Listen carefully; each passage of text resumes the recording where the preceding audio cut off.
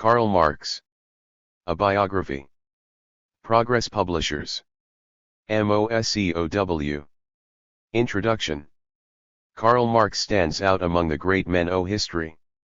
To get liar with his close friend and associate, Friedrich Engels, he worked out the theory and tactics of LH_E proletariatist class strategy for the triumph of communism. LLMI_O men have gone down in history as the brilliant. LLI. However, it was not poetry but science that _was Marx's main pursuit in Berlin. In the only letter to his father that has survived from that period, one dated November 10, 1837, he described the books he had read, his efforts to bring order into the vast material he had studied and his own theoretical quest. The letter shows the breadth and diversity of his interests in that period, his exceptional industry, the high standard he set for himself, and his critical attitude to his O_VN conclusions, which he relentlessly discarded whenever he found them to be untenable. In Berlin, together with his studies of law, history, the theory of art, and foreign languages, Marx started to acquire a good grounding in philosophy. The initial impulse stemmed from an effort to write a long essay on the philosophy of law, but his interest in philosophy must also have been stimulated by his urge to comprehend the life of his day with all its contradictions. Study of Elegies philosophy. Among the young Hegelians in the course of his studies, Marx realized the theoretical futility of trying to explain the world from the standpoint of subjective idealism. Marx was drawn to the philosophy of Hegel by his urge to interpret reality in terms of its intrinsic regularities, or to seek the idea in reality itself, as he expressed it in terms of the philosophical idealism he then professed. He wrote, "The object itself must be observed in its development, arbitrary divisions must not be introduced." 4. Hegel's philosophy was a reaction of the historical changes that had taken place in Europe in the late LATH and early 19th centuries, arising as they did from the breakup of feudal social relations under the impact of the French Revolution. These social processes, together with the rapid advance of the sciences, especially the natural sciences, dealt a heavy blow at the old, metaphysical mode of thought. Later, Engels wrote, "But precisely therein lay the true significance and revolutionary character of the Hegelian philosophy. That il once for all dealt the death blow to the nullity of all products of human thought and action. Hegel's great achievement was the systematic elaboration of the dialectical method. Hegel's philosophy presents the world as a totality in the process of continuous development, of ascent from the lower to the higher. In Hegel's view, development proceeds through the struggle and resolution of internal contradictions, which result in the transition to a new stage, or the elimination of the old contradictions and the emergence of new ones, intrinsic to the new quality. Development is seen as a unity of continuity and discontinuity, of gradual quantitative change and breaks in gradual development. Abrupt transitions to the non-quality. Hegel applies this principle mainly to the history of human society. Sees world history as a law-governed development of the spirit, with the spirit's realization of its freedom being the meaning of this development. However, Hegel's dialectic has an idealistic basis. For he declares that the substance all things is the absolute idea to whose self-development he reduces the whole process of dialectical movement. According to LLVGTL, wrote Engels, the absolute idealicness, that is, transforms itself into nature and comes to itself again later in the mind, that is, in thought and in history. 2. The development of the absolute idea culminates in Hegel's philosophy in the form of absolute truth.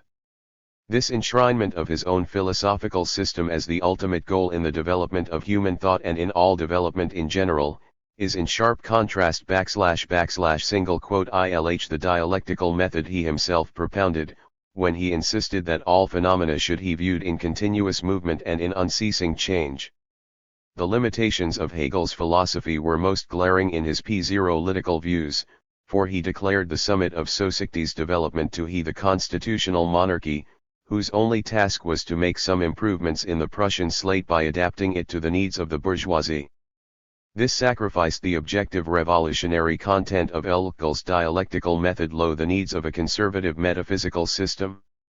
The eon tradition between Hegel's dialectical method and his metaphysical system was a reaction of the inconsistent and equivocal world outlook of the German bourgeoisie, which strove to escape the letters of feudalism but shunned revolutionary ways of doing this, preferring to compromise with the forces of reaction.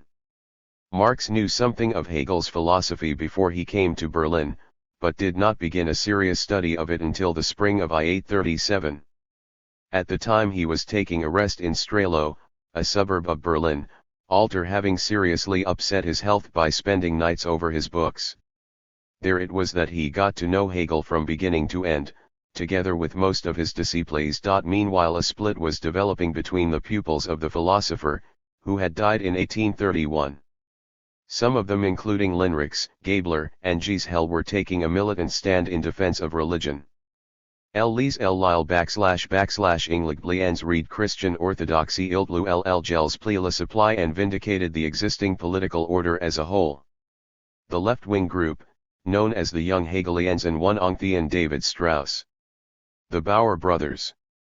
Bruno and Edgar, al Nold Huge en Litwig L asterisk Urbale 1 stro / O to draw radial conclusions from Hegel's philosophy. The Young Hegelians rejected the conservative religious interpretation of this philosophy and criticized the dogmas of Christianity and religion in general. This was done by David Strauss in his T/VO volume Life of Jesus, which treated the Gospels as a collection of spontaneous myths expressing the hopes and aspirations of the early Christian communities. By Chantrazel. Bruno Bauer believed the Gospels to be the product of a deliberate mythogenesis, reacting a stage in the development of man's self-consciousness, a stage that in kind was hound to L/TLUITL0 in the subsequent development and perfection of its eons reusness. Bauer carried the critique of religion and the Gospels further than Strauss, casting doubt not only on the divine origin but on the very existence of Christ, and connecting the origins of Christianity with the spiritual life and philosophical trends of antiquity. This UONT10 /ERS_Y between the Young Hegelians and the UTLM docs champions OT religion was theological in form but had a denied political content. 1OL The main pillars of the absolutist regime was being undermined by the denial of religion as divine revelation, and the insistence that it was a product of the human spirit. By putting forward the principle of transforming reality through criti_rism, the Young Hegelians had moved away from the critique of religion towards a critique of the polities and ideology of reactionary romanticism and Prussian absolutism. And it is this that made their philosophy the philosophy of the German radical bourgeoisie. Liberalism was the Young Hegelians' fundamental weakness. In contrast to Hegel, they inclined to subjectivist views of history and underestimation of men's practical activity, especially mass action, by pinning their faith on the omnipotence of theoretical criticism and believing that only critical thinking by outstanding personalities could assure the progress of man's self-consciousness and, consequently, all progress in general. Marx came to know the Young Hegelians while he was a student of Berlin University, and his sympathies were at once aroused by their whole criticism of the religious and philosophical dogmas which the Philistine held to be sacrosanct, by the radicalism of the political convictions many of them, their stand for the Theoretum of conscience, the press, and so on. He became a close friend of the Innernhers of the Young Hegelian circle in Berlin, /n as the Dulkler Kiel, // Bruno Bauer, a university lecturer in theology, was then the life and soul. Among the Innernhers were KARL Elderi Koppen, 1 pound 3 IJ / at the beginning of 1839 Marx became immersed in a study of the history of philosophy, starting with a wide-ranging survey of philosophical thinking in the ancient world, notably Epicureanism, Stoicism, and Scepticism. This choice was determined by the Young Hegelians' general interest in these philosophical systems, which they regarded as precursors of the philosophy of self-consciousness, and mainly by Marx's O/VN interests. As his atheistic outlook developed, Marx felt a natural attraction to the philosophy of Epicurus, one of the foremost thinkers of the ancient world, whom he called the greatest Greek enlightener. Marx had a deep interest in philosophical trends that dealt with ethical problems and man's attitude to the surrounding world. Finally, Marx's research into the history of philosophy helped to provide the answer to a burning question of how philosophy deals with the external world, whether it accepts everything that exists as being rational and necessary, or whether it contains within itself that which ought to be as opposed to that which is. We end, therefore, that in his earliest research Marx went beyond the abstract and the purely theoretical to the need to frame an outlook that would help to end an answer to this vital question: how was man to be released from bondage, how was he to be made free? The fruit of this study was a set of 7 notebooks of preparatory material, written in 1839 and published nearly 90 years later under the title Notebooks on Epicurean Philosophy. In this work, Marx showed philosophy to be incompatible with religion. He was already sure that philosophy was an active force capable of exerting an influence on the world. He wrote, as Prometheus, having stolen from heaven, begins to build houses and to settle upon the earth, so philosophy, expanded to be the whole world, turns against the world of appearance. It was in the light of philosophy actively intruding into life that Marx criticized some of Hegel's followers who held that mediocrity is the normal manifestation of the absolute spirit. He insisted that philosophy has the broadest cognitive possibilities and is capable of exercising a great influence on the world. He argued that man's mind is powerful, and directed his most pointed barbs at those philosophers who claimed the human spirit to be incapable of understanding the essence of things, and preached a blind acceptance of a world consisting of incognoscible phenomena. Among those who fell in this group were the Kantian agnostics, whom he aptly called the appointed priests of ignorance, and whose daily business is to tell their heads over their vn powerlessness and the power of things. 3. The young Marx's radicalism and free thinking stood out in his approach to the philosophy of Epicurus.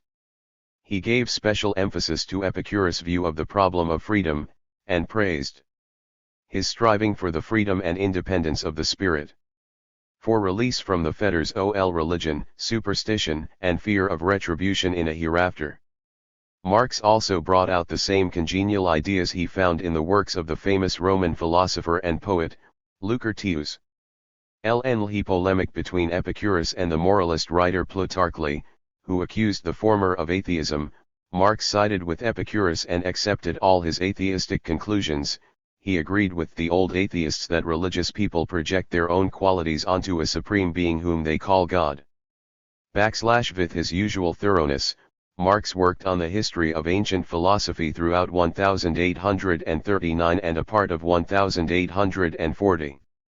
At the beginning of 1811, he decided to write a doctoral thesis entitled Difference between the Democritean and Epicurean Philosophy of Nature, many points of which he had already outlined and partially elaborated in his notebooks. The formulation of his subject was in itself something of a polemic against Hegel, who took a clearly biased view of the ancient atomism and materialism of Democritus, Epicurus, and Lucretius. In his foreword to the thesis, which he wrote in March 1841, Marx virtually rebuked Hegel for underestimating these philosophical systems, and pointed out that they were the key to the true history of Greek philosophy. His thesis emphasized the importance of the views of Democritus and Epicurus, these great Greek atomists, in mankind's spiritual development, and also brought out the elements of dialectics in the philosophical system of Epicurus, notably his teaching on the spontaneous declination of atoms, which he saw as an expression of the dialectical principle of self-movement, a principle he interpreted as one of activity.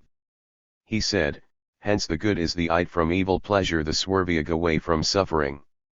2. Comparing the views of Democritus and Epicurus on nature, he sided with the latter, whose philosophy provided the basis for his ethical views, particularly his doctrine of freedom. Marx's approach to moral problems implied philosophy's active intrusion into Lyle, for he favored recasting the irrational world and stressed the dialectical unity of philosophy and life. He wrote, as the world becomes philosophical, philosophy also becomes worldly, its realization is also its loss. 3. What he meant was that as philosophy is translated into life, it, ul 50s the latter to a new and higher stage, while itself ceasing to be pure theory and ending embodiment in practical activity. There we find in embryo his future doctrine of the interconnection and unity of theory and practice. Marx's thesis shows an advance in his atheistic versus it was shot through single quote it the militant atheistic spirit and hatred for superstition, and was aimed against all reactionary philosophies striving to freeze scientific quest within religious bounds and to subordinate it to the interests of religion. In his foreword Marx proclaimed atheism to be his creed. He wrote, "Philosophy will never grow tired of answering its adversaries with the cry of Epicurus, not the man who denies the gods worshipped by the multitude, but he who affirms of the gods what the multitude believes about them, is truly impious." The confession of Prometheus, and simple words, hate the pack of gods, is its own confess lion, its own aphorism against all heavenly and earthly gods. In his thesis Marx stressed that all the so-called proofs of God's existence were mere tautologies, but he realized that, while the religious outlook was irrational, religion did constitute a real force. Lt was the task of true science, striving to help O/TLTTI1LLO religion, not only to overthrow its dogmas but also to explain its essence, origins, and wide acceptance. Marx drew the Kant-LN_INI that the emergence of belief in the gods was a realization of the RST stage in the development of human T1 sit. 1 is 11 mit d his thesis to the Univtarsil_V of Jena. Wien Ryan April 15. 1s/L, he was a /Ardade the degree oi Doctor of Philosophy. The Dort Oral LLTI5 marked an important stage in /year_/ equals ideological development, for while on the whole remaining a legalian, an idealist he was outspokenly atheistic and insisted on philosophy taking an editive stand on reality. Hegel was still a great authority toward him a giant thinker but the young man yearned to work out an approach of his own to some questions which implied illusions differing from those of Hegel. Yerkes' thesis helped him to identify the problems ultia of 1843, parallel with his work on the manuscript, he made a fundamental study of history. The VE closely written Kreuznach notebooks contain many of his extracts from works on the theory and history of the state and the history of individual countries, among them England, France, Germany, the United States, Italy, and Sweden, with emphasis on special histories of the French Revolution, including one by the prominent German historian Wachsmuth. He concentrated on this event because he realized its role in shaping contemporary society and also because he sought to use it for a study of the social mainsprings behind the development of society. Among the works Marx studied at that time were those of Machiavelli, the outstanding Italian thinker of the Renaissance, the French enlighteners Montesquieu and Rousseau, and the theorists of reactionary Romanticism Chateaubriand and Justice Miser. From the topics and the nature of his extracts and the content of his indexes for them we get an idea of the range of questions claiming his attention at the time, and in some instances obtain a clear understanding of his approach to these questions. Very prominent in the extracts is the problem of feudal property and its influence on the class structure and political institutions of society. Considerable attention is devoted to an analysis of the history of the Great French Bourgeois Revolution, which helped Marx to gain a deeper view of the clash of the interests of the various classes and its impact on revolutionary developments. What is most pronounced here is his effort to trace the dependence of the bourgeoisie's policies on the economic factor, notably property relations. His grouping of the extracts is such that it tends to stress the inability of the bourgeois revolution to provide genuine equality, arising not from the establishment of a nominal equality of all before the law but from a radical change in property relations. His subject indexes also show that he developed his materialist outlook not only through his criticism of idealistic social doctrines but also through his own efforts to gain a materialist understanding of historical phenomena. Property and its consequences. The central head brings together the material showing the dependence of policy on property relations. As he studied the lessons of history he also searched for the way to advance to a social system fit to be called one truly human society. The fact that he had discovered the limited nature of past revolutions likewise carried him outside the framework of revolutionary democratism and helped to mold his communist views. His historical studies provided a scientific basis for his theoretical research and served as a reliable antidote to utopianism. Marx's few months at Kreuznach marked an important milestone in the development of his views.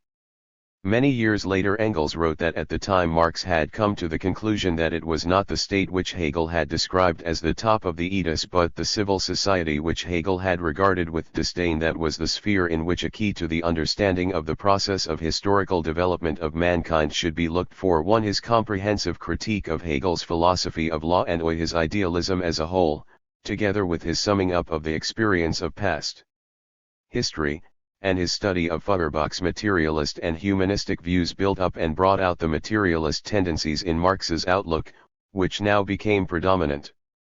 As a great dialectician who had grasped and elaborated the revolutionary substance or the dialectical method, Marx saw that existing society carried within itself the need for its own fundamental transformation. However, he charted its course only in very rough outline and was still only looking for the social force capable of bringing this about. Preparations for publishing the Dusky Französische Jahrbuch et Departure Fob Paris at Kreuznach, Marx continued the correspondence he had started before the closure of the Reinigungszeitung concerning plans to publish a periodical to unite German and French Democrats. He gave much thought to its character, aims, and prospective contributors. In a letter to Hughes in September 1813, he outlined the program for a journal to be published in Paris. LT's main line, Marx held, should be relentless criticism of the existing world order. Fearless in face of its own conclusions and unafraid of clashes with the powers that be. Marx did not regard this criticism as an aim in itself, as criticism for criticism's sake, but as a means of working out a new outlook and blazing the trail to a new world. He saw party spirit as one of the key principles. His outlook. He wrote, "Nothing prevents us from making criticism of politics, participation in politics, and therefore real struggles. The starting point of our criticism, and from identifying our criticism with them. 1lt was here that Marx RST formulated the most important idea of the unity of theory and practice. As he criticized the existing system and set out his views of the future society, he still widely dealt with conceptions evoked by Feuerbach's humanism, which together with democratic, anti-absolutist feelings constituted the common basis, very short-lived, as it turned out to be, for joint action by Marx. Already probing his way towards a truly scientific communist outlook, the bourgeois radical Arnold Hughes, the Democrat Julius Freiherr, the revolutionary poet George Herwegh, the radical journalist Karl Ludwig Bernays, one of the future ideologists of true socialism Moses Hess, and several other men. It was planned to invite contributions for the journal from a number of prominent French socialists. Among them Lamennais, Louis Blain, Cabet, and Proudhon. Marx also tried to get Führer B to write an article criticizing Schelling's reactionary philosophy. Lenin put a high value on his letter to Feuerbach of October 3, 1843, in which Marx pointed out with amazing clarity the basic trends in philosophy. On the whole, Feuerbach preferred to remain uncommitted, but Marx continued to have hopes of enlisting Feuerbach's active participation in revolutionary activity, as his letter from Paris of August 11, 1844, shows. This failure was to some extent oyezet when Heinrich Heine, the great German revolutionary poet, agreed to write for the journal. Marx had to be in Paris to deal with all the organizational side of starting the journal. He had long since decided to leave Germany, and his departure was precipitated by the Prussian government's attempt to bribe him with the promise of a sinecure. Through a friend of his late father's, Privy Councillor Esser, he was offered a position in the Prussian civil service. Marx ECI'd, when he informed me of these proposals, I left Prussia and went to Paris. Late in October 1843, Marx and his wife, Jenny, settled in Paris, at 38 Rue Vanneau. Marx subsequently revisited the French capital on many occasions. Lle came to know the country well, gained a brilliant knowledge of its history, and always spoke with admiration of its working people's revolutionary fervor. His ideas were most strongly influenced by his stay of almost 18 months in Paris, where he newly adopted the revolutionary communist as social forces, and consequently no longer separates social power from himself in the shape of political power. Only then will human emancipation have been accomplished. This reasoning is essentially the outline of the idea of a socialist revolution, which works a radical change in the very foundation of civil society and establishes a true community of men. The influence of Feuerbach's anthropologism is still evident here, not only in the terminology but also in the somewhat abstract approach to the question of human emancipation, whereas the criticism of political emancipation, the bourgeois revolution, is already stated in concrete terms. Nonetheless, his article, on the Jewish question, formulated the gist of the fundamental distinction between our bourgeois and socialist revolution, and simultaneously advanced the thesis that the latter should inevitably follow on the former. His second article, Contribution to the Critique of Hegel's Philosophy of Law. Introduction, gave the answer as to who was to carry out human emancipation, by overcoming the limits of political emancipation, and which social force was the embodiment of social progress. His analysis of earlier revolutions led him to conclude that in revolution one social class strives to act as the emancipator of all society, while looking to its own specific condition and pursuing its O/V goals. However, it may undertake to do so only when objectively its demands and rights are truly the rights and demands of society itself. Point 2. The class that can carry through the emancipation of all men must be the one which is in contradiction with the whole of modern society, the class which consequently cannot emancipate itself without emancipating the whole of society. This class is the proletariat. Marx's idea of the proletariat's role in world history as the destroyer of capitalist society and the creator of a new, socialist world was of tremendous significance, and marked the starting point in the transformation of utopian socialism into scientific socialism. From that point on, the molding of Marx's outlook went hand in hand with the formulation of scientific communism, the revolutionary proletarian outlook. Marx's second article formulated another key thesis, that an advanced theory exerts a great revolutionizing effect and is a powerful factor in the struggle for a radical transformation of society. The weapon of criticism, he wrote, cannot, of course, replace criticism by weapons. Material force must be overthrown by material force, but theory also becomes a material force as soon as it has gripped the masses. Marx saw the proletariat as the social force which was to put the conclusions of revolutionary doctrine to real use and translate them into life. As philosophy nds its material weapons in the proletariat, so the proletariat nds its spiritual weapons in philosophy. 1. Marx's formulation of the idea of the proletariat's political role was also an important step in his repudiation of all the theories on which classes hostile to the proletariat had left their mark. It was natural, therefore, that this article of his also contained one concise criticism of many conservative and reactionary ideological trends, going well beyond his earlier critical remarks on them. Moreover, Marx made his public statement about the basic flaws in the young Hegelians' theoretical views, and their urge to convey the struggle to the theoretical sphere. Prelude to a great friendship. The two names of Karl Marx and Friedrich Engels are found together in the contents of the Deutsche Jahrbucher, an apparent coincidence which is highly symbolic, for Engels became Marx's ally and true comrade in arms, with whom he spent the rest of his life, an invaluable aid in his scientific endeavors and practical struggle, the man whose name has been twinned with his own. Engels' spiritual evolution, while having its own spttllt features, followed the same lines as that of Marx. Engels also hailed from Russia's Rhine province. He Virginia born at Barmen in the valley of the Wupper on November 28, 1820, into the family of a textile manufacturer, a man of rather conservative views. Fervently religious, he brought up his children in accordance with strict bourgeois rules and orthodox beliefs, and this produced one sense of vigorous protest in the young Engels. Friedrich was not allowed to complete his gymnasium Schooling, and was sent to Bremen to become a businessman. Working as a clerk, he devoted his leisure hours to increasing his knowledge, studying history, philosophy, literature, linguistics and foreign languages, for which he had shown exceptional aptitude from an early age. The progressive ideas of the day, above all the writings of the young Hegelians, helped him to discard the religious views impressed upon him at home. His revolutionary democratic views were shaped under the influence of the progressive social trends of his day, B6RNES democratism, Hegel's philosophy, and young Hegelian radical ideas and the hard facts of life as he gained a knowledge of the working people's exploitation in his hometown.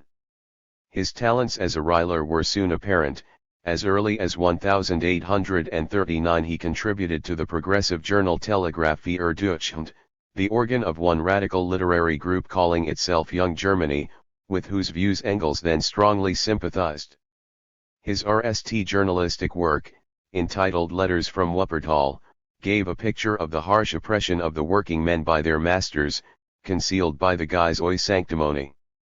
Engels' subsequent literary, critical, and journalistic writings contained revolutionary democratic ideas and vigorous criticism of the existing order in Germany.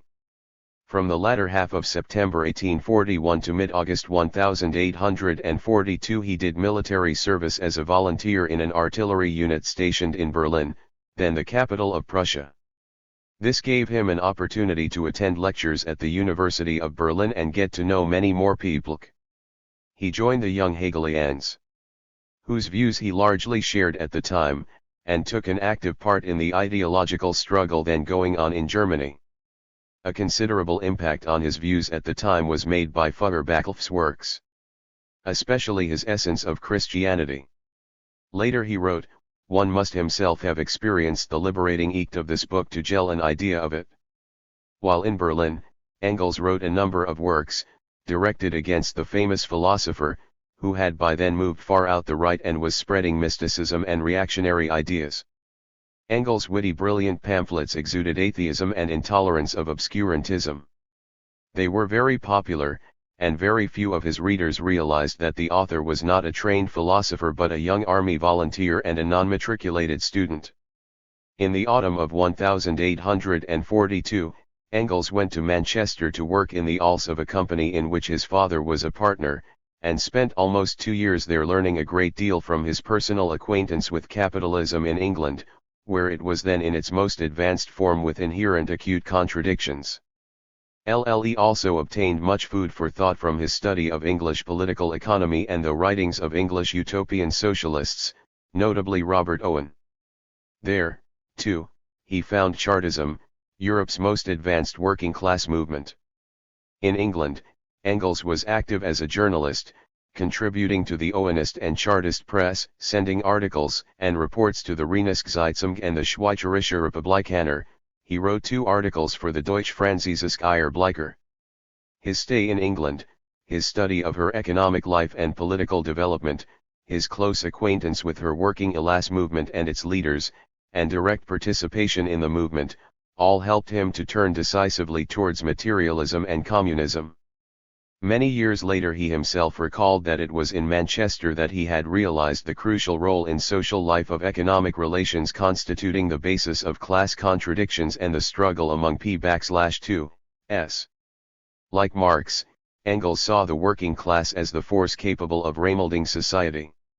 These elements of the new outlook were wreaked in his articles of the period, in particular those in the Humanist New Moral World. But the strongest evidence of his adoption of materialism and communism comes from his articles published in the Deutsch-Französische Jahrbuch Outlines Orbjikers editors and contributors aimed to deity the proletariat of all nations, IJG the practical element for th emancipation of mankind. Marx neat the leaders of the League of the Just, an organization of German emigrant artisans, who were becoming proletarians. It all emerged in 1837 and also had communities in Germany, Switzerland, Britain, and other countries. It had ties with French secret societies, notably the Blanquist Society of the Seasons. At RST, it was swayed by the ideas of Babeuf and his followers, and then by those of Weitling, the RST German utopian communist. Marx also became closely acquainted with Proudhon, and in their discussions, often night-long, Marx strove to get Proudhon to accept the dialectical and materialist view of the world. Marx also was personally acquainted with Blaine and Cabet. While being in contact with various workers' organizations, Marx did not join any of them. He did not wish to commit himself to any of the socialist sects, for he was fully aware of their weaknesses and unscientific approach. Marx believed it was his task to work out and spread a truly scientific revolutionary theory showing the proletariat the ways and means of bringing about a radical transformation of the existing system. In this way he hoped to raise the ideological level of those who were then taking part in the working class movement, to help foster real revolutionary proletarian organizations free from sectarian exclusiveness and one-sidedness. Marx later wrote that the idea was not to implement some utopian system, but to participate consciously in the historical process of the revolutionary transformation of societe_, which was taking place before our very eyes. Marx's numerous activities extended beyond his vast amount of theoretical work and study of the working class movement. Ho had broad contacts with French radical circles, notably the petty bourgeois Democrats and socialists grouped round the newspaper La Réforme, and the revolutionaries who had come to Paris from various countries. At the end of March 1844 he attended an international democratic banquet. Among the many people who came to see Marx at his apartment in Rue Vanneau were the poets George Herwegh and Heinrich Heine, the leaders of the Paris communities of the League of the Just, Hermann Uhrbeck and German Maiurer, the journalist Karl Bernays and the Russian revolutionary Mikhail Bakunin, the radical-minded Dr. Roland Daniels and the journalist Heinrich Biergers from the Rhine province came to see him during a visit to Paris in November 1811.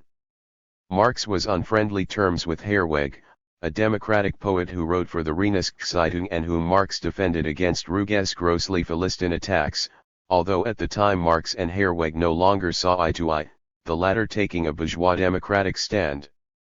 Marx and Heine were friends, and in Paris they met often, sometimes daily. Heine recited his verse to Marx and Jenny, whose 0.0L1 he valued very highly. Marx went over some of Heine's works as their RST editor. Marx's daughter, Eleanor, later recalled that the two men would work together on this or that poem, repeating it again and again, polishing every line until it was brought to perfection. Under Marx's influence the social motifs in Heine's works became more pronounced, and it is no coincidence that he wrote his Weavers and Germany. A Winter's Tale, which marked the peak of his poetic achievement, in that very period. A Winter's Tale was published by Marx in the newspaper Vorwärts. From proofs sent to him by Heine, before the poem appeared in a separate edition. When smarting from the attacks of ill-wishers and hostile critics, the sensitive and highly strung Heine would seek solace with the Marx family. He had come to feel a great affection for the family of his younger friend, whose cast of mind he found to be so congenial to his own. One day Heine did the family a great service. Marx's 6-month-old daughter, Jenny, born on May 1, 1844, suddenly had an acute of convulsions, and her parents and nurse were distraught. Heine, who happened to walk in, displayed great self-possession. Without waiting for the doctor, he bathed the baby and brought it back to normal again. And with her the tarried parents as well. At that time Heine was perhaps Marx's closest friend in Paris. A brilliant poet, he was one of the most erudite men of his day, and Marx profited greatly from their association. When Marx learned of his imminent expulsion from Paris, he wrote to Heine. Oi, all those I have to leave behind here, Heine. I tinded hardest to part with Jan. I should so much like to take you along with me to his dying day. Heine continued to have a profound respect for Marx, man, scientist and revolutionary. Shortly before his death in 1856, he described the leaders of the German communists as having the most capable heads and the most energetic characters in Germany, as the only men who are really live in that country, and who had the future with them too.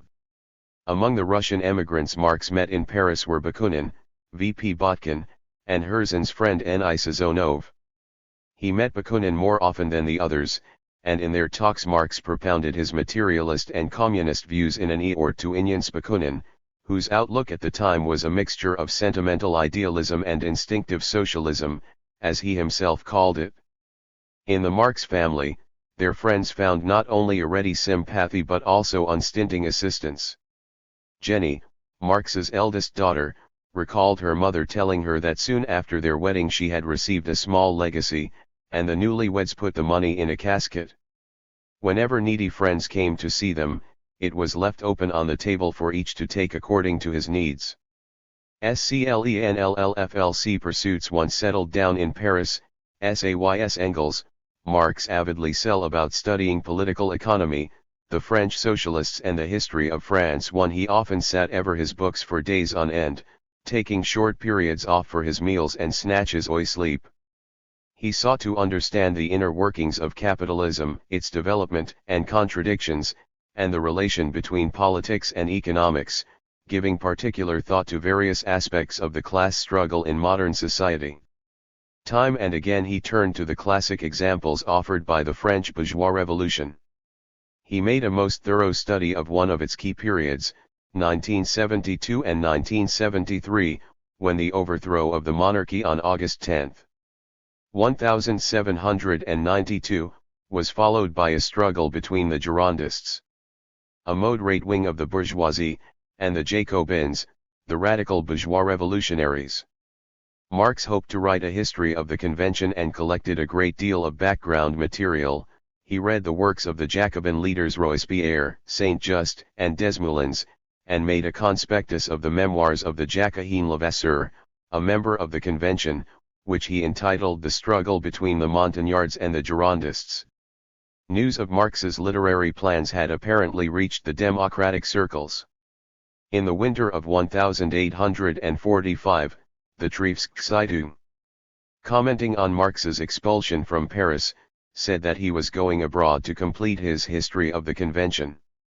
He never wrote it, but in other works made extensive use of the conclusions he had drawn from his study of the history of the French Revolution. His background material was not wasted either, because his study of the class struggle in France at the time of the greatest revolutionary upheaval, his insight into the material underpinning of the struggle and the role of plebeian masses in it were a great help in his elaboration of the materialist view of history. In his work on the origins, laws, and forms of the class struggle, Marx used the writings of bourgeois historians of the Restoration.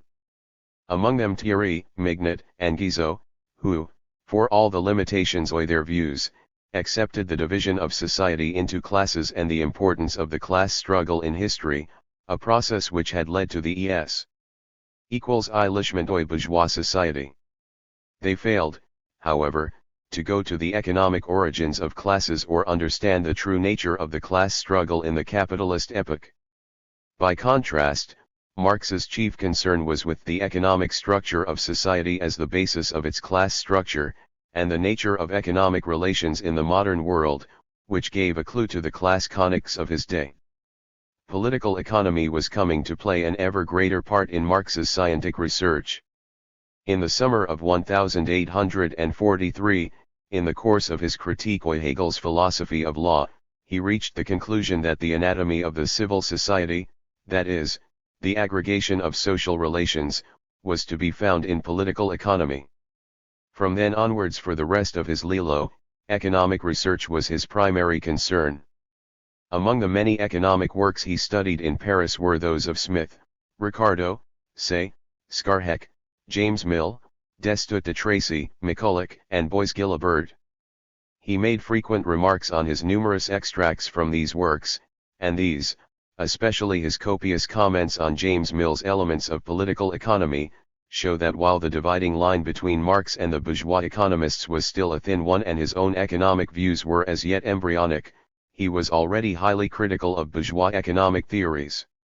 He pointed out the main of bourgeois political economy, its tenet that the historically rooted and transient capitalist relations were primordial and in accordance with man's appointed lot itself. Marx made some highly penetrating remarks on the capitalist economy proper and the bourgeois society which rested on it. They contained, albeit in embryo, a critique of the economic foundations of the exploiting system, and pinpointed the contradictions inherent in bourgeois private ownership or the means of production. Marx was deeply impressed by and made apprécier Engels' outlines a critique of political economy, which was published in the Deutsche Französische Jahrbuch and which contained the RST socialist critique of bourgeois economic science and the bourgeois social system. He thought it brilliant and subsequently quoted from it in many of his works, Capital, in particular.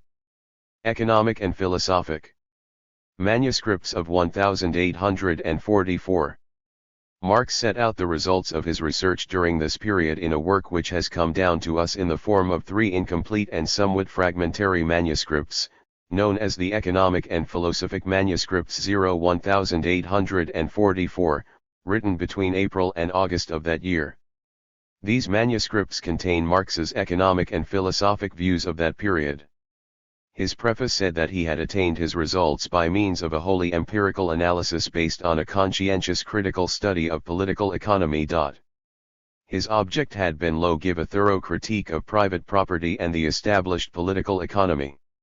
Marx developed the idea, expressed in the Deutsche Französische Jahrbuch, that man's emancipation was possible only to civil society were radically transformed, that is, if the exploiting capitalist system were destroyed. He is also clearly seen to address himself to the masses, the proletariat, and his political sympathies are entirely with the working people. The brotherhood of men, he says about the proletarians of France, is no mere phrase with them, but a fact of life, and the nobility of man shines upon us from their work-hardened bodies. He exposes and brands a system which impoverishs the worker and reduces him to a Northeast. Marx deans his attitude to bourgeois political economy and gives a materialist explanation of its development. He says that economic thought is developed not through the movement of some absolute spirit but through the historical metamorphoses of private property. The historical continuity of economic thought is a mirror-like reflection of the disintegration of feudalism and the step-by-step subordination of the whole socio-economic system to capital. Political economy becomes the handmaiden of almighty capital, and political economists become the scientific conscience of the empirical operators, the capitalists. The real course of development in the sphere of production is such that the capitalist ultimately vanquishes the landowner, and highly developed private property gains the upper hand over undeveloped, or immature private property.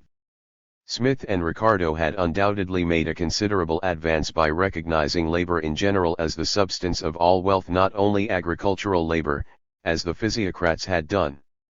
That is why Marx regarded the enlightened political economy of Smith and Ricardo as the highest stage in the development of the science, although he had yet to accentuate their main achievement, their labor theory of value. But his positive assessment went hand in hand with sharp criticism of the lame and downright apologetic aspects of bourgeois economic science. Marx blamed political economy for failing to understand the interconnection of the movement it studied, for mostly interpreting economic facts, phenomena, and processes in isolation from each other, and for holding them to be the result of an act by an external force or will. This was just criticism of the metaphysical method of bourgeois economic science.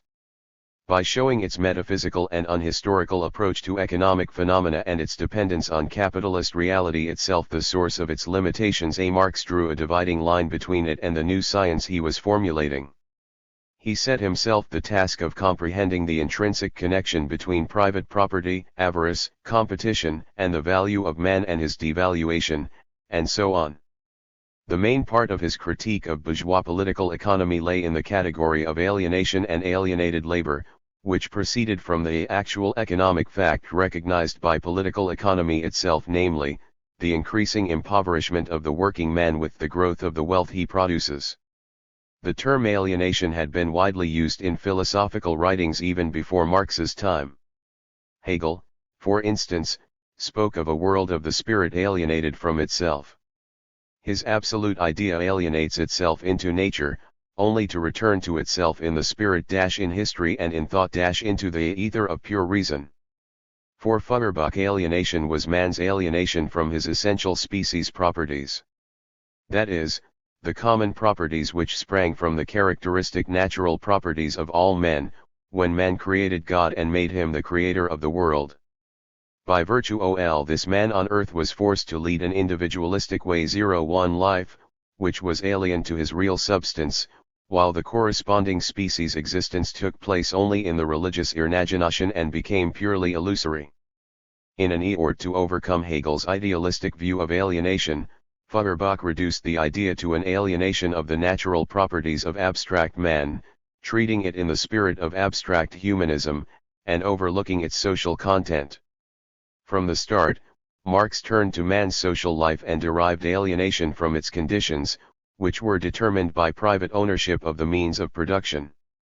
He saw alienation above all as a form of social nexus, of social intercourse between men, under which their living and working conditions, the product of their activity and their relations with each other, appeared as an alien and hostile external force. He believed alienation to be the direct outcome of the private property system.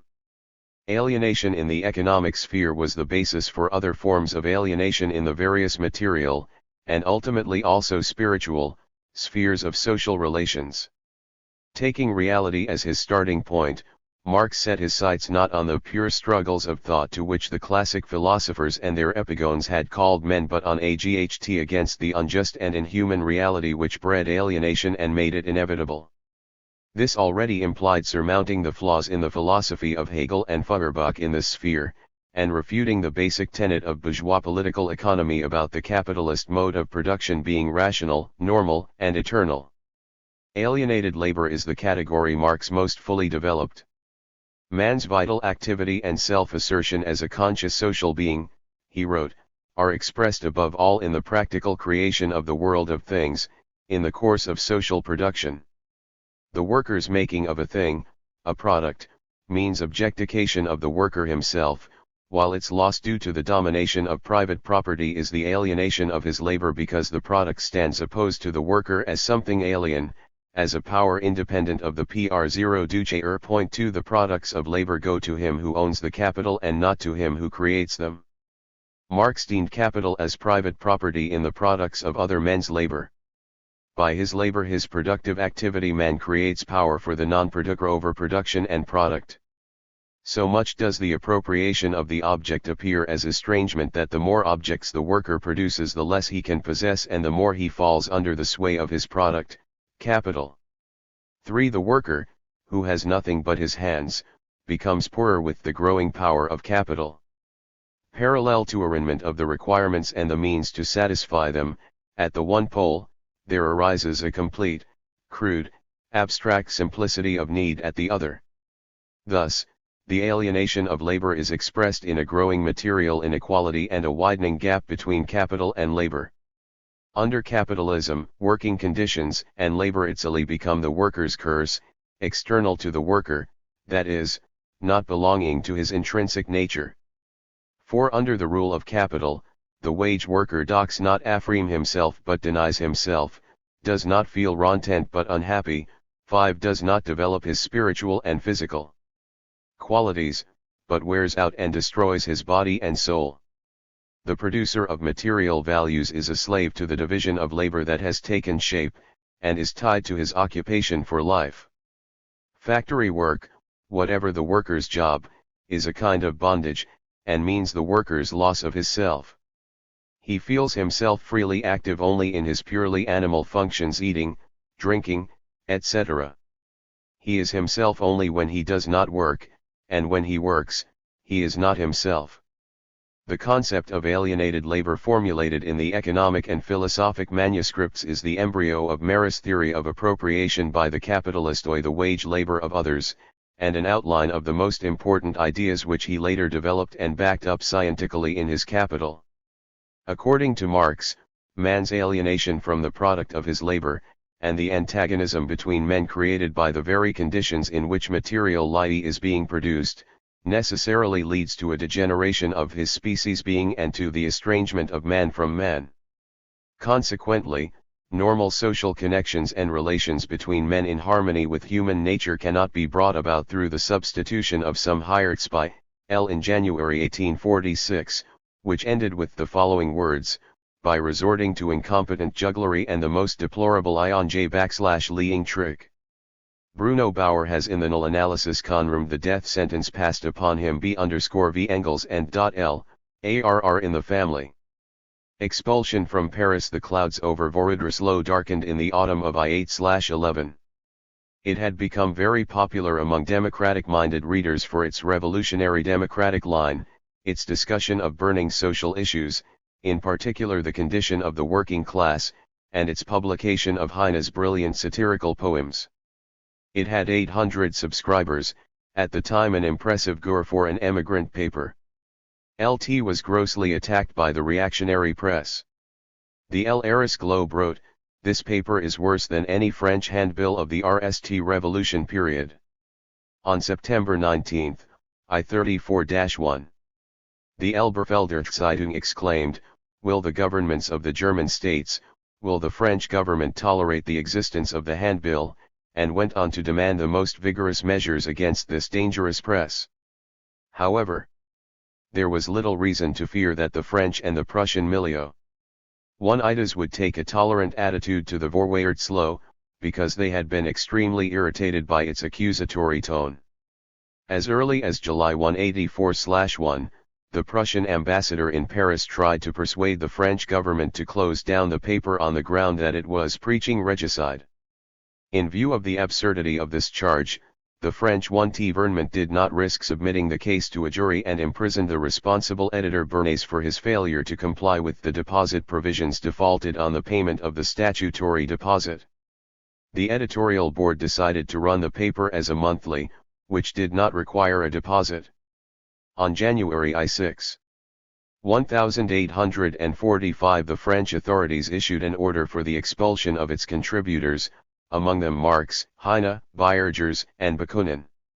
This step, taken under Prussian pressure, aroused a wave of indignation among democratic circles in France and Germany. On February 4, 1845, the Réforme, a petty bourgeois democratic and socialist newspaper, wrote about the French government's despotic act and urged other papers to protest. The March issue of the journal Fraternité 1845, published by Bobovist workers, exposed the Prussian king's intrigues aimed at the expulsion from Paris of the German writers, among them the communist philosopher Karl Marx of Trier. The radical Trier's Zeitung reported the Guizot government's expulsion order and stressed that such harsh measures had not been taken against foreigners since the Directory. Under public pressure, the French government was compelled to make some concessions, in particular, to revoke its expulsion order against Lenin. However, it remained inexorable over the expulsion of Marx. On February 3, IS/15, Marx left Paris for Brussels, and was shortly TLO_VED by his wife, with their baby daughter. Jenny had had to sell their furniture for a trying sum at short notice to obtain the price of her fare. That was the end of Marx's Paris period. He had gone there when he was still probing a new outlook, and in the course of his stay had embraced neoterialism and communism once and for all. Left with a clear goal ahead of him. It was to substantiate further and elaborate the new revolutionary doctrine, and to promote its spread and acceptance by proletarians and democrats. Chapter 3. The Materialist View of History. His historical materialism was a great achievement in scientific thinking. The chaos and arbitrariness that had previously reigned in views on history and politics were replaced by a strikingly integral and harmonious scientific theory, which shows how, in consequence of the growth of productive forces, out of one system of social life another and higher SYSLRM. Then in February and March, 1848, they again lived in place Ste. Gudule.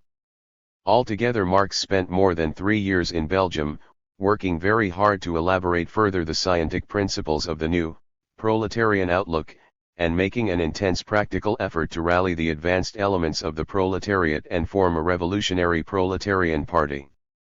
From the literary point of view, this was an exceptionally productive period. In the RST 18 months, he propounded a coherent materialist view of history in 2 outstanding works, Theses on Feuerbach and the German Ideology, which he wrote together with Engels. At the time, Little Belgium was one of the most economically advanced countries in Europe. The bourgeois revolution of 1830 had led to her secession from Holland and had assured her of national and considerable amount of economic independence. By the mid-1840s, Belgium had a developed mining, engineering, and textile industry. The manufactory was giving way to large-scale machine production and handicrafts, and the traditional cottage industries were on the way out. This capitalist development had typical consequences for the working people. The working day was up to 14 hours long and wages were a pittance. Female aid and child labor was used everywhere, including the mines. Unemployment was a real scourge. The condition of the Belgian working people provided a wealth of facts for an analysis of the social contradictions inherent in capitalism. Marx was deeply impressed by the contrast between the mass poverty and the country's outward economic prosperity. The undemocratic norm of the bourgeois monarchy was evident wherever you looked. Despite the country's liberal 1831 constitution, the high property qualification meant that only 1% of the population had the right to vote.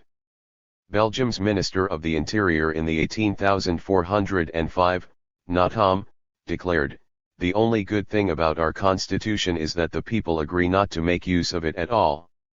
The Catholic clergy and the clericals had considerable social influence.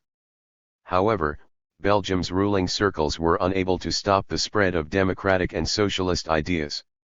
The prominent utopian communist Bonnarod settled in Brussels in 1823, and published his famous book there in 1828, The Plot for Equality, or the so-called Conspiracy of Babeuf. The doctrines of Saint-Simon and Fourier were also being spread.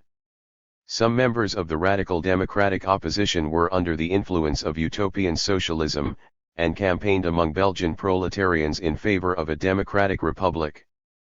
Political emigrants from Poland, Italy, Germany, and France helped the progressive people in Belgian society to adopt revolutionary ideas.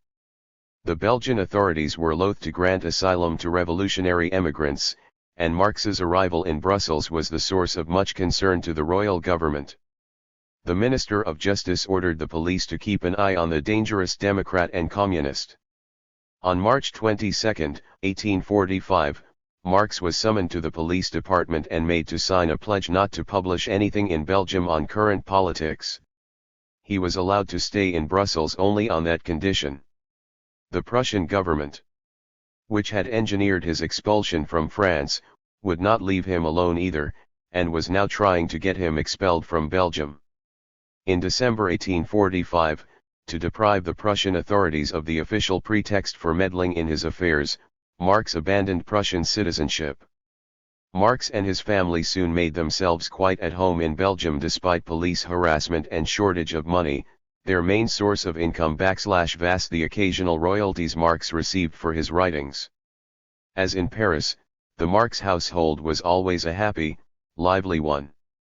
Marx's keen mind, brilliant wit, and encyclopedic knowledge, together with Jenny's hospitality, tact, charm, and considerable erudition, all went to make their home a favorite meeting place for revolutionary emigrants and many progressive Belgian intellectuals. It became something of a Po-87 political club for Guiman socialists, French revolutionaries, and Polish, Belgian and Russian Democrats. Marx and his friends spent an occasional evening at the local Kale in spirited conversation, discussing philosophical, political and literary topics. His old friends in Paris wrote to him, and he met many new people, who sought his acquaintance because of his reputation as an outstanding revolutionary thinker and writer. The Holy Family had a great part to play in this. George Jung, the German publicist, who was friendly with Marx, read the book and wrote to Marx at the end of February 1845, "You must now become for the /VL1 of Germany what you already are for your friends. Your brilliant style and exceptional clarity of argument will command recognition here and will make you a star of the first magnitude." On September 26, 1845, a second Dogel Unterlora was born into the Marx family, and in December 1846, a son, whom they named Edgar, after Jenny's younger brother and a close friend of Marx's, Edgar von Westphalen. During their RST year in Brussels, the Marx household acquired another member, 22-year-old Helen de Muth, a maid of Lenny's mother, Caroline von Westphalen, whom she had sent over to help Jenny. Helen was deeply attached to the family and became a kind of a guardian angel. Endowed with native wit and vigor, she took over the management of the household. Every member ol the family, Marx included, obeyed without a murmur the dictates of the L, outside the context of the social form in which their development took place under the given social conditions.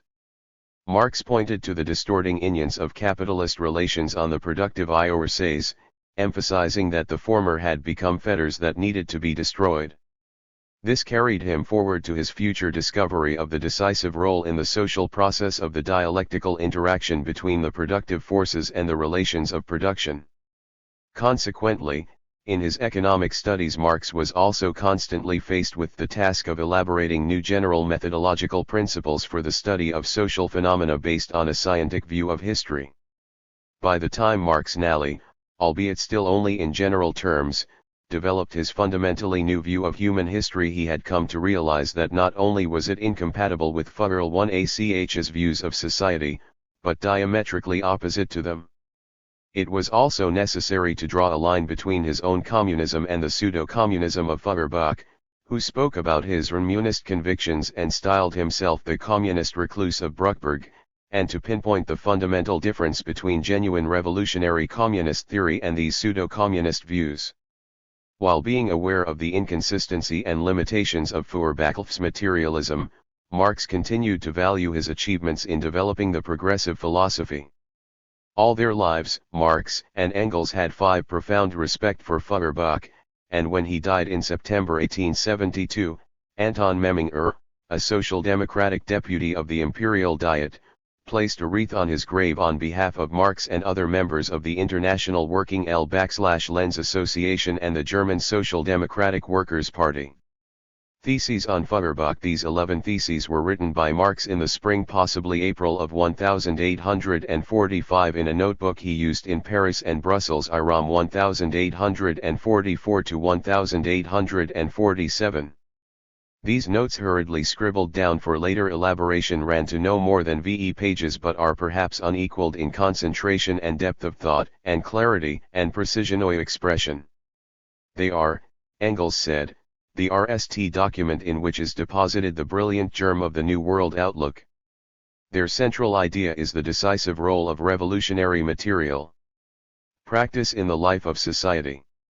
Marx says that practice is the point of departure, the basis, the criterion, and the purpose of any cognition, including consequently philosophical cognition. Some philosophers before Marx had sensed and even declared that practice was the criterion and purpose of cognition, but the real role of practice in the life of society and the process of cognition and its importance as a category in philosophy could be truly understood only FL. LT has not, like the idealist view all history, to look for a category in every period, but remains vonst.antel_/ on the real ground of the story. It does not explain practice front the idea but explains the t-ornation of ideas from material practice, and accordingly it'll. In May and June 1846 the manuscript of Volume 2 was sent to him. The 2 volumes together came to almost 50 printed sheets. The censors were sure to produce various obstacles to their publication. True, in most German states books of more than 20 printed sheets were exempt from any preliminary censorship, but they could be confiscated as soon as they came off the press. It was, therefore, very hard to find a publisher prepared to run such a risk. In the circumstances, Marx and Engels decided to accept help from 2 Westphalian entrepreneurs, Lullius Meyer and Rudolf Lempel, who promised to finance the publication. These 2 bourgeois, who styled themselves communists, turned out to be typical true socialists. When they had read the new work, their attitude changed. By early July 1816, it became obvious that I/Weidmeiff's negotiations with the 2 men were futile. Lu letters written to Marx on July 9 by Meyer and Iuli 11 by Ramkel. The Oer to Nance. The publication of the German ideology was withdrawn on the plea that their money was tied up in another venture. On December 28, 1846, Marx wrote to his Russian acquaintance, Pavel Anenkov, "You would never believe the difficulties which a publication of this kind comes up against in Germany, from the police on the one hand and from the publishers who are themselves the interested representatives of all the tendencies I am attacking, on the other." Chapter 4. The start of the struggle for the Proletarian Party. Program for the International Working Class Movement. It is high time that communists should openly, in the face of the whole world, publish their views, their aims, their tendencies, and meet this nursery tale of the specter of communism with a manifesto of the party itself. Karl Marx and Friedrich Engels. The events in Europe heralded a period of revolutionary storms. In 1847, France, Germany, Belgium, the USA and other countries were hit by an economic crisis, which was most pronounced in England. The calamities it produced were aggravated by poor grain and potato harvests in several European countries. There was a terrible famine in Ireland as a result of a potato blight in 1845-47. Hunger riots swept across the European continent, from Eastern Prussia to Brittany and Normandy. Workers staged strikes in France. In those countries where medieval survivals and the absolutist system were still strong, the working people's indignation was directed against the feudal nobility, the bureaucracy, and the court camarilla, and against the national aristocracy, which had a monopoly of power in bourgeois monarchies like France and Belgium. Under the impact of the revolutionary mood of the masses, the democratic and liberal opposition took more vigorous action. A movement for the reform of the franchise started in France in early 1847. There was also a revival of the various utopian communist and socialist trends. In Prussia an acute conflict aired up between the government and the bourgeois opposition. In April 1847 the Prussian King Frederick William IV, who found himself in financial straits, had to call a united provincial diet, but its bourgeois majority refused to vote alone until a constitution was introduced. On June 26, the king dissolved the diet, having failed to obtain any concessions. There was also growing tension in the other German states. 14. The national liberation struggle of the oppressed peoples rose to a high pitch. In February 1846, the Polish revolutionaries raised the banner of national independence in the free city of Krakow, which was under the joint protectorate of Austria, Prussia, and Tsarist Russia, but the uprising was crushed, and Krakow was forcibly annexed to Austria. In Hungary, the national opposition, led by Lajos Kossuth, issued a demand for autonomy, a demand which also gained popularity among the Czech bourgeoisie and intelligentsia in Austria proper. There was growing hatred among the working people and the bourgeoisie, only in sporadic social conditions, when production is social while labor is not _ti directly social. Value realizes and CXUCSSCS the emulsion between individual commodity producers.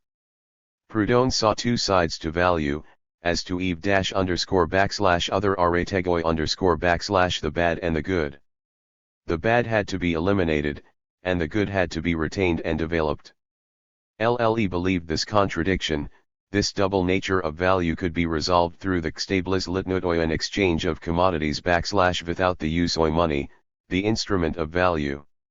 Marx proved that it was not UNNC _ that in itself NGNL aired the contradictions of the bourgeois system, but that the bourgeois system was at bottom contradictory, and necessarily implies the existence of value and money. Lle wrote, "Money is not a thing, it is a social relation. The intrinsic, organic contractions of capitalism cannot be abolished through the elimination of money, because these contradictions spring from the form of production and are a product of capitalist private property."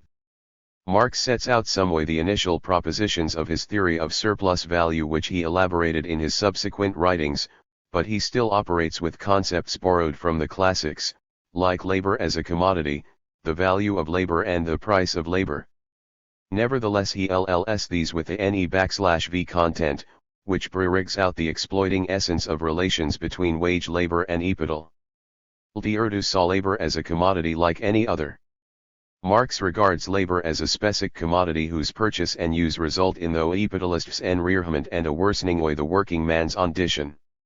Marx formulates the general law of capitalist accumulation in broad terms, when he says that in the seltsami relations in which wealth is produced, poverty is produced also. L\lal xs understanding all the very essential capitalist production enabled him to adopt a new approach. As Rompard with Ricardo, to the origin and history of the capitalist mode of PR. Dinchen. In the I/of L_r, Marx elaborates on the ideas he expressed in the German ideology, and gives a 1I1 outline of the pt stages ot capitalist PR0 tid 1 li 0 tli simple cooperation, the manufacture, and the eatery. He brings out the role of the division o labor and behind PLOditchen, whose revolutionary aspect, in contrast to Proudleton, SPE, was transferred from Paris to London. Its members included the shoemaker Heinrich Liauer, though \1LT at 1T1L0I Joseph Moll, and Karl Seehofer, an active participant in the revolutionary movement since his student years and now a political exile, who had of necessity been a jack of all trades forester, cooper, brewer and typesetter. Their address to the members of the League showed denied ideological progress under the influence of L\Yerkes and Engels.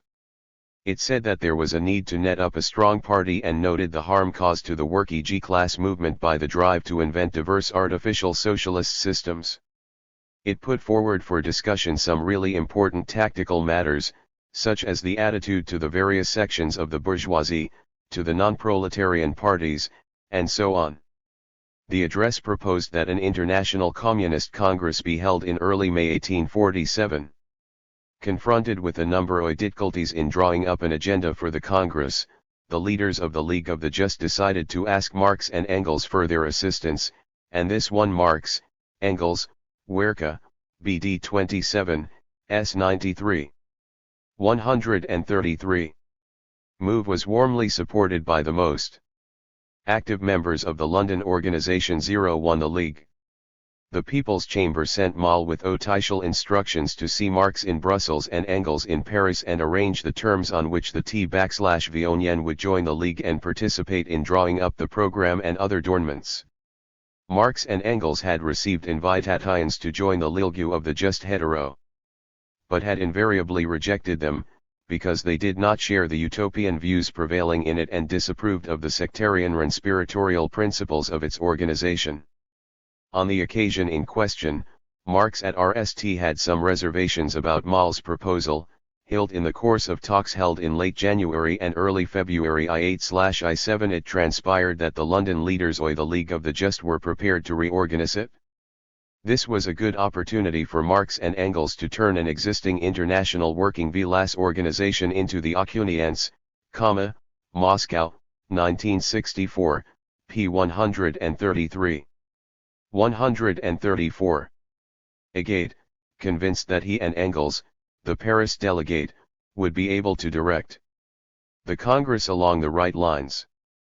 At the Congress the League of the Just was renamed the Communist League. The Congress \VAS for all practical purposes a constituent one and inaugurated a totally new organization, with new ideological principles and structure.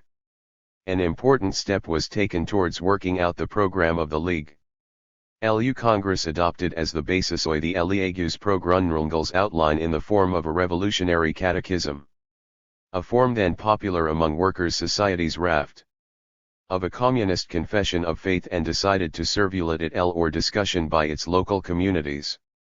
The document with an elective chairman and a deputy chairman, was the primary cell and a given locality, the several communities were brought together in a circle, headed by the circle authority. Prospective members who had acquainted themselves with the illules were admitted to the League, with the consent of the community, by its chairman and the recommending member. Regulations were also provided for expulsion of members or various breaches of the rules, regulations relating to the payment of membership dues and the expenditure of League funds. Members of the League were required to recognize the principles of the League, conduct a way of life worthy of communists, observe party secrecy, and not to belong to societies hostile to the Communist League. The latter requirement was written into the rules some time later, once again on Marx's initiative, instead of the initial sectarian ban on League members joining any other political or national organization whatsoever. The Communist League rules for the RST time introduced into the working class movement a higher type of organizational principle than those by which earlier working class and democratic organizations had been guided. At the same time, the rules took account of their positive organizational experience. The Congress decision expelling Weitling's followers from the ranks of the League stated that adoption of sectarian and utopian dogmas was incompatible with membership of the proletarian organization.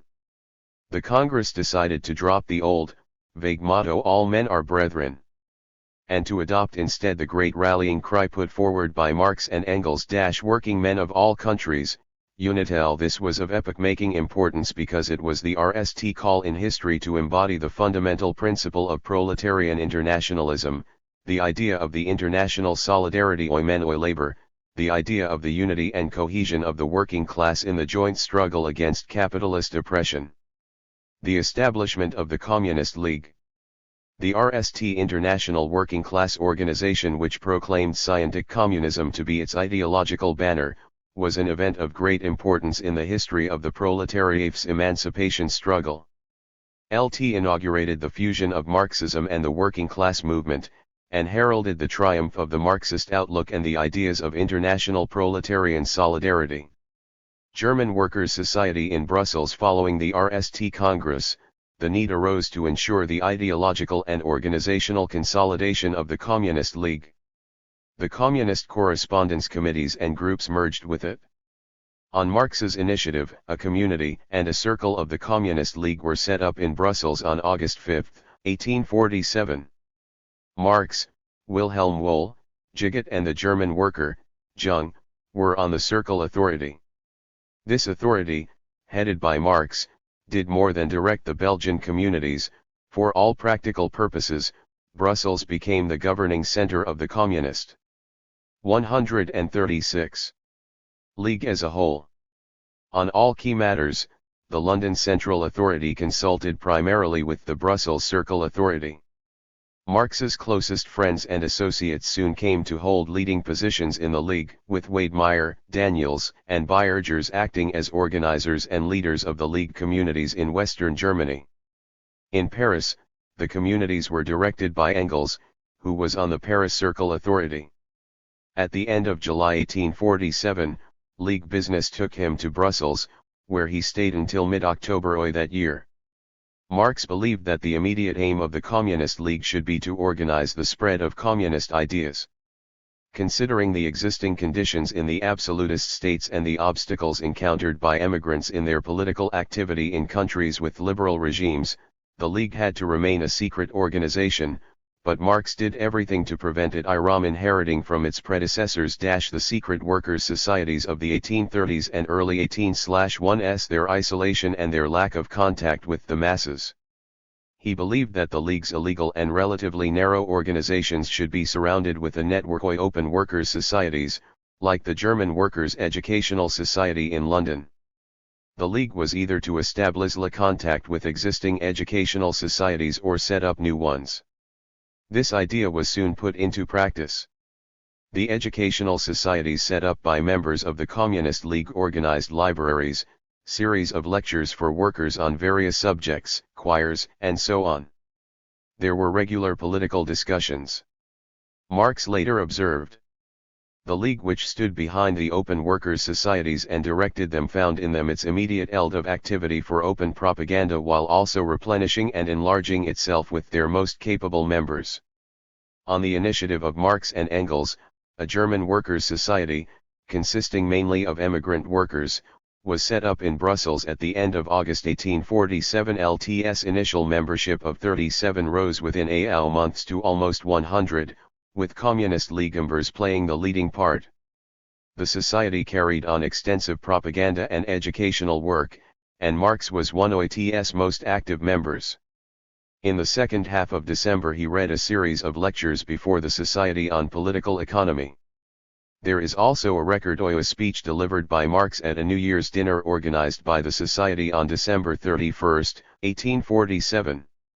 He extended greetings to the leaders of the Belgian and international democratic movement present at the dinner and emphasized the importance for the workers of revolutionary struggle for democratic liberties.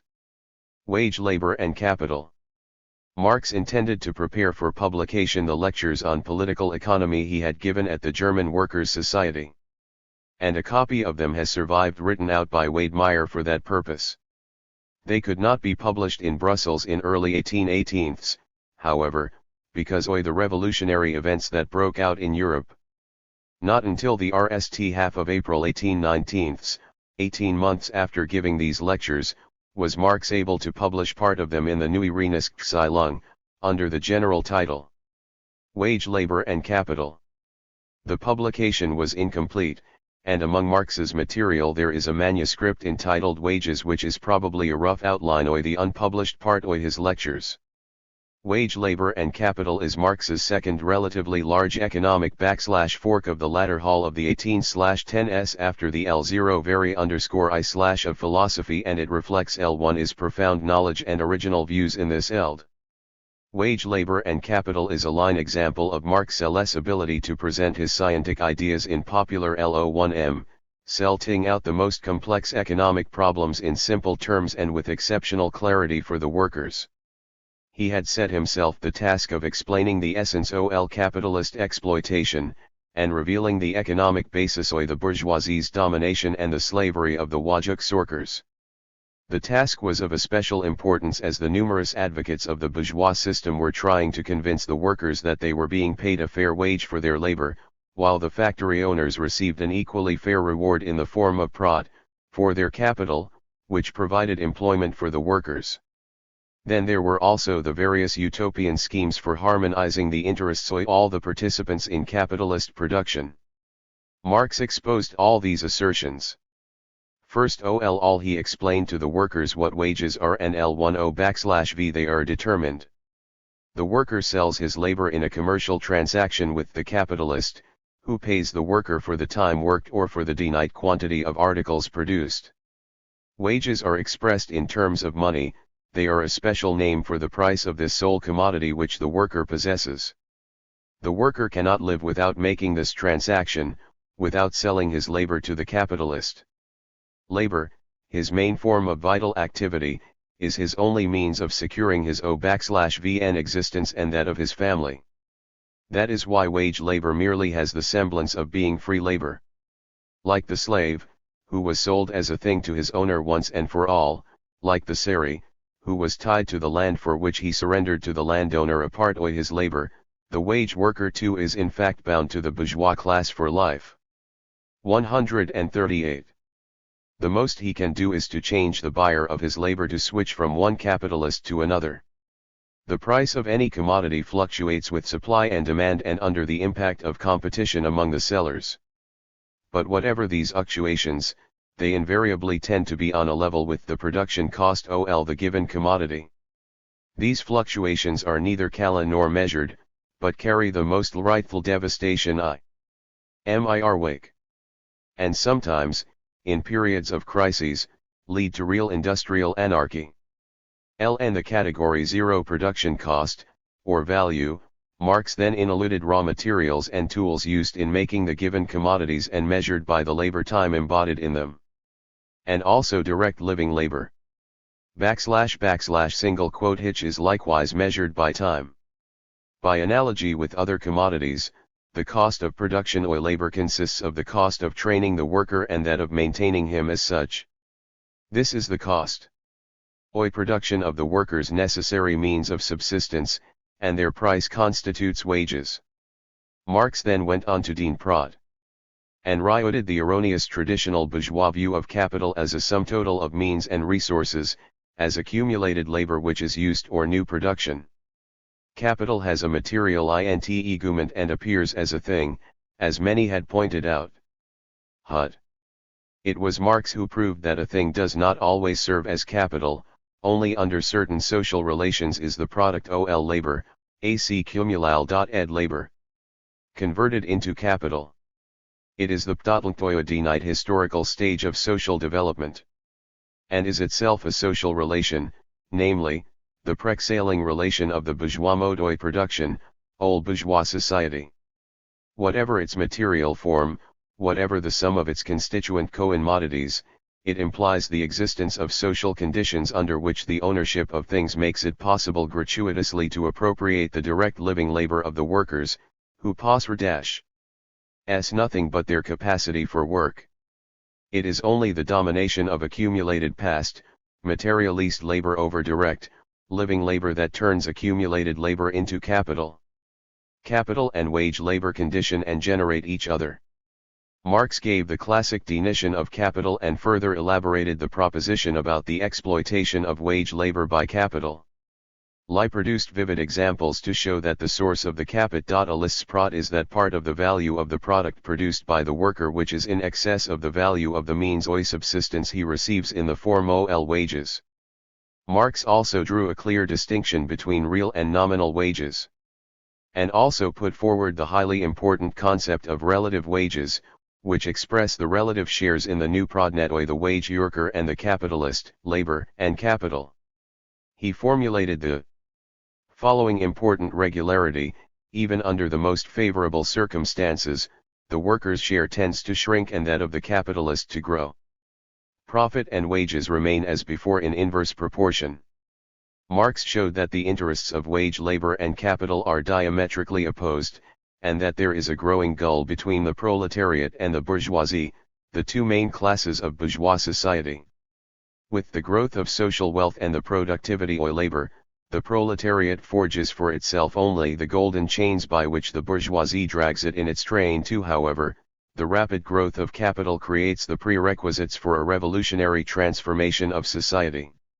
In his rough outline, entitled Wages, Marx stressed that the bourgeois system of wage labor ensures the emergence of the material means for the proletariat's social emancipation and the establishment of a new social order.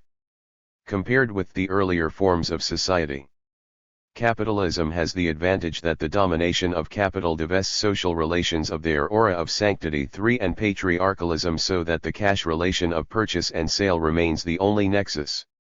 The proletariat achieves a stage of organization and strength where it is quite capable of carrying out a fundamental social revolution. Subsequently, Marx and Engels molded, in the light of their later views, some of the propositions in Wage Labor and Capital, where Marx had followed the classics in treating labor as a raw commodity. He specified that the worker does not sell the capitalist his labor but his labor power. This was much more than a terminological refinement, it was Marx's major discovery in the sphere of political economy. He had also identified the value of the commodity with the production cost, leaving out such an essential component as the value of the surplus product, which the workers produced and the capitalists appropriated. In other words, wage labor and capital reflected a stage in the, and its contents showed signs of the inience of Marx and Engels. Its articles criticized utopian socialist ideas and elaborated on some important tactical principles of the proletarian movement. However, it had to suspend publication for lack of funds. A much more important effort was made by Marx and Engels to turn the emigrant Dulcebertiskler Zerlung into the printed organ of the Communist League. This newspaper came out twice a week beginning on January 1, 1847. LT was founded and edited by the petty bourgeois Democrat Bornstedt, who since his stay in El Aris had been suspected of having connections with the Pollerk and the French Legitimists. Because he sought to have all radical democratic and socialist trends represented on its pages. The paper's ideological makeup was patchy and amorphous. Gradually, however, more and more items were contributed by followers of Marx and Engels, George Weirth, Ferdinand Wolff and Wilhelm Wolff, the latter doing most to turn the paper into a vehicle not only for democratic but also for revolutionary proletarian ideas. Now and again Marx and Engels would contribute items to the newspaper. Marx's followers were eagerly following these developments, hoping that proletarian unions / old become RMLY established in T.He newspaper. On April 19, 1847, Heinrich Biergers wrote to Marx, "How is the Brieseler Zeitung? The whole thing will be mucked up if we take our cue from Herr von Bornstedt. The point is whether it is possible to get a grip on him."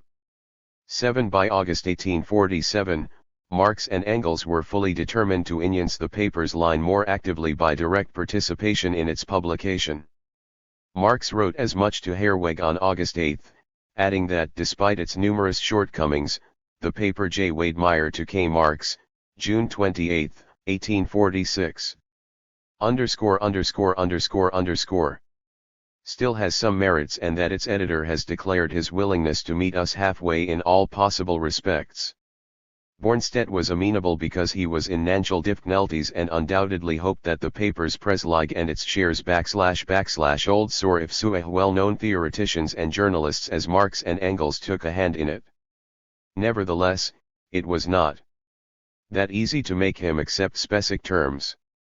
Marx and Engels did not start their regular work on the paper until a month later, on September 12, 1847.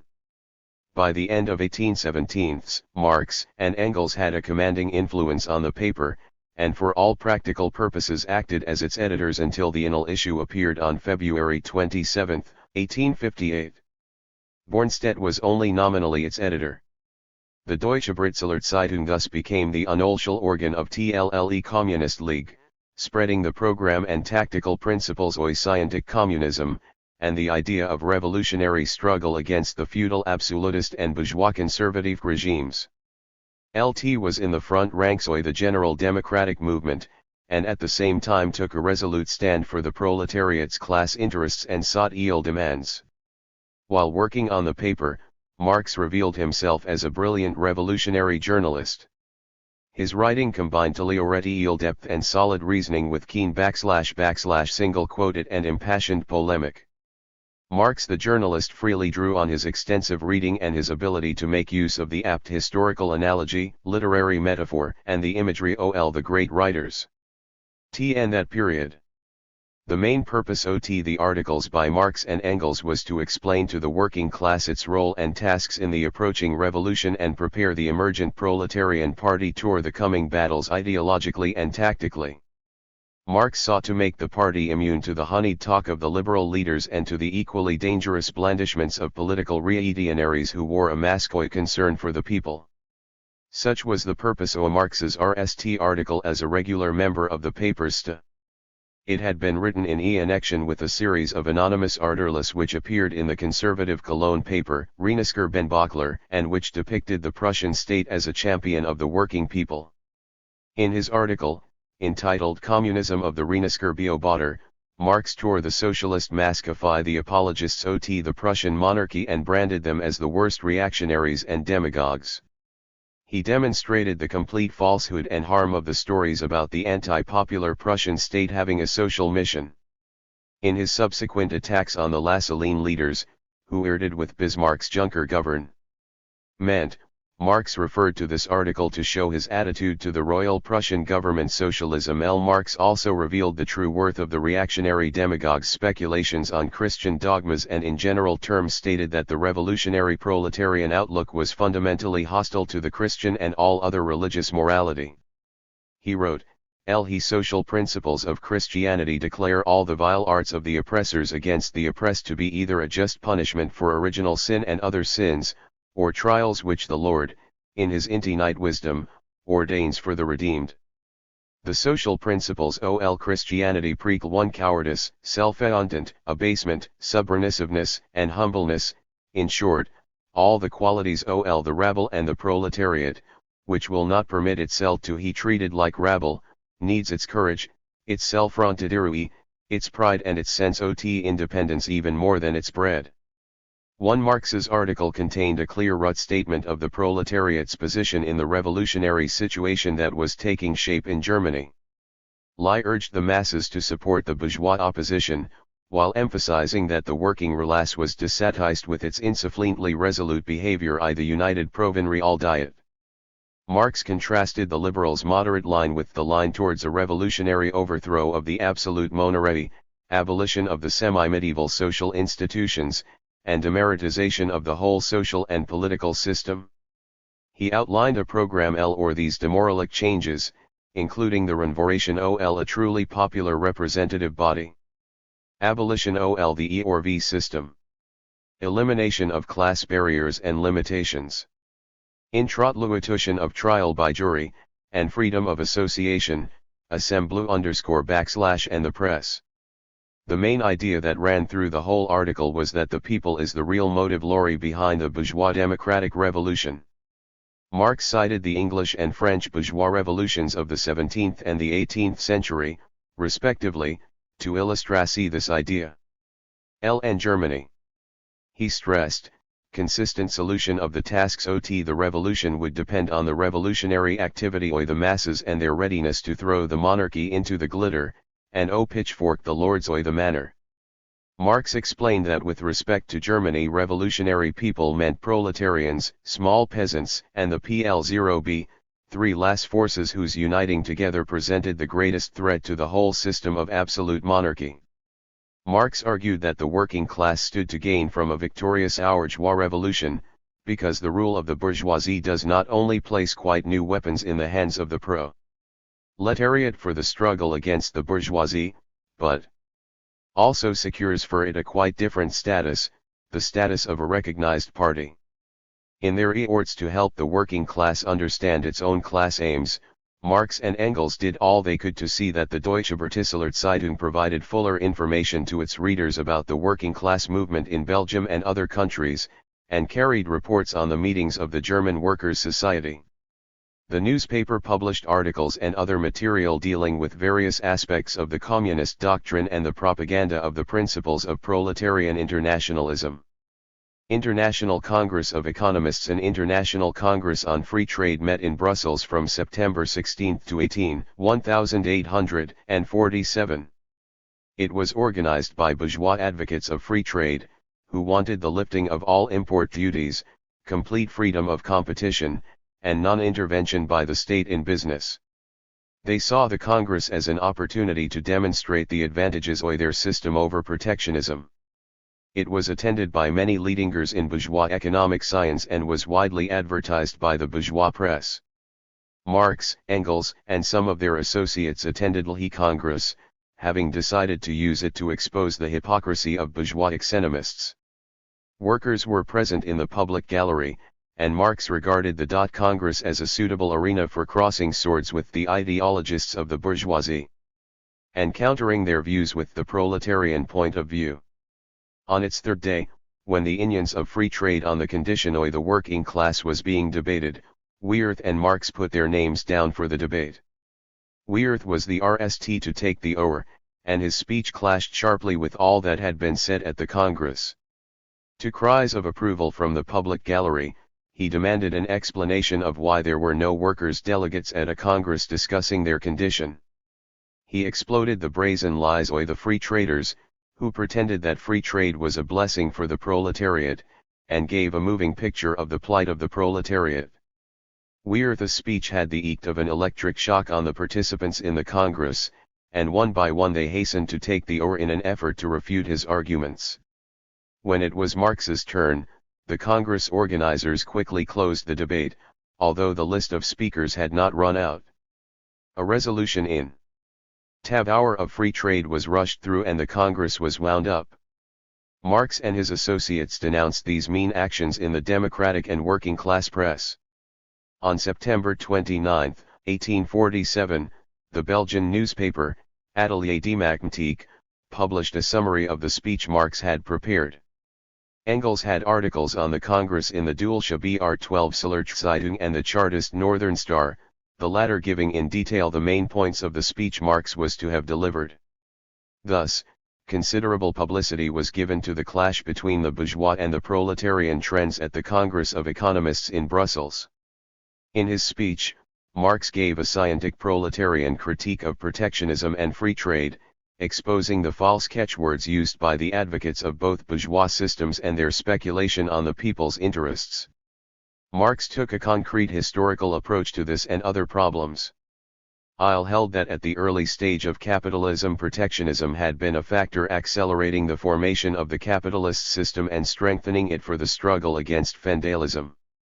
BNT in the 18/ills, protectionism was justified, in historical terms, only in countries like Germany, where protective tariffs strengthened the economic positions of the bourgeoisie in its drive against feudal survivals.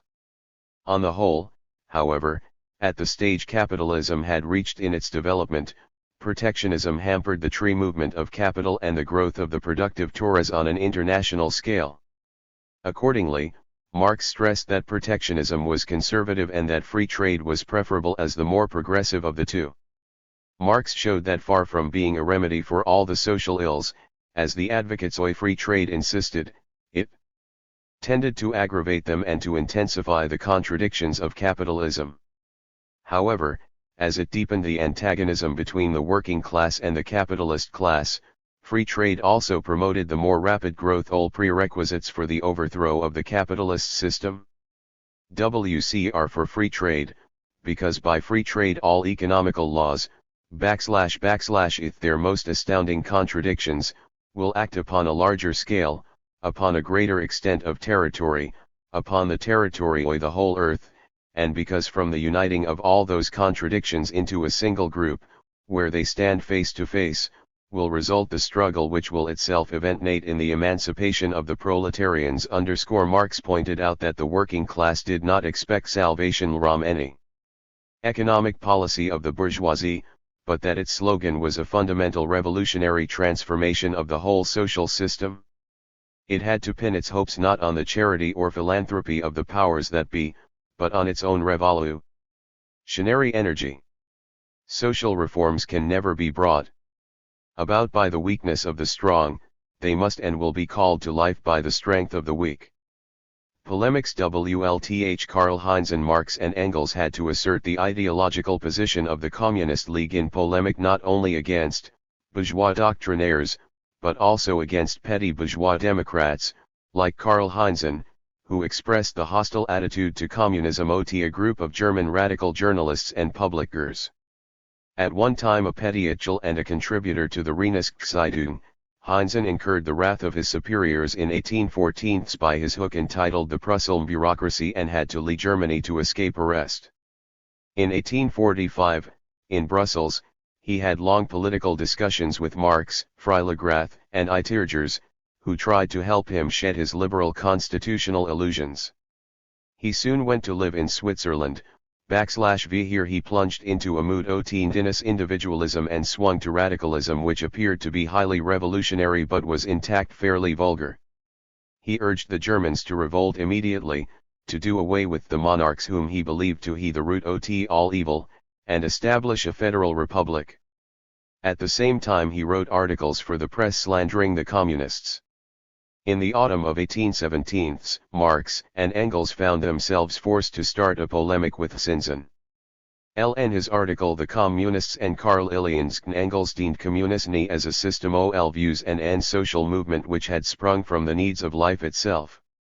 He stressed that the communists' ultimate goal lay well beyond the establishment of bourgeois democratic freedoms, their immediate task, however, /vast denlaracy, and in the struggle to establish it they were working together with the Democrats.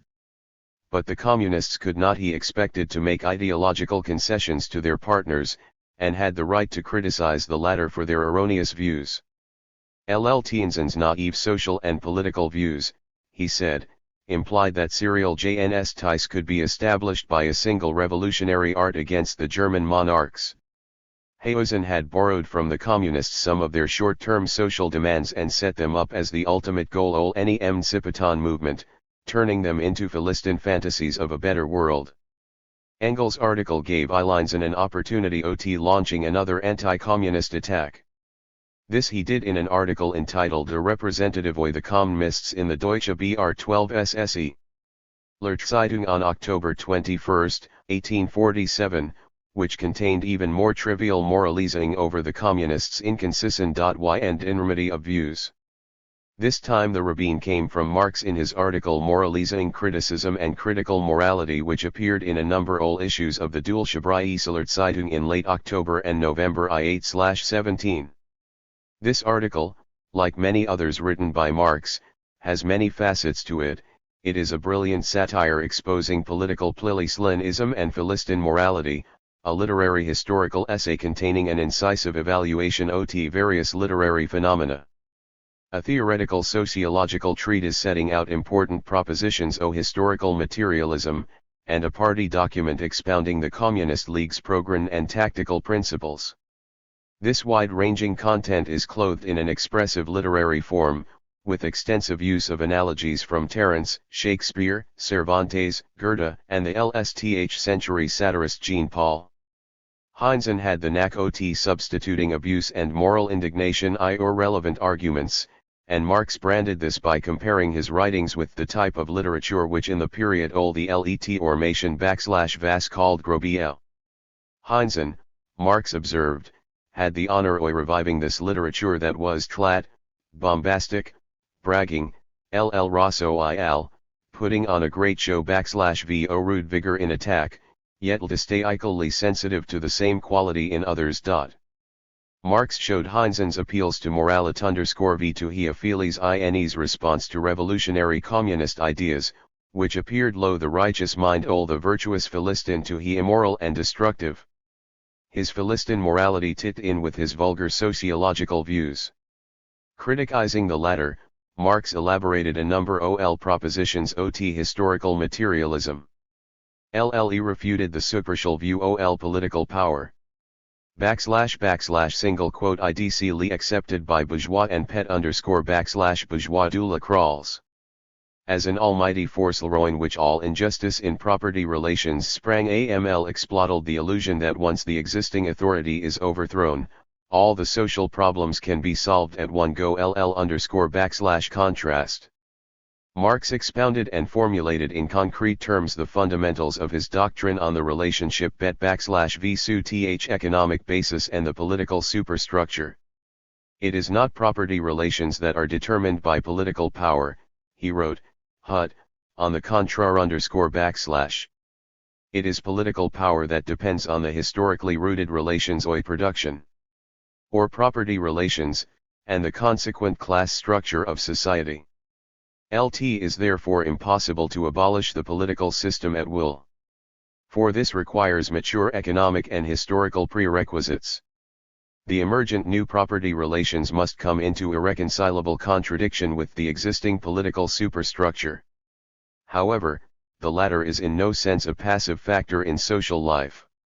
Wielded by the class in the ascendant, political power helps to accelerate progressive development.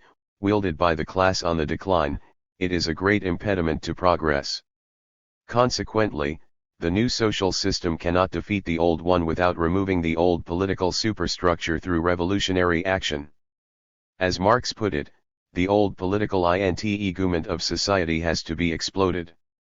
Marx cited the historical development of the absolute monarchy to illustrate the dialectics of the relationship between the economic basis and the political superstructure. At the time it was not only a task confronting historical science but also one burning political problem to reveal the essence of absolutism. The struggle against absolutist regimes was the central issue of the day in many European countries. At RST, the absolute monarchy, the feudal monarchy in the period of disintegration of medieval estates and the rise of the bourgeoisie on the whole performed a progressive centralizing function. But as bourgeois relations developed, the situation changed. Formerly encouraging trade and industry and thereby at the same time the rise of the bourgeois class, as necessary conditions both for national strength and for its own glory, absolute monarchy now everywhere hampers trade and industry, which have become increasingly dangerous weapons in the hands of an already P0 full bourgeoisie. Abolition of the absolutist order and other medieval survivals was a vital necessity in Germany, Austria, and Italy. This could be achieved only through resolute revolutionary rebellion by the masses, similar to that which, during the revolutionary terror at the end of the 18th century, had managed to spirit away, as it were, the ruins of feudalism from French soil.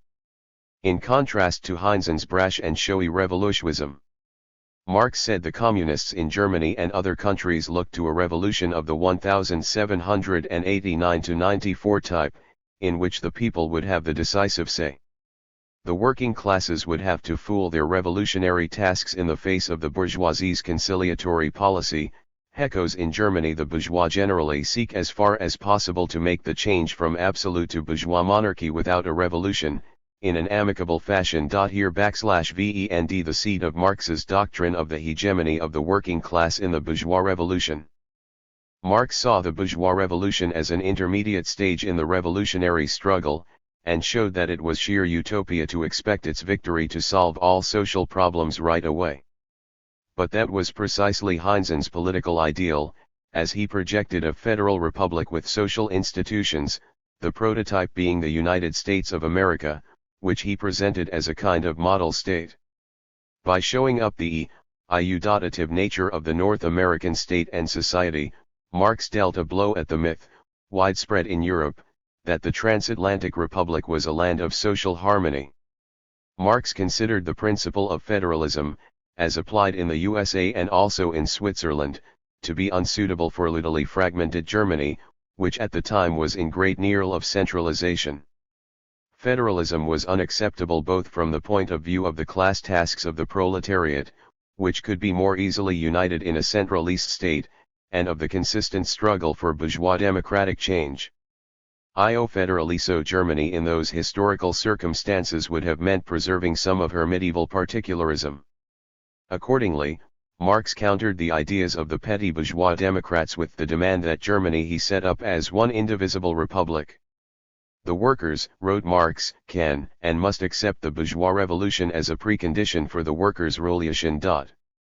Once the bourgeois revolution won, their struggle against the bourgeoisie would start in earnest, confronting them with the task which had already arisen in countries where the domination of the bourgeoisie had been established earlier, namely, to become a power, in the RST place a revolutionary power.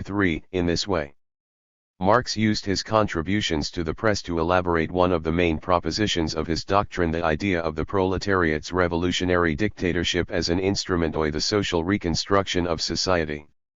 Efforts to unite the revolutionary forces, as Marx and Engels criticized the dogmas and illusions of the petty bourgeois democrats, they also worked to unite the proletarian and democratic forces against the common enemy, the anti-popular regimes of Europe.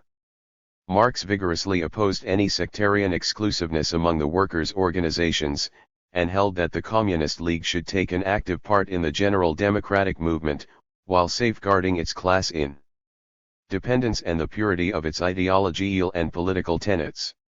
He worked to establish a union between the communists and the demoerats in the various countries and set up an international alliance of the proletarian and demoralic lorries. Marx and Engels took an active part in founding the L3ILLSSTLS International Demoerati Association, which brought together proletarian revolutionaries and forward-looking bourgeois and petty bourgeois democrats. The idea of setting up an association originated among Belgian and emigrant Democrats towards the end of Gelnocratic Association on January 9, 1848, was a great event in Belgium's public life. Marx spoke in French, and the enormous audience heard him with unending attention.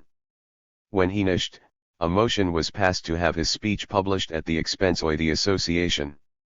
Even Yuri it appeared as a separate pamphlet. The Deutsche Zeitung published a detailed summary of it on January 16, 1848. The speech on the question of free trade was based on the material Marx had prepared for the speech he was to have delivered at the Congress of Economists in September 1847, with the addition of a number of new theses. Lenin slimmed up the gist of Marx's views as follows. The conclusion he drew from his analysis was that free trade signs nothing but freedom for the development of capital. At the same time, Marx again sharply criticized the bourgeois apologists of free trade, his criticism developing into an exposure of bourgeois liberalism as such.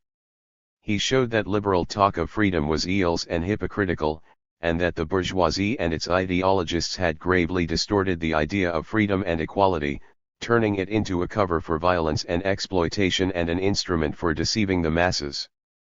The speech on the question of free trade was one of the RST works in which Marx dealt with colonial policy. He showed that colonial rule sprang from the predatory nature of capitalism it solely. The bourgeoisie's desire to exploit, which ran well beyond the national boundaries and produced both rivalry in the world market and the urge of one country to enrich itself at the expense of another. He also pointed to the grave consequences of colonial dependence for the enslaved countries, and the inevitable subjugation of their economy to the interests of the Iogio of the metropolis. Lowe expressed profound indignation at his efforts to justify colonial oppression with the aid of bourgeois cosmopolitan ideas, and to depict free trade as a means of establishing the brotherhood of nations and incorporating them in a common civilization. Marx said, to call cosmopolitan exploitation universal brotherhood is an idea that could only be engendered in the brain of the bourgeoisie. To THRR was also broad agreement in proletarian and democratic circles with Marx's speech at a ceremonial meeting in Brussels on February 22, 1848, to mark the second anniversary of the Krakow insurrection. This speech, together with those of Engels and Lelewel, was also issued in a separate pamphlet. In his speech, Marx said that while supporting the national liberation 157 movement of the oppressed peoples, the proletarian part _V must look to the revolutionary democratic IREs all the movement, who combine the struggle for national independence with support for peasant action against feudal oppression. In THIRD, the Krakow insurrection marked a great step forward, precisely because it identified the national cause with the democratic cause AML, the emancipation of the oppressed classes. Marx emphasized that Poland's revival should be carried out on a revolutionary democratic basis. Work on the manifesto of the Communist Party. In this period, Marx's main efforts went into the writing of the Mani/Sluj. The NLY 1 page of the rough draft of the Ilani/E.Slo has survived, but it gives a good idea all the pains Marx look in writing it. We end him /forking on literally every centonra, deleting and amending unsatisfactory expressions and tirelessly seeking the right /word. A drilled plan L or section ill, which is also extant, shows that Marx continued constantly to improve the structure of the Mani E.Sl0, giving it greater alterity with a new version LL was completed towards the end OTAUUA_V and the manuscript was sent on to London. The manifesto was printed in a small printing shop in London owned by a German emigrant Eld J2. L3 Engard, a member of the Communist League and the German Workers' Educational Society. The RST German edition coincided with the FTLNUAR_V revolution in Frankfurt in mid-May 18/08, L000 copies were received in Paris L or distribution IL Rani and Germany. The rest of the printing went to various other RON tries. LN April and May 8/T8, the same printing shop put out another edition. From Mary to July 18, the manifesto was serialized in the German emigrant newspaper Deutsche Londoner Zeitung. Very soon numerous efforts were made to issue the manifesto in other European languages. 3 or 4 translations of it were made in France from 1848 to 1851, and it was translated into Italian and Spanish I1 Paris in I8/8, but these translations remained unpublished. LN April I8/18, Engels, then in Leiermann, was translating the manifesto into English, but the RST English translation made by Helen Matt L. A. Lane /Vass not published until 2 years later, in November 1850, the Chartist journal The Red Republican in its editor, Lilian Lerny, named the authors for the first time, in his introduction. In all earlier editions and in many subsequent ones the manifesto was published anonymously. A Danish edition /Vass put out in 1848 by the Danish members of the Fraternal Demokratsby Oriat_V. A Polish edition appeared in Paris at the end of I848.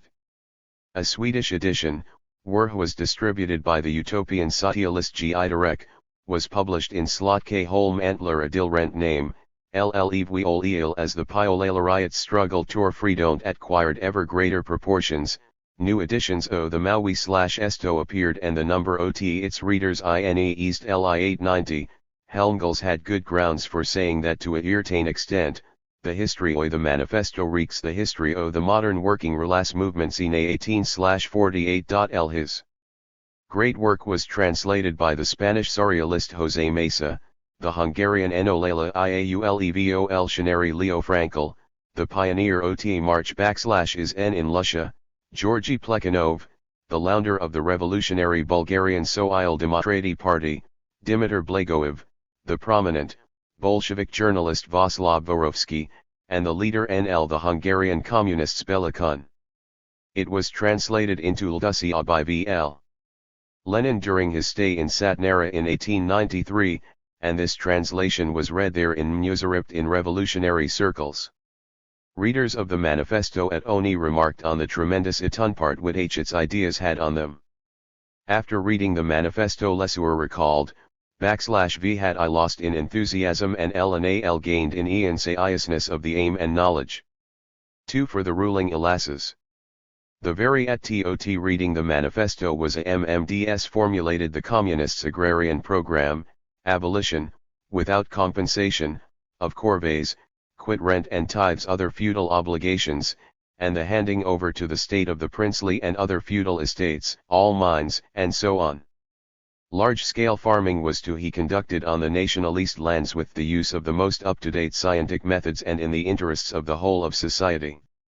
Not only were all the survivals of feudalism to be rooted out, but the very possibility of capitalist exploitation of the peasants, smallholders and tenant farmers was to be limited. The democratic state was to take over the mortgages on peasant land and receive the interest on them. All the land rent or rental dues were also to be paid to the state. This was the most radical agrarian program put L0R//NRD by any party in the German Revolution and, together with various other points of the demands, it outlined measures that were to be not only the last WDRD in the bourgeois democratic revolution, but also a step forward to socialism.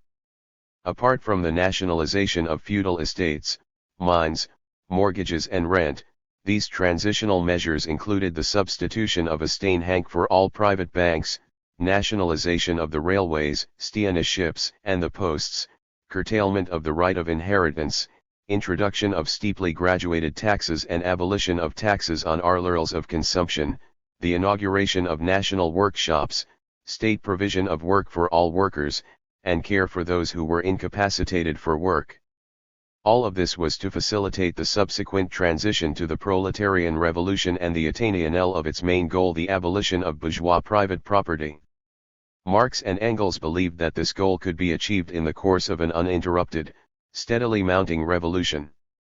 Marx and Engels regarded the proletariat and its immediate allies, the petty bourgeoisie and the small peasants, as the social force capable of implementing the demands through revolutionary struggle. The historical period this would take depended not only on the relation of class forces in Germany L72 itself, but on the course of the revolutionary struggle in the more developed countries France and England. The demands were the RST concrete program of the proletariat in the bourgeois democratic revolution. They were issued as a lead in Paris at the end of March and appeared in a number of newspapers in Germany in early April. Together with the manifesto of the Communist Party, this highly important document of the central authority was circulated among members of the Communist League to take with them when they left for Germany. The central authority or the Communist League succeeded in sending 300 to 400 workers to Germany, one by one, and in early April Marx and Engels also set out for their native land to take a direct part in the revolution there. Start of activity in revolutionary Germany. Marx and Engels stopped for a few days in Mainz. While he was still in Paris, Marx had sent KARL Wallau, a member of the Central Authority, back to the latter's hometown of Mainz, to make the RST attempt to centralize the activity of the working men's societies being set up in Germany. This was an important and highly difficult task. In England and France the industrially developed capitals were natural centers for the working class movement, but in Germany the movement was scattered over the different states, provinces, and separate industrial areas. Artisans predominated among the workers, and many of them wanted complete restoration of the guilds, which they believed would cure the ills of capitalist competition. Marx and his followers sought to help the German /Forkers to take an intensive revolutionary course to catch up with the English and French workers, and thus be equal to the tasks with which history was presenting them. On April 5, before the arrival of Marx and Engels, the Workers' Educational Society in Mainz issued an appeal to all workers CF Germany, which was signed by its chairman Wallau and secretary Kluss. It contained a call for the establishment of workers' associations across the whole of Germany to defend the proletariat's economic and political interests, and ties between these associations whose center should be Mainz, pending the convocation of a conference, which was nally to decide on the seat of the governing body.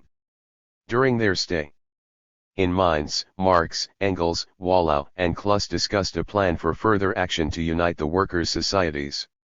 Thus, from the early days of the revolution, Marx took steps to found a mass political organization of the German proletariat on the lines of the National Charter Association, with the Communist League as its core, its ideological and political center.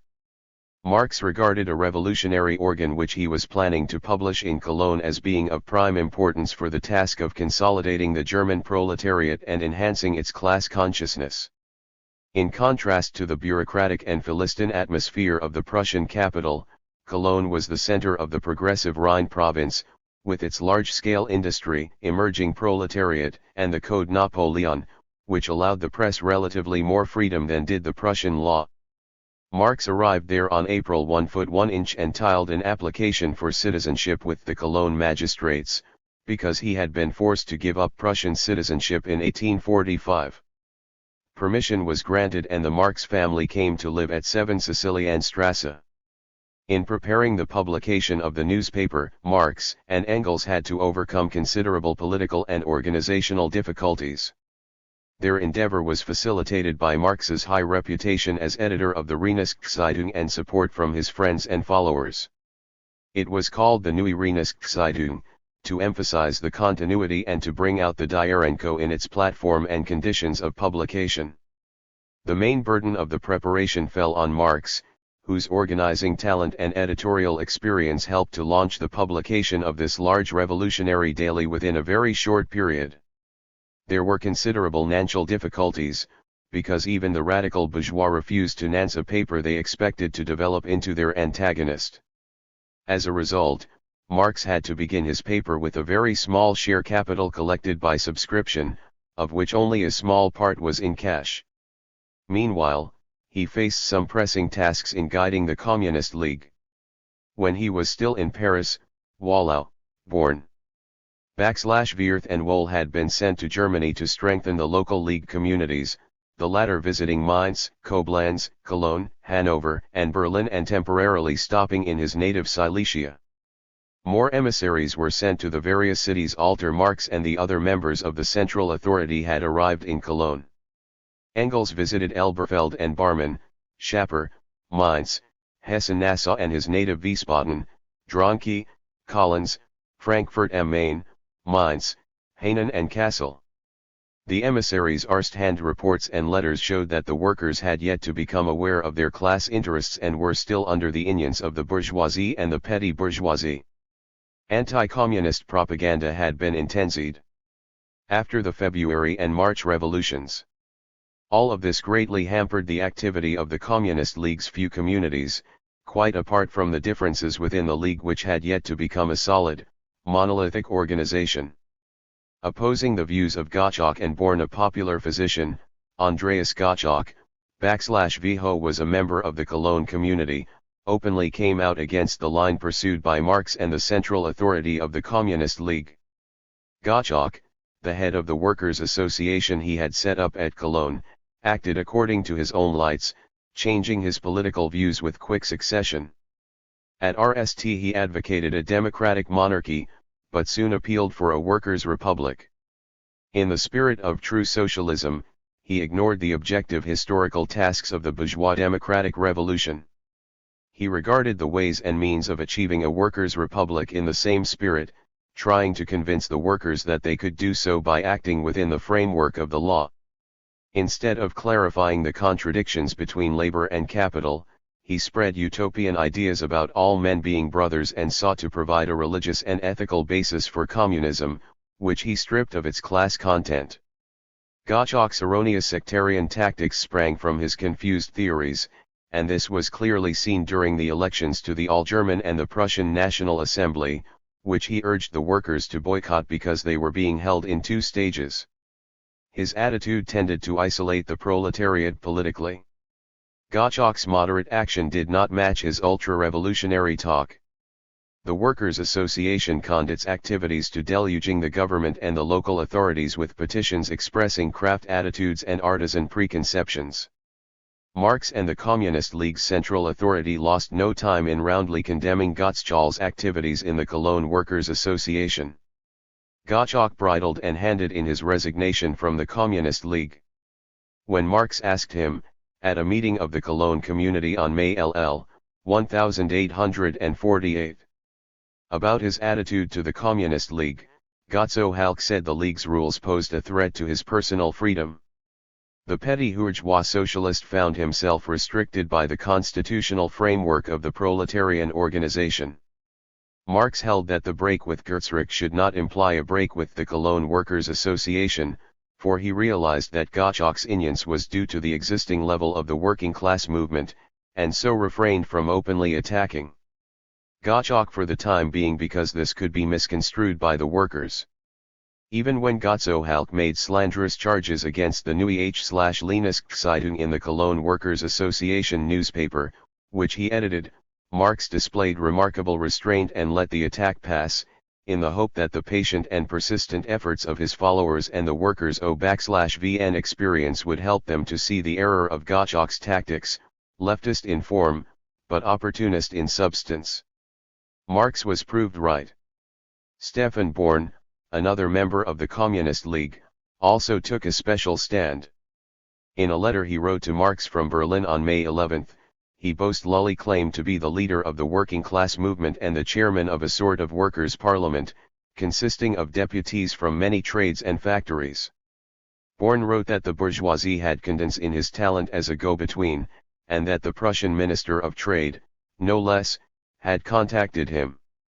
Born's letter revealed his high-handed attitude to the Communist League, and for a good reason. By urging the workers and artisans to concentrate mainly on the day-to-day economic needs, Born was distracting their attention from highly important political tasks. He argued that in contrast to England and France, Germany had no crystallized classes - capitalists and workers, and that the German industrialists were holding out an friendly hand for agreement with the workers. The documents issued by the Workers' Brotherhood, set up in Berlin in August and September 1848, also bore the mark of Born's reformism and conciliation. It is true that some of Born's articles and documents issued by this organization showed evidence of Marx's ignorance. Engels said that Born was not at all the man who could bring unity into the connecting tendencies, light into the chaos. Consequently, in the official publications of the association, the views represented in the Communal Manifesto were mingled hodgepodge with guild recollections and guild aspirations, fragments of Louis Blaine and Proudhon, protectionism, etc. In short, they wanted to please everybody. To denying the differences between Marx and Born, Lenin subsequently wrote about the two tendencies in the working class movement of 1848 in Germany, the Born tendency and the Marxist tendency. AB01NS stand was one of the earliest manifestations of opportunism in the German working class movement, and however much it differed outwardly from Gottschalk's leftist sectarian views, they both were at root petty bourgeois, for both hampered the political education of the proletariat and the growth of its class awareness. But the establishment of the Workers' Brotherhood, which soon brought together over 100 workers' societies, mainly in East Prussia, Mecklenburg, and Saxony, was a positive fact in itself, and that is why Marx did not openly criticize Born either. The Neue Rheinische Zeitung carried without comment Born's program for the Berlin Workers' Congress, which was strongly influenced by the ideas of Blaine and Proudhon.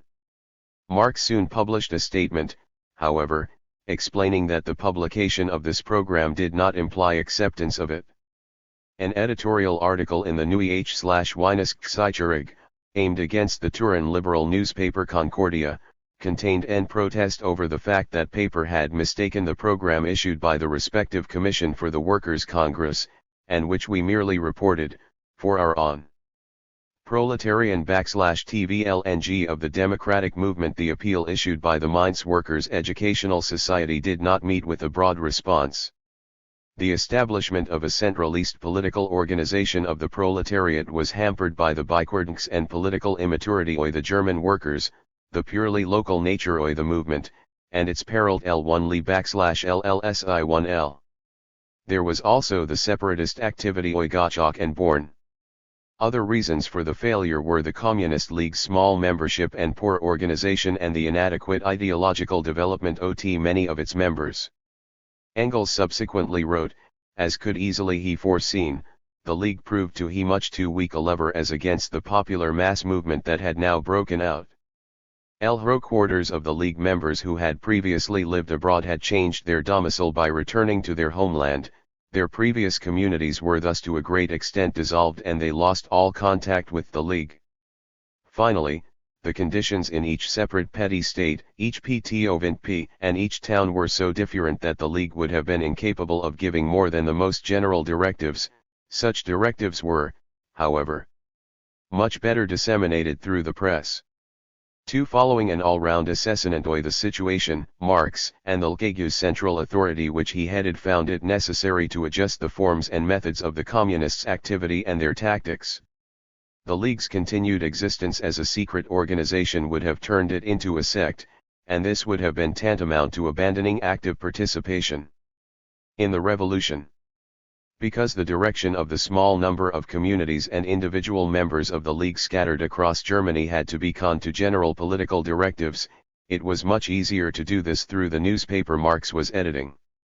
Accordingly, Marx and a majority of the Central Authority members decided that there was no point in continuing with the League as a secret organization. They did not intend to dissolve it, however, but merely to modify the organizational forms and methods of its work in view of the fundamental change which had taken place in the conditions in which it operated. Members of the Communist League, under the political guidance of the Neue Zeitungs editorial board, were now to make wide use of legal opportunities in carrying on their work among the masses. Workers' associations, to /Vho's establishment and strengthening Marx continued to attach great significance, were an important element of their activity. The Communists were also to become active in the democratic societies which sprang up GV8L_/WLL9LL as broad political organizations, bringing together workers and petty bourgeois. Participation in democratic societies gave the Communists opportunities to exert ideological and political influence on the workers who had not yet separated from bourgeois democracy. On the other hand, it also enabled them to influence the petty bourgeois democrats and to draw them into the common iron of struggle to complete the bourgeois democratic revolution. Marx and his closest associates joined the Democratic Society which was set up in Cologne at the end of April 1848, and Marx advised his followers in other German towns to do likewise. The Communists joined these democratic organizations on the understanding that they would maintain their O/VN political positions and openly criticize the vacillations and inconsistencies of the petty bourgeois democrats. The participation of Marx and his followers in the activities of the Democratic Society in Cologne roused fears among local bourgeois circles. And the middle of May, the liberal Kiel Zeitung expressed dissatisfaction that the Society's meetings were being influenced by the Elendtiont Communists. An all-German Democratic Congress was held at Frankfurt am Main from June 14 to 17, with members of the Communist League taking an active part in its work. The Congress elected a central committee and adopted a resolution to set up district committees. Steps were also taken in Cologne to establish a district center to bring together all the democratic organizations in the Rhine province and Westphalia, including the workers' associations. Marx became a member of the Joint Committee of 3 Cologne organizations, which began to play the part of a provisional democratic district committee. But Marx also strove to ensure the maintenance 178 of the organizational independence of the workers' associations. The NW8 Renasvasil 1MG's political platform was determined by the entry of Marx and his followers into the democratic societies and the forms of cooperation with the petty B0 bourgeois Democrats which they had worked out at this stage. Engels subsequently wrote, "In this way, when we founded a big newspaper in Germany, our banner was determined as a matter of course. It could only be that of democracy, but that of a democracy which everywhere emphasized in every point its specific proletarian character." Editor LNCHLEF to show the meaning of the events and to suggest conclusions, which he subsequently elaborated in the class struggles in France and the 18th Brumaire 0 Louis Bonaparte. The Neue Renascenzeitung maintained close ties with French, English, Italian, Swiss, Belgian, Polish, and other Democrats, vigorously defending their cause on its pages.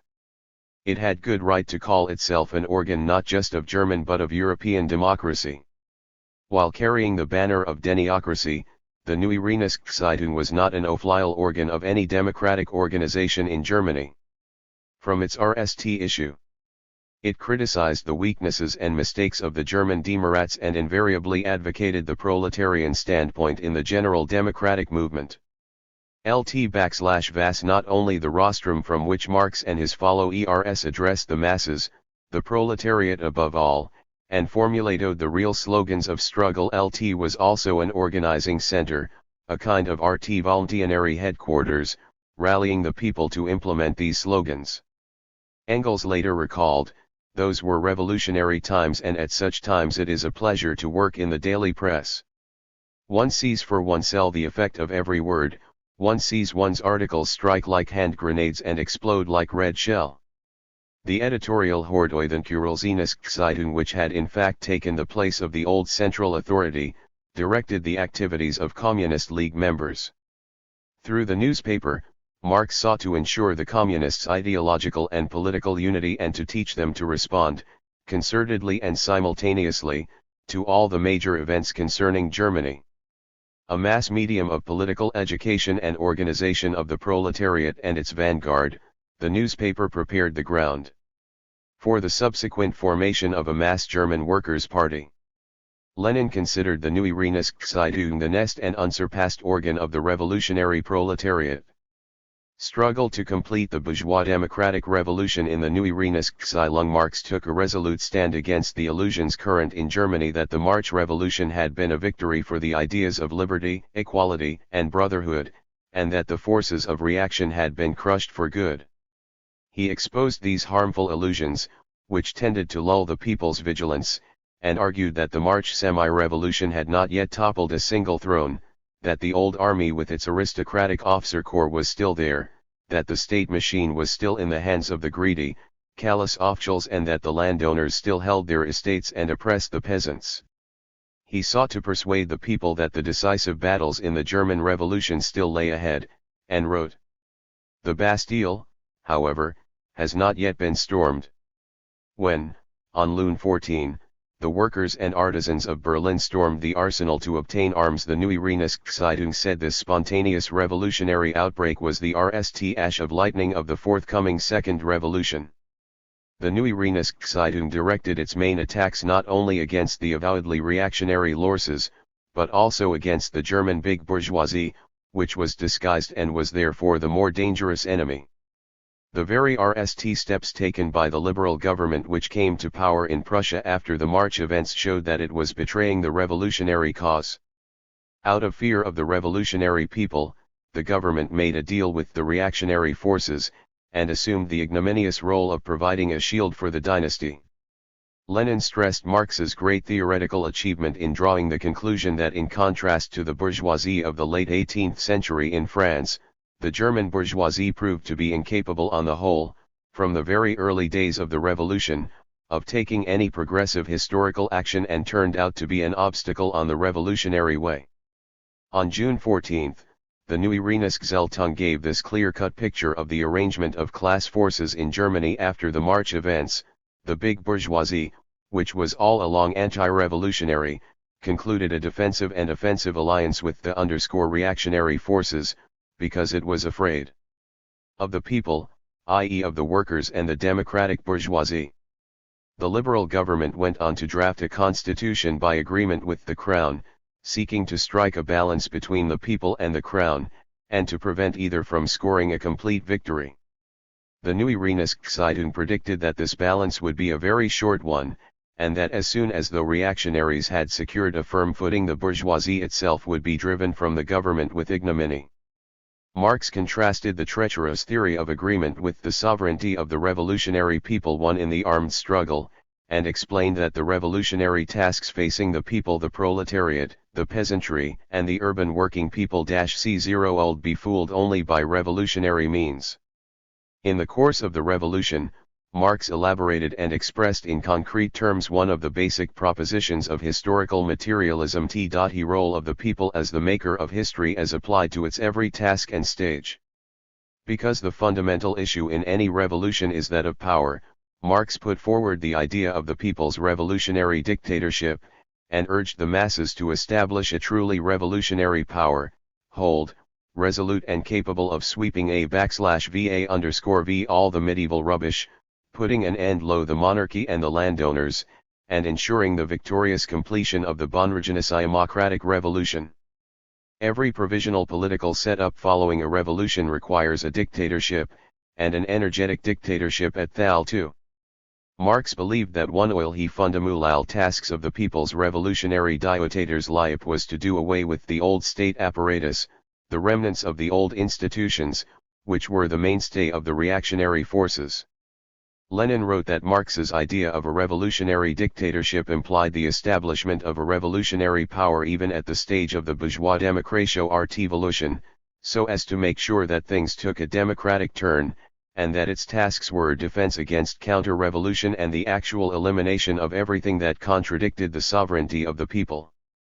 3. In preparing the people for a Third revolutionary attack, Marx and Engels sought to dispel their illusory hopes about the effectiveness of the representative institutions set up after the March Revolution. Volkseinheitsrechtszeitung criticized the All-German National Assembly at Frankfurt am Main, whose task was to act as the new central authority in Germany and really unite the country. The paper said, a constituent National Assembly must above all be an active, revolutionary active assembly. The assembly at Frankfurt is engaged in parliamentary school exercises and leaves it to the governments to act. Assuming that this learned gathering succeeds, after mature consideration, in framing the best of agendas and the best of constitutions, of what use is the best agenda and the best constitution if the governments meanwhile have placed bayonets on the agenda? This criticism irritated many German Philistines, including some of the paper's shareholders, who immediately withdrew their financial support. However, subsequent events bore out completely what the paper had said about the Frankfurt talking shop. The editors of the Neue Zeitung kept a closer watch on the debates in the Prussian National Assembly, which was unable to ignore the needs of real life on the pretext of discussing all German problems. Marx and Engels saw its main defect in its decision to frame a Prussian constitution by agreement with the Crown. The Neue Zeitung wrote, an assembly standing on a revolutionary basis does not agree, it decrees. 2. The newspaper showed the deputies the only course worthy of representatives of a revolutionary people to turn for support to the masses, who for their part should exert pressure on the assembly. The right of the democratic popular masses by their presence, to exert a moral influence on the attitude of constituent assemblies is an old revolutionary right of the people which could not be dispensed with in all stormy periods ever since the English and French revolutions. History owes to this right almost all the energetic steps taken by such assemblies. 3. But instead of appealing to the people and relying on them, the Berlin Assembly preferred to immerse itself in the backwaters of parliamentarianism. Not only the deputies of the right and the center, but also those of the left were infected with the grave disease of parliamentary cretinism. The Neue Zeitung said the deputies of the left dare not do anything but hiss for and predicted the sad consequences of their hope to secure radical decisions by purely parliamentary methods. The cowardly and conciliatory policies of the Frankfurt and Berlin National Assemblies necessarily had an effect on the resolution of the main issues in the revolution. Although the German bourgeoisie was keenly aware of the need to end the country's fragmentation, once in power it sought to do this by making deals with reaction. It strove to unite Germany from above, round the Habsburg Empire, or the Prussian Hohenzollern monarchy, the more popular of the two. As for the petty bourgeois Democrats, they were divided into two groups, the North Germans, who pinned their hopes on a democratic Prussian monarch, and the South Germans, who sought to turn Germany into a federal republic like the USA or Switzerland.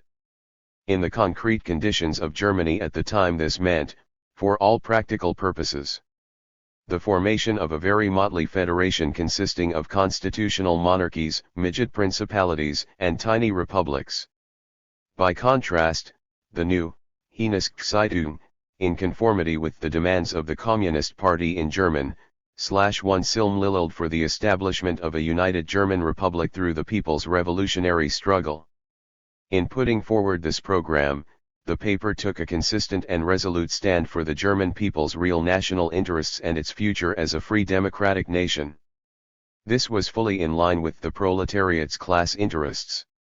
A united democratic Germany would make it much easier to put an end to the fragmentation of the working class movement and open up broader possibilities for organizing the working class, training it politically, and preparing it for the struggle for socialism.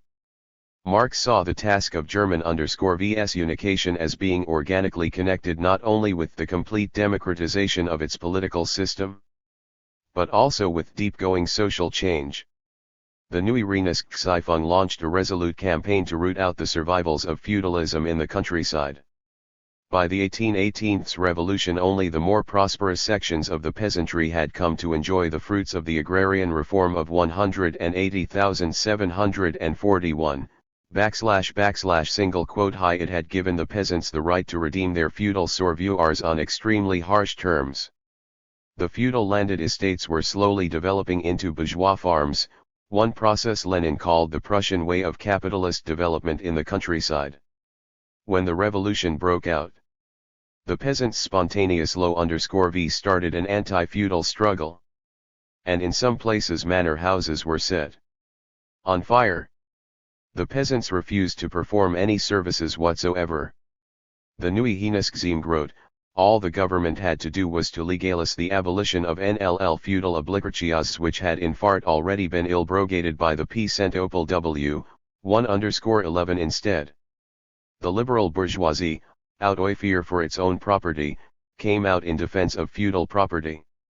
The bill submitted by the Prussian Minister of Agriculture, Gierk, proposed the gratuitous abolition only of the minor services, while leaving the most burdensome ones to be redeemed or substituted for by a plot of peasant land of corresponding value.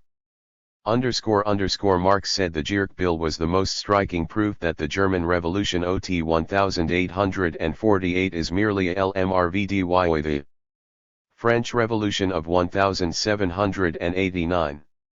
The French bourgeoisie of 1789 never left its allies, the peasants, in the lurch. It knew that the abolition of feudalism in the countryside and the creation of a free, landowning peasant class was the basis of its rule. The German bourgeoisie of 1848 unhesitatingly betrays the peasants, who are its natural allies, of its own and without whom it cannot stand up to the aristocracy. The perpetuation of feudal rights and their endorsement in the form of the commutations such is the result of the German Revolution of 1848. That is much ado about nothing. Marx campaigned for a radical solution of the agrarian question, complete abolition of feudal obligations without redemption to allow the peasant to become a free owner of his own land. A well-known series of articles by Wohl, entitled The Siesian Milliard, demanded, in opposition to the landowners and liberal bourgeoisie who insisted on the redemption of feudal obligations, that the peasants should be returned all the money these robber barons had stolen from the peasants over the last 30 years, that is, since the start of the agrarian reforms. The paper also demanded that the larger estates be broken up to provide land for the landless and land-hungry peasants. By thus expressing the $10 of the broader sections of the peasantry, The Dotvorensky was supplementing the agrarian program set out in the demands of LES-rooted army for a fresh campaign against the Hungarian Revolution.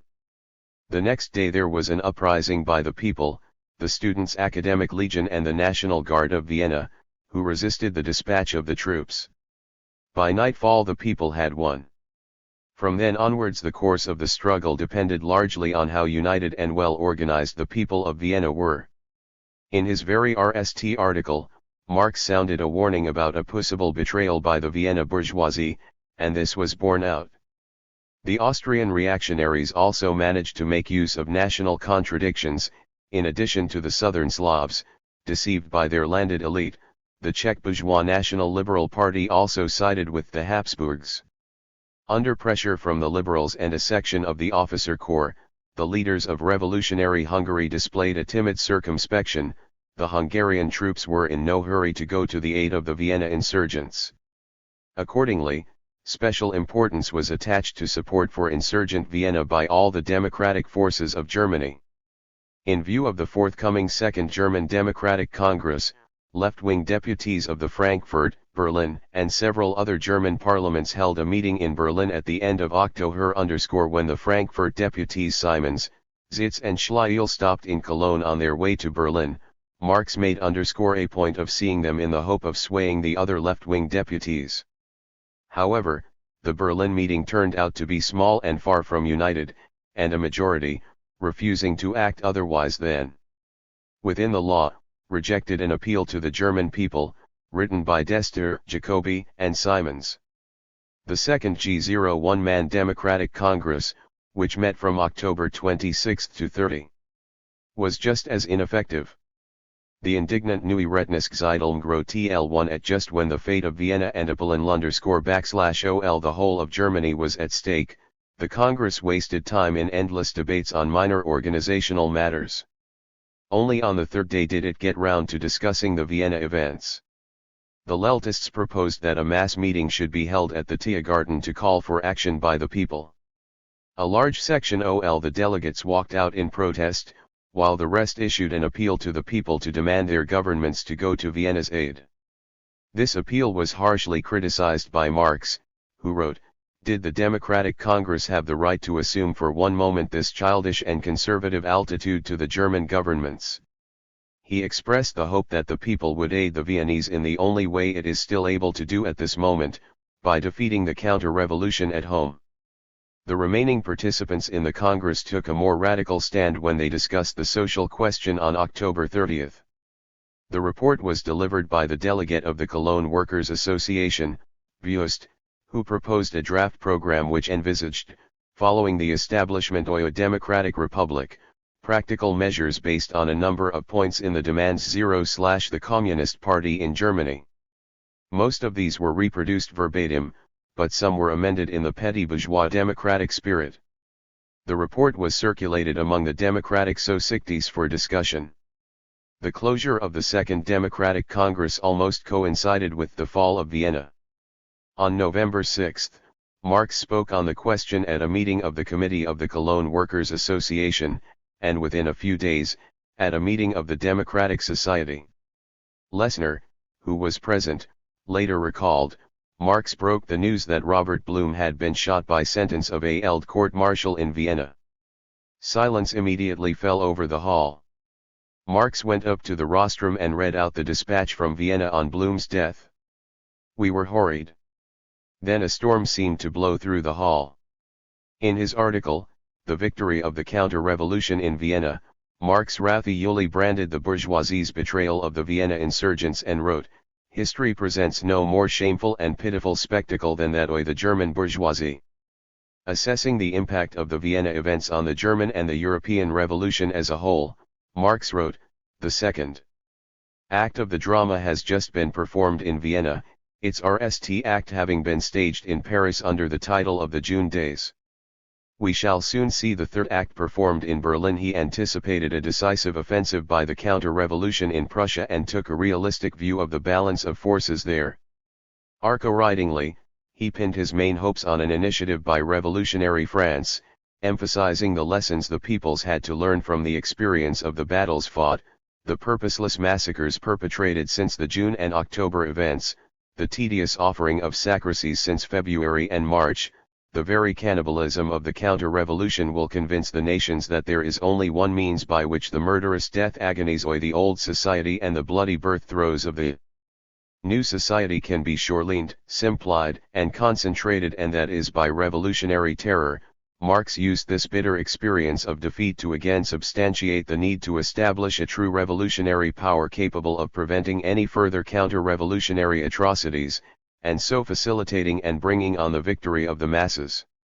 Fighting the counter-revolutionary coup in Prussia as Marx had anticipated, the defeat of the October uprising in Vienna spurred the Prussian reactionaries to resolute action.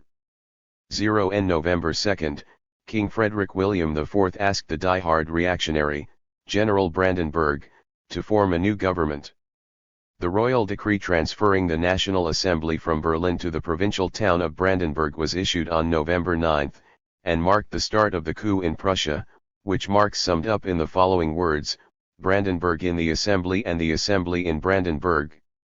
The guard room in the Assembly in the Guardroom ML3. Marx demanded that the Assembly should take revolutionary action, believing that it should have had the ministers arrested as traitors to the sovereignty of the people. It should have proscribed and outlawed all officials who obey orders others than those of the Assembly. For the Assembly this was much too vigorous and revolutionary. It did decide to continue its sittings in Berlin, but announced that it intended to commit itself to passive resistance. Marx condemned the tactics of the whining, hair-splitting and irresolute National Assembly and urged it to appeal to the masses and to the soldiers of the Prussian army and to use French-type, Jacobin, plebeian methods. He asked the people, "And what should we do at the present time?" And answered, "We should use to pay taxes." Thus, on November 11, with the political GHT at its crucial stage, Marx issued a basic slogan of struggle, the realization of which would, on the one hand, have weakened the counter-revolution and undermined its national basis, and on the other, helped to draw into the struggle the broad masses of the people and pitted them directly against the government. This would have increased the political army of the revolution. Seeking to win time, the counter-revolution hastily implemented its own plans.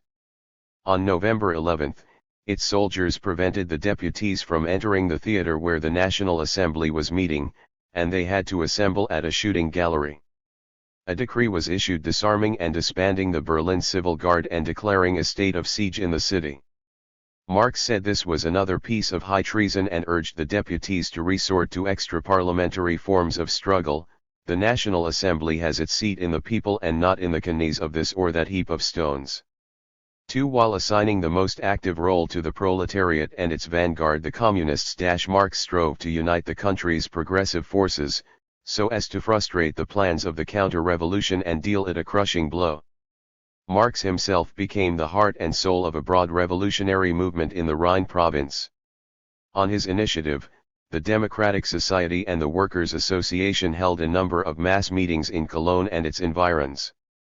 A meeting held in the Eiser Hall on November adopted an address to the Berlin National Assembly, urging it to persist in its refusal to submit to the royal decree.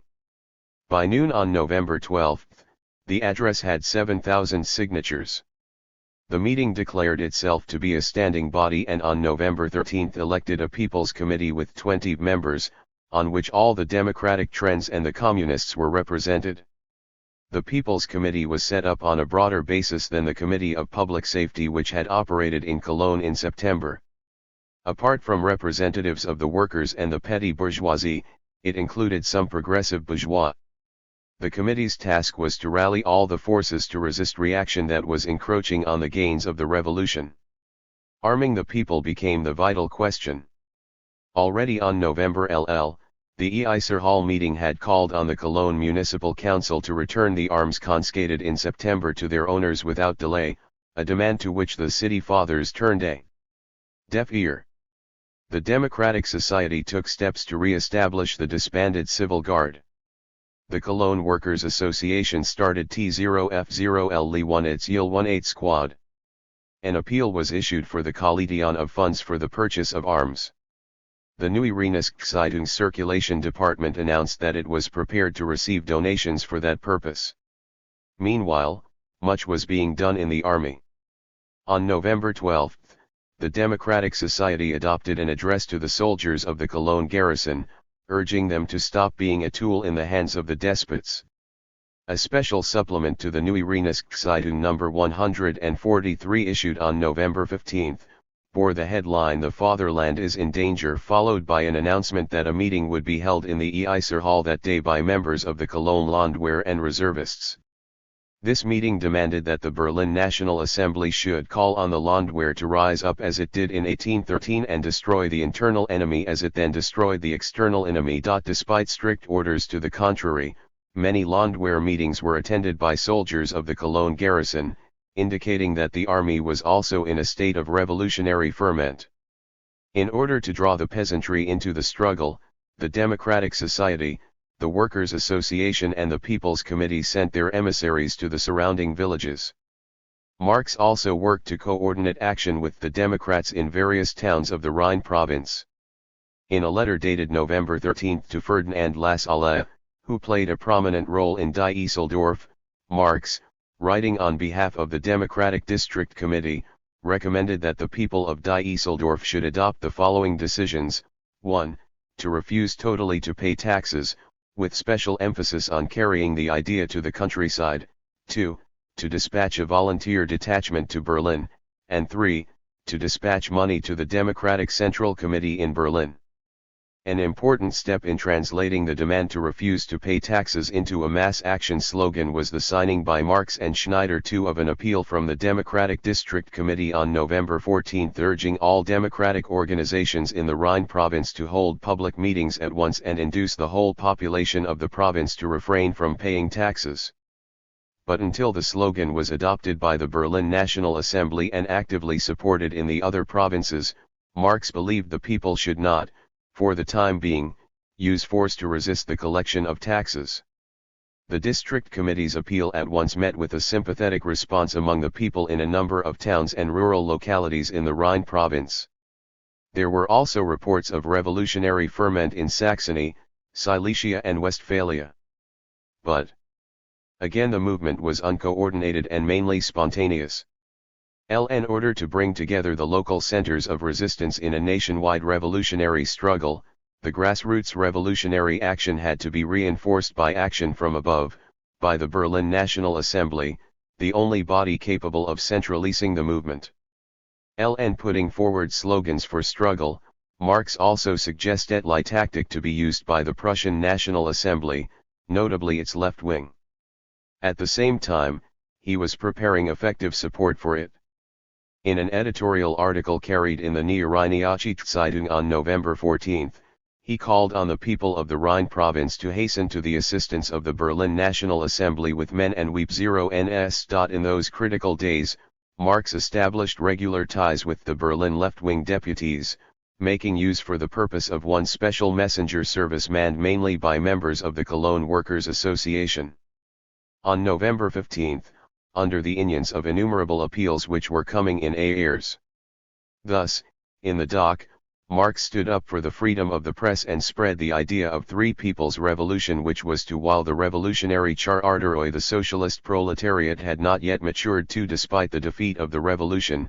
The stormy years 1848 and 1849 not only demonstrated in practice the vital force of Marxism and its superiority over all the other socialist theories, but also provided a po_ertnl sun iwi for the development and enrollment of that great doctrine. The experience of the revolutionary Slowrugel of that period served as a basis for the subsequent Great Zoll_Anro-Soln 1 in Q up the lessons of the revolution. Chapter 6. Summing up the lessons of the revolution. A imra of apparent stagnation, LLL_E the present one, must be used iokrpl in the preceding perios low zero/revolution, the Relianisals was paving the way for the establishment of a Bonapartist dictatorship. In the summer of 1819, Alterl he last RCVNLNINR_/ centers had been stamped out in Germany, The Austrian Imperial Army crushed the revolution in Hungary with the help of L=Arysil troops. The Italian revolutionary L\UV0L110 LLT was also Stalag B_the joint forces of the European counter-revolution.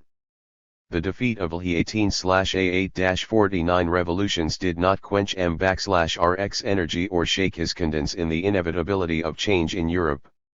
In fact, his faith in the ability of the working class in play a key role in bringing about such change was increased by the behavior of the various classes in the course of the R\Ultion itself.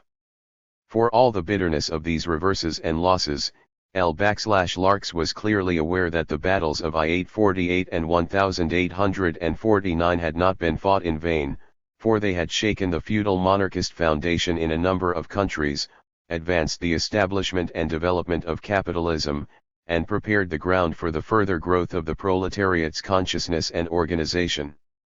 They had initiated the release of the masses from their illusions, and had dealt a blow at every brand of petty bourgeois socialism, demonstrating the incontestable superiority of the policy based on the theory of scientific communism. Marx saw the situation as a forced break in the open revolutionary struggle which was sure to be followed by Act II of the revolutionary drama. There were various indications that the break would not be a long one, and it was some time before Marx realized that there was little hope of an early revolutionary upsurge. But even while hoping that the break would be short, Marx was quite free from the delusions of the bourgeois and petty bourgeois emigrants, who were sure that almost any day now they would be summoned to rule the destinies of TLLE peoples. He realized that, regardless of the turn of events, regardless of whether the period of reaction was long or short, a great deal had to be done to unite the scattered revolutionary forces. To resume and extend the broken ties, to brace up the apathetic and despondent, and to organize and train the proletarian cadres for the forthcoming revolutionary battles. Those were the pressing practical tasks which faced Marx in the RST, driven into open antagonism to the official republic and treated by it as antagonists. The peasants were induced to side with the working class because they were exploited by a common exploiter capital, even if in different ways. Only the fall of capital can raise the peasant, only an anti-capitalist, a proletarian government can break his economic misery, his social degradation.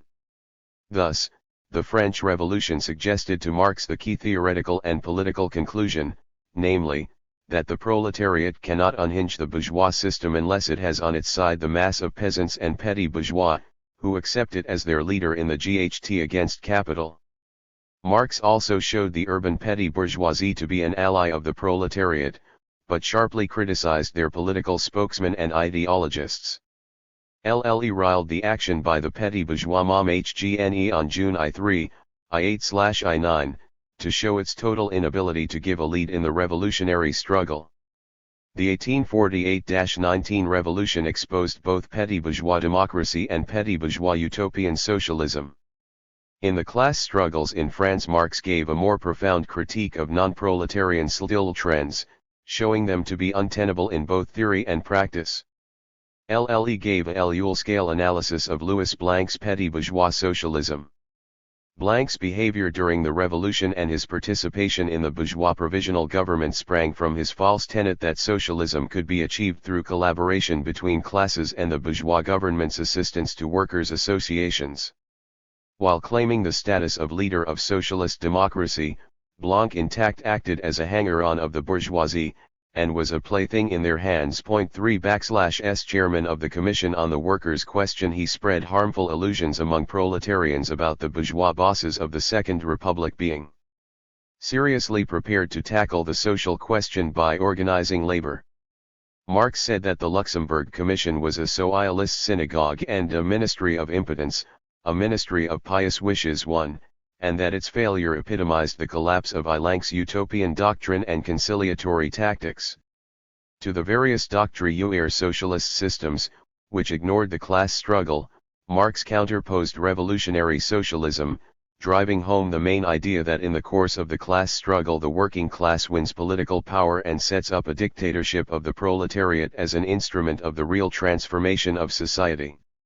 Marx wrote, "This socialism is the declaration of the permelmelwe of the revolution, the class dictatorship of the proletariat as the necessary transit point to the abolition of class system zero and generally, to the abolition of all the relations of production on which they rest, to the abolition of all the social relations that correspond to these relations of production, to the revolutionizing of all the ideas that result from these social relations.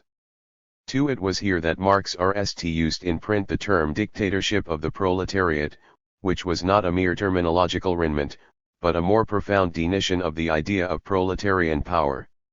Marx emphasized that it was to he the product of a deep-going revolutionary process, an instrument and a form of its further development.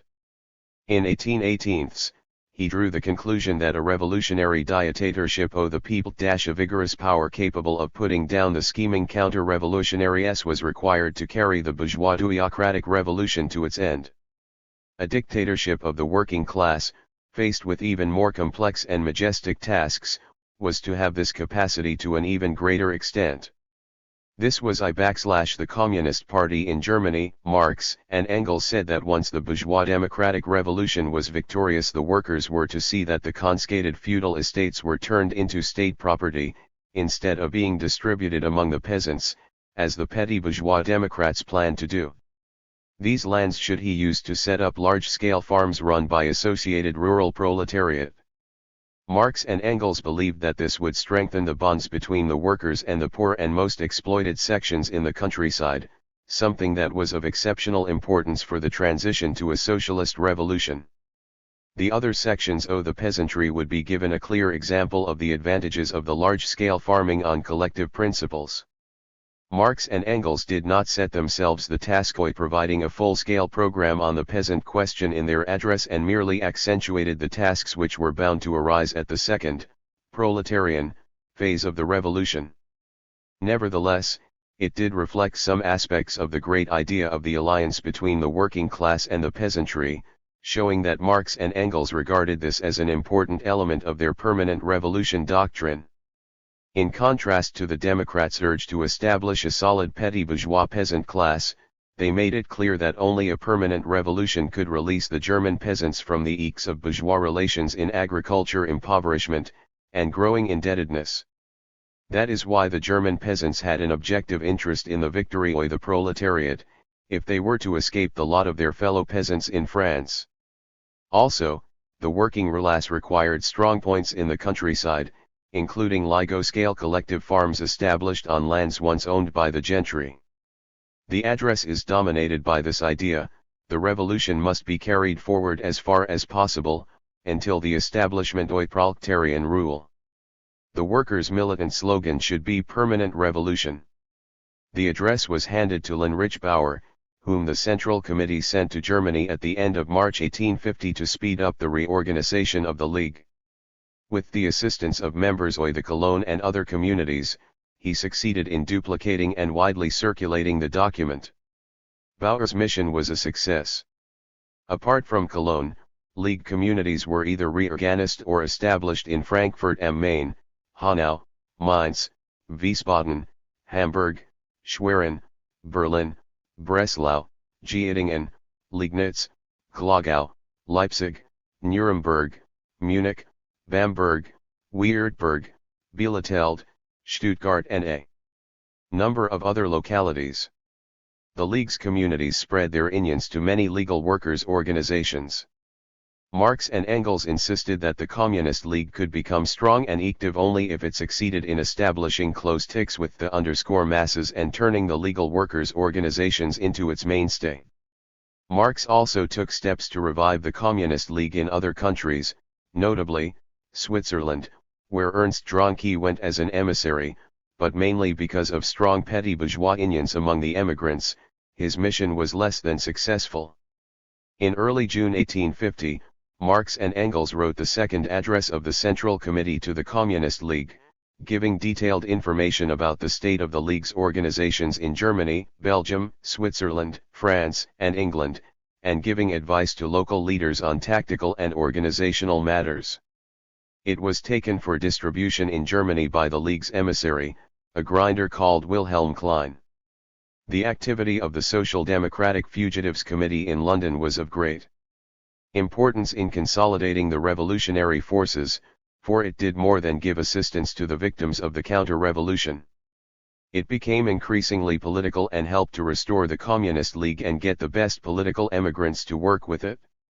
Apart from the English papers, all the addresses, reports, and statements by the committee were published in the German democratic press, reminding the advocates of the liberation struggle in Germany that the revolutionary forces abroad were not idle, but were preparing for fresh battles. Another highly important point was that all the committee's documents were signed by Marx, who was well known in revolutionary circles. The efforts of Marx and his followers to reorganize the Communist League were fruitful, especially in Germany. Despite a few reverses, by mid-1850 the League was functioning as a well-constituted and smoothly working organization with reliable local branches. Universal Society of Communist Revolutionaries. Marx expected another European revolution to take place shortly, and believed that an international association of revolutionary representatives of the working class from various countries would help to bring about its victory. In the spring of 1850, he enlisted the help of left-wing Chartists and Blanquist emigrants in setting up a broader international proletarian organization of which the Communist League would be the nucleus. This M4 was to have enhanced the League's international importance and helped to spread the ideas of scientific communism in the English and the French working class movement. Marx was drawn to establish a closer alliance with the Chartists and the Blanquists by his knowledge of the part they had played in the working class liberation struggle, although he was quite aware of their weaknesses. Harney, Jones, and other left-wing Chartists had displayed a bent for scientific communism even before the 1848 revolution, and even while the proletarian struggle in England was generally on the decline they had continued to voice the revolutionary tendency in the English working class movement. Of all the French socialist groups and trends, the Blanquists were closest to scientific communism. Although the views of Blanqui himself and his closest associates were on the whole conto-Bobovist utopian communism, and although they continued to favor the conspiratorial tactics of the secret revolutionary societies of the 1830s, Marx regarded Blanqui as an outstanding political leader and put a great value on his practical experience and revolutionary instinct. During the revolution, Blanqui was on the left of the democratic and proletariat movement, and his implacable stand earned him the hatred of all bourgeois circles. In April 1848 he was sentenced to 10 years in prison, and Marx and Engels called him the noble martyr of revolutionary communism. The class struggles in France had paid tribute to this courageous revolutionary, and Marx now sought ways of working together with his followers. In mid-April 1850, an agreement was concluded in London setting up a Universal Society of Communist Revolutionaries. It was signed by Marx, Engels, and Willich on behalf of the Communist League, by Harney on behalf of the left-wing Chartists, and by Vidal and Adam on behalf of the Blanquist emigrants.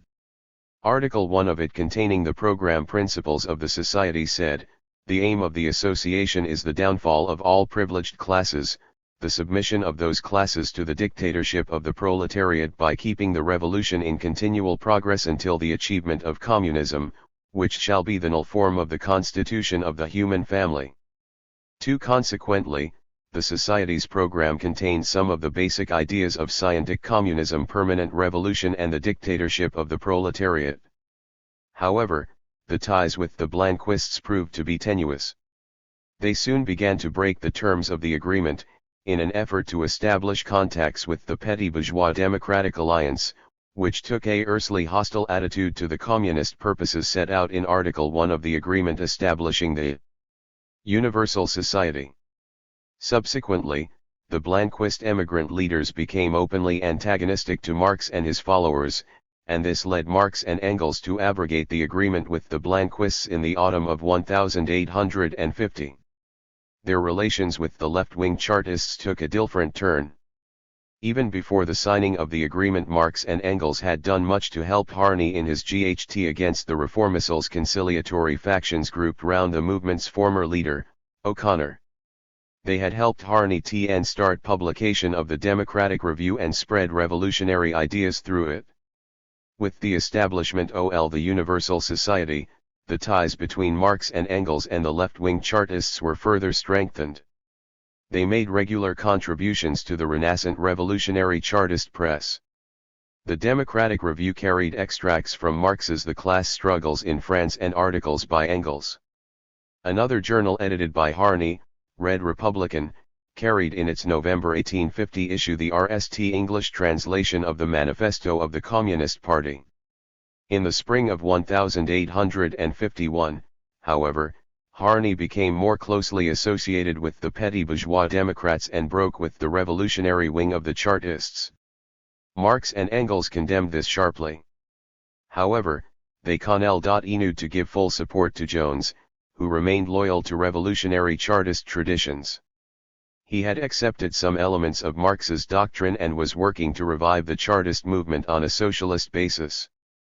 The program which the Charlist Convention adopted in 1851 through Jones' efforts officially proclaimed socialist goals for the RST time in the history of Chartism. Marx and Engels were active contributors to Notes to the People, a weekly published by Jones in 1851 and 1852, which in the summer of 1851 carried Marx's article The Constitution of the French Republic adopted on November 4, 1848. On many points it supplemented his critical analysis of constitution in the class struggles in France. Marx also helped Jones to write a series of articles on the cooperatives, which exploded the utopian idea that the proletariat's social ills could be cured under capitalism through a development of producers and consumers' cooperatives, and explained that these could become an instrument of social change only when political power was in the hands of the working class. Recalling these articles, Marx said in 1864 that he and Jones had essentially anticipated the polemics against the cooperativist ideas propounded by bourgeois theorists of the workers' question like Schultz Delitzsch, for whose exposure Lassalle claimed all the credit. Marx and Engels helped Jones to maintain the principle of the Chartist movement's independence and to resist attempts by reformists to deprive it of its proletarian character and to subject it to bourgeois radical unions. M6. Reviews in the Neue Rheinische Politisch-ökonomische Review.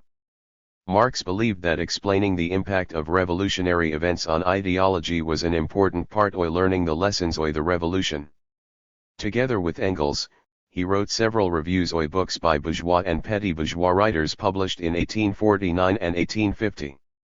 These appeared in the second and fourth issues of the review and criticized the interpretation of the revolutionary events of 18/18-19 and the role of revolutions in history given by the proletariat's ideological adversaries.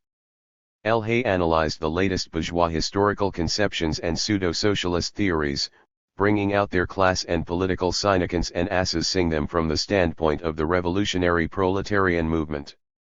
With keen insight, Marx and Engels realized that the 1848 and 1819 revolutions marked the turning point in the development of bourgeois ideology and showed that, confronted with proletarian action, even once progressive bourgeois historians lost their capacity for scientific, objective reasoning and in fact repudiated their own rational ideas. Marx and Engels illustrated this by their critical analysis of a pamphlet by François Guizot, Why I1A.S.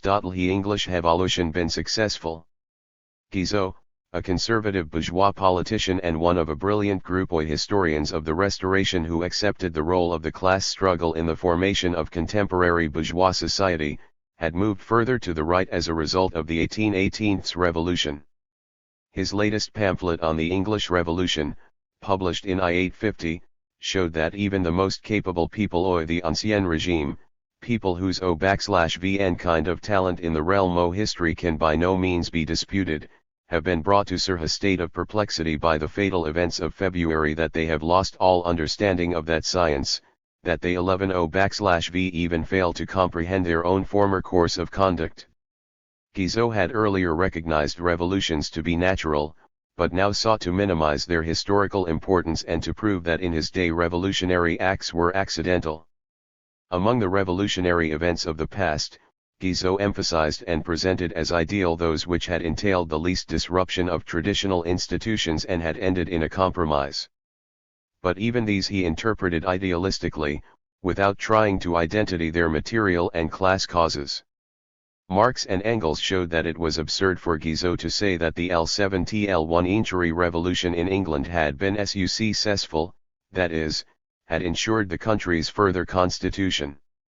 Development without revolutionary upheavals, because, in contrast to the destructive French Revolution, it had been religious and moderate. They proved that the French Revolution was superior to the English one, which had only gone halfway, well short of completion, leaving England's constitutional monarchy intact, because of the durable alliance between the English bourgeoisie and the bulk of the big landowners, who had remodeled their estates on bourgeois lines. By contrast, the French Revolution had destroyed the large-scale, fundamentally feudal, landed estates through vigorous revolutionary measures and parcellation. The review of Guizot's pamphlet ended with these words, Les capacités de la bourgeoisie en vente. This conclusion was also largely borne out by the evolution to the right in the views of Thomas Carlyle, the prominent English historian and publicist, whose book Latter-day Pamphlets was also reviewed by Marx and Engels. They deeded his subjective, idealistic conception of history based on reactionary hero worship and the juxtaposition of wise and noble leaders and the crowd.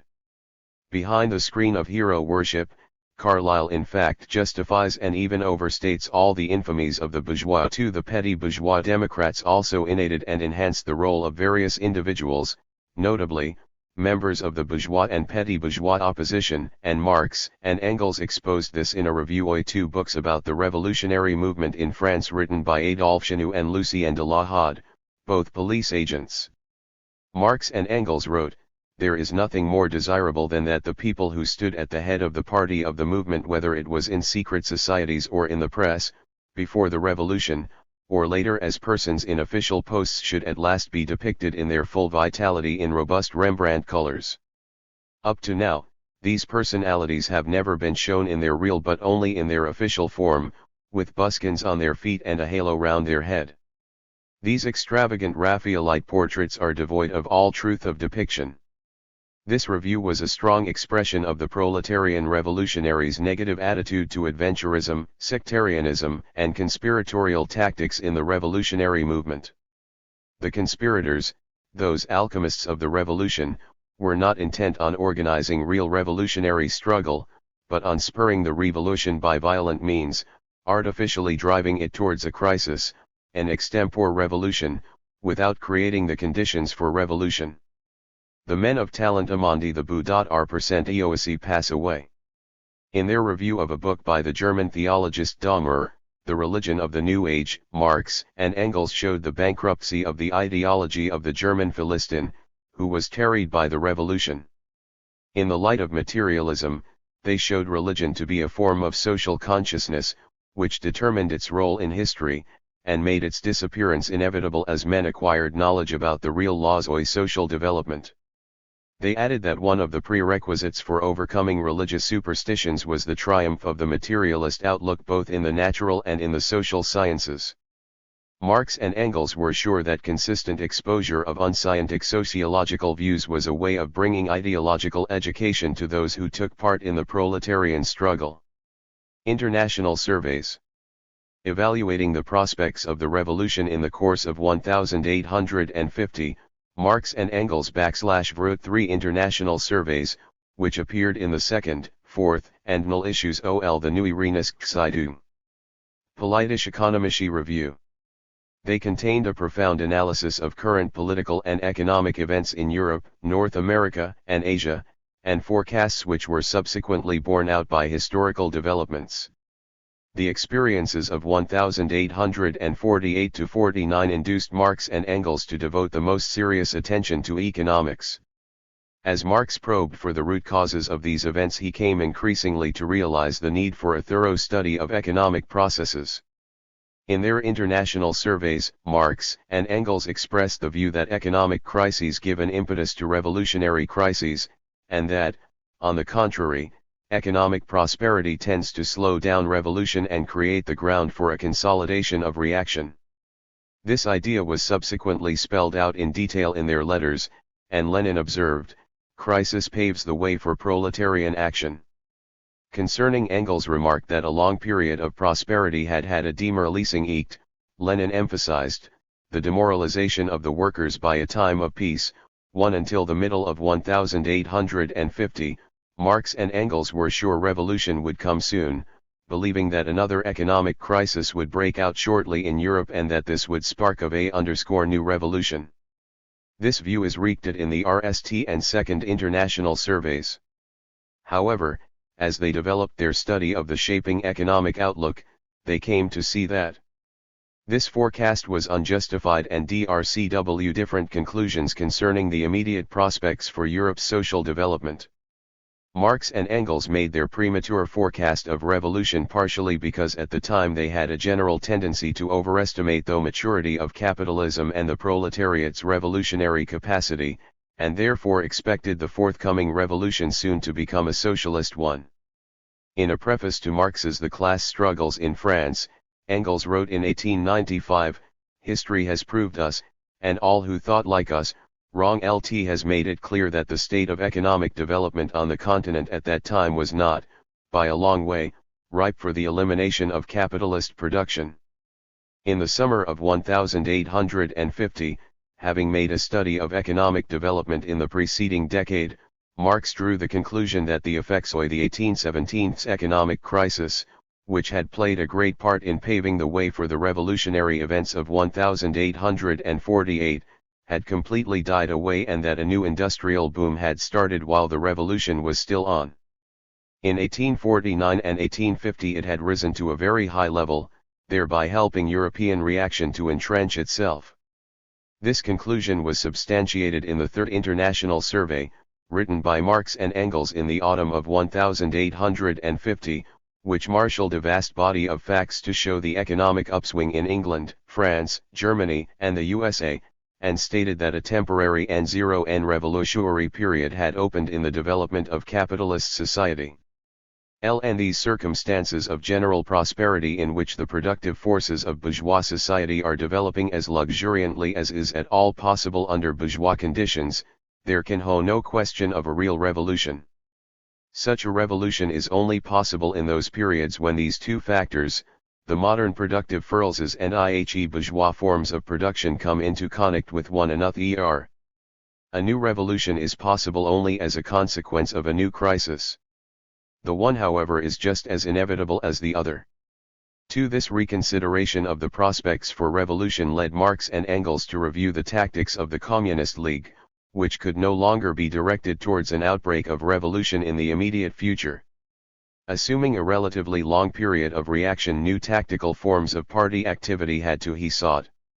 The important thing was to get the other members of the League, its leading corps, to accept this, and there again Marx and Engels faced great difficulties.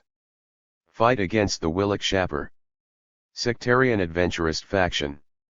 In the summer of 1850, a left faction developed within the Communist League.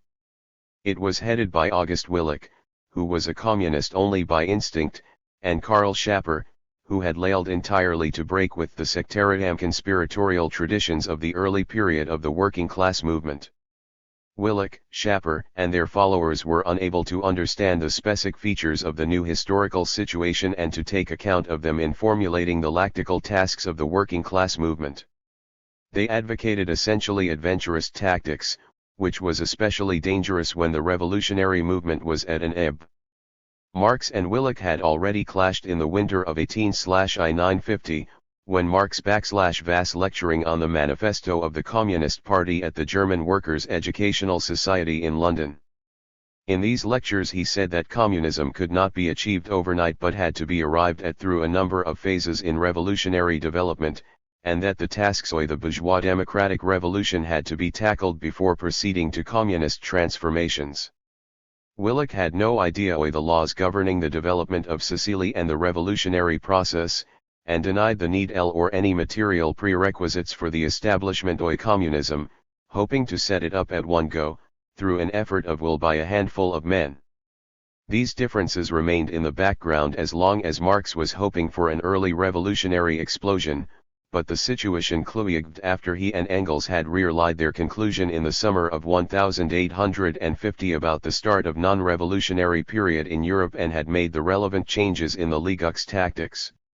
While maintaining their strategic line towards an inevitable revolution, they believed that in the given situation the main task was to pre-LVE and bring together the proletariators and to give them a theoretical grounding in preparation for the battles ahead.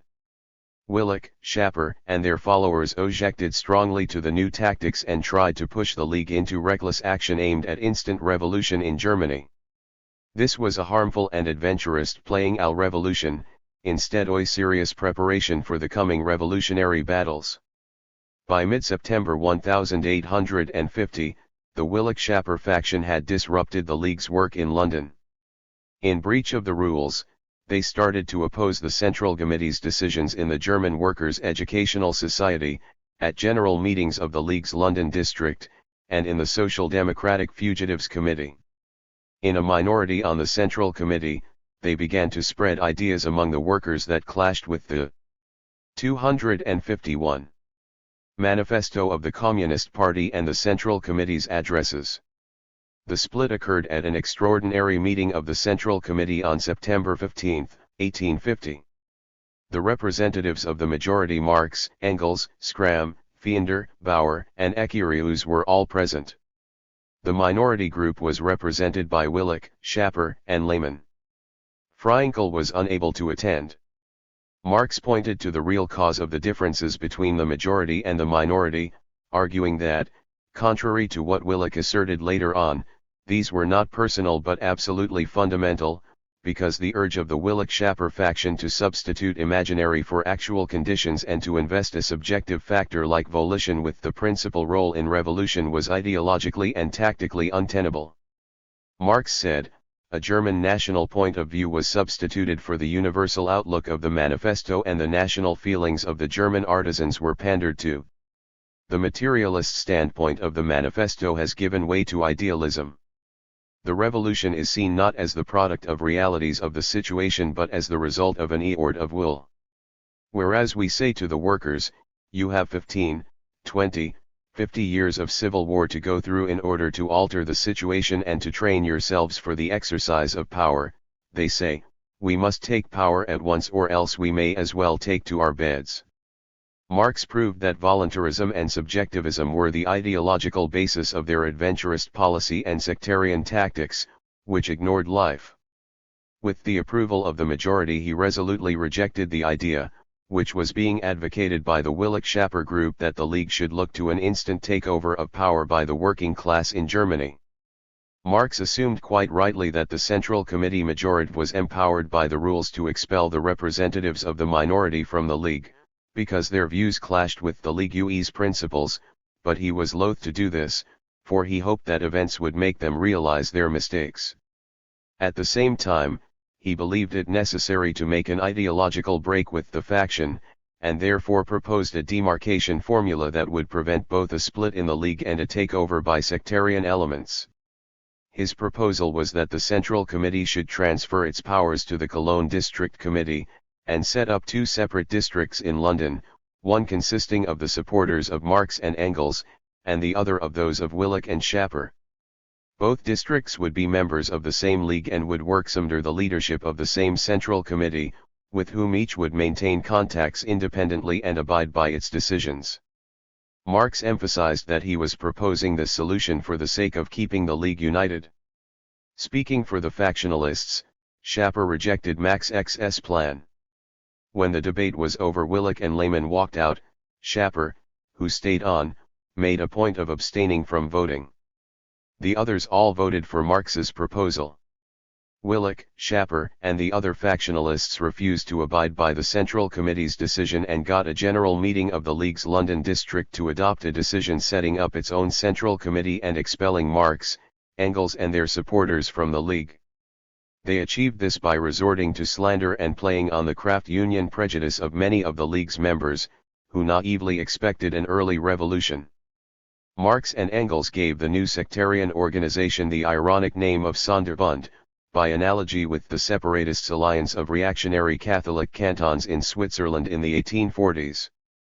Having failed to keep the League united, because of the Laxionalist splitting tactics, Marx and Engels felt that it was useless to maintain all other forms of cooperation with the Willich-Schapper group, and so on September 17, 1850, they and their supporters announced their withdrawal from the German Workers' Educational Society in London, in view of the fact that most or its members had sided with the splitters, and also from the Social Democratic Fugitives Committee. In early October 1850, Marx and Engels officially broke with the emigrant Blanquists, who hacked the factionalists. Le Sonderbund managed to prevail in the French and Swiss communities, which were small and poorly organized, but almost all the communities in Germany remained loyal to Marx and Engels. The Cologne District Committee, supported by all the local communists, approved the Londoners' decision of September 15, 1850, and set itself up as the Central Committee. At its meeting on September 29, the new Central Committee annulled the Sonderl 1L1 NRLS decision expelling Marx, Engels, and their supporters from the League, announced the dissolution 01 the London organization, and authorized Ecarius and Schapper to establish 2 independent districts in London. The Willich-Schapper group refused to abide by the decisions of the Cologne Central Committee, following which the London district, newly established by Ecarius from among the supporters of Marx and Engels, submitted a proposal to the Cologne Central Committee on November 11, 1850, to expel all the members of the Sonderbund from the Communist League. The Cologne Central Committee agreed, and passed a decision on their expulsion. Following the split in the Communist League, the Willich-Schapper group developed into a narrow sect isolated from the proletarian movement and was increasingly drawn into Adventure 253. Is schemes by petty bourgeois emigrant circles, while the Sonderbund became a marrow appendage of the petty bourgeois emigration. Engels leaves for Manchester. Correspondence between the One-Wo friends in November 1850, Engels had to move to Manchester, to start work in the office of Ehrman and Engels.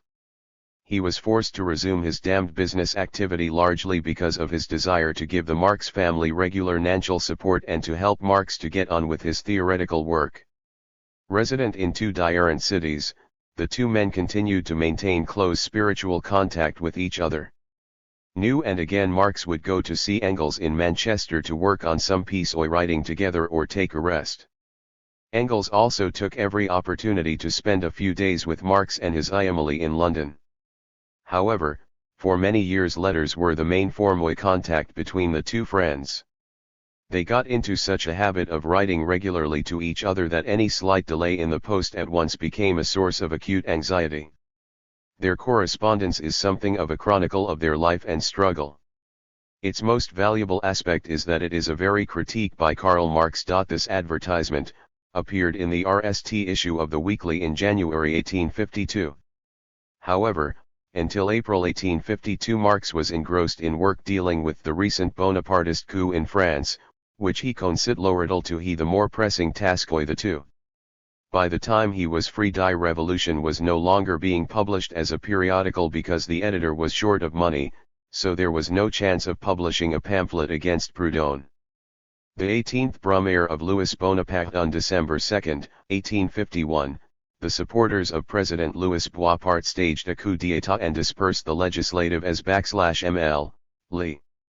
Bonaparte's dictatorship was set up, and a year later Bonaparte proclaimed himself Emperor Napoleon III. In a letter of December 16, 1851, Engels suggested that Marx should write an article about the events in France for WTYTL0MTYT1-S Weekly. Marx got down to it at once. However, he soon I3UND himself writing much more than an article, and within A.L. Hill L. period produced one of the most remarkable of his // orc. The /10th Brumaire of Louis Bonaparte. He sent T-/N. The Null 1, to New York on March 25, 1852. As he wrote the 18th Brumaire, Marx exchanged idea with Engels and took his Udvit into account. For his source he had, apart from the press and the autorial material, the letters of Richard Reinhardt, LLRIUE's Urtari, Ho was resident in Paris. Lle also obtained some important information from his talks with French revolutionary emigrants. An end to the League as an organization in Germany and other countries on the continent. As RC action gained ground, Marx and Engels realized that the Communist League had worked itself out and that there was no point in trying to continue it in its old terrain.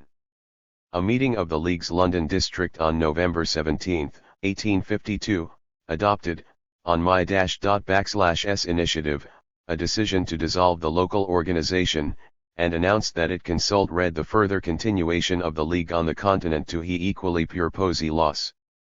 This marked the umding up of the L.Cog's activity as an organization, although some of its communities and groups continued to exist for some time in some parts of Europe and the USA. However, Marx believed that the dissolution of the Leninist League did not mean an end to the effort to bring together /NRTL-looking proletariats in a revolutionary party, and that in the new situation party activity should run along the lines of preserving and fostering the cadres of the proletariat's revolutionary leaders, strengthening their ties with the working class organizations where they still functioned, and taking every opportunity to spread scientific communism. Those were the tasks to which Marx and Engels now dedicated themselves. For all the merits of the Marx and Engels had repeatedly failed in their attempts to turn it into the nucleus of a broader, and more solid and unusual proletarian organization. But it marked the RST and perhaps the most difficult step in the establishment of the proletarian party as the true vanguard of the working class, giving a lead to the broad proletarian masses, a goal that was itself still to be achieved. Ahead lay long and persistent struggle to attain it in the forms and with the means that corresponded to the new historical conditions. Marx, Engels, and their followers continued this effort, with the Communist League's ideological legacy as a basis, tirelessly emphasizing the League's outstanding role in the history of the proletariat's emancipation struggle, and the bonds of continuity between its activity and the subsequent advance of the working class movement. It was the proletariat's RST political organization, which at the dawn of the working class movement proclaimed the principles of scientific communism as its ideological banner, and began to spread it among the proletarians. For its program, it had the immortal manifesto of the Communist Party, and the spread of its ideas helped the League to pave the way revolution and arouse the proletariat to consciousness of its advanced revolutionary tasks. V1. Lknemoy pressed by reaction and penury. Rampant reaction reigned in Europe during the 18,505. Absolutist regimes had been re-established in many states, supplemented here and there, as in Prussia, with deformed relics of representative institutions. The democratic and working class press had been stamped out and workers' associations destroyed. The proletariat had been deprived of any legal possibility of uniting its forces. It was publicly debarred, igna et aqua, from writing, meeting, and speaking. The triumph of reaction on the continent also left its mark on domestic life in bourgeois aristocratic England, where two ruling partios TL1C Whigs and the Tories earnestly resisted any progressive change. They did not dare to attack the right of asylum for political emigrants. 0p Grafton Terrace, Maitland Park, Haverstock Hill, a somewhat better part of London. The family lived until March 1864. The area was just being built up, however. It was littered with rubbish, there was no lighting, and on rainy days the dirty roads became impassable. Marx's titanic effort and his constant GHT against privation undermined his health. And disease wedded to poverty, bad fond and constant worry was a frequent visitor to the family. Marx himself began to suffer from inflammation of the eyes and rheumatism. And in March 1853 developed a liver complaint. His wife and children were very often ill. Soon there were losses in the family. Only 3 of the 7 children survived.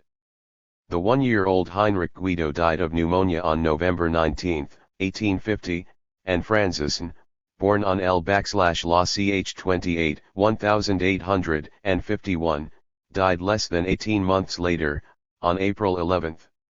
18.32, just when the family was plunged in extreme distress.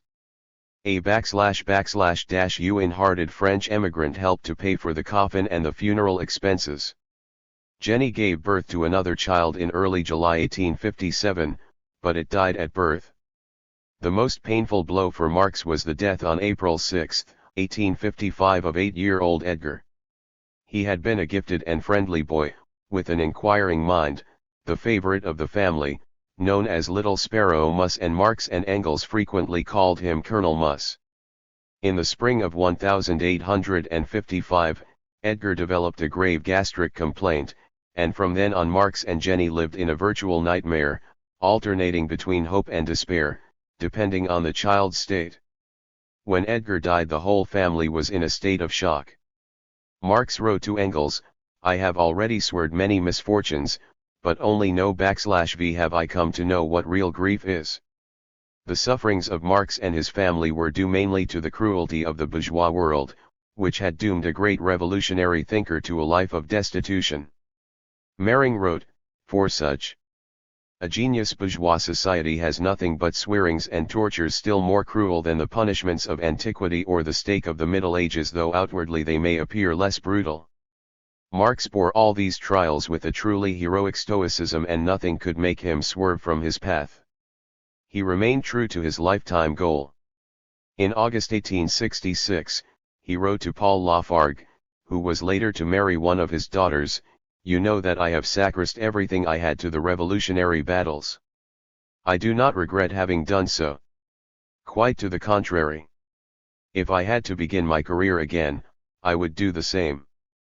But he added, "Only I would not get married." Too, there is a genuine humanism, spiritual grandeur, and nobility in these words. I laugh at the so-called practical men with their wisdom. If one chose to be an ox, one could of course turn one's back on the sufferings of mankind and look after one's own skin. 3. Marx was sustained in all his personal trials and misfortunes by the lofty idea of service to toiling mankind. Marx in the family circle, although the sufferings of his nearest and dearest caused Marx much anguish, he never regarded his family as a burden, but as his mainstay in the struggle, a source not only of care, but also of much joy. Marx was a profoundly happy family man. Whatever the circumstances, a spirit of optimism, an atmosphere of complete mutual trust, warm-heartedness, and cordiality to their friends always prevailed in the family, mainly because of the example set by the parents. Jenny's character was most fully revealed in the difficult circumstances of life in emigration. She was not only a considerate friend to her husband and a loving mother and tutor to their children, who skillfully guided their development and the molding of their character and taste, but also a loyal fellower, sharing Marx's convictions and displaying a better understanding than most of his friends of the greatness of his ideas and creative schemes. In her reminiscences, Jenny wrote of the tremendous satisfaction she derived from reading and copying her husband's manuscripts. In addition, she also handled his correspondence. Marx remained very much in love with his charming, dear, and only Jenny like a young man. When she went from Manchester to Trier to see her mother, who was on her deathbed, she received a letter which her husband wrote to her on June 21, 1856. It said, "There are, of course, many women in the world, and some of them are beautiful. But where would I end another face whose every feature, even every wrinkle, reawakes in me the strongest and sweetest memories of my life? I read on your sweet countenance even my endless sufferings and my irreparable losses, and I kiss away the pain when I kiss your sweet eyes." The misfortunes and calamities of Marx's life, and his truly heroic endeavor, did cause white strands to appear in his jet-black hair, but this did nothing to change his generous and buoyant nature. His daughter Eleanor had good reason to say that nothing was more ridiculous than the story depicting as stern and haughty Jupiter Fulger. The cheeriest, gayest soul that ever breathed, a man brimming over with humor and good humor, whose hearty laugh was infectious and irresistible. The kindliest, gentlest, most sympathetic of companions. 2 children brought out all his warmth and kindness, and Wilhelm Liebknecht recalled that Marx could not do without the society of children, which was his rest and refreshment. 3 His readiest sympathies were with the children of the poor, and on his innumerable visits to working-class neighborhoods he was always upset by the sight of the underprivileged and ragged children. He sought to put heart into them by showing them some little kindness and making them happy, too, only for a little while. His own children Marx loved with heart and soul, and he was never irked by their presence, whether he was at his writing desk or resting after a hard day. He was not irritated by their scoffs, laughter, or noisy games, in which he himself often joined, falling in with the general mood of merriment like a child himself. One of their most popular games was cavalry, when the girls sat astride their father's back, or omnibus, when they harnessed him to the chairs. Sea battles between squadrons of paper ships were fought out in a hassenful of water.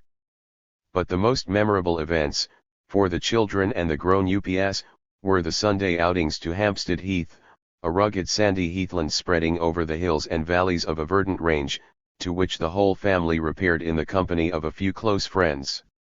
Endless were occasions for boisterous zero-entists races, wrestling, throwing stones to knock down the ripest chestnuts from the trees, and so on.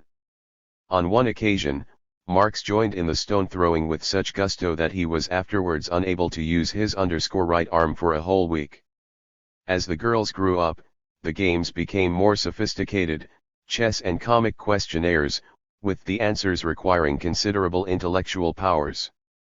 Marx loved reading aloud to his children and telling them fairy tales and funny stories, frequently of his own invention. His fairy tales sometimes developed into \VH0LE cycles. The hero of one of them \vas Hans Riekel, a sorcerer, who owned a toy shop and who for all his magic art, was unable to settle his debts and had to give his toys away to his creditors. However, after numerous remarkable adventures, his toys eventually returned to his shop. Marx's small audience was enchanted by the humor and poetic quality of these fairy tales, which conveyed in symbolic form the vagaries of the storyteller's own life and expressed a winning faith in the triumph of good over evil. The children grew up to be avid readers. For KARL and Jenny had introduced them to the great classics, by opening up before them the magic world of the fairy tales of the brothers Grimm, Hoffelmann, and the 1001 Nights. Homer's poems, and the medieval legends recounted in the Song of the Nibelungs and Gudrun. Among the family's favorite writers and poets were Aeschylus and Sophocles, Dante, Cervantes, and Goethe. Fielding and Robert Burns, Balzac, Heine, and Freiligrath, Riecart and Chamisso. Shakespeare was revered above all the others. And the girls knew by heart whole scenes from his plays. Like Marx himself. The rest of the family loved adventure stories and historical novels, particularly those by \Walter Scott, Captain L\Uriat and Alexander Dumas. As a father, Marx was gentle and indulgent. Il commanded one rare obedience in his children without resorting to his parental authority. He never allowed himself to neglect his children or to ignore their childish worries. For them he was a friend and an older comrade who could always be relied upon for sound advice. Like everyone else in the family, he had a nickname, being known as the Moor because of his swarthy complexion. The children were brought up to tell the truth and hate falsehood and hypocrisy. The whole family sympathized with the Gers for freedom and yearned to take part in their struggle. Everyone was delighted with the accomplishments of Jenny and Laura, the two elder daughters. They both won prizes at school. Wrote NE essays in English, which has become their mother tongue. Spoke French very well. And read Dante in the original. But for all their parents' efforts they had a hard time with their German. Jenny was good at drawing. And many of her pictures were pinned up on the walls. While Laura had a great inclination for music and singing. Eleanor, machinery and technological processes. His profound understanding of the importance of technical progress in the evolution of capitalist production induced him to make a deep study of the history of the applied sciences. LLE made use of various aids, among them the works of the German technologist and economist Johann Beckmann and the historian of science and engineering Johann Poppe, and Yuri's Dictionary of Arts, Manufactures and Mines. In his 1851-53 extracts, Marx reproduced a picture of the application. of physics, mathematics, and other sciences to the various types of production over a period of several centuries. Marx frequently reread hooks he had read in the 18405. He wrote a new summary of Ricardo's on the principles of political economy and taxation, making some very profound conclusions and critical remarks. He also gained a more profound understanding of the role of the classic economists in developing economic theory, both in their achievements and their historically rooted limitations.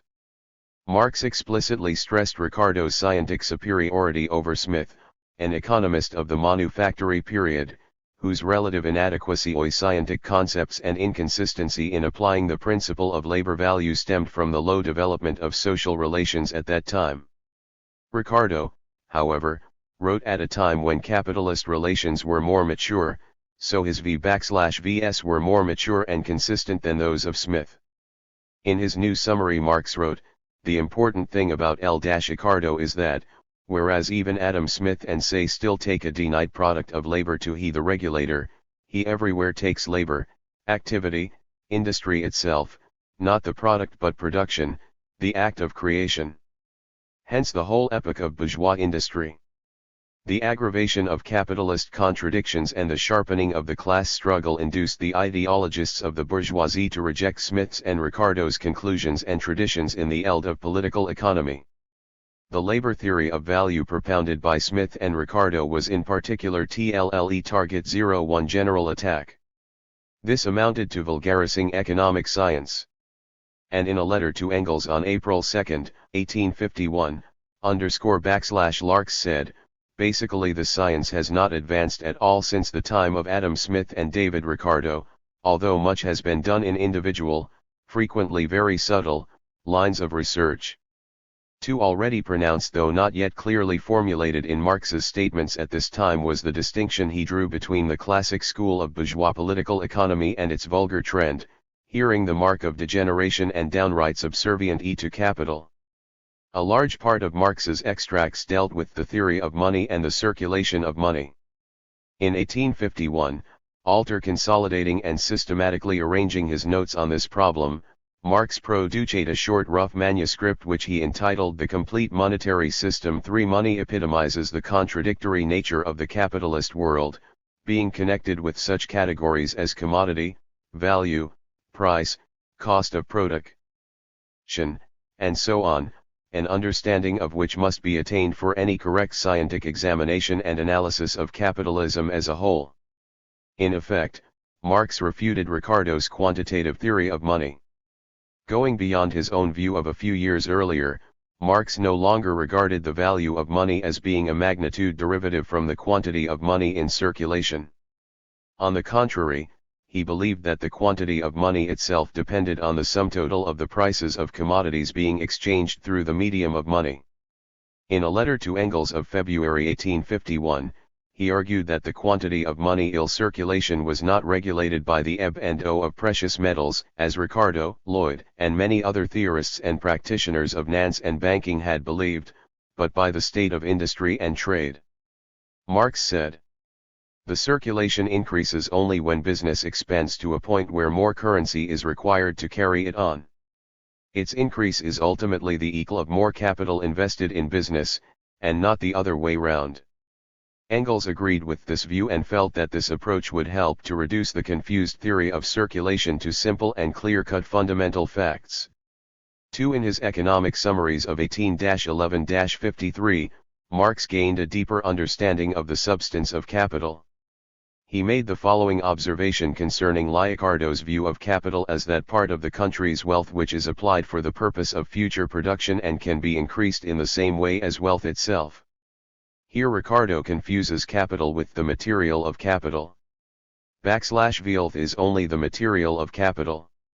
Capital is always the sum total of values which is again designated for production, a sum not only of products nor even for the production of products, but a sum for the production of values.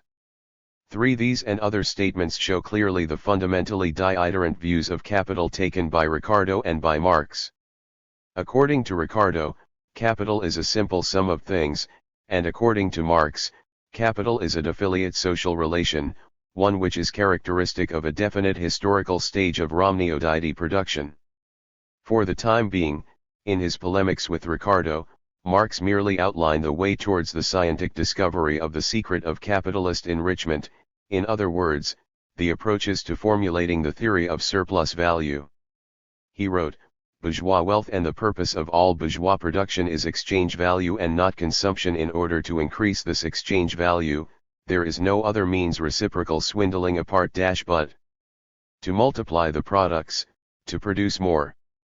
However, the purpose of bourgeois production has never been the increased production of commodities, but the increased production of values. Marx refuted the vulgar bourgeois theories that profit results solely from the skillful distribution and redistribution of an aggregate surplus within the class of capitalist proprietors. Before any sharing out can be done, it is essential to have something that can be distributed and redistributed. The surplus itself is not to be derived from trade, although, now and again superproducts do indeed accrue in this sphere.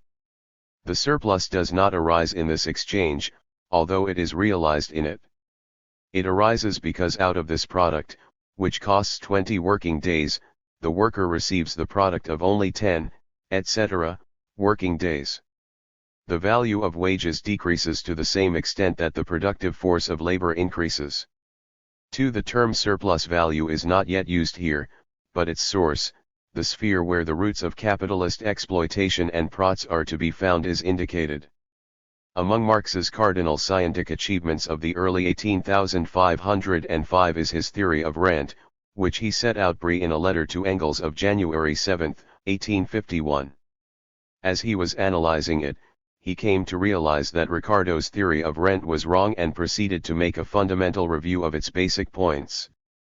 Ricardo was inclined to assume that the inclusion of the worst lands in cultivation made it possible for the sum total of rent to rise merely through an increase in the price of grain. This doctrine failed to take account of the economic consequences of scientific and technical progress, and meant acceptance of the notorious law of diminishing returns, which the Malthusians were spreading in an effort to blame the poverty of the mass of people on insuperable natural phenomena. Marx proved Ricardo's views to be wrong and, at the same time, the law of diminishing returns to be completely untenable. He showed the connection between the formation of differential rent and the development of the productive forces in agriculture, stressing that rent does not necessarily have to drop as the prices of farm products fall. In practice, rent tends to increase as prices fall with the growing productivity of agriculture. Engels at once accepted Marx's theory and became its ardent advocate. He wrote, "You have completely cleared up this point, and this is additional reason why you should make haste to complete and publish your economy." From 1854 to 1856, Marx did not work as intensively on political economy, because he was very busy writing for the press and studying other scientific problems not directly connected with political economy, and also because for the time being there were still no prospects of getting his book published. In this period, among other things, he reread his summaries, it not to put the finishing touches to the material, at least to master it and get it ready for the going over. He once again went over his old notebooks, adding brilliant comments and heading his manuscript Money, Credit, Crises. BV 1857, when Marx was once again intensively engaged in economic research, he had at his disposal a vast amount of background material, and had advanced so far theoretically that he was soon able to produce a real revolution in political economy. Scientific studies in other fields concentrating on the formulation of his new economic doctrine, Marx went to great pains to see that it took into account all the advances in human knowledge in every sphere of the social and natural sciences. He also attached much importance to a study of the natural sciences in further substantiating the materialist world outlook and improving the dialectical materialist method. The natural sciences, he subsequently wrote in a rough outline for his Capital, constitute the basis of all knowledge. Marx was happy to see Engels devote much attention to this problem and fully approved of the latter's idea, which began to materialize in the late 18,505. Of summing up in philosophic terms the advances in the natural sciences, physics, physiology, and so on. Although all Marx's research in that period was based on the use of dialectical materialist methods, which were thereby greatly enriched. He lacked the time to produce special philosophical works, but he did continue to believe the further elaboration both of general and particular philosophical problems to be highly important. In the spring of 1857, Marx devoted some time to aesthetics, intending to write an article on it. In this connection, he made a study of the fundamental work by the Hegelian Friedrich Fischer, Aesthetics, or the Essence of the Beautiful, Edouard Maillet's A History of the Theory of Art Among the Ancients, and other writings. While Marx and Engels each worked in his own field, their scientific interests were largely identical and overlapping. Thus, Marx frequently dealt with the problems of military history, either for his own purposes or by way of collecting the facts for Engels, who was a great specialist in military theory and history.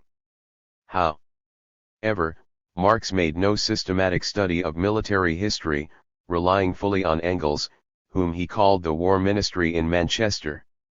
Philology was another field in which Engels specialized. And there, too, Marx recognized his friend as an authority. But he himself also expressed many fundamental ideas on problems of language, and /was constantly improving his /VN knowledge in this field. His followers later recalled one of his favorite sayings, "A foreign language is a weapon in the struggle of life." During his exile in London, Marx was in the habit of speaking, thinking and writing in 3 European languages, German, English and French. His excellent knowledge of Greek and Latin was a great help in his scientific research and in reading the classics.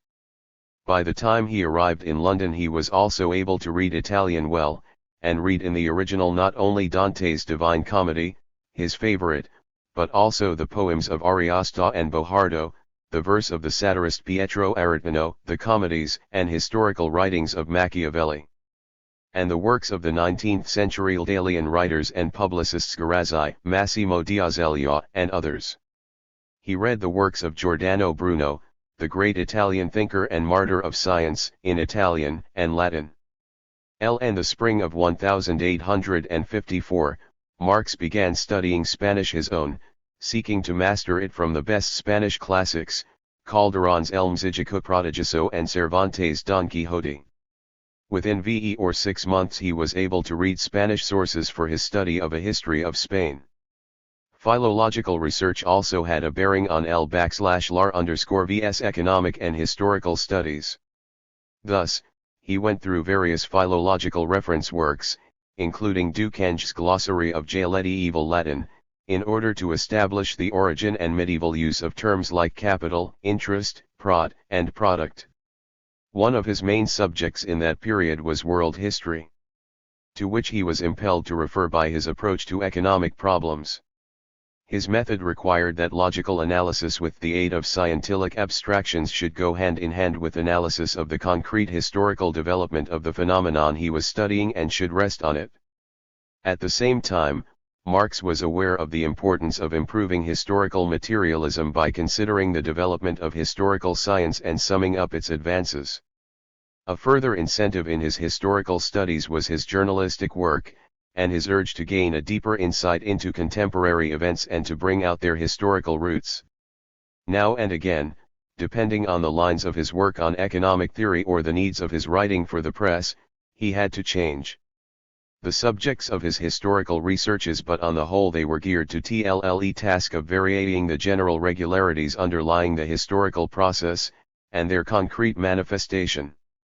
His attention was iacusile on bourgeois society, its historical origins, its triumph over feudalism, the development of the class SWL and %L II, and TLL erection of bourgeois ideology in historical science. Marx vividly expressed his attitude to bourgeois historiography in a letter to Engels of July 27, 1854, when writing about a book by Augustin Thierry, one of the leading historians of the Restoration period. The book /was a history of the formation and progress of the Third Estate, which held that French history was pivoted on the struggle by the Third Estate against the feudal aristocracy, and made a detailed examination of the rise of the free cities, the cradle of the French bourgeoisie. Larx called Thierry the father of the class struggle in French historiography. One Marx gave Thierry his due. Hutt used his hook to show the defects of bourgeois historical writing even in its heyday. Thierry and other historians of his school had failed to reach down to the maternelle basis oy class contradictions, and had believed that foreign conquest was the main cause of Society's division into and works on the history of England, Sweden, and Russia. These extracts show that Marx, a resolute opponent of Tsarism, was already displaying an interest in the conditions, customs, everyday life, and history of the peoples of Russia. He also took an interest in the Russian people's historical and literary monuments. When he came across a French translation of the ancient Russian poem The Lay of Igor's Campaign in Eekhoif's History of the Language and the Literature of the Slavs, he remarked on the heroic, epic character of this outstanding work. He wrote to Engels on March 5, 1856, "The essence of the poem is a call to the Russian princes to unite, just before the invasion of the Mongolian hordes." In this period, Marx also made a study of the history of Poland, and in early 1857 read a work on the subject by Leluel, the democratic historian, Mirosławski's on the Polish nationality within the European equilibrium, and other works. As a proletarian scientist, Marx devoted special attention to the history of popular movements and revolutionary events, especially where they were interwoven with the national liberation struggle. In May and June 1854, he made a special effort to collect the facts about the Italian Revolution of 184,849 and the activity of Mazzini's followers in that period. On September 2, 1854, at the height of the revolutionary struggle which had started in Spain, he informed Engels, "Spain is now my principal study." His copious notebooks of extracts from various sources show that he studied the epoch of bourgeois revolutions in Spain in the context of the Count-wise whole history and the international situation. Fostering proletarian revolutionaries. Safeguarding revolutionary traditions among the German workers. So long as there were no practical conditions for setting up a proletarian party, Marx and Engels worked gradually to prepare the ground for it. Marx took every opportunity of keeping in touch with participants in the working class movement and collecting information about the condition and mood of the workers and the existence of underground groups. In England and the United States, where the working class movement was not banned, Marx sought through his friends and associates to influence its development. He helped to start workers' periodicals and carry on the propaganda of scientific communism in these countries. In spite of all the difficulties, he worked to establish international ties between the proletarian leaders of various countries. The first thing Marx strove to do was to exert an ideological influence on the proletarian revolutionaries' cadres which had arisen within the Communist League, and to induce his comrades to use the lull in the ding to increase their knowledge. He worked hard to encourage his followers and associates Liebknecht, Wolff, Ecarius, Schramm, Fiender, Lochner, Immand, and Pickper, among others, to enlarge their mental horizons, to become steadfast revolutionaries, skilled in overcoming the hardships of the trying period, in spirit and content in the triumph of the revolutionary cause. In his reminiscences of Marx, Liebknecht wrote, "Study. Study." That was the categoric injunction that we heard often enough from him and that he gave us by his example and the continual work of his mighty brain. Himself in constant privation, Marx displayed tireless concern for his party friends and shared his last few pennies with them on many occasions. His home was a very modest one indeed, but frequently became a sanctuary for revolutionary emigrants. When Dr. Abraham Jacobi, one of the accused at the Cologne Communist trial, arrived in London in June 1853, he was warmly received in the Marx home. Despite his acquittal, Jacobi had been forced to go abroad for fear of a fresh arrest. Wilhelm Pieper frequently lived in Marx's house for long periods. Other emigrants kept coming and going. Marx devoted a great deal of effort to help his comrades arrange their financial affairs and earn a living. In 1853 he tried to end a salaried correspondence job in the United States for Ecarius, whose tailoring was proving to be a poor source of livelihood. When Icarius had an attack of tuberculosis in February 1859, Marx pawned his wife's dresses to help him and his family. Together with Engels, Marx took care of Conrad Scram, when he returned to England in the summer of 1857 after a futile attempt to end work in the United States and had to settle on the island of Jersey because of the state of his health. Marx was greatly saddened by every loss suffered by the band of early proletarian revolutionaries in the years of reaction. He grieved at the death from tuberculosis on August 29, 1855, of Roland Daniels, who had been incarcerated in a Prussian prison for 18 months during the preparations for the Cologne trial. Marx wrote wrathfully to Engels, "He has perished as a direct victim of the foul work of the Prussian police." George Weirth died of a tropical fever in Cuba on July 30, 1856, and Conrad Scram, whom Marx had visited a short time before in Jersey, succumbed to tuberculosis in mid-January 1858. Marx was deeply pained by evidence that some former members of the Communist League were vacillating and lapsing into Philistine habits, unable to withstand the temptations of the bourgeois world.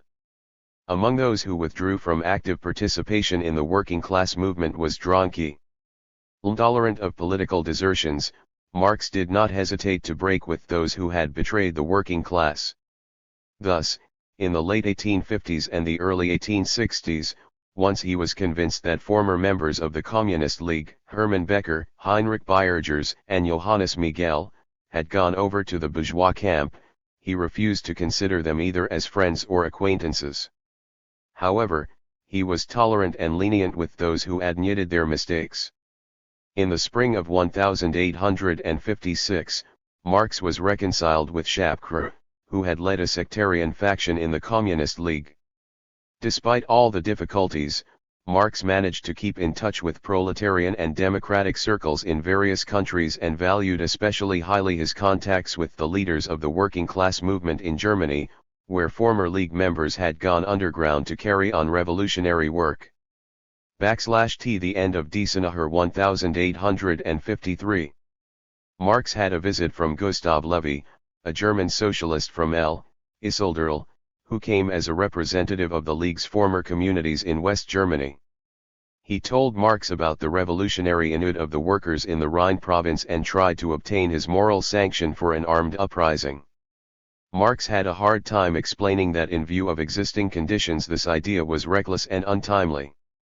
A couple of years later, in February 1856, Levy again came to SEC Marx on behalf of the Die Iseldorf workers. What he told Marx made it clear that revolutionary propaganda was still being carried on among the workers of the Rhine province, and that they still regarded Marx and Engels as their leaders. Their request was that in the event of a proletarian uprising in the Rhine province, Marx and Engels should come and take over political and military leadership. Marx displayed great patience and tact in explaining to Levy the principles of revolutionary tactics, and asked him to tell the workers that any uprising in the Rhine province was doomed to failure unless there was a general revolutionary upsurge in Germany and a revolutionary situation in Europe. Marx stressed that once the Paris proletariat gave the signal for revolution, revolutionary action should be taken with the utmost vigor and resolution. For the time being there was need for restraint and patience. Marx regarded his contacts with the German workers and the maintenance and strengthening of Communist League traditions among them as a most important means of educating the German proletarians in the revolutionary spirit and as true internationalists. Marx and Chartism in the 1850s. Marx continued to help the leaders of the left revolutionary wing of the Chartists, who made truly heroic efforts in the 1850s to resume Chartist agitation on a new, socialist basis. Marx and Engels believed that although its membership had declined, the National Charter Association could, given the right conditions, become the nucleus of a mass proletarian party in England, virtually the only country where there was at the time some chance of setting up such a party. That was why Marx and Engels devoted so much attention to the English working class movement. Marx gave great support to the Chartist leader Ernest Jones in starting the People's Paper, a Chartist weekly whose RST issue appeared on May 8, 1852. Marx wrote unpaid articles for the paper himself and also got Ekarius, Piper, and Klus to contribute. In the rst 18 months the paper raried, apart from various statements, 17 articles by Marx, including his famous series entitled Lord Palmerston. He explained to the paper's readers the principles of revolutionary proletarian tactics as applied to conditions in England in the 1850s. Marx always came to Joan's aid at critical moments, when the paper was either short of editorial matter or money. He wrote to Engels on September 2, 1852, "Despite my own money troubles, I have spent days running around with him from Pontius to Pilate about the paper's money matters." Now and again Marx took a hand at editing the paper. With his assistance, the People's Paper became a militant and truly revolutionary proletarian periodical. In 1853 the Chartists tried to make use of the wave of strikes which swept over England to involve the workers in the GHT for the People's Charter. In his articles, Marx emphasized the importance of the strike movement and wrote that the workers had failed to resist the employers' offensive against their economic interests, the working classes of Great Britain, and of all Europe would be a heartbroken, a weak-minded, AW0RN0UT, unresisting mass, whose self-emancipation would prove as impossible as that of the slaves of ancient Greece and Rome. At the same time, Marx approved highly of Joan's speeches at meetings and in the press in which he argued the inadequacy of bidding for economic demands only, and the need to combine it with political struggle. In late 1853 and early 1854, the Chartists took steps to set up a broad working-class organization called the Mass Movement, which was to include the trade unions, non-unionist workers, and Chartist groups, with a labor parliament meeting at regular intervals to act as the governing body. 1. The RST Labour Parliament in England, convened on Joan's initiative, met in Manchester from March 6 to 18, 1854. Marx was invited to attend as an honorary delegate, but because he was unable to go to Manchester, he sent a letter to the Labour Parliament, dated March 9, 1854, and this was published in the People's Paper. In his letter Marx called on the English proletariat to undertake the militant task of organizing the labouring classes on a national scale. The hopes Marx had pinned on the Labour Parliament did not materialize, however, for it became dominated by typical trade unionists, who ignored the important practical matters before the working class movement and concentrated on plans for solving the social question on petty bourgeois socialist lines. When the program was being drawn up, Jones and his comrades made important ideological concessions to the trade unionists and the bourgeois cooperativists and abandoned the idea of writing in March 1849, during the Revolution, and was one of the few opposition newspapers which had managed to survive in the early years of reaction. For all its defects, it was then the only legal democratic periodical in Germany. In a letter to its editor, KARL Marx wrote, "Neue Zeitung prints the most extreme things that it is possible to print with the press in its present state." Writing for the paper gave Marx the opportunity of establishing direct contacts with German readers. Being aware of the censorship and other difficulties faced by the publishers of a progressive periodical in reactionary Germany, he considered it his duty to give them the utmost support in their underhand struggle against the established powers. Marx's RST article was published in the Neue Zeitung on January 2, 1855, and for the next few months he regularly contributed 2 or more reports every week. When he learned that the paper was short of funds he expressed readiness to write without being paid. He wrote some of his items for the New York Daily Tribune and the Neue Zeitung simultaneously and also translated for the latter the reviews of military operations in the Crimean War which Engels wrote in English for the American press. In the autumn of 1855 the newspaper faced even greater difficulties and was threatened with closure. With much effort its publication was dragged out to the end of the year. Marx and Engels used their articles in the Neue Zeitung to suggest to leading democratic circles in Germany and the whole of Europe revolutionary tactics which corresponded to the intricate international situation caused by the Crimean War. A number of their articles were aimed against the continued irritation by the Prussian ruling clique with Russian Tsarism. In allegorical language they also criticized the attitudes of the German, above all Prussian, bourgeoisie. In many of his articles, Marx exposed the anti-popular features of the English constitutional order and exploded the political ideals of the liberals, who regarded it as a model order for a future German state, thereby also dealing a blow at the constitutional illusions of the bourgeois democrats themselves. By describing some of the actions taken by the English proletariat, Marx tried to drive home to German readers that there were signs of a fresh upsurge of revolutionary energy in the masses, and that the militant spirit of the working class had not been stamped out even in the period of reaction. Marx as a journalist. Marx's articles and reports in the New York Daily Tribune and in the Neue Oder Zeitung are a vivid reaction of his qualities as a proletarian publicist who was able in the incredibly difficult conditions of reaction to awaken revolutionary feelings in the masses by his impassioned exposes of capitalism, the reactionary political system of the European states, and the anti-popular policies of the ruling classes. He relentlessly criticized the hypocritical optimism exuded by the reactionaries and well-intent IOU'd bourgeois, who argued that the period of reaction was the dawn of an era of stability, ruling out any revolutionary upheavals in the life of society.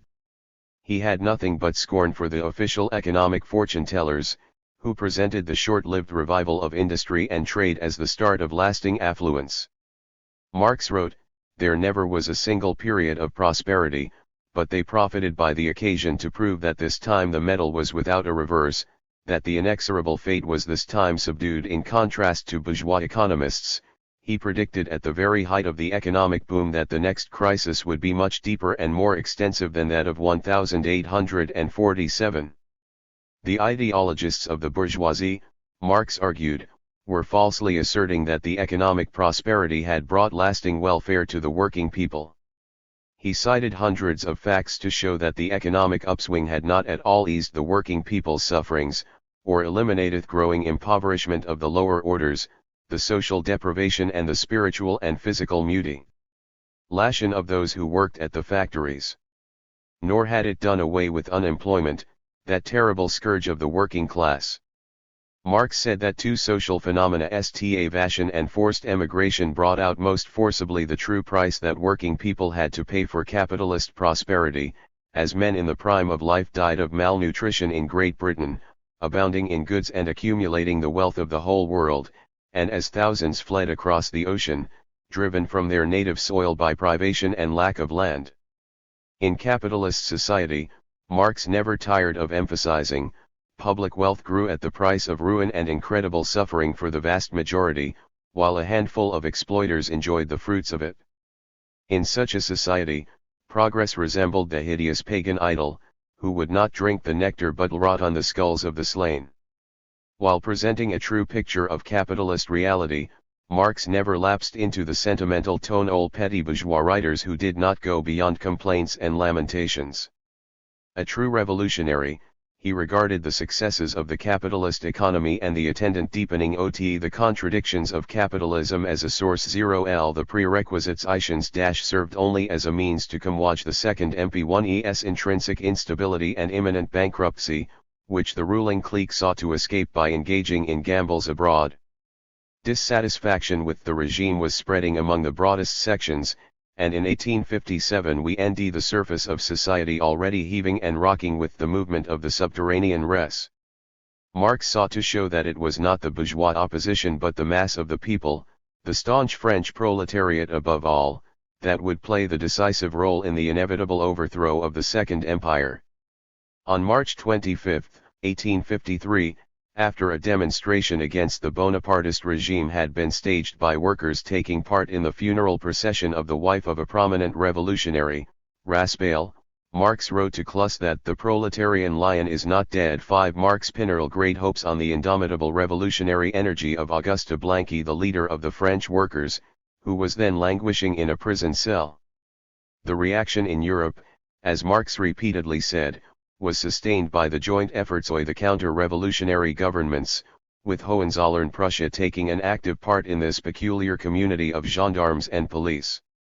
Many of Marx's reports dealt with the situation in Prussia, and they all exuded a spirit of relentless struggle against the domination of the hidebound and reactionary Junkerdorn and the bureaucratic police order under the Prussian monarchy, the Citadeloy counter-revolution in the German Confederation.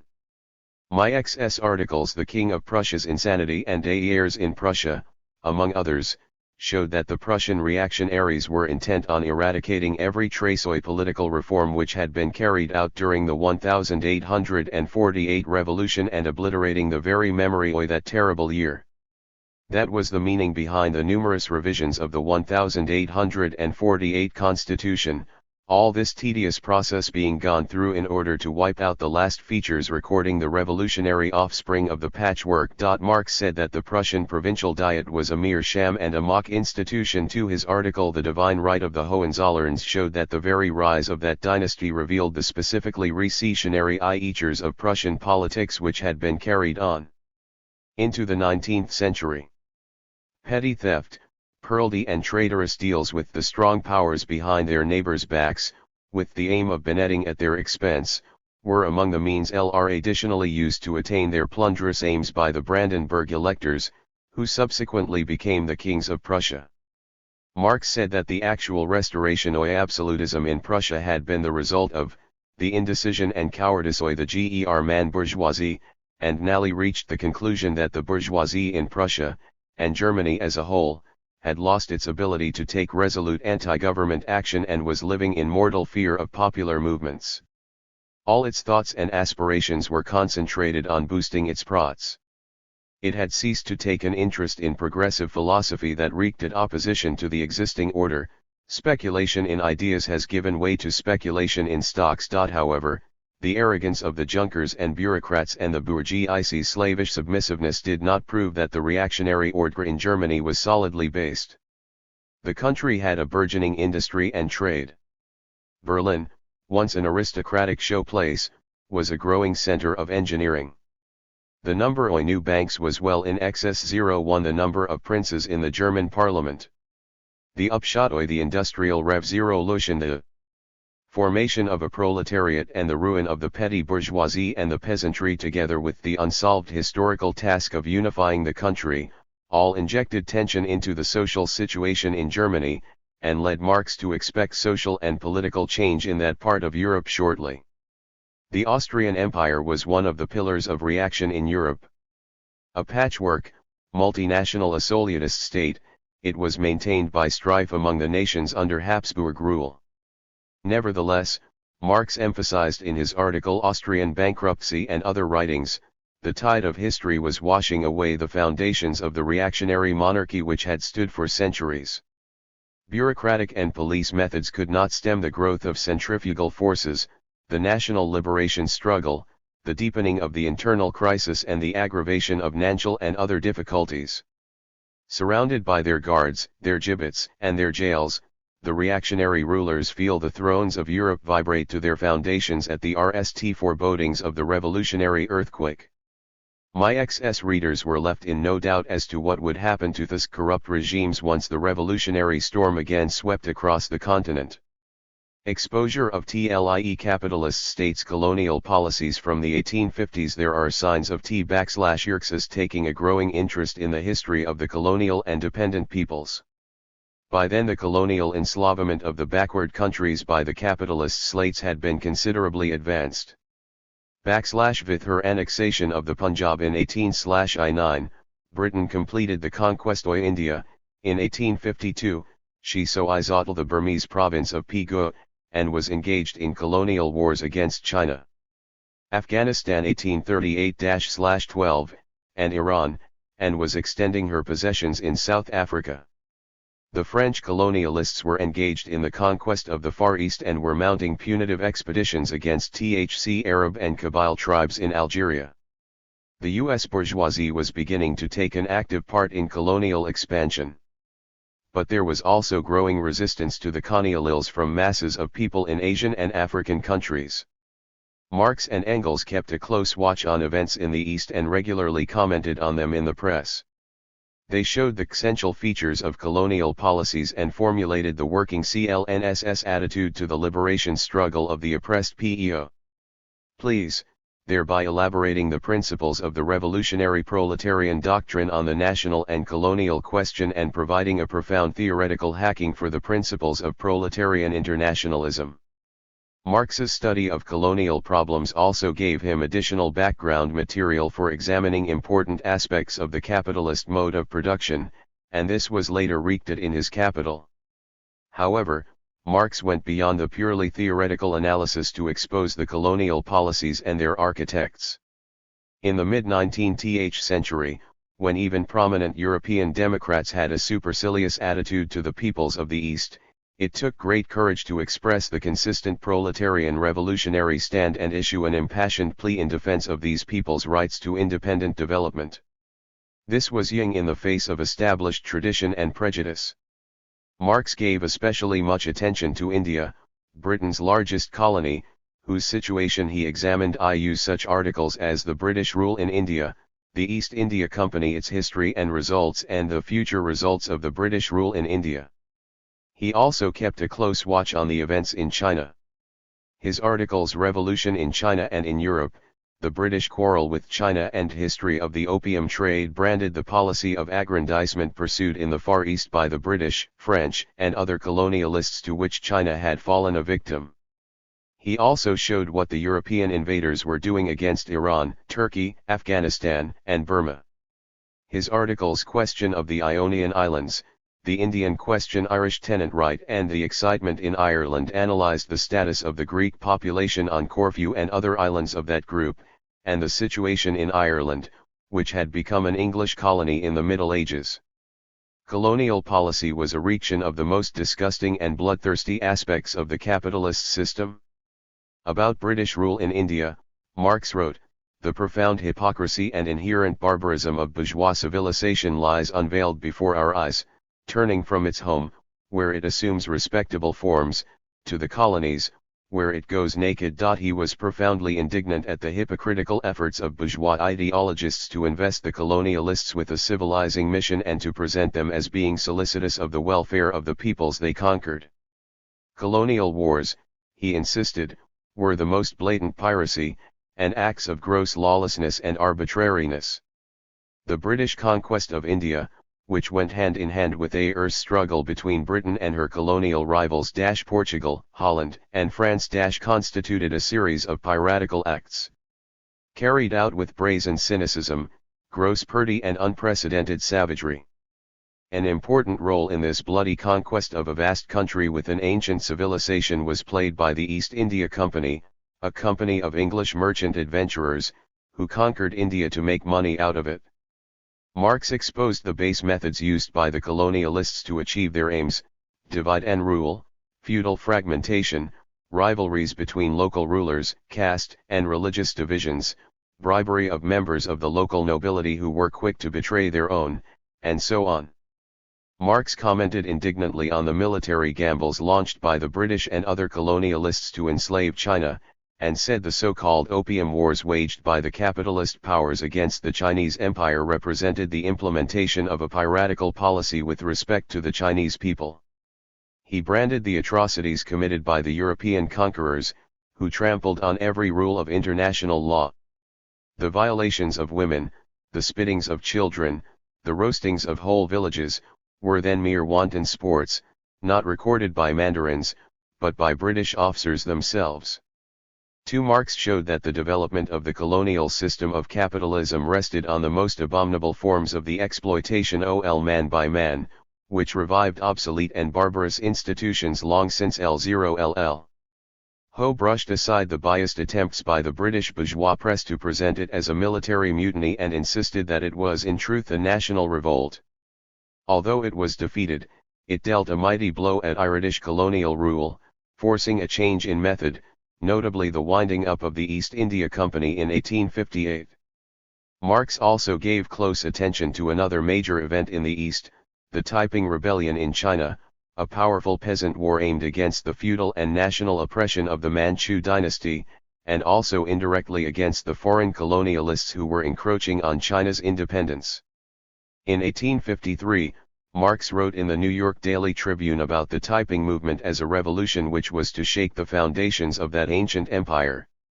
9 years before the open intervention by the capitalist powers against the typing state, Marx predicted their action in support of the Manchu reactionaries under the hypocritical pretext of restoring order in China. In 1862, following changes in the typing state and the emergence of its own aristocracy and bureaucracy, Marx wrote in his article Chinese Affairs about the conservative features which had come to light at that stage of the typing movement. However, he continued to regard it as being revolutionary. Without idealizing the peasant movements in the East, and clearly realizing their shortcomings, notably, the negative role of their neo-anarchist religious ideology, which marked the typing uprising and the Indian uprising of 1857–59, Marx invariably stressed their progressive historical role. Marx regarded the liberation wars of the Latin American peoples against Spanish domination from I-810 to 1826 as exemplifying the victorious struggle by the colonies for their independence. In an article written for the New American Cyclopedia and entitled Bolívar y Ponte, he showed the people's role in the struggle. It is true that Marx made a one-sided study of Bolívar because he was not in possession of the objective sources, having been forced to draw on tendentious writings by various European adventurers who had exaggerated Bolívar's drive for dictatorial power. However, Marx assessed the Latin American movement itself as liberatory and revolutionary. The keynote of many of his articles on the colonial question was the idea of a deep-going internal connection between the national liberation movement in the East and the maturing of socio-economic prerequisites for the proletarian revolution in the West. Marx emphasized that the drawing of colonial and dependent countries into the orbit of world capitalist development, and their internal upheavals, particularly the start of a powerful popular struggle against the colonialists, were all bound to eke the capitalist system as a whole, to accelerate the growth of its contradictions, and to make its economic and political crises more acute. Marx was sure that the national liberation movement in the colonial and dependent countries helped to weaken the general positions of capitalism, thereby making it easier for the working class to win out. During the Indian uprising, Marx wrote to Engels in mid-January 1858, "With the drainoimen and bullion which it will cost the English, India is now our best ally." At the same time, Marx issued ever more insistent appeals to the proletarian revolutionaries to give consistent support to the colonial people's struggle for their liberation. Largely under his influence, an internationalist stand with respect to the colonial and dependent peoples was taken by the Chartist leader Ernest Jones, whose wrathful articles in the People's Paper in 1853 exposed the policy of the British colonialists in India and China. Iones took a courageous stand in defense of the Indian insurgents. Marx's conclusion that the oppressed people's liberation movement and the proletariat's struggle against capitalism were interconnected and interdependent was of primary importance for the development of revolutionary theory on the national colonial question, which Lenin used to formulate his doctrine of the national liberation revolution in the colonies as an important for the purpose of fortifying their positions in the basin of the Baltic and the North Sea and suppressing seats of the national liberation movement in the region, etc. Delving down to the historical roots of these contradictions, Marx pinpointed the traditional features of international policy, which went back to the epoch of absolutism, to the period of the struggle waged by the feudal monarchies against the French bourgeois revolution, and to the activities of the Holy Alliance of 1815. In his articles and letters, Marx repeatedly recorded the counter-revolutionary moves, the cynical breaches of international law in dealings with weaker opponents or partners, the fanning and taking advantage of national strife, puerility, and deals with the enemy behind the back of one's ally. Marx and Engels condemned as gross arbitrariness the diplomatic preparations made by Prussia, Austria, and Tsarist Russia for the partition of Poland and its three partitions in the late 18th century. Marx exposed the counter-revolutionary role of the MERS of the Holy Alliance in stamping out the revolutionary movements all the 18,205, and castigated the very idea of interference in the domestic affairs of another people and of armed intervention for the purpose of fortifying the tottering thrones of legitimate monarchs. Analyzing the diplomacy of the new period, Marx showed that bourgeois statesmen had borrowed their base diplomatic methods from the absolutist feudal governments, and had even improved on the latter's diplomatic machinations. Once in power, the bourgeoisie also inherited the practice of using foreign policy for counter-revolutionary purposes. Thus, the decisions of the Vienna Congress of 1814-15 were an expression not only of the desire for restoration among the landed aristocrats of Austria, Prussia, and Russia, but also of the counter-revolutionary aspirations of the West European bourgeoisie, which wanted a solid order in the wake of the revolutionary storms. There was good reason why the French diplomatist Talleyrand Perigord, the idol of the big bourgeoisie, was one of the leadingers at the Congress. Marx regarded the international system based on the treaties of Vienna as a reactionary anachronism, whose main aim was to perpetuate the counter-revolutionary regimes, to keep Germany and Italy fragmented, and to block the restoration of the national independence of the Polish, Hungarian, Italian, and other oppressed peoples. The counter-revolutionary governments, including the bourgeois ones, saw the maintenance of what was left of the 1815 status quo mainly as a means of resisting the primed revolutionary democratic change. Marx's pamphlet Lord Palmerston, written from October to December 1853 and widely circulated, was a vivid espouse of bourgeois diplomacy. It was published in England and the USA, and in an abridged form in Germany. A publicistic masterpiece, it combined a critique of the whole British system of government with a portrait of Lord Palmerston, the leading statesman of bourgeois aristocratic England and the architect of her foreign policy over many years. It laid bare the true class nature of the policies pursued by Palmerston and other English statesmen and revealed the connection between their foreign and domestic policies. Their main concern was to prevent any clouds from darkening the bright sky of the landlords and money lords. Palmerston was adept at covering up his defense all the self-seeking interests of the landowners and the national barons with a pretended concern for England's national prestige, while striking the attitude of a truly English minister. Palmerston had an especially unseemly role to play in respect of the Italian, Hungarian, and Polish national liberation movements. This truly English minister, claiming to be a champion of constitutionalism, feigned a sympathy for the people's gting for their independence which he dangled as a bait to lure them into a trap. A past master of provocation and diplomatic chicanery, Palmerston delivered these peoples into the hands of the despotic powers, a fact which best showed England's counter-revolutionary role in international affairs. Revolutionary tactics on the Eastern Question. Attitude T0 The Crimean War. In view of the heightening of tension between Tsarist Russia and the Western powers in the Middle East and the Balkans, which was soon to lead to another European war, Marx and Engels took a growing interest in the so-called Eastern question. It was extremely important to bring out its substance and formulate a correct tactical line for the revolutionary forces. They sought to find the solution to the Eastern question which would best accord with the interests of the oppressed peoples. The European proletariat and democracy, and approached the issue from the standpoint of the sixth power, as they called the European Revolution. At Marx's request, Engels had written in the press on the subject in the spring of 1853. Marx himself soon began to deal in his reports with the development of the Eastern conflict, and then with the political aspect of the Crimean War. While Engels concentrated on analyzing the military operations the SA\V as the essence of the problem, the Skanoi contradictions between the European powers gting for key positions in the Middle East and the Balkans, for the Straits and for a division of Turkey's possessions, and the collisions caused by the Balkan national liberation movements against the Ottoman Empire. By then, Greece, Serbia and, to a certain extent, Moldavia and Wallachia had /von actual independence and were seeking to shed the final vestiges of their dependence on Turkey. Bulgaria, Macedonia, Bosnia, Herzegovina, and Albania remained under the Turkish yoke. The situation was further complicated by the striving of the major European powers England, France, Austria and Russia to subordinate those countries and Turkey herself to their own influence.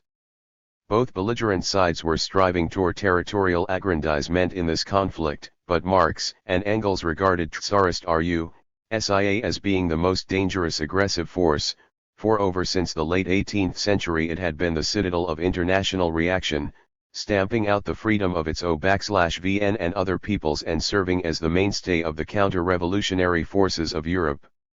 Half a century ago, Lenin wrote in 1909, Bush's reputation as an international gendarme was firmly established.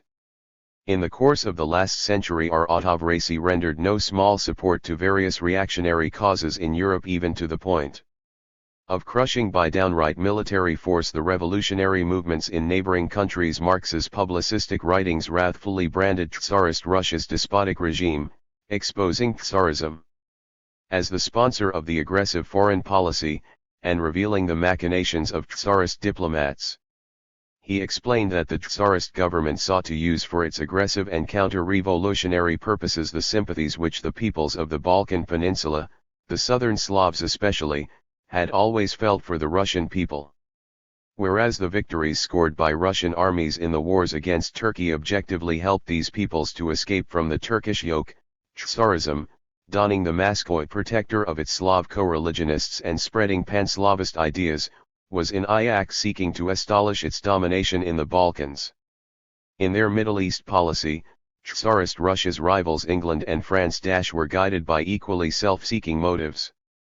Their cover was a feigned concern for the integrity of the Turkish Empire, but they were as avid as Tsarist Russia herself in trying to lay their hands on Turkish possessions. Under the pretext of helping their Turkish ally they meddled in her internal affairs, used her armed forces, and tightened the financial grip they had long had on her government. In April 1854, Marx wrote, "The Turks begin to look on France and England as more dangerous enemies than the Tsar L1 himself." In his pamphlet The Fall of Karl Marx exposed the perverse attitude of British diplomacy towards its ally. The main protagonists in the anti-Russia coalition, France and England, also had widely divergent aims. Whereas the British bourgeois oligarchy was trying to destroy the Russian navy, seize the Crimea and the Caucasus and establish its supremacy in those areas, Bonapartist France strove not only to preponderate in the Middle East, but also to establish her hegemony over the whole of Europe, and to extend her borders at the expense of her neighbors. Marx was sure that after the Crimean War the French rulers would start fresh wars. He saw the inevitable collapse of the Anglo-French alliance, which is exactly what happened at the Paris Peace Congress in 1856. But on one point the British and French ruling circles saw eye to eye. While seeking to weaken Russia as their rival in the East and in many parts of Europe, they had no intention at all of destroying the Tsarist autocracy. Marx and Engels observed that conservative Europe, the Europe of the monarchs, the feudals, and the capitalists which could be put down only with Tsarist help, and on the other, they had their own aggressive schemes in the Balkans, which impelled them to regard Russia as a rival and seek to weaken her. Marx believed that fear of revolutionary developments in the heart of Europe, if military operations were carried into that area, was the factor which ultimately kept the Prussian ruling clique neutral in that war. Marx and Engels were sure that the European proletariat and democracy wanted military operations to take a totally different turn. Marx never shared the vulgar view that war invariably led to revolution, but once a war had started contrary to the will of the people, the working class and the democratic forces were duty-bound to turn the military crisis to their own account. That was one of the central premises of the revolutionary tactics worked out by Marx and Engels in the Crimean War period. They expected the Anglo-French bloc's local war against Russia to develop into a revolutionary war of the European peoples against the Tsarist autocracy and the counter-revolutionary force supporting it. If that happened, there was bound to be a fresh upsurge in the revolutionary and national liberation struggle, and it would then be possible to end the revolutionary democratic ways of fooling the historical tasks remaining from the 1848-19 period, and the anti-popular regimes in Europe including those in France and England would be swept away. In that event, the European proletarians, Marx wrote in an article entitled Prospe in France and England, would resume that position which they lost, in France, by the Battle of June 1848. Marx and Engels believed that only a popular revolution could open the real way to freedom for the oppressed nationalities of the Turkish Empire. Marx countered the idea of maintaining this most reactionary oppressor state, a bulwark of feudal barbarism. by emphasizing the need to destroy it in the revolutionary way and establish independent national states on its ruins. Marx explained that the Western powers' defense of the integrity of the Ottoman Empire was a threat to the national liberation movement of the Balkan peoples, and pushed them into the arms of Tsarism. A revolutionary democratic solution of the Eastern question implied above all total liberation of the Southern Slavs and all the other peoples of the Balkan Peninsula from Turkish oppression. Marx was aware that it was impossible to anticipate the forms of statehood which the peoples rising to independence would establish, but he did not rule out the possibility of a federal republic of Slavonic states being set up in the Balkans. Marx and Engels held that conversion of the war into a revolutionary one was bound to bring to life forces resisting Tsarism in Russia herself, and anticipated the possibility that the European Revolution would extend the sphere of its operations in Russia as well. Expressing also Marx's view, Engels wrote, "Though revolutionary landmarks have been steadily advancing ever since 1789.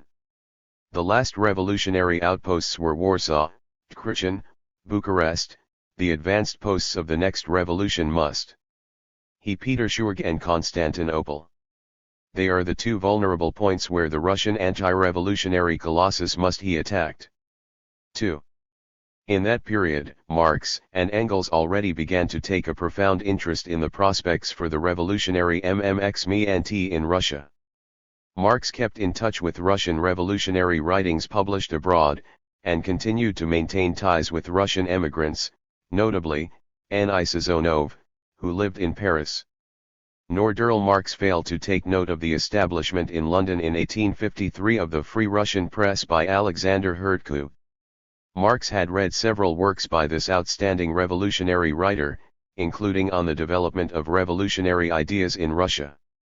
But because of Herzen's close association with petty bourgeois circles of the emigration, and some of his utopian views, Marx took a highly circumspect attitude towards him. There was also Herzen's participation in 1853 in a campaign started against Marx in the liberal morning advertiser the Russian liberal landowner I.G. Golovin and the German vulgar Democrat Huge. They accused Marx of slandering Bakunin on the strength of an item against the latter signed FM, which had in fact been written by the British conservative publicist, Francis Marx. Karl Marx had to write to the press on several occasions to refute this charge.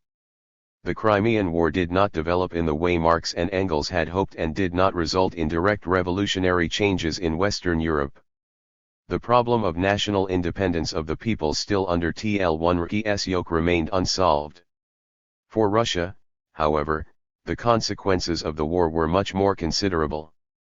15 years alter the war. Marx wrote in his outlines of the civil war in France that however Russia might have saved her honor by the defense of Sevastopol and dazzled the foreigner by her diplomatic triumphs at Paris, the Crimean defeat laid open at home the rottenness of her social and administrative system. The revolutionary situation that was coming to a head in Russia not only heralded major social change in that country but also markedly tilted the balance between the revolutionary and the counter-revolutionary forces in Europe, a fact which Marx and Engels subsequently took into account. Lovely-LLNS of the diplomatic history of the 18th century with the impressions of the Crimean War and West Europe diplomatic efforts to prevent the GHT against Russia as a rival from doing damage to the reactionary Tsarist regime still fresh in his mind, Marx conceived a plan for a fresh expose of the backstage policies of the Western powers, in particular bourgeois restaurateur England. In December 1855 he published an article entitled Traditional English Policy, arguing that indulgence of Tsarism had been a typical feature of British diplomacy in the 18th as well as the 19th century. In his new work he intended to support this idea with solid historical facts dating from the Northern War of 1721. The idea restored to Marx in the spring of 1856, when during his studies in the British Museum he came across some ancient editions of diplomatic documents and political pamphlets. In March of that year, Marx negotiated with Triener, a German publisher in London, about writing a book of 20 or so printed sheets on the strength of this and other material. No agreement was reached, and Marx decided to publish his future work in periodicals published by the English publicist and politician David Urquhart and his followers. Urquhart had around him a small group of Arnal and politicians who were dissatisfied with the ruling oligarchy, the Whigs especially. These men were mostly of a conservative cast of mind, although some of them were radical-minded, like Charles Dobson Lett, editor of the GR0UP's London periodical The Free Press. While Urquhart sought to enlist the support of the workers, he continued to be a fierce opponent of any independent working-class movement. But whatever the conservative motives behind their criticism of the government's foreign policy, its colonial gambles in the East, and the methods it used to suppress the uprising in India, the Urquhart group made the work give thought to political questions. It was the group who invited Marx to write for their periodicals. Following the publication of his articles from the Lord Palmerston series, Urquhart wrote to Marx on December 9, 1853, conveying a proposal from the publisher, Tucker, who was close to the Urquhart group, for a separate reprint of one of the articles. Urquhart soon began to seek a personal interview with Marx, and the two men met in early February 1854. In the course of their talk it transpired that they had only one point in common on the view of Palmerston, and took a diametrically opposite view on all other issues. As before, so after this meeting, Marx argued in the press that Urquhart, an innate conservative, was expressing untenable idealistic and subjectivist views, especially the idea that diplomacy had the decisive role to play in social development, and exposed his absurd attempts to present the Tsar as a secret participant in the European Revolution and his idealization of the Turkish and the Austrian empires too. But Marx considered it possible to make use of the Urquhartist press because its attacks on Palmerston's foreign policy contained rational elements of use to the working class. Marx drew a distinction between the subjective motives behind these attacks and their objective significance. LN 1860 he wrote about Urquhart, he is undoubtedly a subjective reactionary. But that by no means prevents the movement he is leading in foreign policy from being objectively revolutionary. 3. Marx's relations with the Urquhart group show that the revolutionary proletarian tactics allow temporary agreements even with the opponents of the proletarian movement in order to light a more dangerous enemy. On another occasion, Marx wrote, "In politics a man may ally himself, for a given object, with the devil himself, only he must be sure that he is cheating the devil, instead of the devil cheating him."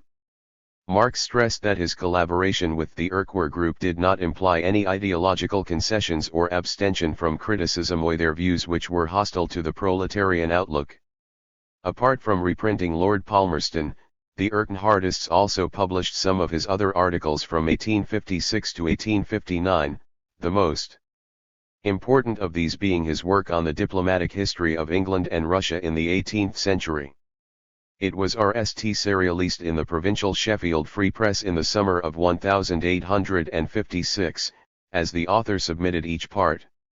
However, it was published carelessly, with deliberate omissions, and this made Marx stop sending material to Sheffield. When Urquhart learned of the friction between Marx and the editors, he suggested that the publication should be transferred to the London Free Press, where the whole of Marx's text was printed from August 1856 to April 1857. It was merely the perquisitory part to a work still to be written and consisted of documentary evidence and the author's explanatory texts. It was printed under the title Revelations of the Diplomatic History of the 18th Century.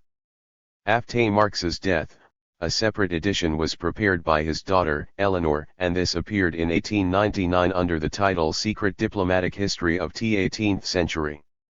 Seeking to bring out the historical roots of the foreign policy pursued by contemporary counter-revolutionary rulers, Marx did not hesitate to expose the defects of their historical predecessors, English diplomatists and politicians of the 18th century. He said that his purpose was to acquaint the reader with the infamies of English diplomacy, and its cringing to Tsarism. Engels subsequently wrote that the work was an exposé of the constant self-interested dependence of English Whig ministers on Russia too. Lenin made a similar comment. Marx keenly observed the community of counter-revolutionary aspirations between Russian Tsarism and the English bourgeois aristocratic oligarchy, which after the revolution had usurped wealth and power at the cost of the mass of the British people. But he could not avoid a somewhat one-sided view in analyzing Anglo-Russian relations, partly because of the pamphleteering nature of his fork. The character of these relations was determined not only by the desire of the English ruling classes to use Tsarism in the GHT against revolution, but also by their own aggressive aspirations, which frequently impelled them to regard Russia as a rival. Both during the Northern War and when P.Almerston was in office, the architects of British foreign policy repeatedly hatched plans to strengthen England at Tsarist Russia's expense, and gave support to her adversaries. In his articles on the Eastern question, Marx himself drew attention to Anglo-Hussian contradictions as an important factor causing _national complications. In his revelations of the diplomatic history of the 18th century and partly in Lord Palmerston, he had Central Party archives of the Institute of Marxism-Leninism. Left these facts in the background, and British connivance at Tsarism's aggressive schemes was seen as an isolated phenomenon, not in a wider context. Nevertheless, the general idea of the work, that it was fatal to encourage the aggressive forces and make cowardly and self-seeking concessions to them, was of fundamental importance in appraising West European diplomacy and in formulating an independent working-class stand on foreign policy issues. The revelations contain a few pages dealing with the history of Russia. Marx had no intention of producing any sort of detailed essay on the subject, being mainly interested in the historical prerequisites of the aggressive foreign policy pursued by the Tsarist autocracy. Another thing to bear in mind is that Marx obtained his facts about Russian history solely from the works of West European historians, and these were frequently full of ill will towards Russia and contained a number of tendentious propositions, subsequently rebutted by historians, like the Norman theory of the origin of the Kiev state, which said that it had been set up by the Vikings. Marx was unable to take a critical view of these ideas because he lacked the relevant facts. In the course of his subsequent historical studies he largely corrected his views. Thus, in the early 1880s, he noted in his chronological notes the role of the Russian people's heroic struggle in liberating the country from the Mongols. In the revelations it appeared to be rather the result of diplomatic offlords by the Moscow Grand Princes. Nevertheless, Marx's 1856-57 observations on various aspects of Russia's historical development reveal keen insight. The history of Kiev has suggested the conclusion, important in clarifying the whole period of early feudalism, that the formation of feudal states in the early Middle Ages was based on a vassalship without fiefs, or fiefs consisting only in tributes. He gave a vivid analysis of the instability of incongruous, unwieldy, and precocious empires of that period, such as those of Charlemagne, the Rurik dynasty, etc., which were inevitably doomed to disintegration and fragment into appanages as feudalism developed. He gave a classic description of the Mongol conquest, started by Genghis Khan. Marx stressed its terrible consequences: mass bloodshed, material destruction, and a life of slavery under the conqueror's yoke. This was a yoke not only crushing, but dishonoring and withering the very soul of the people that fell its prey. The bloody mire of Mongolian slavery had a corrupting influence on the feudal elite in the conquered countries, who borrowed cunning, cruel method of administration used by the Mongolian conquerors. As he examined the formation of the absolute monarchy in Russia in the 15th century, Marx revealed the ugly aspects of the absolutist system, already in evidence at that early stage. Even in pursuing centralization and other progressive tasks, the autocratic rulers constantly resorted to the despotic and pernicious methods of Machiavellian politics, which have been studied and subjected to scientific analysis beforehand. It becomes tangibly clear and concrete, and no longer appears as some chaotic whole. The ascent from the simplest elements to more complex elements is the correct, scientific method too, but this method of proceeding from the abstract to the concrete, which implies a synthesis of many definitions, a unity of diverse aspects, is only a means by which the mind perceives the concrete and reproduces it in the process of cognition. It is in no sense a process in which the concrete itself emerges. Categories wreak reality, but do not create it. Of special methodological interest is the treatment in the introduction of the relationship between the historical and the logical in the process of cognition. Marx comes out in favor of the logical method, stressing that it makes possible the examination of economic categories not in the sequence in which they have come to play a decisive role historically, but with an eye to their relationships in contemporary bourgeois society. A correct understanding 01 existing and extinct forms requires the determination in every instance of decisive forms in series or logical categories. But it does not follow that Marx rejected the historical method which reproduces phenomena in accordance with their actual historical sequence. Political economy is essentially an historical science. Because it studies the economic law /vs of social development and the conditions in which forms of production function and succeed each other. A cognition of the historically less developed forms implies an analysis of the more developed ones. The anatomy of man is a key to the anatomy of the ape. 3. Setting forth the methodological principles of his approach to the analysis of the categories of political economy, Marx formulated the principle of the unity of the historical and the logical in research. He showed that this unity was dialectical, being based not on an identity of the two methods, but on their interaction, interpenetration and mutual enrichment. Logical analysis cannot be an arbitrary mental operation, it is determined by the character of the economic phenomena being studied and the objective ties existing between them. Both bear the marks of their historical origins, and their essence cannot be fully understood unless these are clarified. That is why the use of the logical method in the study of economic phenomena should be organically combined with a clarification of their evolution in time, with a detailed and scrupulous historical analysis. Such a combination is a necessary condition for all-round and deep-going analysis of the subject matter and a means of obtaining correct and scientifically authentic results.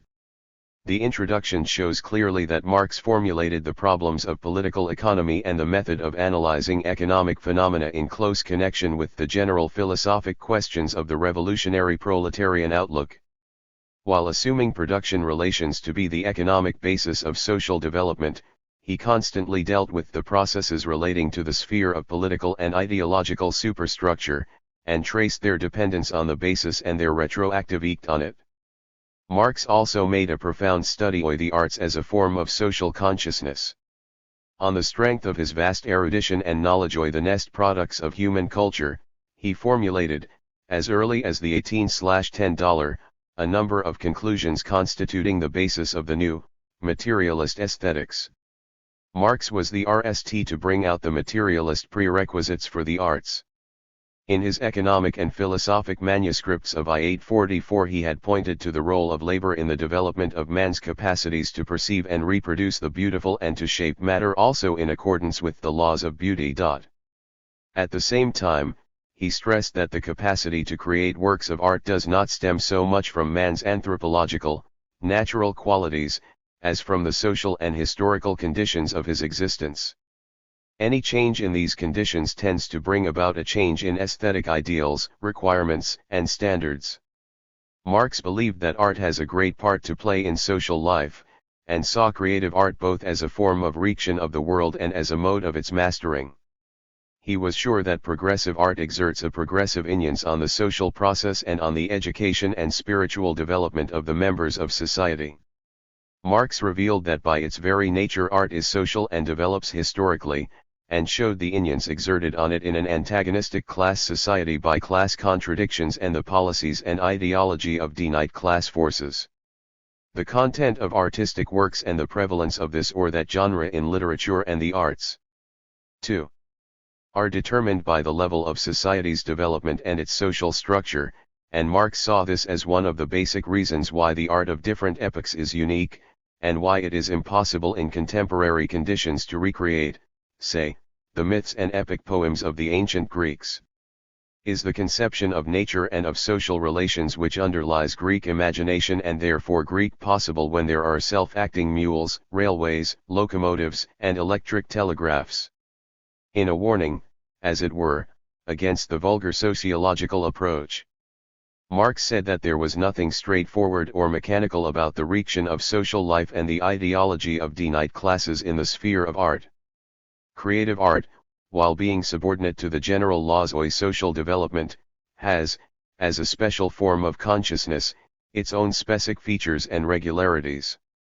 One of these is that periods of flourishing art may not coincide with periods of social upswings in other spheres, including the sphere of material production. It is also necessary to take into account the relatively independent development of ideology. Art especially.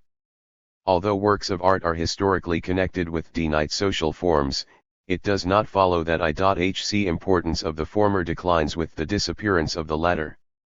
By way of example, Marx referred to the art and epic poems of the ancient Greeks, which give us aesthetic pleasure and are in certain respects regarded as a standard and unattainable ideal. Marx went on to give a profound explanation of this phenomenon. The reason lies in the fact that Greek art reeked at a naive yet healthy, normal perception of reality. A striving for natural veracity, full of a unique attractiveness and fresh human charm, a view of the world that mankind held at its earliest stages of development, in the period of its infancy. This example expresses an important aesthetic principle of Marxism.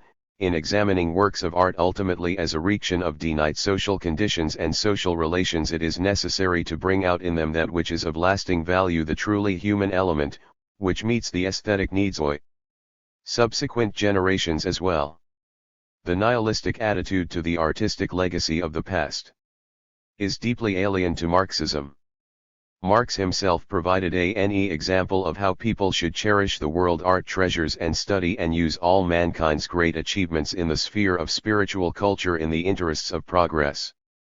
Analyzing the status of art in the contemporary capitalist world in his economic and philosophic manuscripts of 1844, Marx expressed the idea that capitalist reality is hostile to genuinely creative art, an idea that does not, however, deny the development of literature and art under capitalism. It means that by its very nature the capitalist exploitative system is profoundly antagonistic to the humanistic principles which inspire great writers and artists. The more profound their awareness of the contradiction between their ideals and the real capitalist world, the more vibrantly in their works, frequently contrary to their class origins, rings the protest against the inhumanity of capitalist relations. Even in bourgeois literature, the hostility of bourgeois society to creative art leads to criticism of capitalism in various forms, and the portrayal of capitalist reality as one which is full of dramatic and tragic collisions. That is the dialectical aspect in the development of creative art under capitalism, which is why bourgeois society produced Shakespeare, Balzac and other writers of genius, who, as artists, rose above their epoch and their class milieu and castigated, with tremendous artistic power, the vices of the exploitative system, the callous attitude to the dispossessed, the power of money, the offenses of human dignity, etc. Marx's generalizations in his introduction and other writings and letters form a solid part of the treasure house of Marxist aesthetic ideas, and constitute the fundamentals of the scientific theory and history of art and literature. MLN manuscripts of 1857–58. The introduction was never completed, but the wealth of its content reflects the multitude of ideas set out in the main sections of the economic manuscripts of 1857–58. The chapter on money gives a fairly detailed exposition of the main questions of the general theory of value and money. Marx reconsiders his earlier view of money, when, notably in The Poverty of Philosophy, he followed Ricardo in placing gold and silver in an exclusive category of commodities whose value is allegedly not determined by the costs of production. Marx criticizes the Eales theory of supply and demand as a factor behind the value of money, and shows that it is not the quantity of precious metals in circulation, but the cost of their production that determines the commodity prices as measured in the value of the metal. When the production costs of precious metals rise, all commodity prices fall. When the production costs of precious metals fall, all commodity prices rise. That is a general law. Step by step, Marx retraces the long path traveled by money. Like the state, money is not the result of contract. It is the product of exchange, which for its part is the product of division of labor. The circulation of commodities is the primary prerequisite, surplus value 10 the extent to which it constitutes the basis of prod, but is also distinct from what is commonly called prod has never been analyzed. 2 Marx's great scientific accomplishment is his analysis of surplus value independently of its specific forms, prod, interest, and rent. In fact, this is one of the main dividing lines between Marxist economic doctrine and classical bourgeois political economy, which constantly confuses the specific and general forms of prod. Marx also examines the historical tendencies of capital, anticipating the general development of the productive forces for decades ahead. He speaks about exploring the whole of nature so as to discover new useful properties in things, and about the universal exchange of products between all climatic zones and all countries, the development of new methods of manufacturing natural objects and producing objects used in personal and productive L0 SS altalt, TL Euro LL asterisk TID 1 LL, TTTLTL. Marx said, LT will be long before Louis Napoleon can again delude even the sentimentalists and enthusiasts into regarding him as a champion of freedom. 1. The Gabby-Bald movement in July 1859, Marx wrote under the immediate impact of the Treaty of Villafranca, very possibly, however, an Italian revolution may intervene to change the aspect of the whole peninsula and to bring Mazzini and the Republicans once more upon the scent. He was proved right. Within less than 10 months, a popular uprising broke out in Sicily in April 1860 against the social and political oppression of the Bourbons. Giuseppe Garibaldi, the outstanding Italian revolutionary, hastened to join the insurgents, and in May 1860 led a contingent of volunteers, the famous 1,000, which landed in Sicily.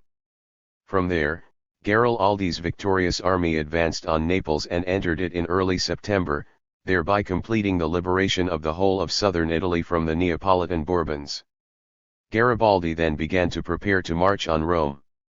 Marx and Engels followed the developments in Italy closely, expressed their warmest support for the heroic struggle being waged by Garibaldi and his volunteers, and praised the revolutionary tactics adopted by this truly popular leader. Larx greatly approved of Garibaldi's resolution in lighting against Napoleon's intrigues in Italy. Analyzing Garibaldi, negative attitude to the French emperor, he wrote to La Salle on September 15, 1860, Garibaldi shared my view old bombs part.s nation just as Mazzini did. 5. I'll believe that Garibaldi's success not only opened up prospects for Italy's revolutionary unification but also shook the foundations of the European policy of Napoleon IL and of the whole Bonapartist regime. Marx exposed the counter-revolutionary policy of Heraclitus the Obscure of Ephesus. He wrote, Heraclitus the Obscure by the lucid La Salle is basically a very insipid compilation. With each of the many images by which Heraclitus works out for himself the unity of affirmation and negation, in steps Lassalle and takes the opportunity of treating us always at full length. 1 to some extract from Hegel's logic which hardly gains by this process. I'll does it like a schoolboy who has to prove in his exercise that he's got his essence, appearance, and dialectical process down pat. Marx kept in touch with La Salle in the hope that the latter would accept his criticism and renounce his erroneous views /LL and lofty ideals with sliak po rrnt ability to portray awan passions and diverse VL characters. Marx also set a high standard for writers with respect to artistic form. He said to La Salle, since you have written it in verse, you might have polished up your iambs with a bit more artistry. On the whole, Marx and Engels believed that a political tendency, the reaction of any political opinion, of this or that outlook, was an integral part of any literary work. They took a highly critical view of the attempts to place literature above politics, and of the various theories of art for art's sake. In the same period, Marx censured Freiligrath's neglect of party interests and remarked regretfully that the latter's departure from a revolutionary position had had a negative effect on his writings. Marx and Engels were deeply convinced that the best books must give authentic expression, in vivid artistic form, to the contemporary processes in life, that they must herald progressive ideas and champion the interests of society's progressive forces. It was in this noble sense that they understood the concept of party spirit in literature. They believed that an organic blend of ideological content, aesthetic form, and literary craftsmanship, which was precisely what Lassault's drama lacked, was a necessary quality of truly realistic art. Their critical analysis of Lassault's drama was not confined to pointing out its literary merits and defects, but also involved fundamental political principles. Marx resolutely censured Lassault_P because of his self-praise and bragging, to which he added the most shameless plagiarism from my writings and those of others. 2. Because L condemned his political tactics. 3. Because, even before he began his agitation, I inly explained and proved to him here in London that direct socialist interference by official Prussia was nonsense. In his letters to me, as in our personal meetings, he always declared himself an adherent of the party which L represented. When he realized that he could not play LL1's games with me, he decided to set himself up as LH workers' dictator against me and the old party. 3. However, even after his break with Lassault, Marx kept a close watch on his activity.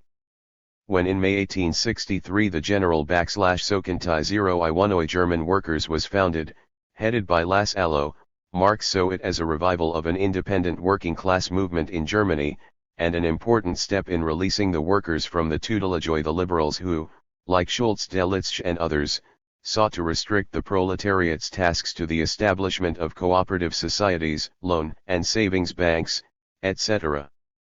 Marx said, Lassault, and this remains his immortal service /VNKCNCD, the workers' movement in Germany after its 15 years slumber. Considering the positive role which the struggle for the political unification of the German proletariat was playing objectively, Marx and Engels abstained for the time being from publicly attacking Lassault's erroneous dogmas and tactics. However, they were quite clear that under Lassault's leadership, the General Association of German Workers was operating as a sectarian and reformist organization. Lassault's dogmas about productive associations with state assistance and about universal suffrage as the political cure-all were adopted by the association as its basic principles. Lassault held the vulgar view that workers' wages could not rise above a given minimum, and denied the importance of the struggle to improve the economic conditions of the working class. Because of this, the association initially refused to take part in establishing trade unions and organizing strikes. Under the influence of Lassault, who saw the peasantry as a reactionary class, the association totally ignored the task of involving the mass of peasants in the emancipation struggle, and did not demand the elimination of feudal survivals. The association's leadership displayed nationalistic tendencies by refusing to develop international contacts with proletarian organizations abroad. The association's organizational structure corresponded to Lassault's dictatorial methods and clashed with the democratic principles of the working class movement. The President Lassault himself had such extensive powers that he could deal with the affairs of the association alone and almost without control. For all practical purposes, Lassault was implanting within the association a personality cult of the president. Marx and Engels believed that the greatest flaw in Lassault's tactics was his attempt to make the workers' organization take the dangerous pathway flirting with the ruling Junker circles. Lassault's attacks on the exploiting classes were one-sided. He attacked the bourgeois liberals, a fact of great importance in itself, but did not GHT against Bismarck's government and the Junkers. On the contrary, he oriented the working class towards an alliance with these forces against the bourgeoisie. At the time, Marx and Engels were not aware that Lassault was in secret correspondence with Bismarck, that he had met him on several occasions, and that the two men had made a secret arrangement. Lassault had promised Bismarck the assistance of the workers' organization in the GHT against the progressists, and its support for Bismarck's unification plans, in exchange for an undertaking to introduce universal suffrage and to help set up productive associations. However, from what Lassault was saying, Marx guessed that he had been in touch with representatives of the Prussian royal power. In January 1865, after Lassault's death, he was killed in a duel on August 31, 186/S Marx and Engels learned that his flirtatious with Bismarck had gone much farther than they had suspected, and that Lassalle had Pro 387/25. Innes, the head of the Prussian government, the association's assistance in annexing Schleswig-Holstein. That is why they branded his behavior as an act of treachery to the working class movement, despite the fact that all the details of Lassalle's relations with Bismarck were not fully revealed until decades later. LN criticizing Lassalle, Marx and Engels did 11 ot identity him with the general association of German workers, let alone the German working class movement as a whole. They hoped that, through the sound elements will.L1 in the association, the workers who remained loyal to revolutionary traditions, they would succeed in changing its program, tactics and organizational principles, and in transforming it into a militant organization of the /forking class. Deportstrom Germany showed the existence of such revolutionary theories within and without the association, especially among the proletariat. The Lion province. Lassalle and his followers had failed to eradicate among the leading workers' memories of the Communist League and its leaders, Marx and Engels.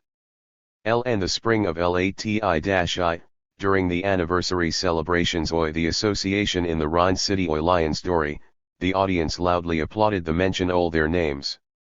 In the summer of 186/1, 2 Zolingen workers who came to London to escape Persecution, the Prussian authorities told Marx about the Line province workers' loyalty to his and Engels' ideas.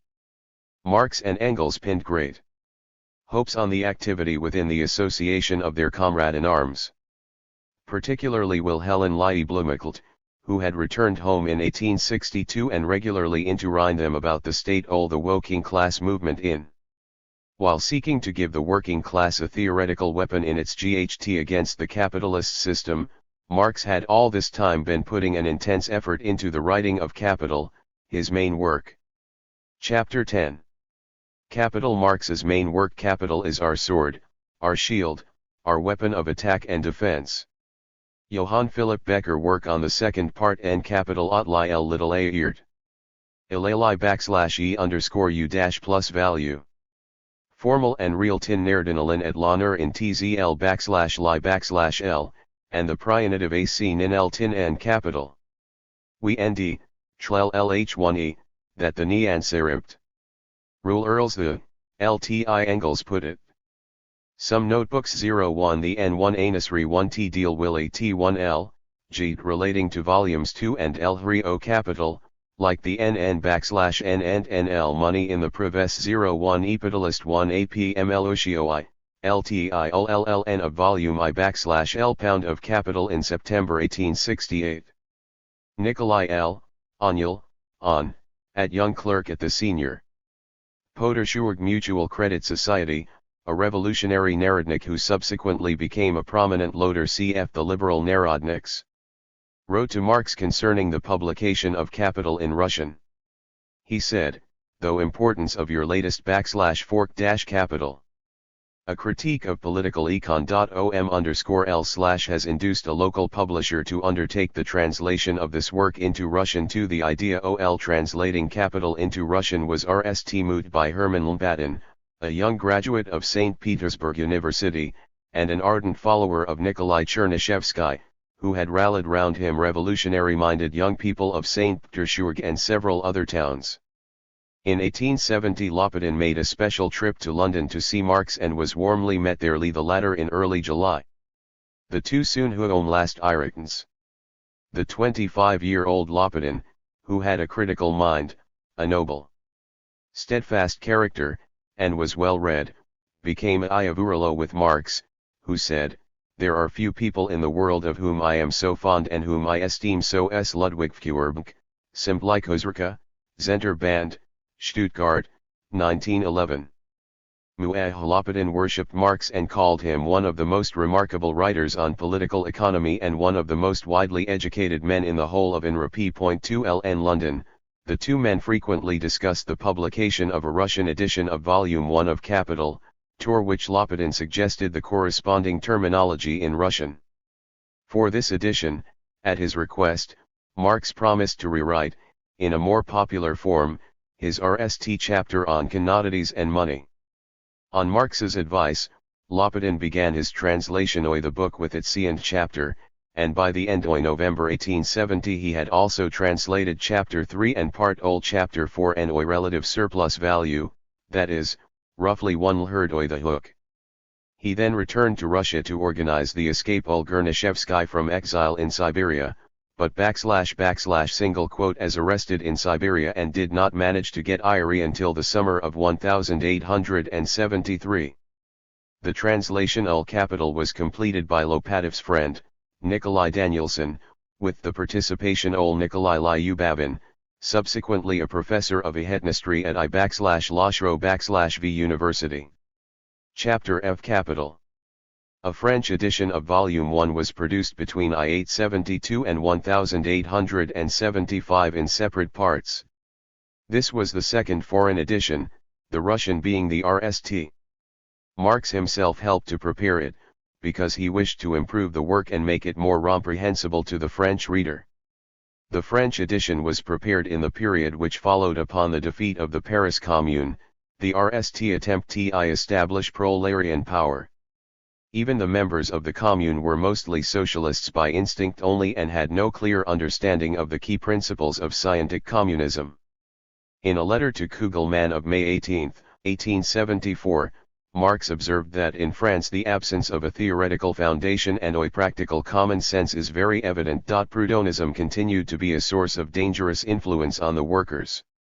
In a letter to Ludwig Bichelmer of May 1, I-867, Marx explained the reasons why he wanted to have a Freire edition published in Paris. After the publication ol Capital in Germany, L believe it to be of the greatest importance to unput the French from the false /ie /s in /L1L that the translator compare always rare _v the second German edition with the French Tine since the latter contains many important changes and additions. Marx believed that the more popular character of the French edition of volume like in volumes T /II and T Hill Li of CLPIITI. Earlier oil. In 18,137, Marx began to put the finishing touches to the RTST of the manuscripts which he had written by the end of 18,135, and which were to make up the other volumes of Capital. He renewed this work, with some interruptions, up to his death. First and foremost, he made a much deeper stud _/ of agrarian relations in the /mirmsv muuris, and of new phenomena in capitalist econ-n11 _ /ln a letter dated July 4, 1868 to Siegfried Meyer and leader of the German and American /V0 working T last move. Meant, Marx asked him to send him American newspapers from time to time. It would be of a special value for me if you could collect anything anti-bourgeois about landed property and agrarian relations in the United States. Marx needed this material for his polemics against the bourgeois economist Henry Carey on the question of land rent. On October 7, 1868, he wrote to Danielson saying that he was unable to prepare Volume 2 for press until certain official studies begun in France, the United States and England last year, are completed or published too. In addition, Marx also began to see the special importance of Russian material. As a result he decided, in 1871, that the whole manuscript of Volume 2 needed to be radically revised. In the late 18,605 and the early 1870s, Marx did his utmost to complete Capital as soon as possible, but he had other important duties to perform. In a letter to Danielson on November 9, 1871, he complained that he had been so busy over the last few months that he could not resume his theoretical studies. On May 28, 1872, Marx wrote to him, "I am so overworked, and in fact so RNNCH interfered with in my theoretical studies, that, alter September, L shall withdraw from the commercial concern which, at this moment, weighs principally upon my own shoulders, and which, as you know, has its ramifications all over the world." 3. For reasons of secrecy, he referred to the General Council of the First International as a commercial concern. Marx had earlier repeatedly expressed his intention to withdraw from day-to-day practical work in the International. On November 24, 1871, he wrote to César de Pepy, a leader of the Belgian working class movement, "L already told you in London that L often wonder whether the time has not come for me to withdraw from the GCN Oral Council. As the association grows, I have to put in ever more time and, alter all, capital must he completed sooner or later." His work on capital and his leadership of the International were two totally different fields of activity, and it is amazing how much strength and energy Marx devoted to both.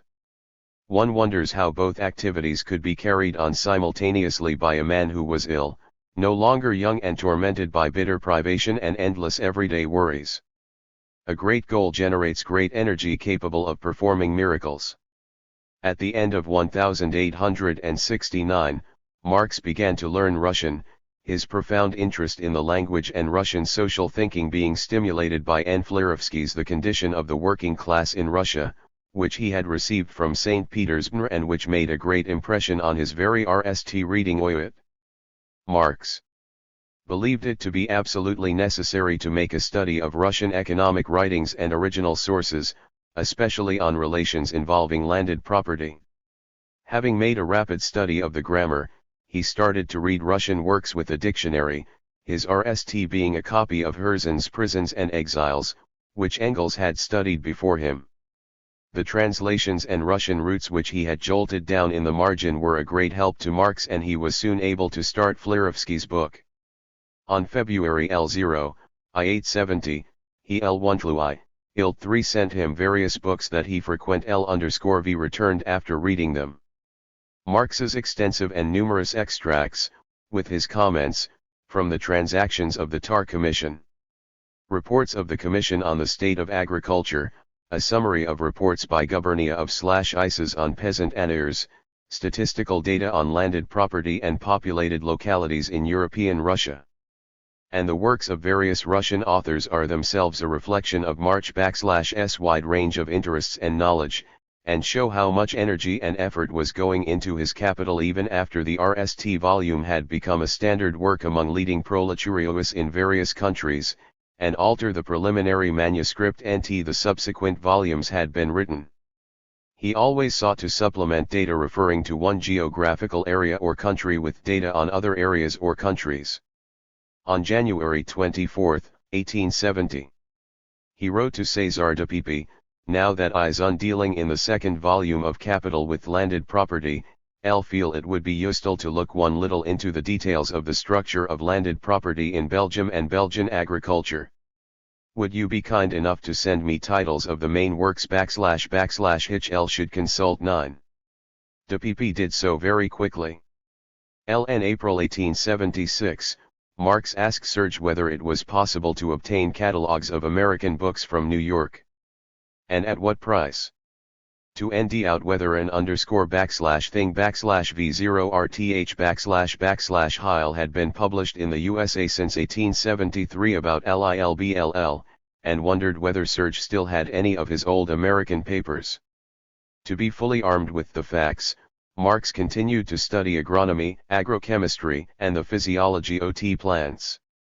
The latest achievements in these sciences were to enable him to give a deeper and more convincing critique of the unscientific law of diminishing returns. From May to August 1875, he made extensive calculations to illustrate the difference between the rate of surplus value and the rate oi prod, calculations which constituted the basis oi CLA ter 3 of the future third volume of Capital. The relation of the rate oi prod to the rate of surplus value LN mit Thielneri 1876.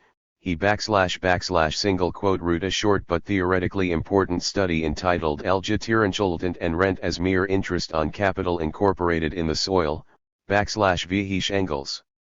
Subsequently included in N. April 10, 1870, he wrote to Danielson, "Firstly, I should under no circumstances have published the second volume before the present English industrial crisis had reached its LLL-1x. The plynomen are this time singular. In N and Tn _respects different from what they were in the past. it is Tlireacher necessary to uncly the present course of things until their maturity before you can consume them productively, t in ein lu emilika ili. Ss oml/_1/1 The hulk of neoterials I have not only from Russia, HUD 1 mu the United States it make it pleasant for me to have one Pyatext 1L continuing my studies instead of winding them up tin loiv tor the Poliv. 7/TLRDLYZ My medial advisor has warned me to shorten incidentally my working day if L were not desirous to relapse into the state OI 187, and the following years where I got giddy and unable to Pernko et alter a few hours of serious application. Slitun TL_Y before his death. Marx asked his daughter Eleanor to puss the capital manuscripts Lou Engels, who was lo make something out item as /Larx's bust friend Anu literary executor. Engels saw it as his right and duty to prepare the remaining manuscripts of Capital Tor Uthlit ATI0N immediately. Even though this involved putting his own scientific studies. I'll divided the author's manuscript of Violuni 2 into two separate volumes. 2 and 3. With LL's usual modesty and affection, which verged on veneration for his late friend, he strove to do this exclusively in the spirit of the author, conning his work. Wherever possible to the mere selection of a text from the available variants. Actually, what Engels did, especially in Volume 3, was so considerable that Volumes 2 and 3 of Capital, published under his editorship, should be regarded, as Lenin pointed out, as the work of both men. Engels spent almost 10 years giving Volume 3 its null form. LLE supplied some of its chapters /with footnotes, inserted numerous passages to connect fragmentary texts, wrote a new text for Chapter 4 on the basis of the author's notes, revised the whole of Part V 3 times, and wrote a preface and supplement to the volume. His work on Volume 2 did not require as much effort but was also demanding and complex. Even the sections OT the manuscript which had been prepared us value, including simple cooperation, and annotature, and large-scale industry. 3 stages in the development of capitalism itself. He made an /detailed study of the litin-, by wage workers and employees to prud 1 ntd night konaniat litis. Neither the means of production nor the labor power of the wage whirliers are in themselves capital. He_V become capital only in combination with each other, only by virtue of the tact that the former are the property of the capitalists, while the // single quote and employees are forced to sell them their labor power in order to live. Money capital. Already converted into the means of pimluthol and labor power, the combination of these /u material forms of capital in the process of production, constitutes in its aggregate the form of productive capital. If production is carried on continuously, capital is constantly found in this form. L and the process OL production the whole of the adval 1C equals dCA, ITAL is sooner or later converted into commodities and acquires THV form of commodity capital. In this form, capital also performs a special circuit, the circuit of, separately and taken together, shows the deep-going contradictions in the movement of capital. Continuous movement is characteristic of the whole social capital. Lo /e/cr, in this movement there constantly arise general and partial crises and revolutions in the values and the prices of commodities. Some capitalists have an excess of money capital. Others are ruined through lack of it. Some feverishly produce and expand their production, others see their idle machines rust away.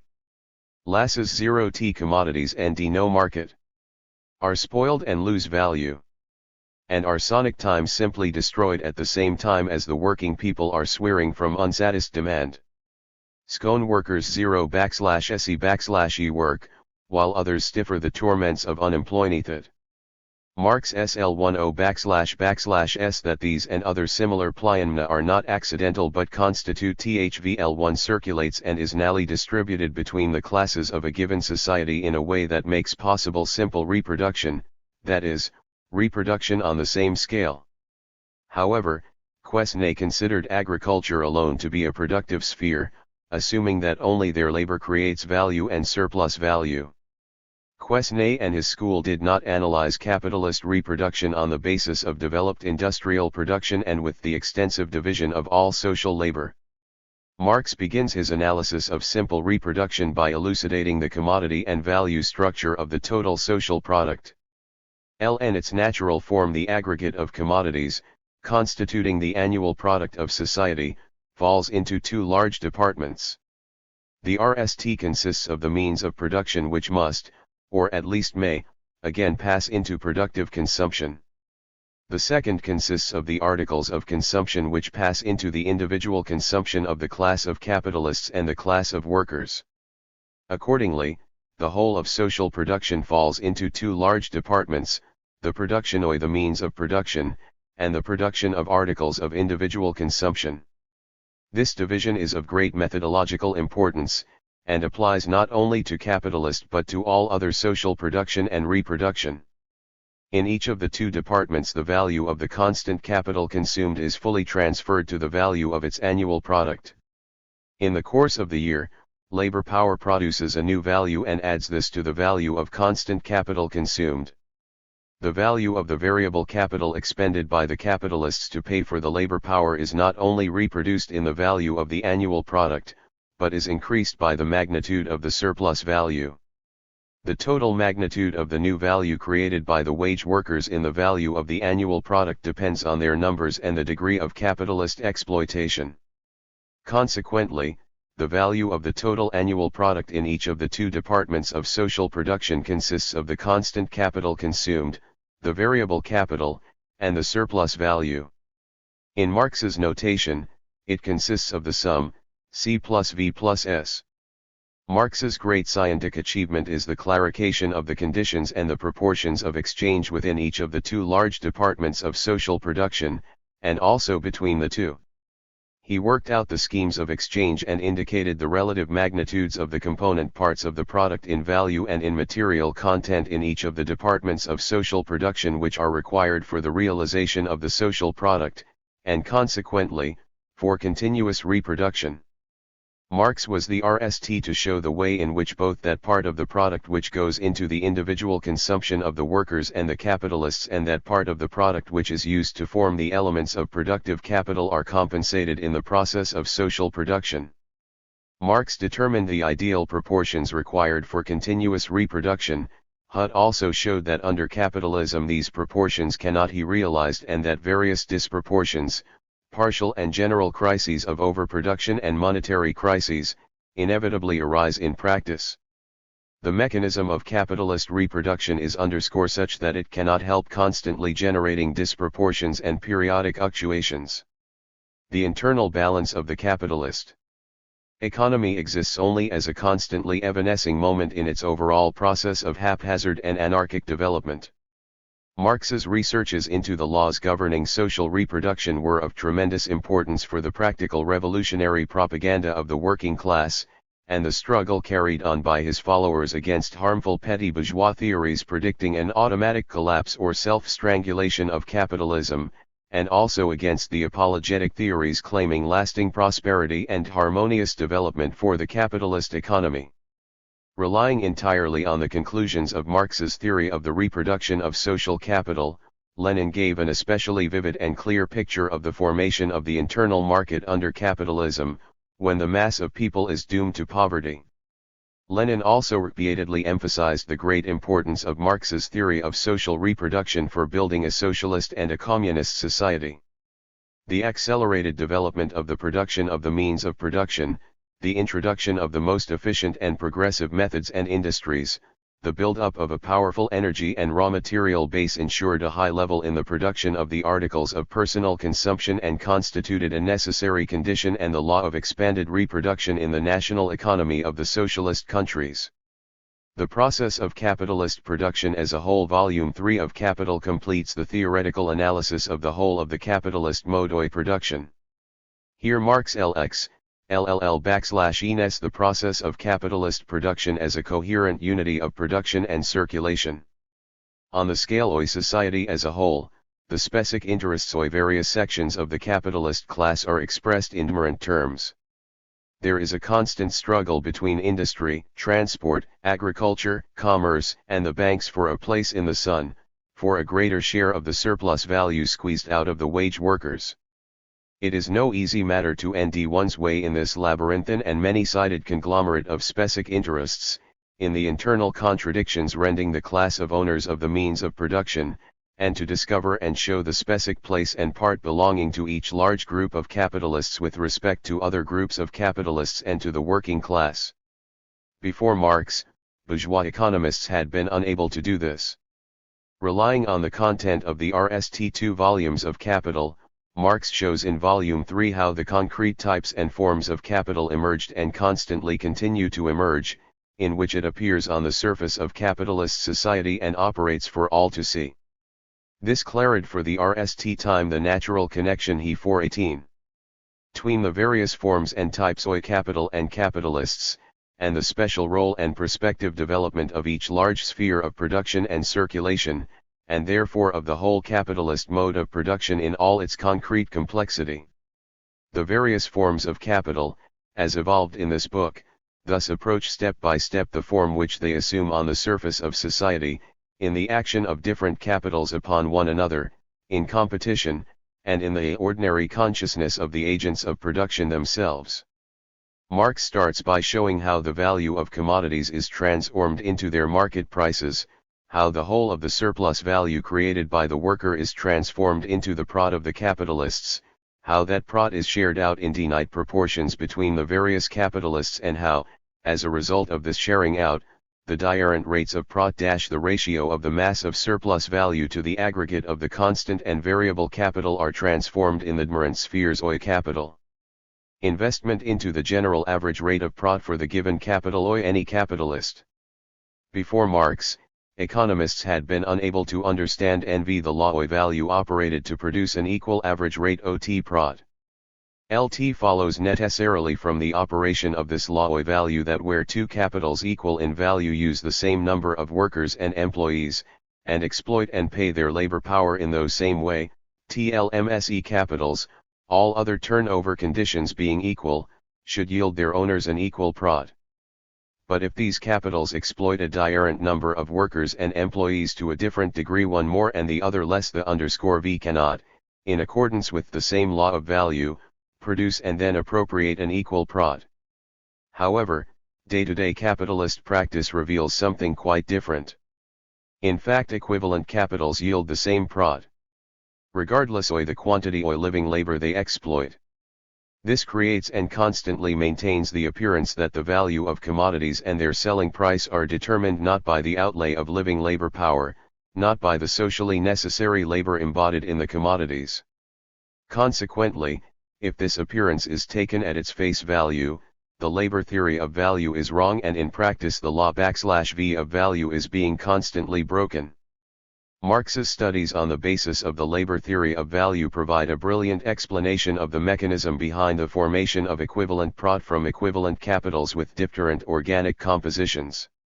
Each capitalist and each sectoral group of capitalists seek to ensure that a corresponding portion of the total surplus value, or Karl Marx, Capital, Volume IL, p. 25. 419. Prod, created in society as a whole, falls to each portion of the whole capital invested in this or that enterprise, in this or that branch of production. Marx proved with mathematical precision that in the branches of production where the organic composition of capital is identical with the organic composition of the whole of social capital, the selling price of commodities will coincide with their actual value. In all other branches, the selling price of commodities necessarily deviates from their value. In some branches with a relatively large share of constant capital, the prices of commodities will be higher than their value. In others, with a composition of capital lower than the social average, the prices of commodities will be below their value. The sum total of all these prices expresses the value of all this social product in terms of money. However, prices are not regulated directly by value in the real sense of the word, but by its moded form, the price of production, which constitutes the sum of the cost of production and average prod. Volume 3 of Capital contains a detailed study of the internal mechanism of capitalist competition and clarifies the reasons why values are transformed into prices or production. The price of production is the magnitude which determines the market price of commodities, and constitutes the center round which market prices fluctuate. Bourgeois economists had also dealt with the price of production, but none of them had studied the difference between the prices of production and value, or shown the close kinship between these two categories, which were only outwardly incompatible. It was Marx who achieved this. Bourgeois economists of various schools had also made futile efforts to explain why the general rate of prod tended to fall with the advance of capitalism.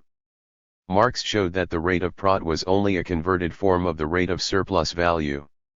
On the scale of the whole of society, the amount of the annual prod coincides with the mass of surplus value.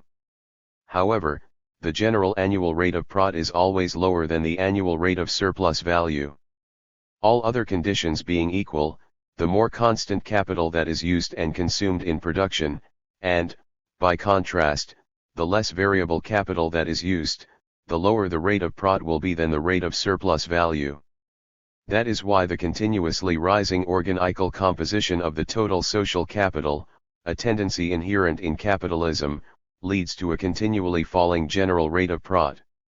At the same time, a number of factors counteract the fall in the rate of prod, RST and foremost 1, increasing intensity of the exploitation of labor, 2, cheapening of the elements of constant capital, 3, overt and latent unemployment, and 4, the extensive development of foreign trade and the export of capital to the colonies for the exploitation of cheap manpower.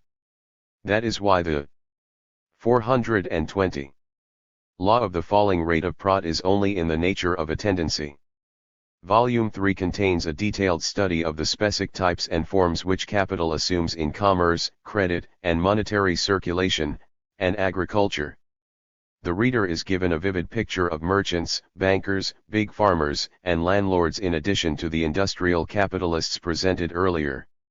Ranged against them are the various sections and contingents of the working class. Marx also analyzes the fragmentation of the total social surplus value into its specific parts and forms corresponding to the specific forms of capital itself. As Marx showed in Volume 2, a part of capital always remains in the sphere of circulation, either in commodity or in money form. With the development of industrial capital, its commercial activity, the volume of its operations involving the sale and purchase of commodities grows steadily, and with it that part of the capitalist outlay which goes into the purchase and sale of the mass of commodities, into the circulation of capital in the commodity form. Commercial capital does not produce profit, but because it reduces the costs of circulation and performs a necessary and useful function for industrial capital, it claims a share of the latter's prod. The average prod is shared out between industrialists and merchants in accordance with the amount of their capital, and this produces two types of prod, industrial and commercial. By selling and buying commodities on credit and lending their ready money to each other, industrial and commercial capitalists act as creditors and debtors. There is a steady growth in the scale of operations and monetary relations within the capitalist class as capitalism advances, and this leads to a separation and development of the credit and banking system of capitalism. In place of the ancient boarders and petty usurers, the modern bankers appear on the scene. With the development of capitalism, a special market arises on which one ends the uncommitted, excess money capital. The concentration and centralization of money capital through the credit and banking system intensifies the processes of concentration and centralization of capital in industry and commerce, and enables the bankers to control the affairs of active capitalists, their debtors, and when the opportunity arises, to become part or even, a young Turner, under /VH0SE chairmanship. 29 workers' societies had united in Saxony in July 1865.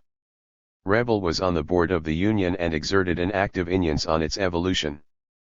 463. The RM alliance between Linecht, a disciple of Marx's, and Lfbul played an important part in the development of the German working class movement. Following his expulsion from Berlin in April 1865, and his wanderings all over Germany, Liebknecht settled in Leipzig.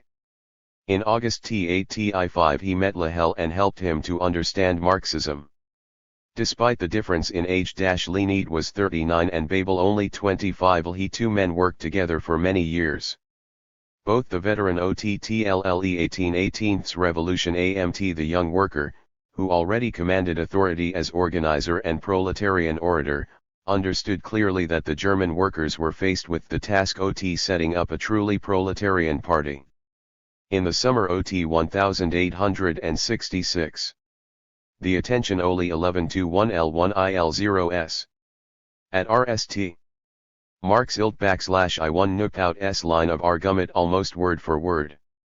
Despite resistant from the Fronreprodonists Tolaine was again de TP's chief op 0 TTGITTLLL and ring the debate. Law argued that nations were antiquated prejudices, that /Forkers and socialists had no L11 I1 tes making political demands, and that attention should he taught /L_/Ronnie_Entrat.ed on countries which were a REIT.L_/ripe for a Styrial revolution. At a meeting on June 9. L8 tit L Marx irreli == ed Prudenist. Nihilism on the national question and in a Tiri L_v way showed Lafargue that by the negation of nationalities he appeared, quite immense ioili, to understand their absorption by the model Fremekeld nation. HLLLLLL of private property in land, fully LL Tyfly XIL0D the international. Socialist platform. This decision roused a real storm in the Hauer press, but was the source of much satisfaction in the international sections. The Basel resolutions began to be popularized in all countries. In England, for instance, a Land and Labour League was set up with the participation of the General Council. Its program was drawn up by Acrarius, who had the bayonet of Marx's advice. The polemics in the German press over the Basel RT solutions helped the young Social Democratic /VN1 Kurs party to tunrumulate the correct tactics with respect to the peasantry and the petty bourgeois People's Party. L and the reverse of this, Marx and KNGRLS discovered that Liebknecht and his comrades were not quite clear on the importance of socialist propaganda in the countryside. Accordingly, Engels decided to write a special preface for the second edition of his work The Peasant War in Germany. This he did in early February 1870, and it was published separately in the party's central organ, Volksstaat, in April.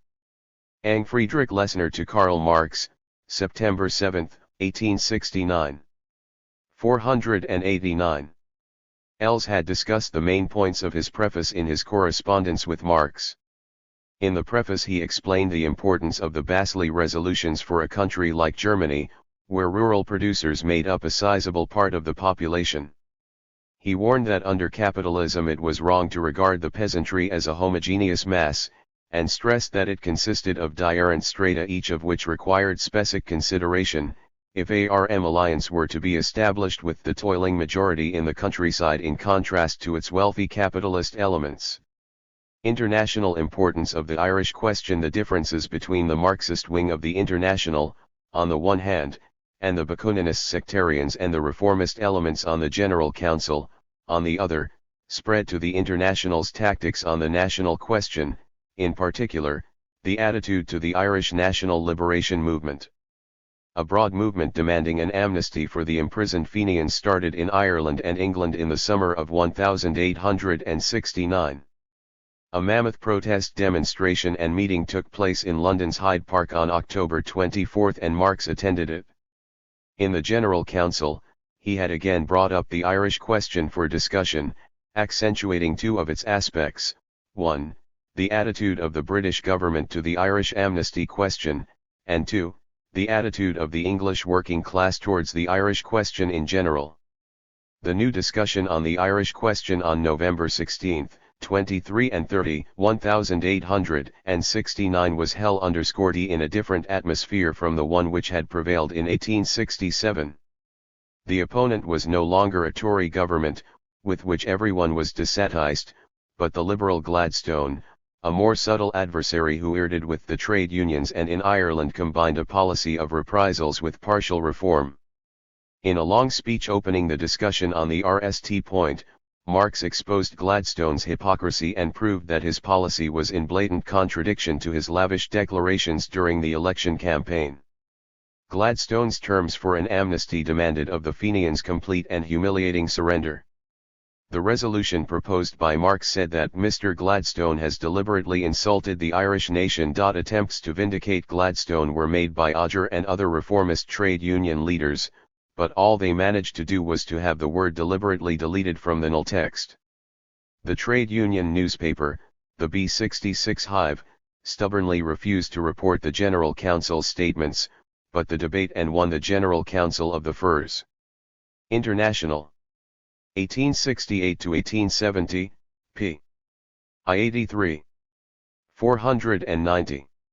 L/Larx's speeches were given wide coverage in the International's press in Zwitserland, Belgium, and Germany. On November 29, 1869, Marx wrote to Kugelmann, "You will probably have seen in the Volksstaat the resolutions against Gladstone proposed by me on the question of the Irish amnesty. I have now attacked Gladstone and it has attracted attention here just as I had formerly attacked Palmerston. The demagogic refugees here love to fall upon the continental despots from a safe distance. That sort of thing attracts me only when it is done vultu-inst antis-tyranny." To help expose British policy in Ireland, Marx sent material to DPP in Brussels which he published in the newspaper El Internacional on February 27 and March 6, 1870. With the same end in view, Marx's daughter, Jenny, wrote with his help 8 articles for the Paris La Marseillaise in February, March, and April 1870.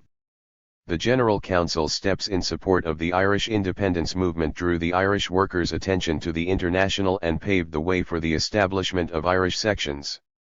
The second point, the attitude of the English working class towards the Irish, was not discussed because Marx fell ill and was unable to attend council meetings for almost 3 months, from mid-January 1870 onwards.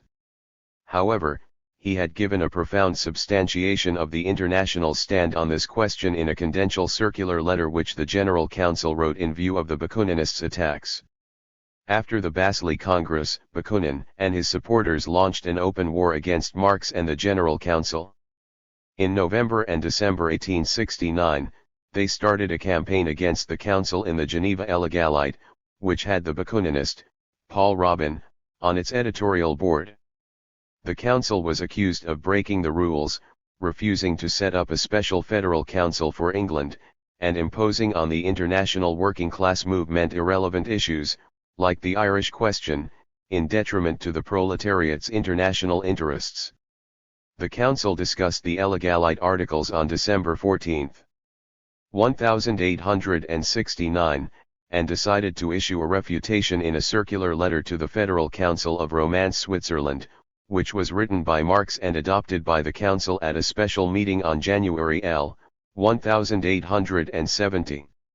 It contained a rebuttal of all the Bakuninists' inventions and explained above all that the proposal to set up a federal council in England, like those in other countries, had been repeatedly put forward in the General Council, but had invariably been judged untimely in view of the existing conditions.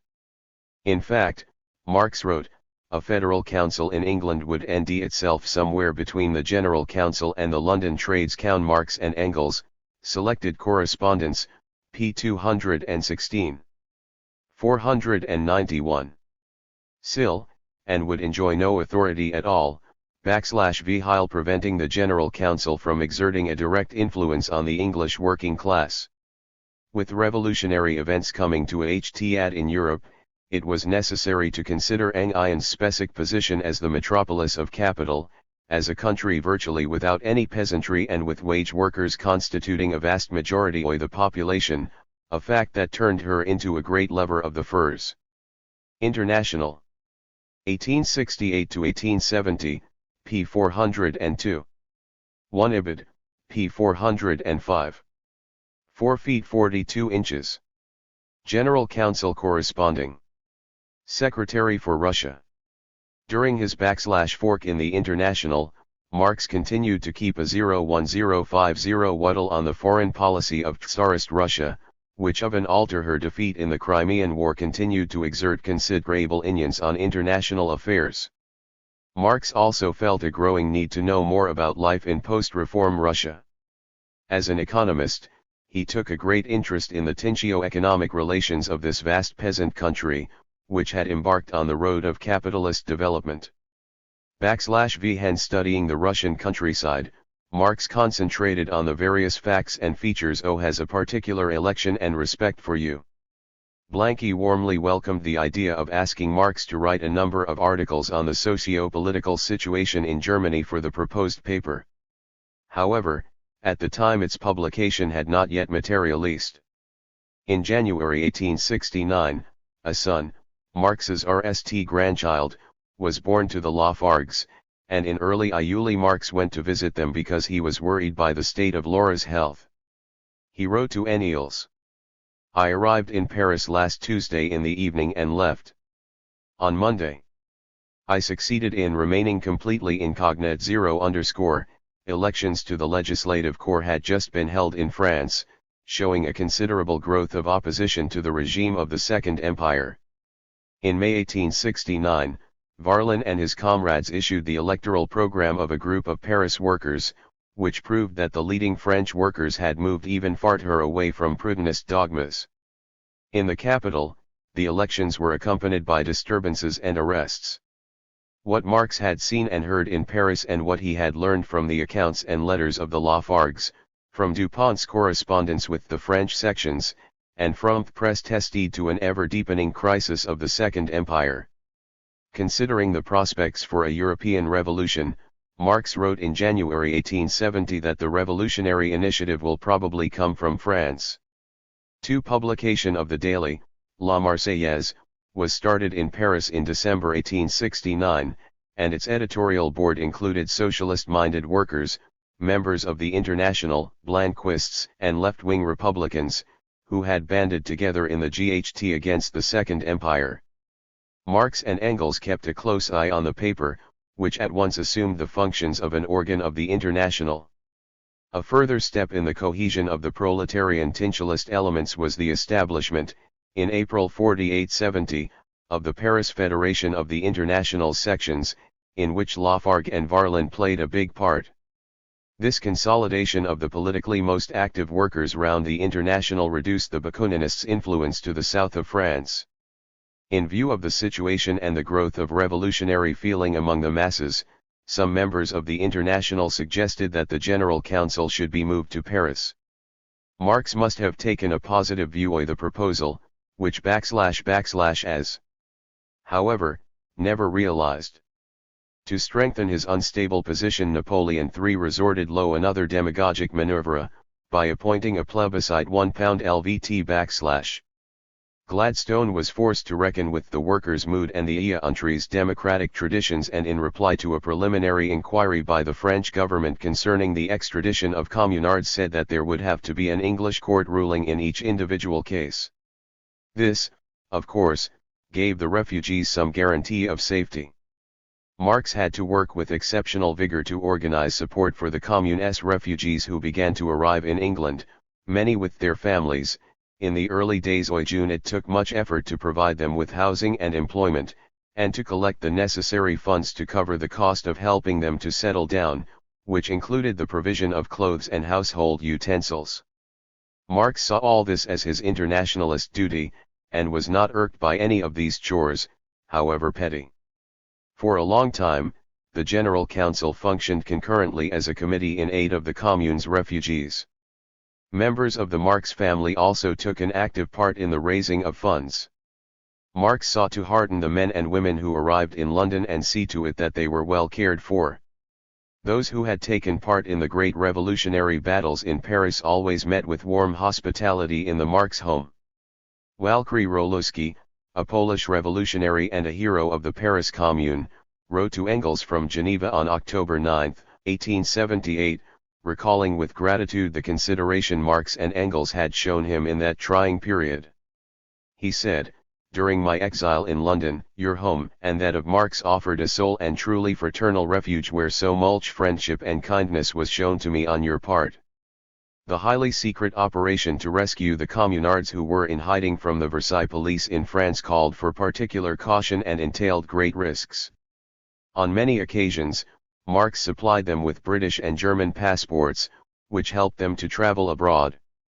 Marx felt that the most important task with respect to the Paris Commune was to make a theoretical analysis of its lessons which would help to transform spontaneous sympathy for the Commune into a conscious desire on the part of the mass of PR0 leaderians to continue its cause and carry it through to the end.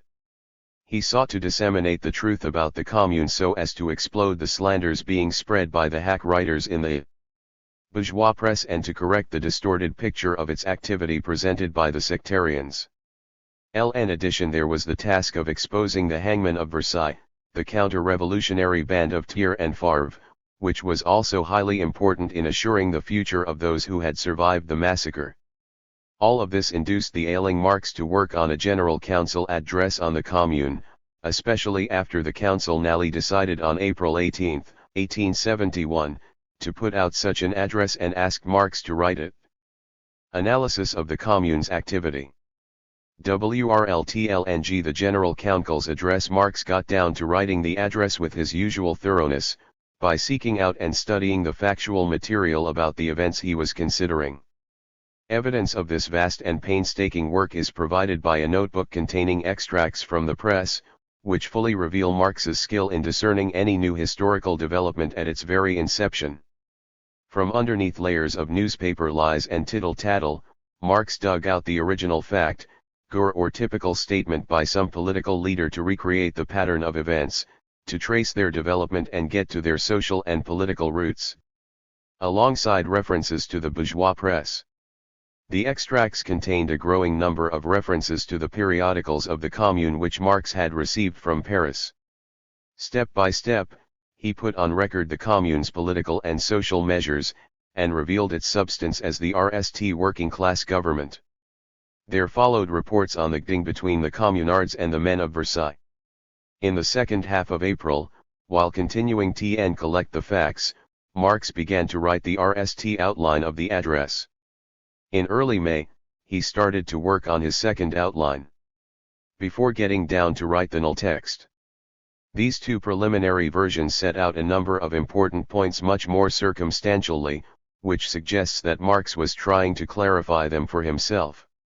This applies to his description of the historical situation which led to the emergence of the Commune, his analysis of the socio-economic measures taken by the RST proletarian government and its policy towards the middle sections, the criticism of its mistakes, and also some theoretical generalizations on the tasks and distinctive LTTL_/LGUGOIS doctrines, whose influence they had not yet overcome.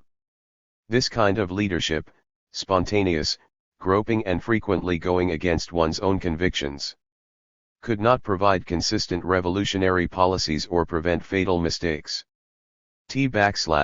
Would have been a diamond ring without the diamond. Frederick Engels. Preparations for the London Conference.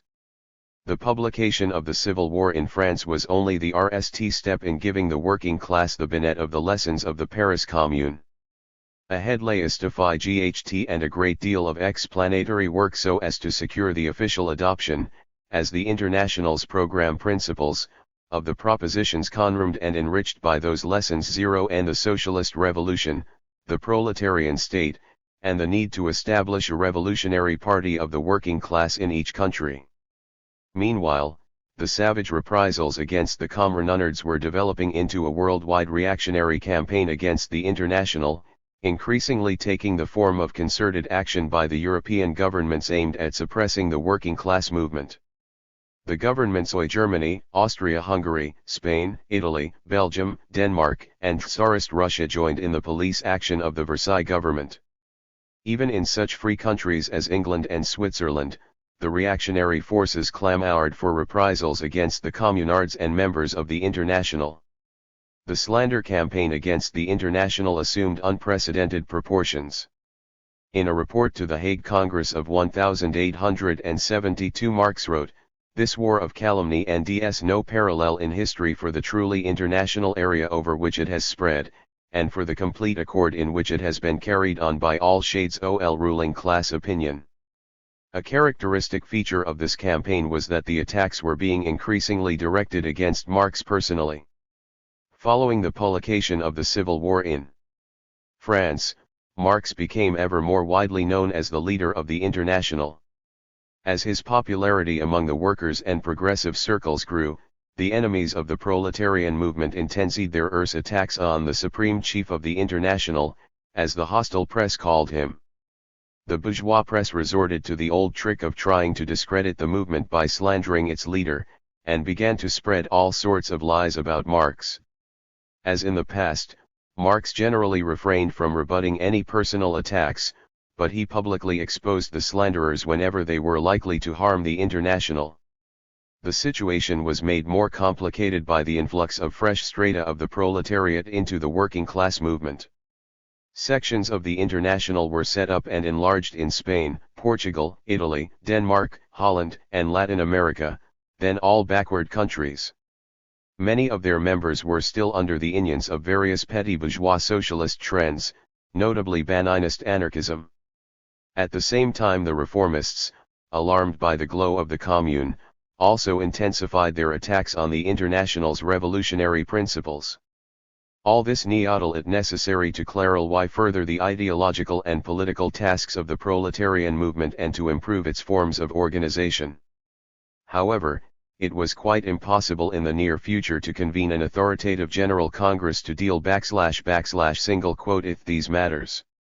In view of this, and referring to the precedent of 1865, Marx and Engels proposed to the General Council on July 25, 1871, that a private conference of the association's delegates should be called in London in September. The whole burden of preparing the conference fell on Marx and Engels, who had to draft the resolutions laying down the L'International's political program in the light of the requirements of the working class Niavanitenti after the Commune, and to rally a majority of the General Council in support of these resolutions. On August 15, Marx motioned in the General Council that the conference should heed exclusively to questions of organization and policy. At the same meeting the Council instructed the Standing Committee to draft the resolutions. This made matters much easier for Marx, because his supporters were in a majority on the committee. Marx and Engels informed the local organizations of the International about the convocation of the conference, and in his capacity as corresponding secretary for Russia, Marx sent a special communication to Yuri, also informing him that the conference was to consider the conflict with the Bakuninists in the Swiss Romance Federation. By the latter half of August, Marx was so overworked that he was forced to take a rest. He allowed himself a fortnight in Brighton. But even from there he wrote almost daily to Engels about the International's business. Marx returned to London in early September and devoted all his energy to the preparations for the conference. On September 5, he proposed in the General Council that its members should attend the conference with power to speak on all questions. In the event of any Connelly's delegates being unable to attend, it was to be represented by its corresponding secretary. The subcommittee, meeting at Marx's home on September 9 and made a preliminary examination of the draft resolutions. On September 12 and 6, they were discussed and approved by the General Council. As a result, the agenda for the conference was compiled. Delegates began to arrive in London in mid-September. Marx and Engels met them and helped them to lend accommodation. Maris home had long been a meeting place the proletarial organization. Hutzlio et their activity to // little narrow and limited. Low also brought out the similarities of the limbs lily trade unions oi the period. / LLLly represented mainly the labor aristocracy, a privileged minority ol the Glizla working class. And ignored the interests of the low / paid mass of / orker. Referring to the revolutionary tactics, forms and method.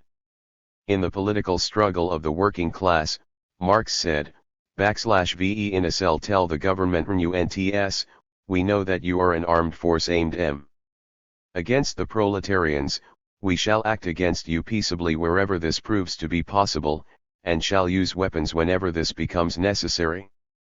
Engels also spoke in support of Vaillant's proposal, his speech being directed both against the anarchist slogan of abstention from political activity and against the trade unionist interpretation of working-class politics, which meant adapting the proletariat's interests to those of the bourgeoisie. Engels said, "The Workers' Party must never be the tag-tail of any bourgeois party, it must be independent and have its goal and its own policy." The delegates were strongly impressed by the arguments set out by Marx and Engels, which /veer logically faultless and has on practical experience in revolutionary struggle. Most of them voted for the resolution political action ol the /forking class, the General Council fits leaders Marx and Engels, for all practical purposes for being instructed to produce the null text. The T/N men fundamentally revised the initial draft taking into account what had been said at the conference in its support. LTS null text read in part. Against this collective power of the propertied classes the working class cannot act, as a class, except by constituting itself into a political party, distinct from, and opposed to, all old parties formed by the propertied classes. 3. The other clearance resolutions also showed concern for introducing the proletarian party spirit into the international and developing its tactical and organizational principles, alliance between the working class and the peasantry, promotion of the international ties of the working class, including trade union ties, prohibition of conspiratorial and sectarian groups within the International, and so on. Many of these were proposed H_V Marx. Thus, on a proposal by Marx and several other delegates, the conference authorized the General Council to issue a new edition of the rules, including all the amendments introduced by the Congresses and deleting all the points which had become invalid. Thanks to the efforts of Marx and Engels, a revised edition of the General Rules was issued in English and French at the end of 1871, and in German in February 1872. A documentary substantiation of all the amendments was given in the appendix. The publication of the new rules, together with the Royautarens Soltulsion requiring every member of the International to have a copy of the LULs in many countries' acknowledgement of AI would promote the solution of these tasks in the post-1871 situation. With the help of the Federal Council, the International could enlist the mass of unionist and non-unionist proletarians in England. However, many members of the British Federal Council turned out to have connections with the bourgeois radicals. Leadership of the council was claimed by John I. Eales, a man of outstanding talent and great vigor, who had at one time supported Marx I. The General Council underscore on a number of issues. However, his opportunist tendencies gained the upper hand, and he also strove to align the British Federation's leadership against the General Council. In order to assure himself of a majority on the British Council, Hales brought in representatives of the semi-forking class, semi-radical societies in London with which he was connected. At the General Council's meeting on January 16, 1872, Marx secured the removal from the Federal Council of all the members of petty bourgeois organizations, particularly the Universal Republican League. Amendments were introduced into the British Federation's rules which to some extent prevented PCTTY bourgeois elements from penetrating into its governing body. Marx succeeded in rallying the revolutionary T-Orx-Lessner, DuPont, and former participants in the Chartist movement, Milner, Murray, Boone, and others with whose help he could carry on the GHT against Hales and his supporters. Of great importance in the struggle against the opportunist trade unionist ideology, which revealed bourgeois nationalistic tendencies, was the debate on the Irish question which took place in the General Council in the spring of 1872. It was sparked off 534 by the chauvinistic attitude taken by Hales and several other English members of the British Federal Council and the General Council to the Irish sections which were being set up in England and Ireland. Hales opposed the formation of independent Irish sections, an attitude which Marx and Engels exposed as a departure from the principles of proletarian internationalism, stressing once again that one of the key tasks of the English working class was to support the Irish national liberation movement. Marx took every other opportunity to attack the reformist ideology. H.L. He also urged the need to overcome sectarianism and to draw into the international native-born American workers, particularly those who were members of trade unions. L and the USA, /VLERP. The international sections were composed mainly of immigrant /UTK0R. The task set by Marx expressed the fundamental need of the struggle to establish an N1, Lil TT /L by the various delegates in l'Église, French and Dutch, and approved by the Congress T /Lil LLT how the International was being harassed by //OL L TTAR and gave a general account of the successes and the growing iutluini zero of the International. For reasons of secrecy and in view of police persecution, he was unable to provide any JTLLL /data UU. These points lie RT port L3 L11 PLTTLLT. The importance of organization toward the /fork our struggle lie wrote, the difference between a working class without an international, and one working class with an international, becomes most evident at //. He look back to the period of 848. Years were required for the working class itself to re-TTHE insurrection of June, 1818, as the work of its own vanguard. The Paris Millionaire as at once acclaimed by the one UI/Ursal proletariat. L was a sharp clausel over the question of amending the Lutz. Most delegates rejected the anarchist idea of abolishing the Tenet-il Council and completely decentralizing the association he ost in practicalltils. This meant disorganizing the working class movement. My delivered an eloquent speech in favor of executing the council's powers, but laid special stress on its responsibility to the association, observing that its authority rested on the approval and support of the whole international. His speech was aimed against the claims to infallibility and dictatorial methods of the trade union leaders, many of whom ran their organizations without being accountable to anybody, and also against the anarchist denial of any authority. Lafargue, Heppner, Serge, and other associates of Marx's spoke in defense of the International's organizational principles, which combined democracy and centralism. Rebutting the Bakuninist arguments, Heppner declared that if the opponents of any authority managed to impose their principles on the working class movement, they must establish absolute anarchy everywhere, that is, they must turn the militant International into a petty bourgeois party in a dressing gown and slippers. On September 6, the Congress adopted a number of resolutions drafted by the General Council, amending the general rules and administrative regulations. Amendments to Article 6 of the regulations empowered the General Council to expel the association, pending the next Congress, not only sections but also local federations, adding, however, that the extraordinary enlèvure of expulsion had to be approved by the whole International. By a substantial majority the Congress approved the POP 0SA to include in the rules a somewhat moded text of the London Conference resolution, the political action of the working class. It read in part, this constitution of the working class into a political party is indispensable in order to ensure the triumph of the social revolution and its ultimate end, the abolition of classes. To conquer political power has therefore become the great duty of the working classes. 2. A special resolution authorized the General Council to initiate the establishment of a mass international organization of trade unions, thereby stressing that political party-type organizations, like the International, were to play the directing and guiding role in founding mass trade union associations of the working class. In this way, the resolution paved the way for developing the principles of correct relations between the proletarian party and the trade unions.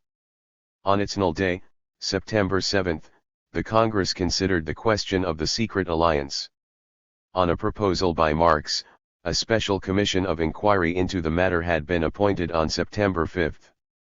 Marx and Engels presented it with the vast material they had collected, which proved that a secret Bakuninist organization, with its own program and rules, clashing with the spirit and principles of the association, did in fact exist within the International, and engage in subversive activity against it. The vast volume of the documents, which were in Russian, French, Spanish, and Italian, and the limited time at the Commission's disposal made a detailed study and collation of the material impossible. The report on the alliance, presented by Engels on behalf of the General Council, was only the RSTE or to summarize all the documents, because many of them had been received by Marx and Engels almost on the very eve of the Congress. What is more, the members of the Commission were misled to a considerable extent by the Baninists' false testimony. Guillaume and his friends declared that no secret alliance existed at all, while the Spanish Bluminists insisted that it had operated only in Spain and had since been disbanded. All of this naturally had an effect on the report which the Commission submitted to the Congress on September 7. Nevertheless, it reached the conclusion that the existence of ATTL0LLTL purposes, this meant the expulsion from the International of the Lakuninists and Realoimists who had taken the pathway dissidents. This signaled the triumph of the line taken by Marx and Engels to eke an organizational separation with the forces alien to the International Proletarian Organization, which enabled the International to keep unsullied its ideological banner and the program and organizational principles of the Proletarian Party, that it had formulated. It was also necessary to expose fully the Bakuninist secret subversive activity. In accordance with the resolution of the Hague Congress, all the documents collected by Marx and Engels on the secret Bakuninist alliance were to be published. Since the Commission Wivold inquired into the alliances, Aller had been unable to do this. The task was undertaken by Marx and Engels, //ho to issue a special pamphlet on the basis of the available material. Another of Marx's projects, which was largely connected with the GHT against Bakuninism, was to write a biography of Chernyshevsky, the material for which he had received from Danielson in /Pril 1873. Marx realized that Bakunin's authority rustil on the re/Oltnr_V role he had played in the GHT against Lsaracin, and the pamphlet was to present a contrast between Lyulknin and Clu1 Nislievsky, another Russian revolutionary scholar and thinker, who was MNVHLLL0LL consistent, whose materialist and socialist views were highly superior to Bakunin's idealistic Ronts, and whose influence on revolutionary youth in Russia and Lurieva's highly renewed and helped it to draw closer to the working class in movement, something that could not be said about Lyakunin's in Yenra. Marx was unable to realize his project because bad held hand. This also explains his relatively modest participation in preparing the pamphlet against the alliance, which was written mainly by Engels and Lafargue. Marx himself wrote only the concluding section, but he did help to formulate the plan and the basic ideas of the pamphlet. The pamphlet entitled The Alliance of Socialist Democracy and the Intern I0 RML Working Men's Association was published in August 1873. LTS authors were right in thinking that there was only one means of combating the Bakuninists' intrigues, but it will prove astonishingly effective. That means is complete publicity. Marx and Engels employed this means brilliantly. Their pamphlet gave documentary evidence of the existence of Bakunin's secret alliance, exposed the unsavory side of its disruptive work and the web of intrigue it had woven in its drive to secure control of and impose its anarchist doctrines on the International. The analysis of the L1IN's program showed it to be fundamentally opposed to the revolutionary principles of the International. Marx and Engels revealed the pathetic and primitive nature of the Bakuninists' ideological armory, their petty bourgeois egalitarian ideas about the future society in the spirit of barrack room communism, their wild calls for rebellion and wholesale destruction, which compromised the revolutionary movement, their use of ultra-revolutionary catchwords, their fanatical hatred for those who did not share their views, and their reliance on the déclassé elements, which they claimed to be the most revolutionary force. Marx and Engels defended proletarian party principles, dealt a blow at all forms of petty bourgeois sectarianism, and showed the harm which factional activity was doing to the working class movement. In this extremely complicated situation, with reaction rampant in all the countries of Europe, and the international divided, Marx and Engels began preparations for the following Congress which, according to the resolution passed at The Hague, was to be held in Switzerland in September 1873. However, by the second half of August it became quite clear, as Marx and Engels had feared, that the Congress could in no sense be a representative one. An extremely unfavorable situation had been created by the bourgeois government's savage persecution and reprisals and a temporary decline in the working class movement in many countries.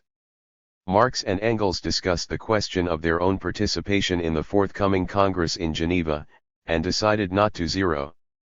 The 6th Congress of the International Working Men's Association opened at Geneva on September 8, 1873, and, as Marx and Engels had foreseen, was attended mainly by Swiss delegates. Only 2 delegates were present from other countries. The majority at the Congress, led by Becker, had to carry on a difficult GHT against the delegates who were inclined to compromise with the anarchists and have the General Council transferred to Geneva, which would have posed a direct threat of its takeover by the Laconinist sectarians. Thanks to the efforts of Becker and his supporters, the Congress overcame the resistance of the vacillating delegates and reconfirmed the resolutions passed at The Hague. Consequently, the International's last Congress remained true to its revolutionary proletarian principles. A lasting success on account of the impulse which it gave but which was no longer realizable in its RST historical form after the fall of the Paris Commune. Marx and Engels did not rule out the possibility of the future development of the socialist movement leading to the establishment of another international association of the proletariat. They hoped that such an association would be based from the outset on the theory of scientific communism and would rely on socialist parties in each country. By the end of 1873 the International had virtually laid the historical scene, and the activity of its organizations had ceased almost everywhere, although the null decision on its dissolution was taken by a conference in Philadelphia on July 5, 1876. This marked the end of one of the most brilliant pages of Marx's activity.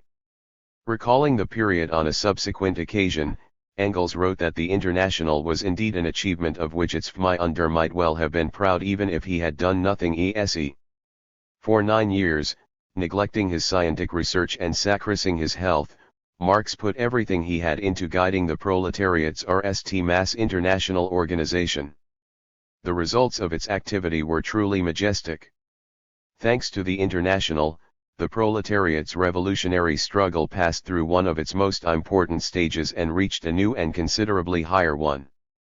In the period of the First International, tens of thousands of workers in Europe and America rallied to the banner of Proletarian Internationalism and became aware of themselves as actors in the United Army of Labor. For the RST time, the working class movement appeared on the international scene as a powerful / in mid-August 1874, accompanied by his daughter Eleanor, where he stayed from August 19 to September 21.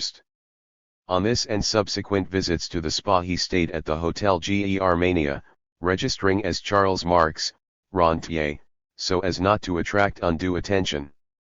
The waters of Carlsbad had eventually leaked, and his general state improved after 2 visits from August 15 to September 11, 1875, and from August 15 to September 15, 1876. He was feeling so much better that on his way back, in September 1874, he stopped at Dresden, Leipzig, Berlin, and Hamburg, and saw many of the German Social Democratic leaders, including Wilhelm Liebknecht, August Gabe, and Theodor York, and the publisher Otto Meissner. In 1875, at the invitation of Max Oppenheim, a relative of Kugelmann's, who lived in Prague, and was a great admirer of its historical and revolutionary traditions, Marx visited the old Hussite city. On September 15, 1876, he again visited Oppenheim in Prague and then, accompanied by Eleanor, traveled to Bingen and Kreuznach, where he showed his daughter the spots where 33 years ago he and Jenny had spent their few months married life. Before returning to London, Marx went to Liege, where he saw Yudin, a former leader of the International's Russian section. Although his stay in Karlstadt had been highly beneficial from the medical point of view, Marx was less than pleased at having to associate with the people at the spot. He was extremely irritated by the Hamburg-Bremen-Hanover Philistine crowd, of both sexes, from which there was no escape. 2. He was also disappointed with Kugelmann, whom he met often during his RST stay at Carlsbad. From the very RST, Kugelmann annoyed Marx with his advice to drop politics and concentrate on science. Marx was also indignant at Kugelmann's high-handed treatment of his wife and daughter. One day, he could stay it no longer and told Kugelmann what he thought of him. They fell out and did not make up until just before Marx's departure from Carlsbad, but the old cordial relations were never resumed. Marx never forgave his old friend for his narrow-mindedness and selfishness. However, Marx did meet some interesting people in Carlsbad, among them doctors, artists and scholars who stood out from the crowd because of their broad-mindedness and education. In the autumn of 1875, Marx made friends with the eminent Russian ethnographer, historian, and lawyer, Maxim Kovalevsky, whom he had earlier met in London. They frequently went for long walks together in the countryside. In Carlsbad, Marx was soon under surveillance by the local authorities. The name of the Red Doctor had long struck fear into the hearts of the officials and the bourgeois public, who hated him and associated his name with all sorts of revolutionary events including anarchist putsches in Italy. The German Social Democrat, Wilhelm Bloss, was told by an eyewitness that the arrival in Milan in 1873 of a German called Max KARL alarmed the police authorities because his name had been erroneously put down in the foreigners' register as Karl Max. The house where he was staying was surrounded by the police, everyone present was searched, and he himself taken to the police station, where it required some effort on his part to prove that even his surname was different. Marx had been living in democratic England for over 2 decades, but even there he met with hostility on the part of official circles. When in August 1874, on the eve of his RST trip to Karlsland, he led his application for British citizenship with the Home Secretary, it was rejected, the reason being a confidential report from the London police describing Marx as an advocate of dangerous communist ideas and a man who had failed to be loyal to his own king. Naturally enough, Marx could expect an even cooler reception on the territory ruled by the Habsburgs. At RST, he was not identified, but on August 30, 1874, the local Der Sprudel-a-Tittle-Tattle, as Marx called it, reported the arrival of the leader of the International. When Marx came to Carlsbad the second time, the police authorities were fully alerted. On September 1, 1875, the chief of the Carlsbad district reported to his superiors in Prague that an outstanding leader of the Democratic Social Party was visiting the spot. The governor of Bohemia sent a corresponding report to the Minister of the Interior in Vienna. But since L/Larx's behavior did not give the government officials any pretext for open harassment, they had to commit themselves to issuing orders for LLLI-1 to be kept under constant secret surveillance. In August 1877, Marx, his //(IL) Jenny and Eleanor took a holiday at Nwiner, a lesser-known spa in Rhenish Prussia. Ultiso mineral waters were not as effective as those of Carlsbad. Ho wrote to Engels that he was keeping the Carlsbad waters in reserve, in case his ailment took a dangerous turn. One has to be so diplomatic with one's corpus, he added Lint. Marx never had another opportunity like the Linrals and what ours, //(Hoh) were so good for him, because police persecution all Social Democrats started in Germany and then in Austria-Hungary. And the introduction of L3 case anti-socialist law made it impossible for him to travel to Central Europe. The illness which had been eroding Marx's physical strength for years could not quench the energy of his brain, the tear-loss spirit the researcher and the temperament the dictator. In the second half of the 1870s, his health slightly improved and threw himself into his scientific studies with fresh zeal. Everyone who met him in that period was amazed by the clarity and EHL and reflect. She had some caustic remarks, which were very much to the point. About the snobbishness and feline tastes of the English bourgeois public which delighted in banal melodrama. Yuri said that was the reason for its indifference to Shakespeare and its ill will to such forward-looking intellectuals as Irving. The thrust of her articles was that the proletarian public was alone able truly to appreciate Shakespeare, whose humanistic traditions it would carry on. Marx subscribed to these and other statements, including those relating to the Act 0 Rs Frail. In 1880 and 1881 Shakespeare play readings were held at his home by a group of amateurs, who jokingly called themselves the Dogberry Club. Marx still enjoyed playing chess. His most frequent partner was now Tussie. In their father's footsteps for Marx, his grown-up daughters were not only loved and loving children, but also comrades in arms. By the end of the 1860s, Jenny and Laura, and in the 18,705, Eleanor all became activists for the working class cause. Marx had involved them in his scientific and party work in one form or another.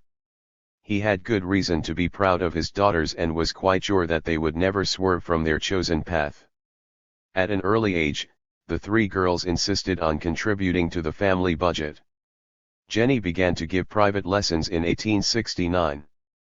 The 18-year-old Eleanor went to teach at a school at Brighton in 1873, but had to give up her work for reasons of health.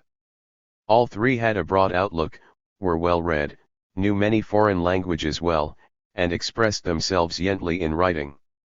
Apart from the social science, and the history of the working class and the revolutionary movement, Jenny enjoyed studying the natural sciences and was familiar with Darwin's theory. Laura was a Rs-rate translator, and subsequently translated the Il Manifesto of the Communist Party and several other Marxist works into French, and songs by Béranger, poems by Chamisso, Eugene Potier, Baudelaire, and other poets into English. Eleanor was widely read in English and world literature, and also had an artistic talent, which enabled her to try her hand at Shakespearean criticism and to act on the stage. She continued to write and take a great interest in the theatre in later years, but participation in the working class movement always came RST. From childhood, the three girls had a wholehearted sympathy for the liberation movement. Jenny's favorite hero was Gracchus, the famous tribune of the people in ancient Rome, Laura's the revolutionary poet Shelley, and Elian's Rs Garibaldi. As they grew up, their romantic revolutionary frame of mind developed into a conscious urge to make a personal contribution to the cause of emancipating the oppressed. All three were internationalist-minded and rejoiced at the news of revolutionary events in any country. As a mark of solidarity with victors in the Polish insurrection of 1863–64, Jenny wore an insurgent cross which she had been given. She hung it on a green ribbon, the national emblem of victors for Ireland's independence following the British government's execution of the Fenians. The three girls had a 558 great many friends among the leaders of the International and the heroes of the Paris Commune. They warmly supported the zealous struggle of the Russian revolutionaries against Tsarist autocracy, and Lopatin, Lavrov, Yelizaveta Dmitrieva, Hartmann, and subsequently Stepniak Kravinsky were among their friends. In 1868 Laura married Paul Lafargue and became his true aide in the revolutionary struggle, remaining by his side wherever duty took him. With her young child, she followed Paul to Spain, where he had sought refuge from the Thiers police, who were hounding him for helping the Paris Communards in his capacity as leader of the International's Bordeaux section. Laura helped Paul to spread the International's ideas in Spain and Portugal, and together with him attended the Hague Congress. Jenny, who took an active part in the International's affairs, was likewise to have her revolutionary steadfastness put to a stern test. In the summer of 1871 she and Eleanor were taking a cure at Bagneries de Luchon, a health resort in the south of France, when she was arrested and interrogated hard by Carritree, the prefect of the Upper Garonne department. Carritree was trying to get some information about Lafargue, who had fled to Spain. But all his wiles and threats foundered on Jenny's self-possession and sang-froid, and he was forced to pay an angry tribute to the vigor of all the women in the Marx family. Upon her return to London, Jenny exposed the ringleaders of the Thiers Republic in the press. In the autumn of 1872, after the Hague Congress, the Marx family reassembled in London, with Paul and Laura settling down in Hampstead, not far from the Marx home. In October 1872, Jenny married Charles Longuet, a prominent leader of the International. Like Laura, Jenny had to lead a life of hardship as the wife of a political refugee. Charles sought without success to end permanent employment in Oxford, and soon had to return to London. Only towards the end of 1874 was he able to end a permanent post as a teacher of French. Many trials also fell to the lot of the Lafargues. Despite their daughter's constant uphill GHT against privation, KARL and Jenny were happy to see them married to men who were on their side. During an 11-wise engagement, her mother wrote to Liebknecht that the young couple's identity of views and convictions was a guarantee of their future happiness. This was particularly true of the Lafargue family. Following the 1880 amnesty, Longuet returned to France, and was shortly followed by Lafargue, while Jenny and Laura stayed behind in London for some time with their ailing parents. Jenny supplied Charles with the background material for his articles in the newspaper Justice. Her letters showed an acute response to the struggle within the French working class movement over the establishment of the French Workers' Party and its program. Much as she loved Charles, she nevertheless resolutely condemned his ideological vacillations at the crucial moment, and frankly told him that she disagreed with his opposition to the Marxist program and his growing contacts with bourgeois radicals. Upon her return to France, Laura became an active member of the Workers' Party. Eleanor, the youngest of the three, also began to spread socialist ideas at an early age. In 1874, the French emigrant journal Rouge Cité Noire published her translation of speeches by German Tinreal Democrats. She also took an active part in English public life and in organizing support for the Irish national liberation movement. In 1873 the Marx family became acquainted with Edward Aveling, a doctor of natural sciences and a Darwinist. Eleanor married Edward in 1884, after her father's death, and in the 1880s the two began to play a prominent part in the British and the international W0 working class movement. Marx felt profoundly the misfortunes which now and again fell to the lot of his daughters. In August 1874 he wrote to Kugelmann, "I am in this respect less stoical than in others, and family afflictions always hit me hard." One of the cruelest blows for Marx was the death of the Lafargues' three small children and of Yenne's RST born. On August 14, 187/I he wrote to Jenny, "My heart bleeds when I think of him, and how can one forget such a sweet lovely little fellow? Still, my child, one hope that for your father's sake you are being brave." Marx loved his grandchildren as he did his own daughters. Jenny had 4 other sons, Ian, Henry, Edgar, and Marcel, and a girl, Jenny, and it gave Marx real pleasure to romp with the children and take part in their games. Edgar Longuet, one of M.1RX's small favorites at the time, subsequently recalled, Ilk would play with children as though a child himself without any thought of compromising his dignity. 3. The grandchildren were always treated as equals by their grandfather. By fulfillment of the duties of grandateur, as Marx himself put it in a letter to his eldest daughter, he meant much more than the mere ability to entertain the children, give them nice presents, and so on. He believed this implied above all concern for their development and education, and so attached much importance to reading and giving the children an idea of the great literary classics from an early age. He saw to it that there was sincerity, mutual respect, and friendship in the family. He himself was an unquestioned authority even for the most unruly of the children. Polemix against the anarchists on the theory of socialist revolution. Marx's theoretical activity in this period was mainly concerned with capital, but now and again the needs of the growing working class movement and his ideological GHT against anti-Marxist trends impelled him to deal with other aspects of revolutionary theory, and to develop and concretize the theoretical and tactical propositions of scientific communism. Accordingly, he took an active part in the polemics against the anarchists in the Italian socialist press and also made a general critical analysis of anarchist methods and views. In January 1872, Marx sent the Italian annual Almanacco Repubblicano an article entitled L'Indifference in Political Matters. The publication of the almanac was delayed, and it did not appear until the CND of 1873. Together with Marx's article, it contained one by Engels entitled On Authority.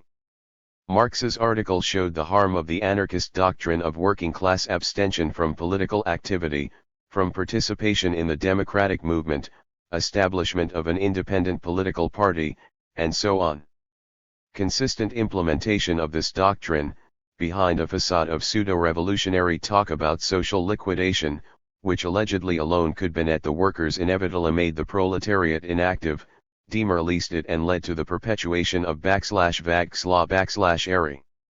In expectation of this famous social liquidation, therefore, the working class must behave itself properly, like the immediate arena of its struggle, did not in any sense justify neglect of one of the main conditions for the proletariat's emancipation, international proletarian solidarity, the unity and cohesion of the //0 arcing class of various countries. Marx directed his main criticism at the program's distortion of the question of the ways in which the working class was to be emancipated, of the role of the state. He rejected most vigorously the idea of a people's state in a society divided into hostile classes, and the very concept of the superclass nature of the state. The Programma's vulgar democratic utopian statements about the free basis of the state, and its moderate political demands, it did not even contain a demand for a democratic republic, created the illusion that the German Empire or any other modern bourgeois state could be made genuinely free and popular and used as an instrument for democratic and even socialist change. Marx was quite clear as to the source of this highly vulgar and unscientific view of the state. He wrote that the Gotha program was tainted through and through by the Lassaline sex-servile belief in those state, or, what is no better, by a democratic belief in miracles, or rather it is a compromise between these two kinds of belief in miracles, both equally remote from socialism. Marx showed that the bourgeois state was by its very nature hostile to the proletariat and elaborated the theoretical propositions on the proletarian state, once again connecting the need to set up a working class state with the vast revolutionary social transformations it would have to carry out so as to move on from capitalism a new social system free from class antagonisms. Moreover, the proletariat would exercise state leadership of this gigantic work of transformation, for the state of the transition period can be nothing but the revolutionary dictatorship of the proletariat.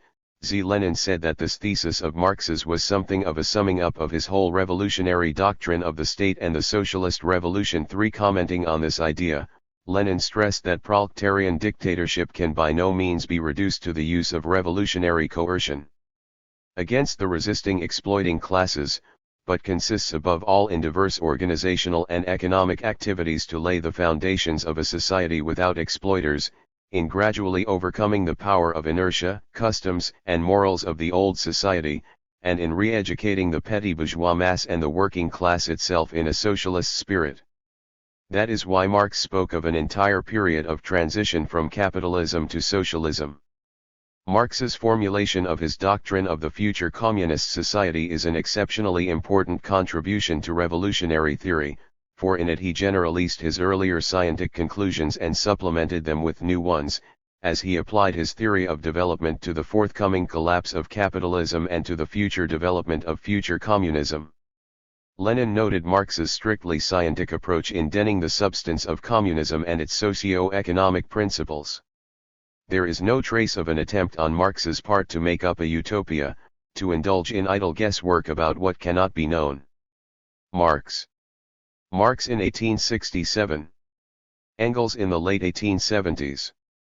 Treated the question of communism in the same way as a naturalist would treat the question of the development of, say, a new biological variety, once he knew that it had originated in such and such a way and was changing in such and such a definite direction.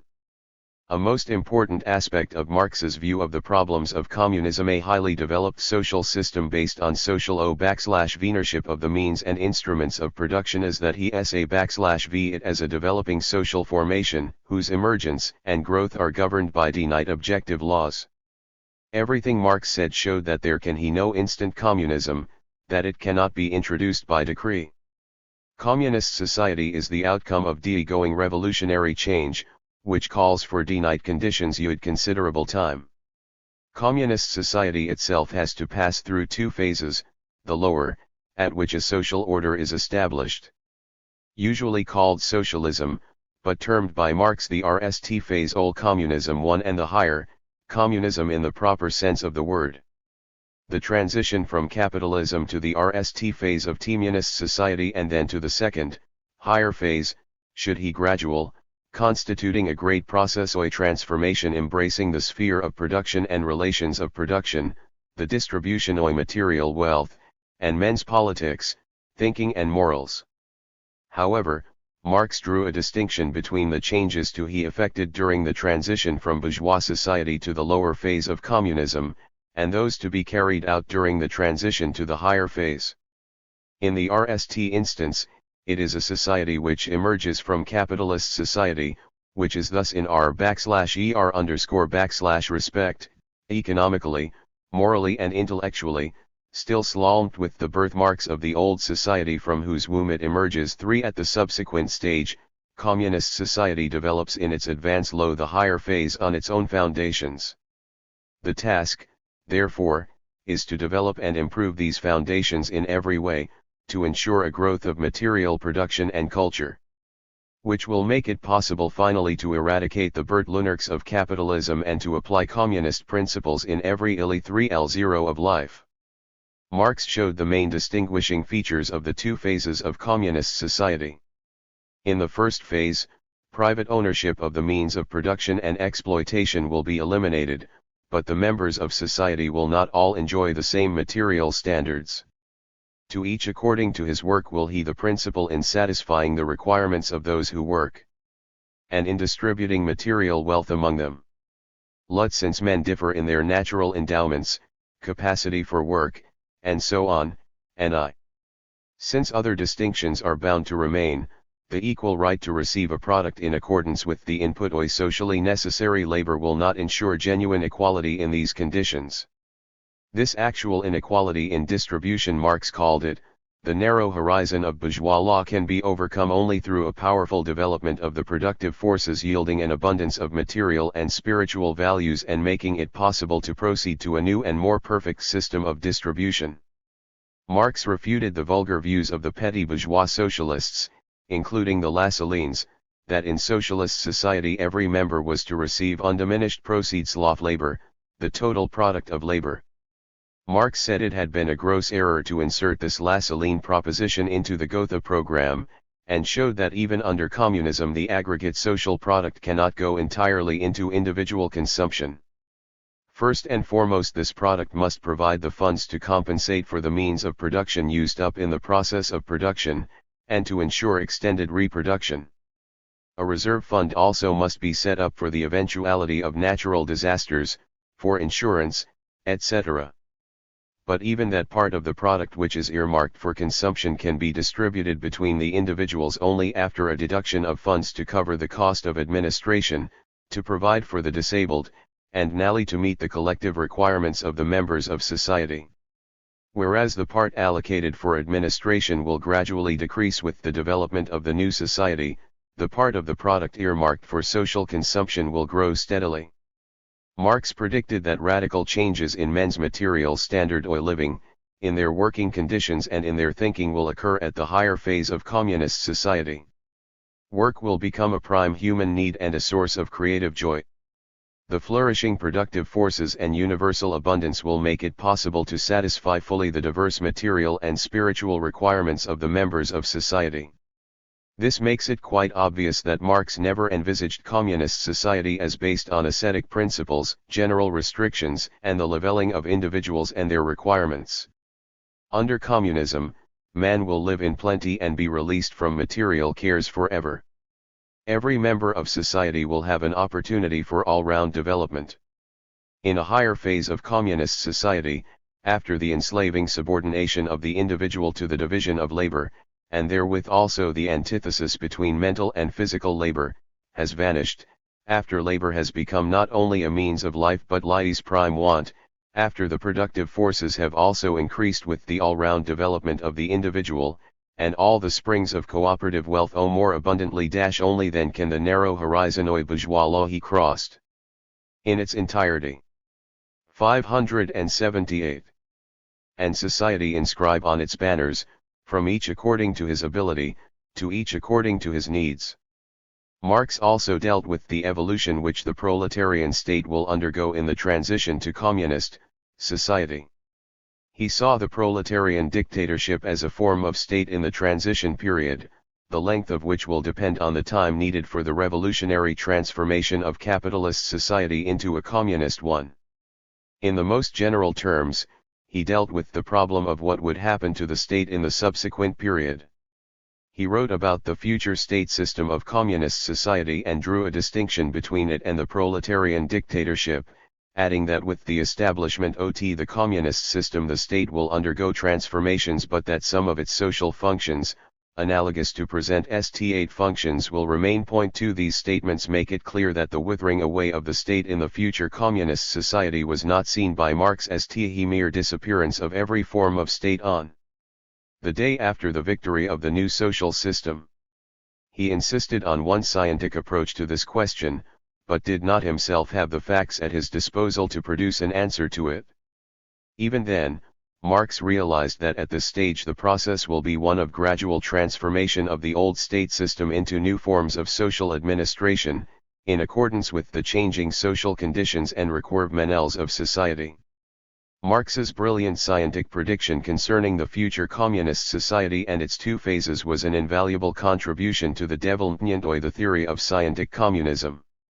Helping to WRLTE anti-during the inadmissible theoretical concessions to the Lassalleans contained in the Gotha program created within the Socialist Workers' Party Ox Germany an atmosphere of conciliation in respect to non-proletarian petty bourgeois ideology. In a letter to Zarga in October 1877, Marx observed, "The compromise with the Lassalleans has led to a compromise with other halfway elements too. 3. Among a section of the party membership, above all civil servants, office employees, writers, students, and other bourgeois intellectuals, there was growing evidence of enthusiasm for diverse petty bourgeois utopias and fashionable bourgeois philosophical and economic theories, an urge to combine these eclect one cali with Marxism, and now and again to set them up in its stead altogether. All of this was a source of alarm to Marx and Engels. One instance of these ideological vacillations was the acceptance by a sizable part of the educated top section of the party of the views propounded by Eugen Dühring, a German vulgar philosopher and economist.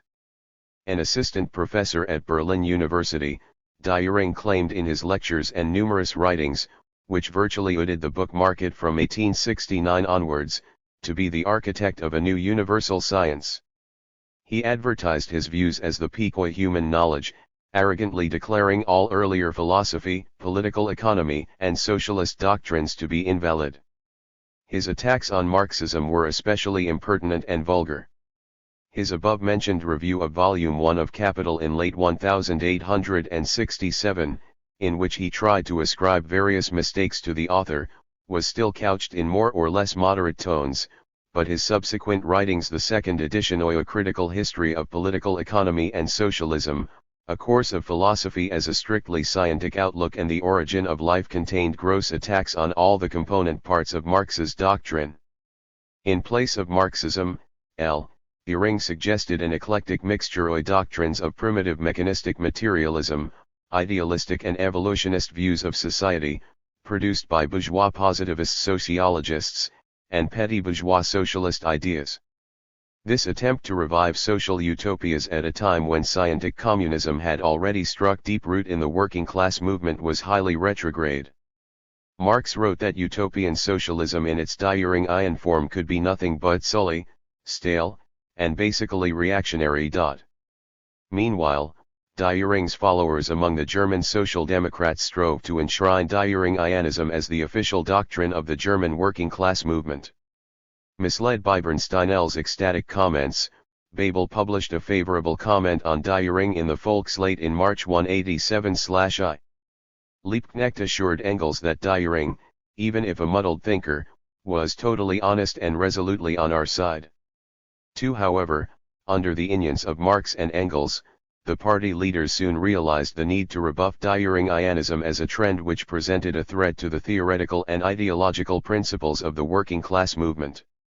In August 1874, Bios wrote to Engels, "You are quite right about Ing 3.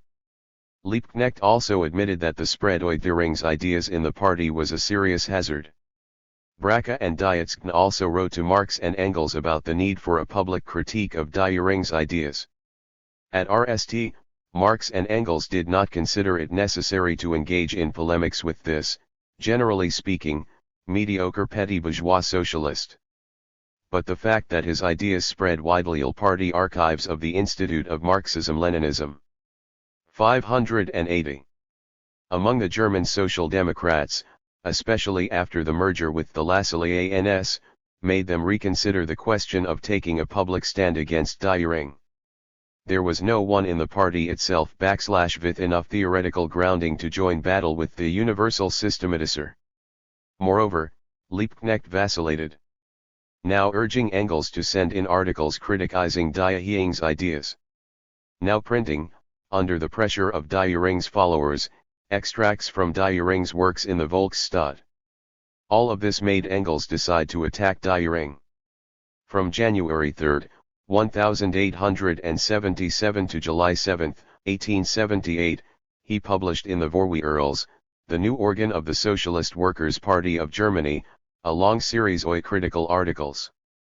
Some parts of this /fork were also published as pamphlets, and in 1878 a book was issued entitled Herr Eugen Die-Üring's Revolution in Science, Philosophy, Political Economy, Socialism, or Anti-Üring for short.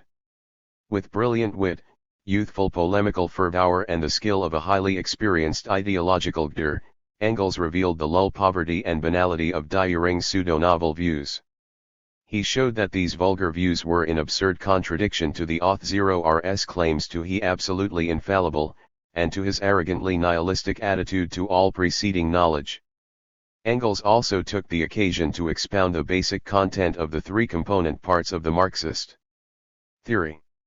Lenin said that Die-Üring analyzed highly important problems in the domain of philosophy, natural science, and the social sciences. Engels' encyclopedic work set out in popular terms the achievements of Marxist thinking and wreaked at Engels' own creative contribution to the development of Marxism, especially in the philosophical generalization of material from natural science, history and military science.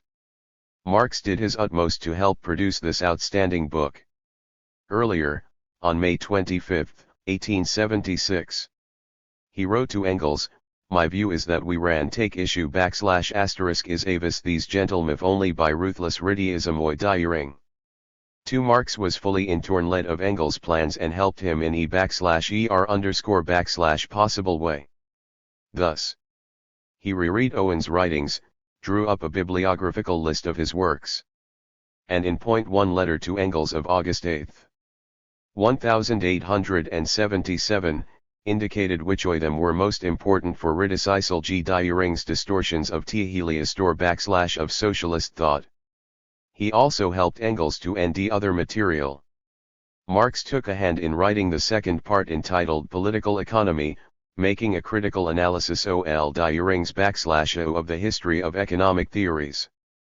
By early March 1877, he had sent Engels the relevant material, supplementing it in /August with an analysis of the Physiocrat Questionnaires Tableau économique.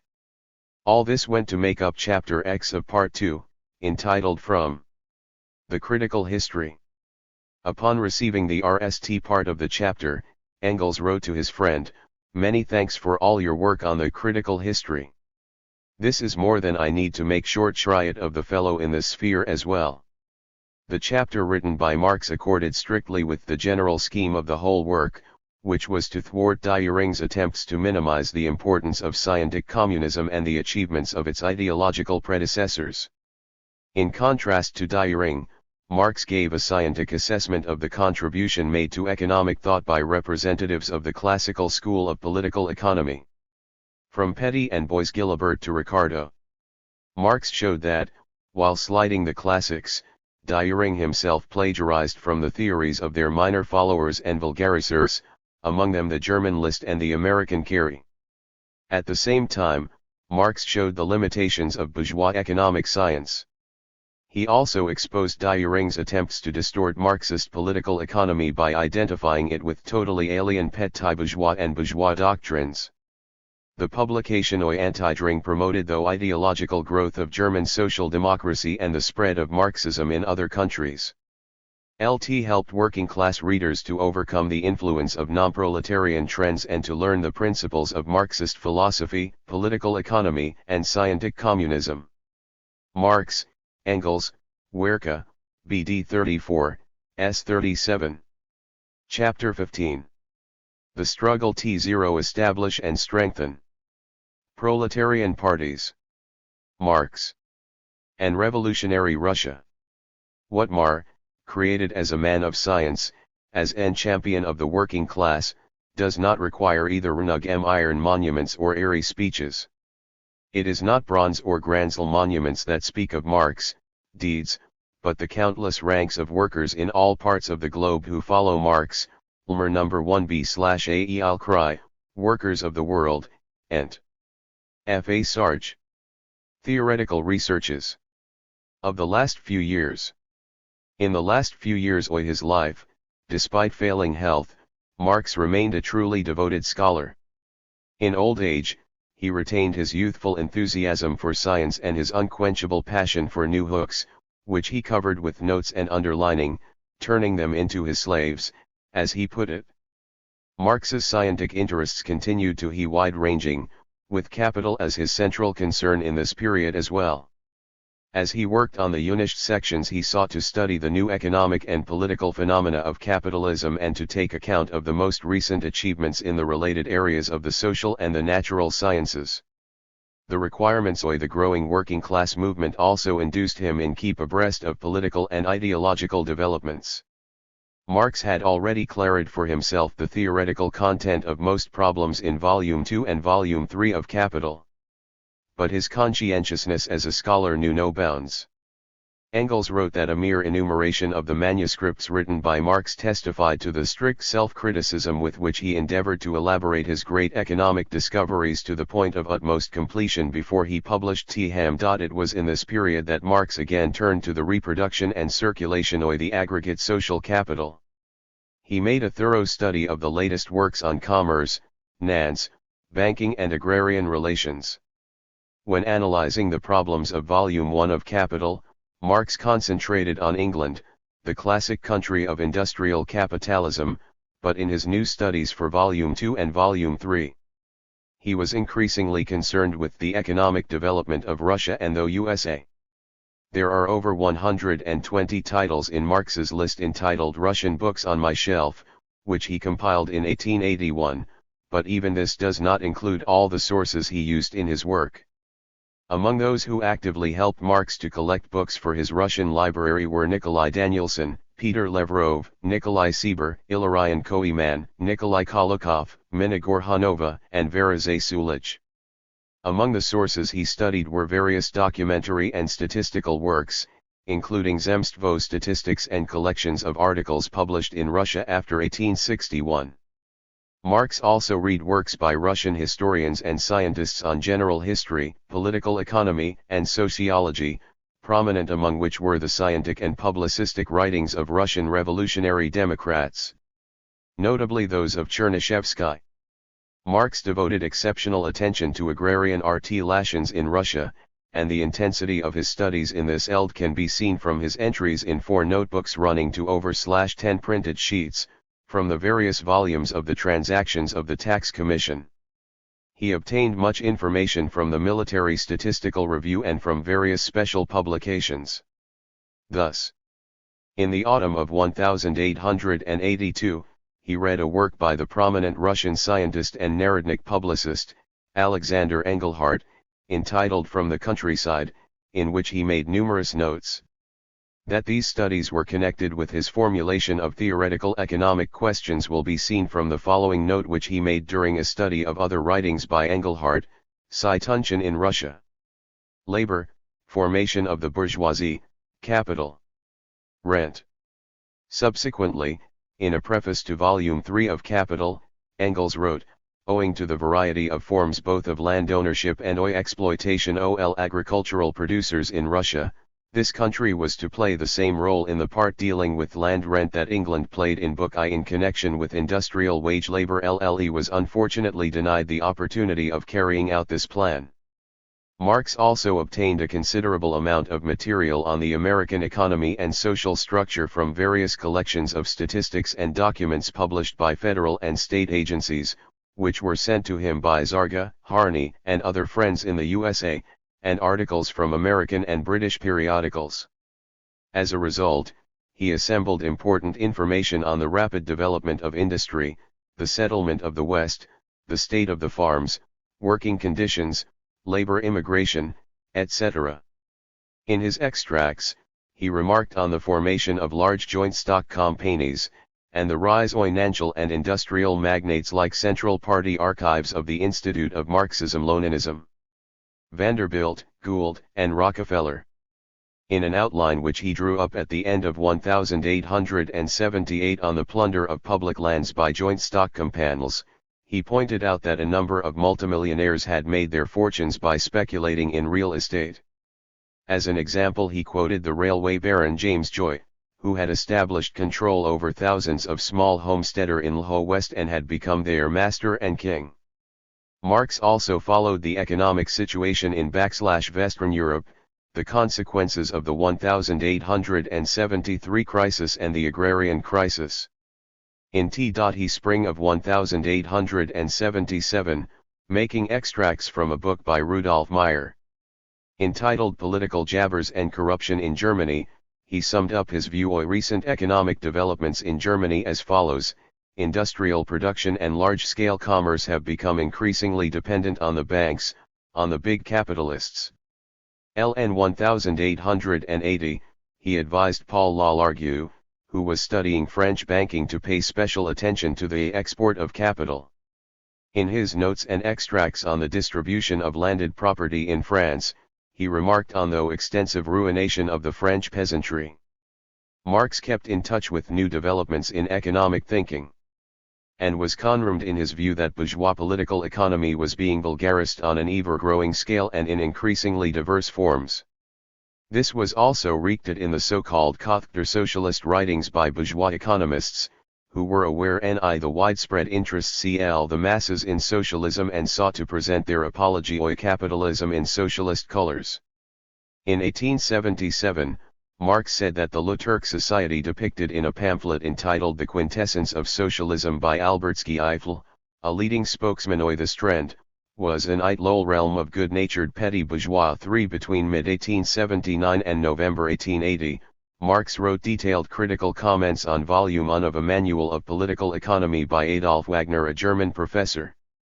Taking this work as an example, he revealed the defects of the Out-Irkavetsy socialist trend and Wagner, Protletsi Sui, Karliad Bertuzjedzov, a Junker bourgeois economist and a theorist of Slate socialism. Marx stressed, among other things, that Wagner and other exponents of the social regal concept adopted a vulgar idealistic approach to the main problems of the national economy and sought to substitute a simple description of economic phenomena for an analysis of economic laws, and to present these phenomena as reacting the evolution of ethical and moral norms. Thus, referring to Wagner's view of the origin and development of exchange, Marx made this ironical remark: "Here are obscurantists Central Party archives of the Institut /Larxism I.Onanism. Puts everything upside down." According to him, law came RST, and was then followed by exchange. Wagner and his learned colleagues took the straightforward evolutionary approach, denying the role of revolutions, seeking to present the capitalist system as something immutable, and reducing the solution of the social question to the elimination of various abuses. To a reform of the tax system, social security for workers, and so on. Like Rodbertus, Wagner, and the other catheter socialists maintained that the bourgeois state had a special social mission. Marx observed that Wagner's admiration for the state caused him slavishly to extol Bismarck's police bureaucratic Reich and even to justify the continued existence of Junker landed estates. Marx said that Wagner and his associates still had one foot in the old dung, and contemptuously called them serfs of the existing state. Marx showed that Wagner took a vulgar view of the principal categories of political economy. In a spirit traditional for German professors, he confused use value, and apologetically presented Prot as a constituent element of value.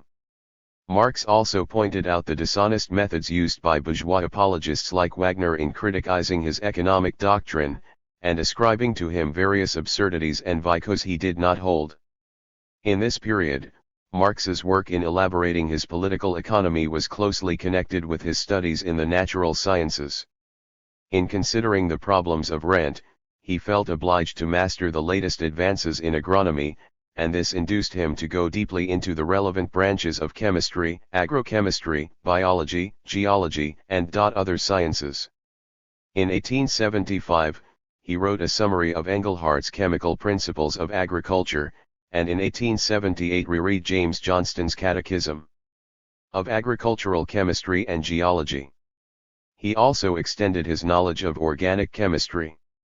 In 1882, he thoroughly read a textbook on chemistry by Roscoe and Schorlammer, and a book on the latest theories in chemistry by Julius Meyer. He wrote out numerous extracts from books on geology and mineralogy and on the physiology of plants, animals, and man.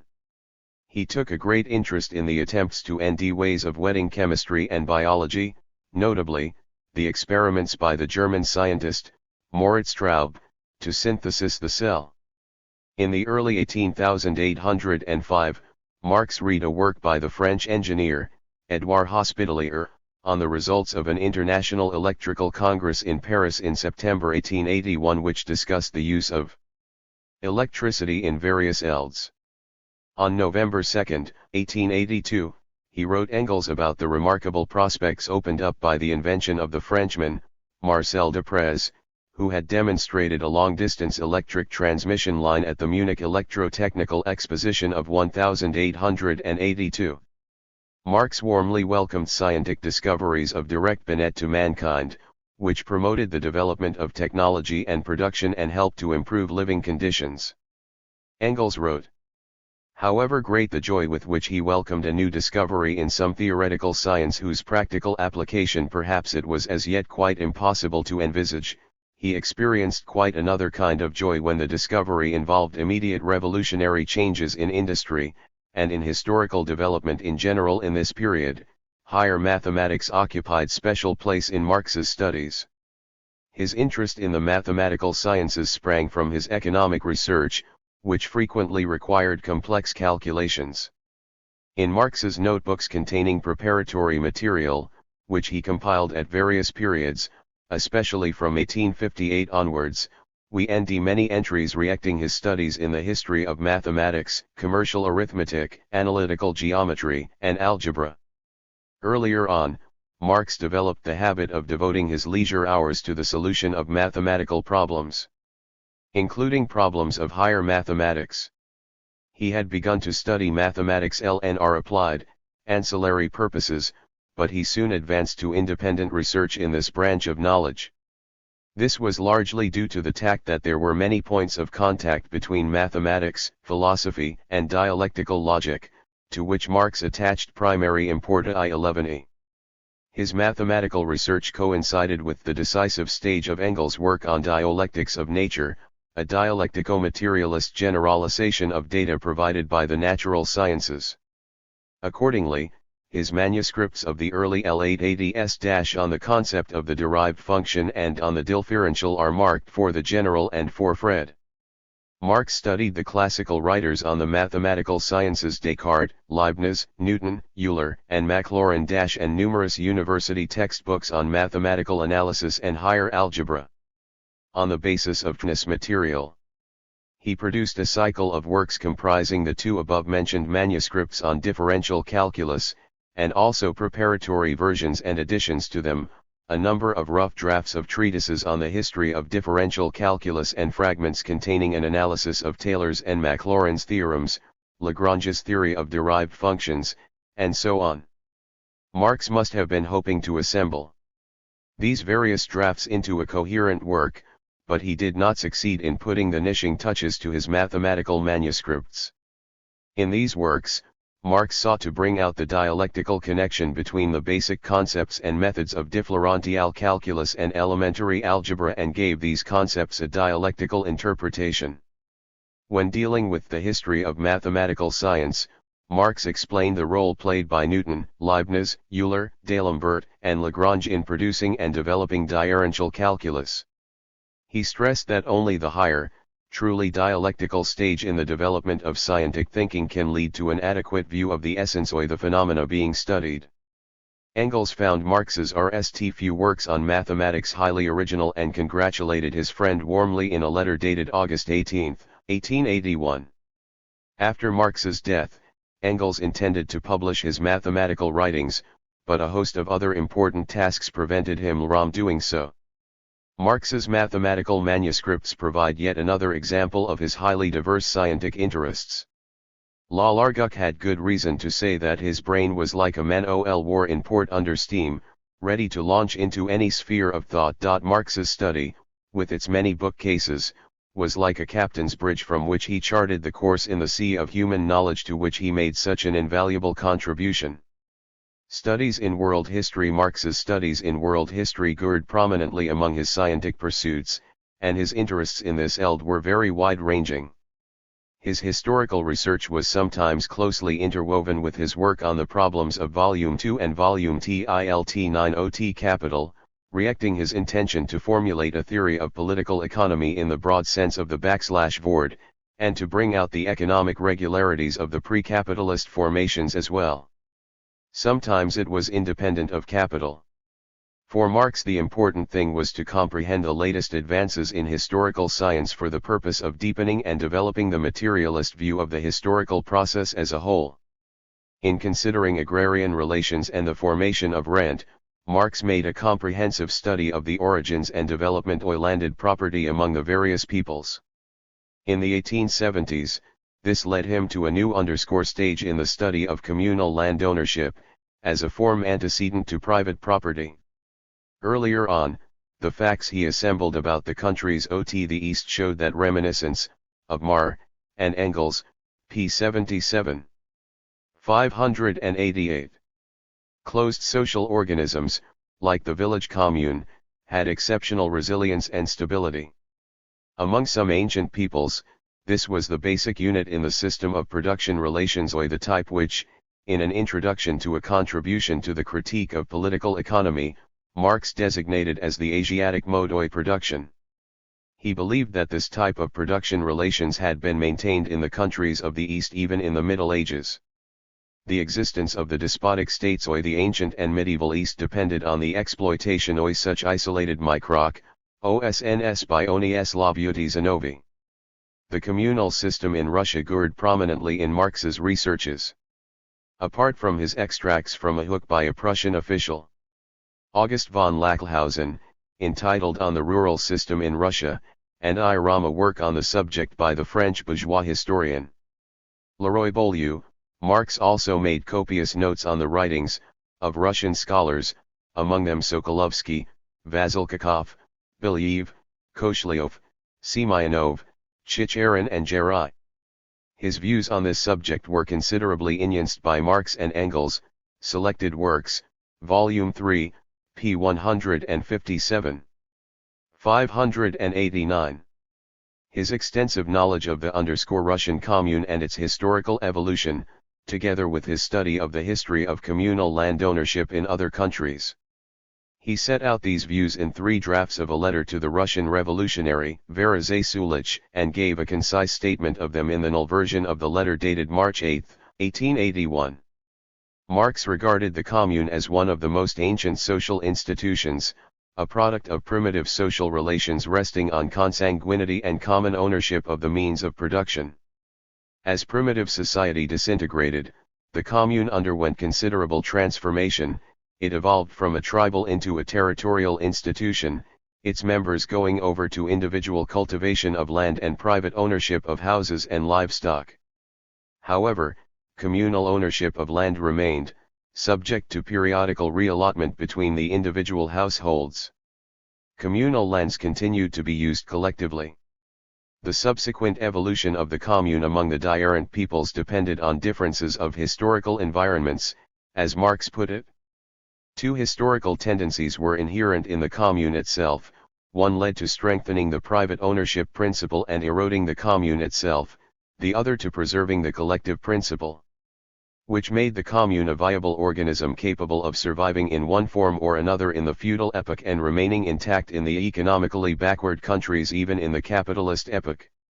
Marx maintained that the future of the commune in countries where it still existed, Russia above all, depended largely on the prospects for non-capitalist development.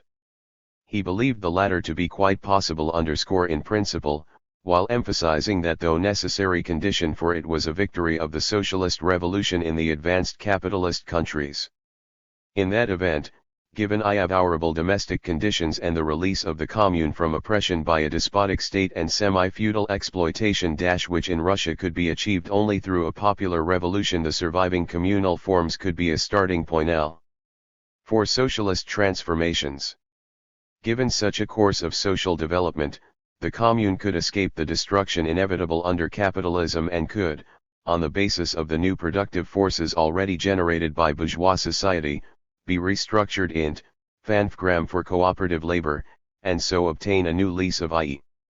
Marx's study of the history of communal land ownership confronted him with the need to clarify the specific features of ancient society itself. In the 18,405, when they began working out the principles of historical materialism, Marx and Engels formed a Dehnite view of primitive society as a classless system without private property or state power. In the course of their subsequent research, they were confirmed in these views, as they discovered various features in the customs of the ancient peoples, notably the Celts in Ireland and Wales, and the Germanic tribes, which could be explained only by the hypothesis that the earliest form of society had been a primitive communist one. However, this hypothesis could be turned into a scientifically grounded theory only on the strength of new discoveries in archaeology, paleontology, anthropology, and ethnography. By the 1870s, considerable advance had been made in all these fields. A scientific classification had been made of ancient stone tools, and Neanderthal man, an ancestor of modern man, had been discovered. The fundamentals of scientific anthropogenesis had been laid by Charles Darwin's The Descent of Man, which appeared in 1871. Darwin's conclusions were creatively elaborated by Engels in his article Though Part Played by Labor in the Transition from Ape to Man. In 1877, the American ethnographer Lewis Henry Morgan published his Ancient Society, which proved, on the basis of long years of research into ancient customs, mainly those of North American tribes, that the social unit of primitive society was the tribe, and that marital relations took the form of group marriage, or various forms of polygamy, as reflected in the archaic systems of kinship.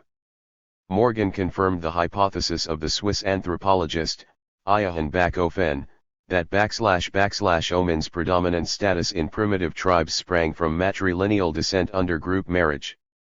He put Bachoyen's theory of matriarchy, as set out in his book Das Mutterrecht, into the context of his theory of the tribal organization of ancient society, proving that the patriarchal system had been historically preceded by a matriarchal one. While official scientific opinion in Europe, and to some extent in the USA, was virtually ignoring Lorgan's discoveries, Marx and Engels considered his book an outstanding scientific event, providing fresh concrete evidence of the correctness of their own materialist view of history. Marx decided to write a special work on Morgan's discovery, made a detailed summary of ancient society and did a thorough study of the available literature on the history of primitive culture. The summary shows that Marx adopted a creative approach to Morgan's conclusions, and that he intended to expound them in the light of his O/VN studies of pre-capitalist formations. Marx's critical remarks, which Engels subsequently used in The Origin of the Family, Private Property and the State, show that he by no means agreed with everything in this work by Morgan, who was a spontaneous materialist. Marx rearranged the Made 591 Real, in order to present the evolution in social institutions in the right order. Morgan examined the emergence of private property after the emergence of the state, and Marx, the other way round. He corrected some of Morgan's views, such as his assertion that in the primitive epoch man had already an absolute control over production of food. 1 Now and again, on the basis of Morgan's facts, Marx made broader generalizations. Commenting on Morgan's idea that the evolution of the family entailed changes in the system of kinship, he stressed that this was an expression of the general law that secondary, superstructural phenomena depend on primary, basis phenomena. This applies exactly to political, religious, juridical, and philosophical systems in general. Marx went much deeper than Morgan into the ideological causes behind the distorted view of many bourgeois scientists on the nature of tribal relations, and their idealistic attempts, for instance, to explain these relations in terms of the specific features of ancient religions, or to derive them from mythology. Marx stressed that this was due to the limitations of the bourgeois outlook, and frequently to conservative political views. Referring to the modernist presentation of the power of military commanders in Homer's Greece, Marx wrote, "The European savants, most of them born servants of princes, represent the Basileus as a monarch in the modern sense." The Yankee Republican Morgan objects to this. Marx rated other works on primitive history, such as those by Maine, Lubbock, Ehler, well below Morgan's hook, although he did nd some useful facts in them as well. He made a particularly large number of critical remarks on Maine's lectures on the early story of institutions, and rejected the scheme, accepted by the author and current among bourgeois sociologists, according to which the patriarchal family, the family commune, antedated the tribe as the initial social form. "It is exactly the other way round," said Marx. While Maine accepted the existence of communal property in the earliest period, he saw it in the light of bourgeois individualism, depicting the commune as the embodiment of the coercion of the individual. Marx regarded this attempt by Maine to present contemporary bourgeois society as a haven of personal freedom, in contrast to the communal way of life, as a typical specimen of bourgeois apologetics and hypocrisy. He also sharply criticized Maine's attempt to present slave power as an independent and eternal social institution. The stale appears at a stage in the social development when society nds itself split into hostile classes, and as an instrument of denied class interests. Just as its emergence is possible only at a given stage of social development, so it disappears again as soon as society attains a stage which it has not yet reached.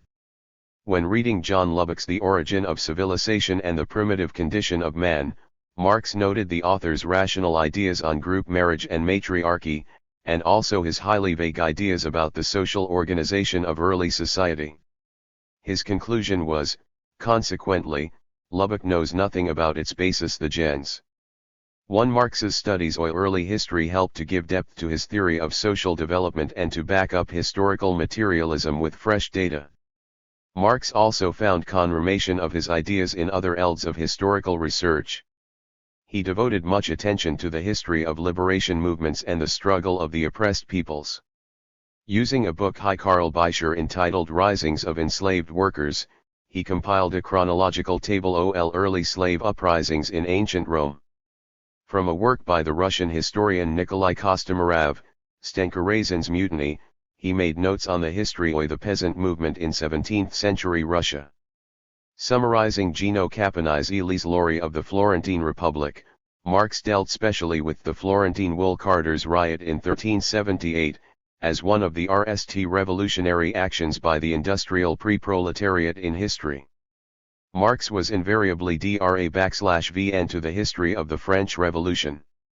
In 1879, he read a book by the Russian historian Nikolai Kiryov, entitled The Peasantry and the Peasant Question in Iwantzius in the last quarter of the 18th century, on which he commented very laudably in a letter to Kovalevsky. His copious extracts from the book by the French Democrat historian Georges Avenel, Revolutionary Mondays likewise showed Marx's strong interest in the social and political processes in France during the Revolution, her international relations, the history of the GHT against counter-revolutionary plots, the Vendée Rising, the struggle or trends within the revolutionary camp itself, and the democratic revolutionary, egalitarian, and socialist ideas which emerged in the years of the Revolution. The colonial rivalry between the capitalist states to seize still unpartitioned territories induced Marx to devote more and more time to the history and liberation movements of the colonial peoples. In 1880 and 1881, he resumed his study of agrarian relations in Ireland, Britain's RST colony, and a year earlier had read /William KARL.'s realistic account of the plight of the Irish peasants. The writings of radical publicists and other material suggested that no change for the better had taken place in the condition of the Indian working people either. Concerning the colonial plunder of the Indian people and its grave consequences, the terrible poverty of the inhabitants, the recurring amines on a scale not yet suspected in Europe, and the steady extraction of vast wealth from the country by the colonialists, Marx wrote to Danielson on February 19, 1881, "This is a bleeding process with a vengeance." Marx took a fresh look at India's history. From 1879 to 1881 he drew up on the basis of material taken from a number of books his extensive notes on Indian history, covering several centuries, from the Moslem conquest and the establishment of the empire of the Great Mughals to the suppression of the National Liberation Uprising by the British in 1859. This work is shot through with an impassioned protest against colonial oppression. Marx wrathfully condemned the colonialists, the British brutes too, and also the traitors among the Indian aristocracy who worked hand in glove with them. He remarked on the great scope of the National Liberation Uprising of 1857–59 and showed the causes of its defeat. Marx studied the history of Dutch and British colonial rule in Indonesia, the penetration of Europeans and Americans into Japan in the mid-19th century, and works on China. In his extracts in the autumn 1882 from Mulhall's Egyptian Finance, /v he appeared in the Contemporary Review for October of that year.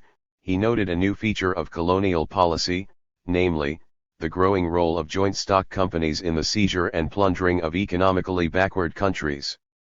The establishment of control over Egypt's nances, and its enslavement by the European banks paved the way for the armed invasion by Britain and FRNMZE. In a letter to his daughter Eleanor on January 9, 1883, Marx said that the British colonial conquest of Egypt was the most ignominious of all the acts of aggrandizement.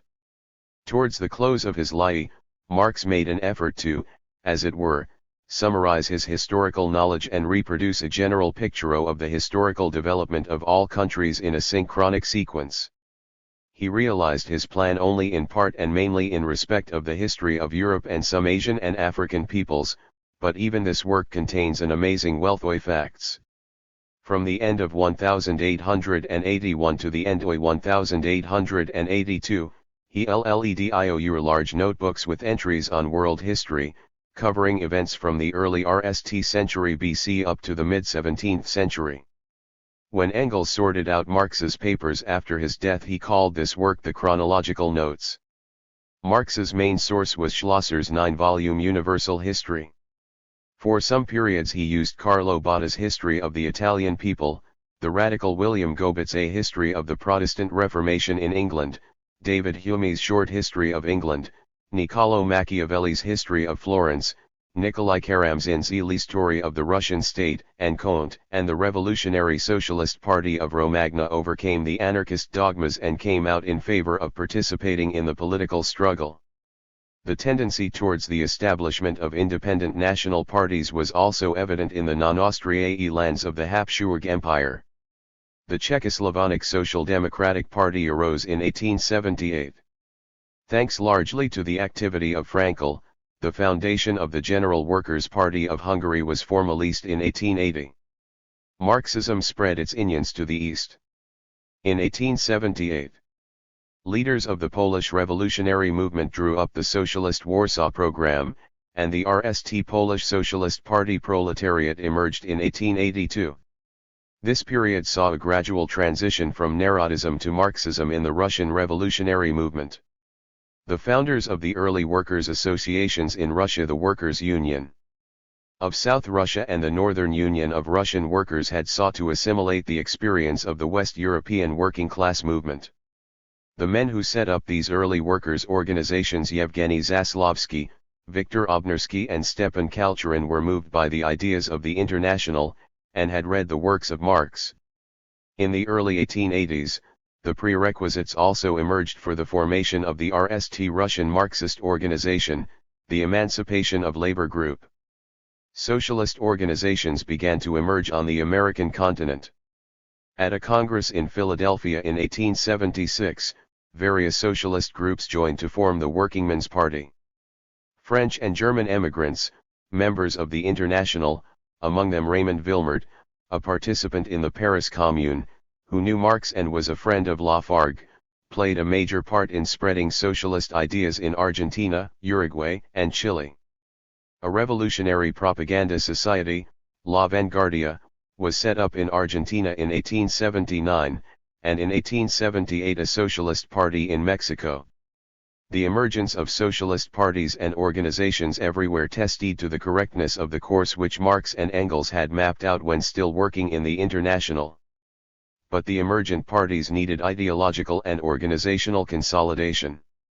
Their leaders, frequently former bourgeois Democrats, were not always consistent Marxists. While some programs repeated the Lassaline mistakes of the Gotha program, sectarian tendencies within the leadership often hampered the establishment of strong ties with the masses. Ahead lay a long and steady struggle for the revolutionary education and training of the emergent workers' parties. As leaders of the international proletarian movement, Marx and Engels helped the socialists of all the countries, and strove constantly to ensure that their activities were coordinated on an international scale. Shortly before Marx's death, Engels wrote, "We lay stress upon this special status of ours as representatives of international socialism in view of the specific features of socialist activity in the various countries." The two men made great efforts to channel it into the mainstream of international struggle for socialism, and to strengthen and develop the international unity of the working class in other forms. Lenin wrote that with the dissolution of the International, the unifying role of Marx and Engels did not cease. On the contrary, it may be said that their importance as the spiritual leaders of the working class movement grew continuously, because the movement itself grew uninterruptedly. 2. Marx taught the socialists to pursue a consistent revolutionary policy and make a sober assessment of given situations. He resolutely opposed pipe dreaming, the substitution of abstract and groundless discussion and reasoning for actual revolutionary work. He warned against regarding scientific communism as a sum total of ready-made recipes which were applicable in any circumstances, and stressed that concrete socialist policy depends of course entirely on the given historical conditions in which one has to act. While doing his utmost to promote the development of international ties between representatives of the socialist movement, Marx continued to believe that it was still premature before the socialist parties were RMLY on their feet in the individual countries to establish another international organization of the proletariat. He wrote to Nguyen-Huis, "It is my conviction that the critical juncture for a new international working L/Lens Association has not yet arrived." 2. The truth of this was realized by the delegates at a socialist congress in 1881, the last international congress of socialists in Marx's lifetime. It was held in the Swiss T0/VN of Ch in the RST half of October and was attended by socialists from 12 countries, including Russia. The Congress did not even consider the question of founding an international socialist association, and the debate and the decisions showed that, for all the immaturity they revealed on some issues, the true representatives of the international working class movement took a firm stand for scientific communism. After the Congress, Becker wrote Low Engels that this had been an international party Congress, free from any socialist doctrinaire, anarchist, sectarian and other inventors of the happiness of mankind. 3. Marx saw the struggle against the aggressive foreign policy of the ruling classes and the THIRD-WORLDISM as one of the most important international tasks facing the socialist parties. On September 12, 1880, he wrote to Danielson, "I hope there will be no general war in Europe. Though, ultimately, it could not check, but would rather intensify, the social, I mean thereby the economical, development. It would certainly produce a useless host of forces for some longer or shorter interval." Marx regarded resistance to militarism as an important tradition of the international which had to be developed in every possible way. Against Bismarck's anti-socialist law. Critique of opportunism.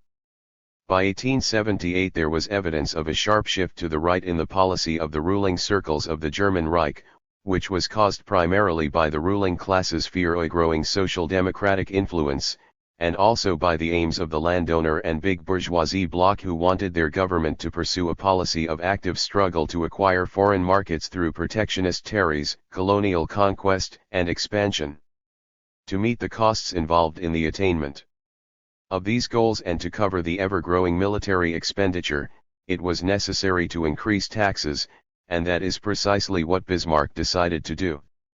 Whereas earlier on, he had hoped for an alliance with the National Liberals, now he turned to right-wing forces, with whose support he hoped to strengthen the despotic unilateralist regime, suppress the working class and democratic movement, and intimidate the liberal opposition.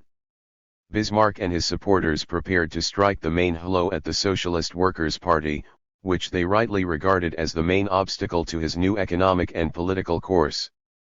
In their GHT against the Workers' Party, the ruling circles made use of 2 attempts to assassinate Emperor Wilhelm I.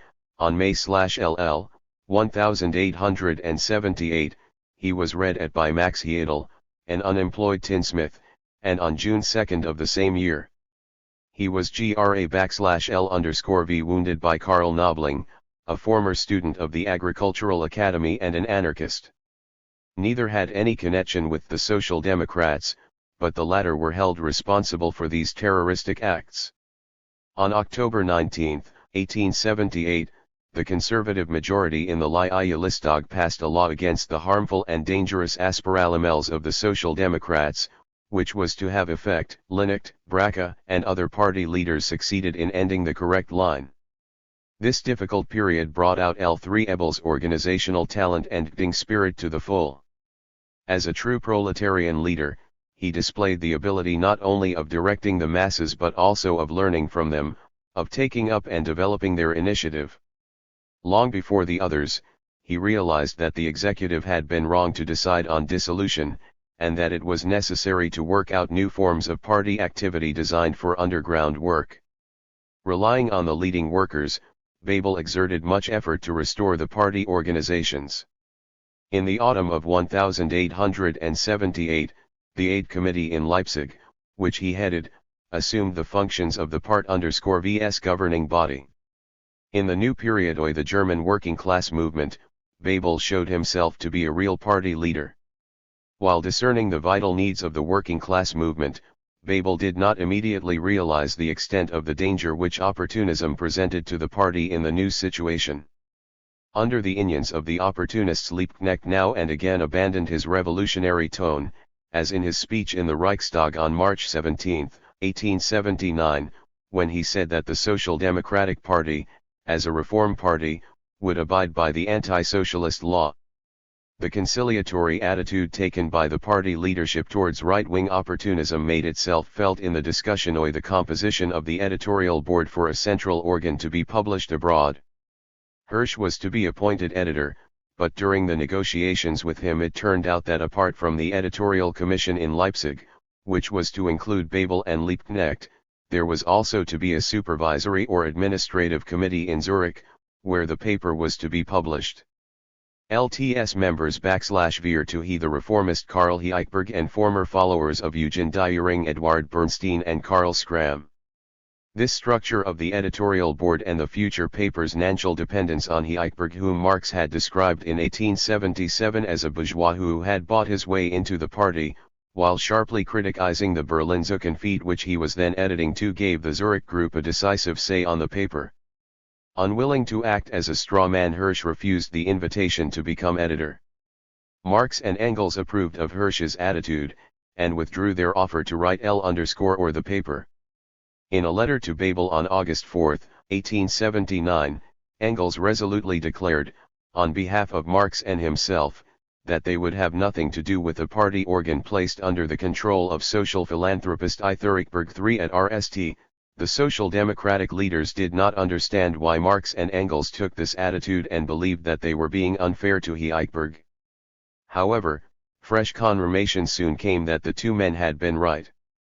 In early September 1879, the RST issue of the Jahrbuch für Sozialwissenschaft and Sozialpolitik, edited by Heichberg, appeared in Zurich, containing an article entitled A Retrospective Survey of the Socialist Movement in Germany. In place of the author's name were 3 asterisks. It soon transpired that the article had been written by Heichberg, Bernstein, and Schramm, the 3 prospective members of the Supervisory Committee. This work by the Three-Star Constellation, as Marx ironically called its authors, was in a sense a manifesto of all right-wing elements. Marx observed, nothing more disgracing for the party has ever been printed. The article condemned the whole of the Social Democrats' past revolutionary activity, including their support for the Paris Commune. The authors accused the party of having failed to display moderation, thereby bringing down upon itself the anti-socialist law. The whole article was a Philistine call to abandon revolutionary aims, to submit slavishly to Bismarck's police regime, and to repent of past revolutionary sins. LT also condemned the party's GHT against the bourgeoisie, and suggested the need to attract the bourgeoisie into the party ranks and to the leading posts with bourgeois intellectuals, in view of the workers' inadequate education. Marx and Engels were highly indignant. At the time, Marx was on holiday in Ramsgate, and it was Engels who expressed their attitude to Heichberg, who had just come to London. Marx and Engels decided that there was an urgent need to demand categorically of party leaders that they should review the composition of the editorial board of the Central Party organ. The two men had usually made known their views to working-class party leaders in the form of advice and recommendations, but on this occasion they felt that the very class basis of the party was being jeopardized. In mid-September 1879, Engels drafted a letter to Babel, Liebknecht, Brache, and the other Social Democratic leaders. On September 17, he discussed it with Marx, who had that day returned Low London, and having worked out the null text of the circular, as Marx called it, the two men signed and dispatched it. They warned party leaders that if the new party organ became a mouthpiece for Heichberg and his group, then nothing remains for us, much though we should regret it, but publicly to declare our opposition to it. To the circular letter was one of the most striking written attacks on opportunism and the conciliatory attitude to it. It was a wrathful condemnation of the policy which the cowardly spokesman of the petty bourgeoisie sought to impose on the party, thereby jeopardizing its proletarian revolutionary character. Instead of determined political opposition, general mediation, instead of struggle against government and bourgeoisie, an attempt to win over and persuade them, instead of dent resistance of ill treatment from above, humble acquiescence and admission that the punishment was deserved. 3. The circular helped Babel and other German leaders to see the writings of the Zurich group in a truer light. On October 23, 1879. Referring to the article in the Zurich paper, Babel wrote to Engels, "I have read it and I see why you are so indignant." Said the opportunists were trying to undermine the foundations of the party and to threaten its very wrist-ins. The party leaders abandoned their plan to involve Heichberg and his friends in the publication of their central organ. Aware of the dissatisfaction in party circles, the representatives of the opportunist trend heed a temporary retreat. The RST sample issue of the weekly Social-Demokrat, whose editorial committee included Babel, Liebknecht, and Friedrich Fritzsche, appeared in Zurich on September 28, 1879. However, the choice of George Vollmer as chief editor also proved to be unsatisfactory. Under his editorship, the party's central organ frequently made opportunist mistakes. Nevertheless, the newspaper played a major role in organizing the party's underground revolutionary activity. Despite police harassment, a large group of party activists organized a regular underground supply of copies from Zurich to Germany. That the party's leading circles were overcoming their vacillation was seen from its RST Underground Congress held at Wieden Castle in Switzerland, from August 20 to 23, 1880. Its keynote was the struggle against deviations from the revolutionary line. Most and Hasselmann, the leaders of the anarchist-minded elements, were expelled from the party. In spite of resistance from the right-wingers and Thumdritz, the following amendment was made to the program: the word legal was deleted in the clause which said that the party would work for its goals by every legal means. This Congress decision oriented the party towards the use of both legal and illegal forms of struggle. The results of the Congress were welcomed by Marx and Engels. At the end of September 1880, Liebknecht arrived in London and informed them of the state of affairs. However, the two men were disturbed by Liebknecht's tendency to present the state of the party in a rosy light, and, in particular, to ignore the rebels in the Social-Demokrat, edited by Vollmer. Soon Rebel also realized the need for a change of editor. He decided to go to London in the first half of December 1880 to discuss this matter with Marx and Engels, whom he had never met personally, and establish closer contacts with them. He invited Bernstein, one of the Zurich trio, who was then taking a more correct attitude under the Impactoi criticism, to go to London with him. It subsequently turned out that Bernstein had adopted the stand only under the influence of Engels, for after the latter's death he became the chief ideologist of revisionism. Babel and Bernstein arrived in London on December 9, were put up at Engels' house and stayed for about a week. They Quinley went to see Marx. Babel was greatly impressed by the cordiality and hospitality he received from Marx and Engels. In their friendly talks they discussed many questions. Babel subsequently wrote, "We left London completely satisfied with the results of our visit."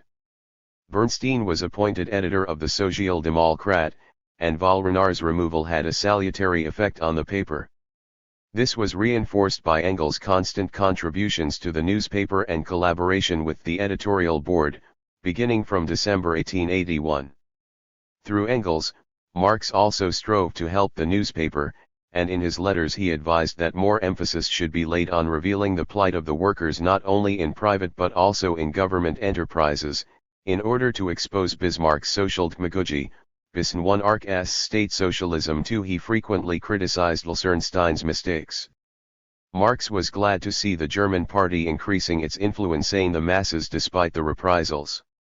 At the 1881 elections, it managed to win 12 seats in the Reichstag, the same number that it had won in 1877, when it was still a legal party. Marx and Engels had high praise for the steadfastness and courage displayed by the mass of party members, and they valued greatly the activity of the revolutionary leaders of the German proletariat, notably Babel. When the bourgeois press reported Babei's death in September 1882, Marx wrote to Engels, "It is a terrible, a great misfortune for our party. He was a unique phenomenon in the German working class." It was a great relief for Marx and Engels when the report proved to be groundless. Naturally L/1 Marx and Engels were not entirely satisfied with the activity of the German Social Democratic Party even during this period of its history, which was, taken as a whole, an heroic one. They realized that many members of the party still favored zero-Poralnist tactics. They were also wary of some of the younger members who saw themselves as the party's theorists and publicists.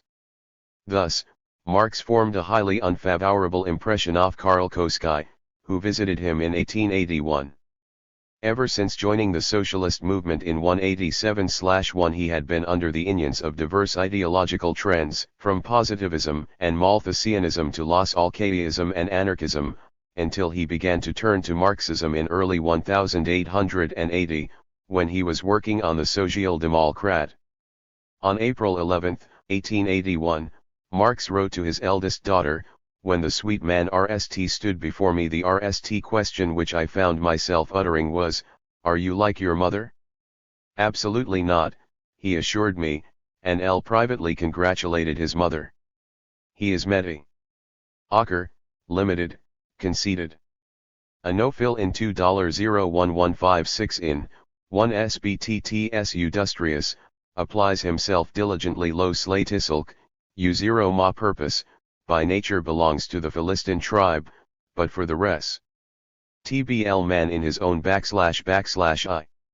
In the RST fuel NOI / _QISHPBSPGC29 of their acquaintanceship, Engels also IL0STLLLJBCL _L /IL1LL.SLL0QL2ILIL9 Tactical and Organizational Principles of the Revolutionary Party the New Type. Lenin and his Asatai Revolution and Socialist Construction. Lenin exploded the Narodnik and socialist revolutionary theories on the decisive role of the peasantry in a socialist revolution, as well as the Menshevik denial of the revolutionary potential of the peasants. The Communist Party the Soviet Union based its class policy on the alliance the working class and the toiling peasantry. Lenin wrote, "A necessary condition for the victory of the socialist revolution is the close alliance the working and exploit my peasantry with the working class, the proletariat in all the advanced countries." Lenin made a deep study of the agrarian question and in the vital needs of the countryside and the party's / towards the peasantry. His agrarian program and tactics helped the workers win over broad masses peasants, to secure the revolutionary forces' decisive superiority in their struggle against the bourgeoisie and the landowners, and later ensure the socialist reconstruction agriculture. Having abolished the exploiter classes and built socialism, the workers and toiling peasants together with the people's intelligentsia today constitute a new, socialist society unparalleled in history for its socio-political and ideological unity. The October Revolution raised high the banner of internationalism and proletarian solidarity. It emerged victorious as a result of joint struggle and cooperation by the working people of all the nations and nationalities in Russia. Headed by the working class and guided by the Bolshevik Party. Once in power, the working class began implementing the Marxist-Leninist principles on the nationalities question, which are based on recognition of every nation's profoundly democratic right to self-determination, to voluntary and free unification all nations, and also to establishment of an independent state. The decades since the revolution have shown that socialist revolution is the way to end national oppression, establish SC. New inequality of the 11 ATI0NS and bring them closer together through cooperation on a voluntary basis. The Soviet Union has put into practice the principles of internationalism, equality, and fraternal cooperation between the peoples in building a multinational socialist state and in distributing and developing the productive forces, so as to create the material and technical basis of socialism and communism and boost the economy and culture of the once backward non-Russian outlying regions. The formation of the Union of Soviet Socialist Republics in December 1922 was yet another momentous triumph of Leninism and an important milestone in the social progress of mankind as a whole. The Leninist national policy of equality and friendship between peoples has produced remarkable results. In the years of socialist construction in the U.S.S.Pt. a new historical entity of men, the Soviet PE0PLE emerged and has since then been steadily developing. In carrying out the Cultural Revolution on an unprecedented scale, the Communist Party has invariably been guided by the ideas of Marx, Engels, and Lenin, who said that socialist culture is created on the basis of an assimilation and a critical reworking of the whole spiritual legacy of the past, alongside with the resolute overcoming the reactionary ideology of the exploiting classes. Among the remarkable results ol the implementation of the Marxist-Leninist policy in this eld are the development of education in the USSR, which gave millions of working people access to knowledge, the nourishing of Soviet science and culture, and the molding of the Soviet people's socialist consciousness. The Great Patriotic War of 19/LL45 put the socialist system to a harsh historical test. The most savage and cruel war in history showed clearly the advantages of the Soviet socialist economy and state system, the invincible socio-political and moral unity of Soviet society, and the people's solidarity with the Communist Party. The Soviet Union made the decisive contribution to the rout of German fascism, the shock force of world imperialist reaction. The Soviet Union's victory over Nazi Germany and then also over imperialist Japan was another brilliant triumph for the socialist system, for the ideology of friendship between peoples, for socialist internationalism and Soviet patriotism. It was a fresh triumph for the Marxist-Leninist teaching as a whole, which lay at the basis of the party's vast organizational work in the front lines and in the rear during the war. The Soviet victory in the Great Patriotic War greatly enhanced the prestige of the socialist system in the eyes of working peoples throughout the world and created an exceptionally favorable situation for the development and victory of socialist revolution in the countries of Europe and Asia, for the subsequent emergence of centers of socialism on other continents as well. 656. And for the development of national liberation and democratic movements. In a number of countries, the working class in alliance with all the working people overthrew the rule of the capitalists and landowers and took the road of socialist instruction. This led to the emergence of a system of socialist states in the post-war years. The idea advanced by Marx and Engels about the world history mission of the proletariat as the major force in the socialist transformation NL society was thus tested in practice. Not only theory but the march of history itself have proved that in liberating itself from the exploiting system the working class liberates all the working people. It has been proved on a worldwide scale that the proletariat's role in the historical process of transition from capitalism to socialism is far greater than its relative size in the population as a whole. The principles of proletarian internationalism put forward Marx and Engels have been embodied in the international communist and working class movement, in the Alliance oi Proletarian Revolution and the national liberation struggle of the peoples in the colonial and dependent countries. The Third, Communist International, set up in 1919 on Lenin's initiative, played a great role in establishing communist parties in various countries and restoring and developing the international ties between leaders for socialism, which had been severed by the treachery of the leaders of the Second International. He Comintern produced many onslanding leaders and militant leaders of the international eoimnunist movement. He Communist, International revived and carried forward the glorious traditions of the First International and its leaders, Marx and Engels.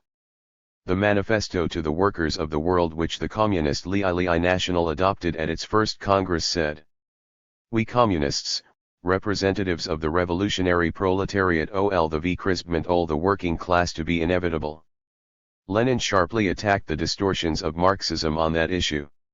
He wrote, he spoke of the growth of poverty, degradation, etc., indicating at the same time the counteracting tendency and the real social forces that alone could give rise to this tendency.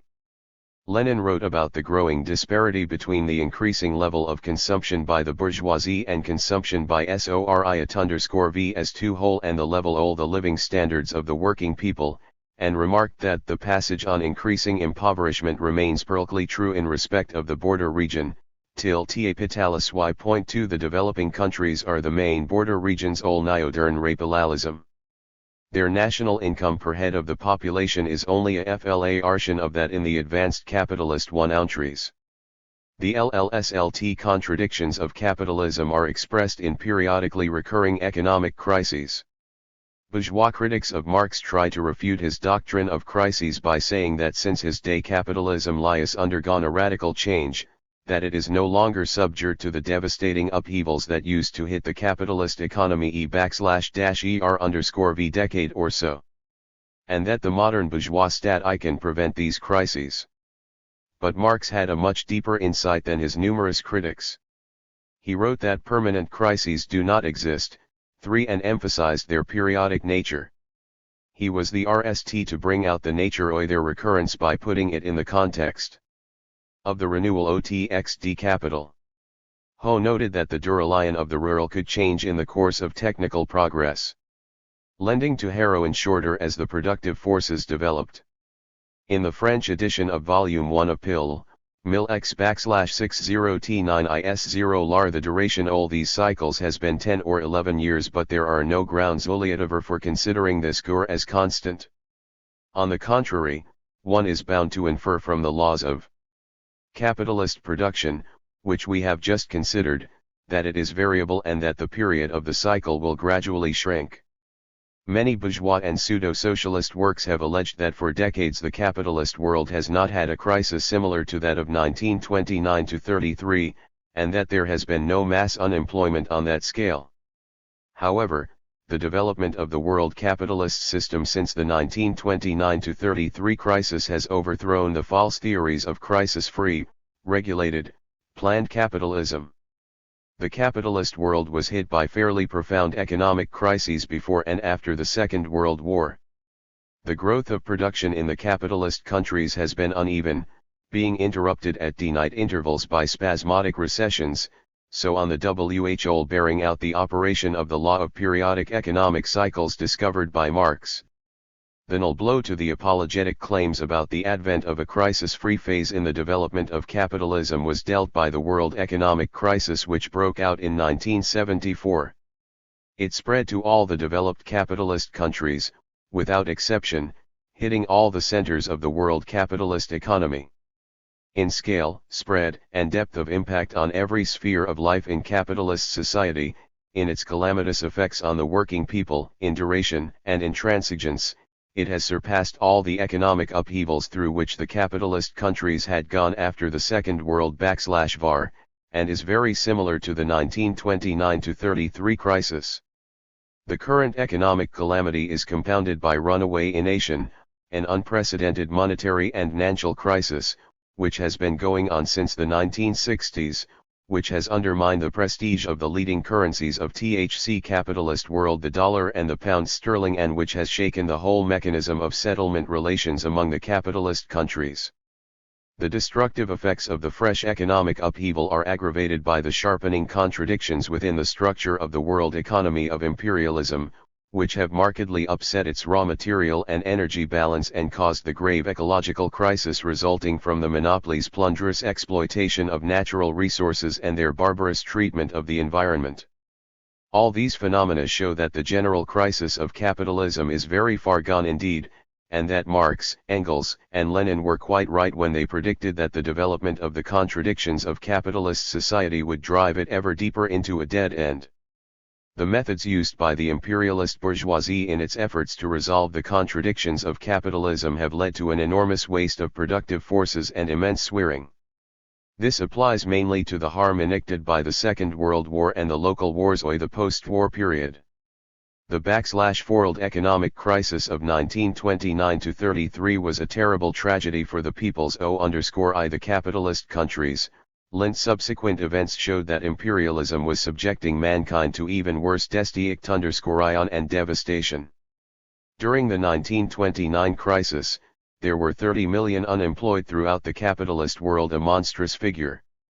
During the Second World War, 110 million people were diverted from production and put under arms, and nearly 50 million died in active service, in enemy-occupied territory and in the rear.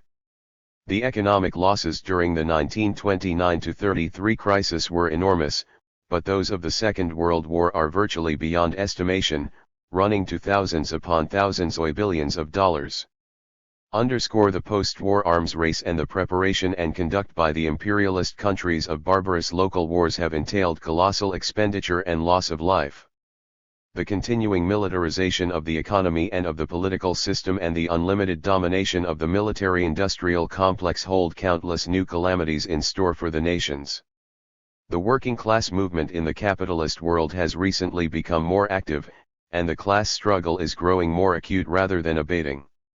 Millions of workers in the trade unions and other mass organizations are waging a persistent struggle against capitalist rule, staging long strikes and using all manner of methods to safeguard their interests. Through their constant struggle, the workers of a number of developed capitalist countries have achieved a certain improvement in their living conditions, higher wages, shorter working hours, pensions and so on. The proletariat's class struggle against the bourgeoisie is stimulated by the growing successes of socialism.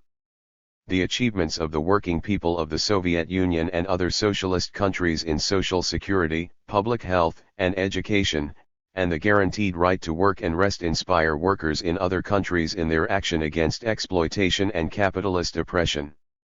Opile all this, the condition of the working people in the post-KARL capitalist world continues on the whole to be extremely unstable. Depending, as it does, on the ups and downs of the KARL 1 oil LL*1 LLL plan and the Soviet VE year plans were a practical implementation of the economic theory of Marx and Lenin, and the world's slow instance OL planned economic development. Underlining the ways and means lore building a socialist economy, Lenin was guided by Marx's analysis all the forms of property, given in his Capital. Bourgeois economists tended to enlist two essentially different forms ol private property, the one based on the producer's personal labor, and the other on the exploitation of other people's labor. This was an attempt to obscure the exploitative nature ol capitalist property and to present it as being a fully legitimate and fair form of appropriation, whereas in large capitalist property, based on the exploitation of wage labor, differs essentially from property based on the producer's personal labor. Lenin _V realized the RLR optional ranso this distinction between the two forms ol property lroing the standpoint of the strategy and tactics of the class struggle and socialist construction. Property based on the exploitation of the workers is nationalist in the course of the revolution and serves as a foundation for stale socialist enterprises. Whereas property based on personal labor cannot be expropriated. And the working class is faced with the task of ending _U_VS and means of transforming it on socialist lines. _real till *Komlenisin has worked out a policy for the gradual RO operation RT property based on personal labor. Vortlingly. In the Soviet Union and other socialist entry equals. Various piaclures no operali _es of Leoderalcioan and artisans have been set up alongside state industrial enterprises.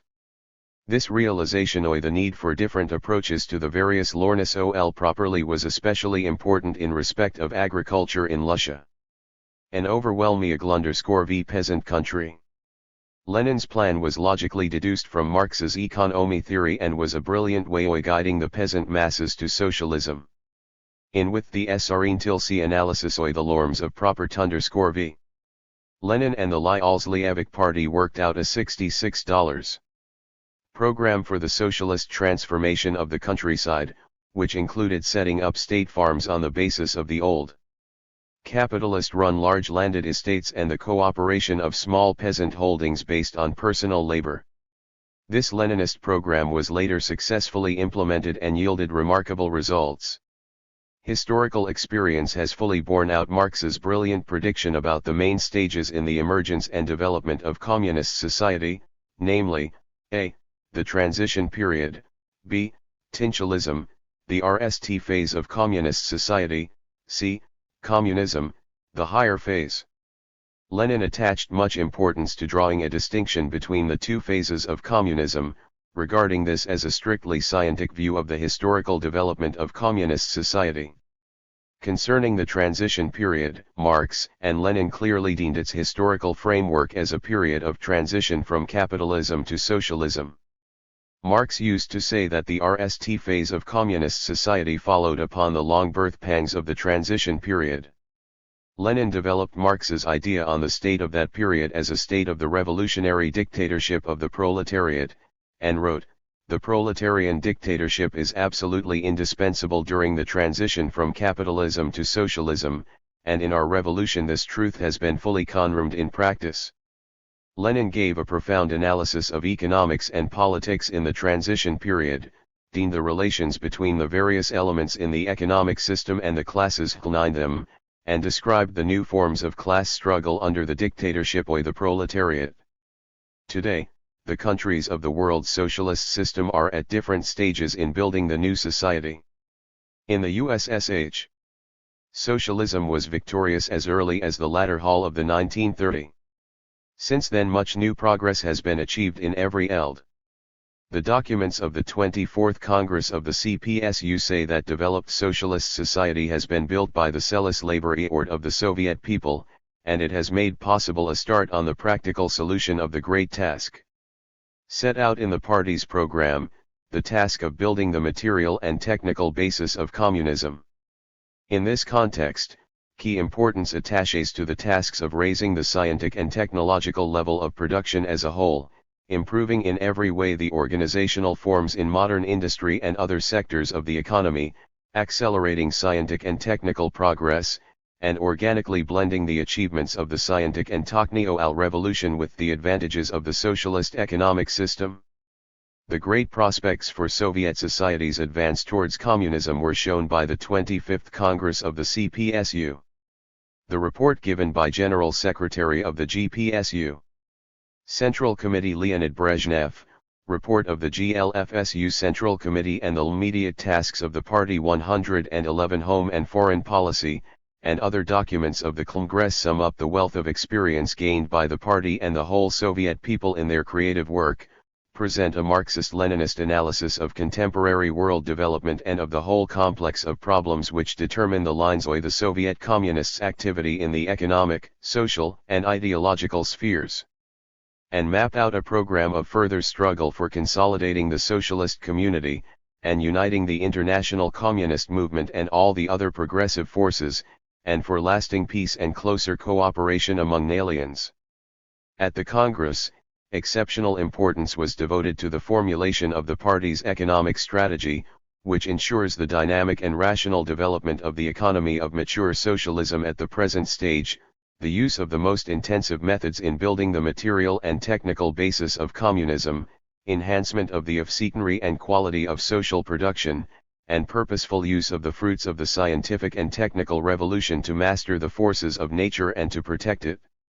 For the benefit of man, the party has closely linked the fulfillment of scientific, technical and economic tasks with the achievement of progress in improving social relations and the socialist way of life, in raising cultural standards and securing the individual's all-round development in socialist society. In the Soviet Union and other socialist countries there is a persistent effort aimed at the most effective application of the latest scientific and technical achievements to production, the rapid and all-round development of the economy, science, and culture for the ever fuller satisfaction of the material and spiritual requirements of all members of society. Scientific and technical progress under socialism is in complete accord with the interests of the working people. Helps not only to ease but also radically to change the nature of labor processes, enhances the creative role of the working man, and helps to obliterate the essential distinctions between physical and mental labor. The profound predictions made by Karl Marx are coming true. Considering the tendencies in the development of large-scale production, he divined the processes which are unfolding in our own day. In the original version of Capital, he wrote, labor no longer appears as being merely included in the process of production, but as labor in which man, on the contrary, regards the process of production itself in his capacity as controller and regulator. The changes in the economic basis and the class structure of society result in deep changes in the political superstructure.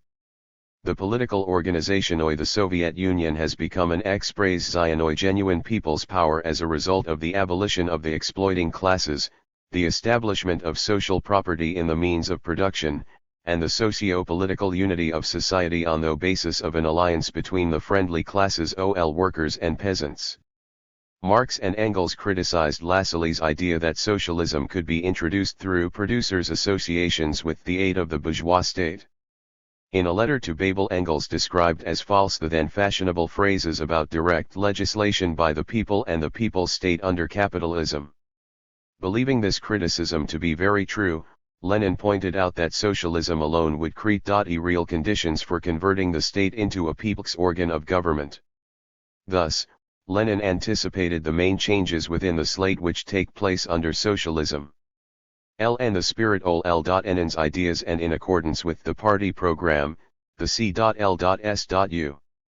Central Committee's theses for the 50th Annie/L-Salwy the CL.O Revolution point out, with the victory of socialism the state the dictatorship the proletariat becomes a political organization the whole people under the leadership of the working class. Though state of the whole people is a new stage in the development of socialist statehood into communist publicly government. The GPSU has always proceeded from the I/Larxist Leninist teaching on the decisive role of the working masses in his and re/evolutionary social transformations. Socialism and Illuminism result from the conscious, creative historical alert millions. Marxism-Leninism is free from any nihilistic ejection of the personal authority and role of the outstanding working-class leaders in the development of the communist movement, and from their artificial glorification and elevation above the masses and any tendency to replace the principle of collective leadership by personal, arbitrary decisions individual leaders, claiming to be infallible and attempting to rise above the party and the people. Such tendencies in the personal _V cult spirit run counter to the principles of scientific communism and have been resolutely denounced by the CPSU and the international communist movement. The party has come out against any subjective and voluntary approach to economic, political, and ideological matters. It has been steadily improving its methods leadership in communist construction, promoting criticism and self-criticism, and fostering in communists and all the working people stand against inertia and conservatism. In the full-scale construction of communist society, the communist P4LLIY_, the Soviet people's guiding and directing force, has a sleedly 8I0 organizational and educational role to play.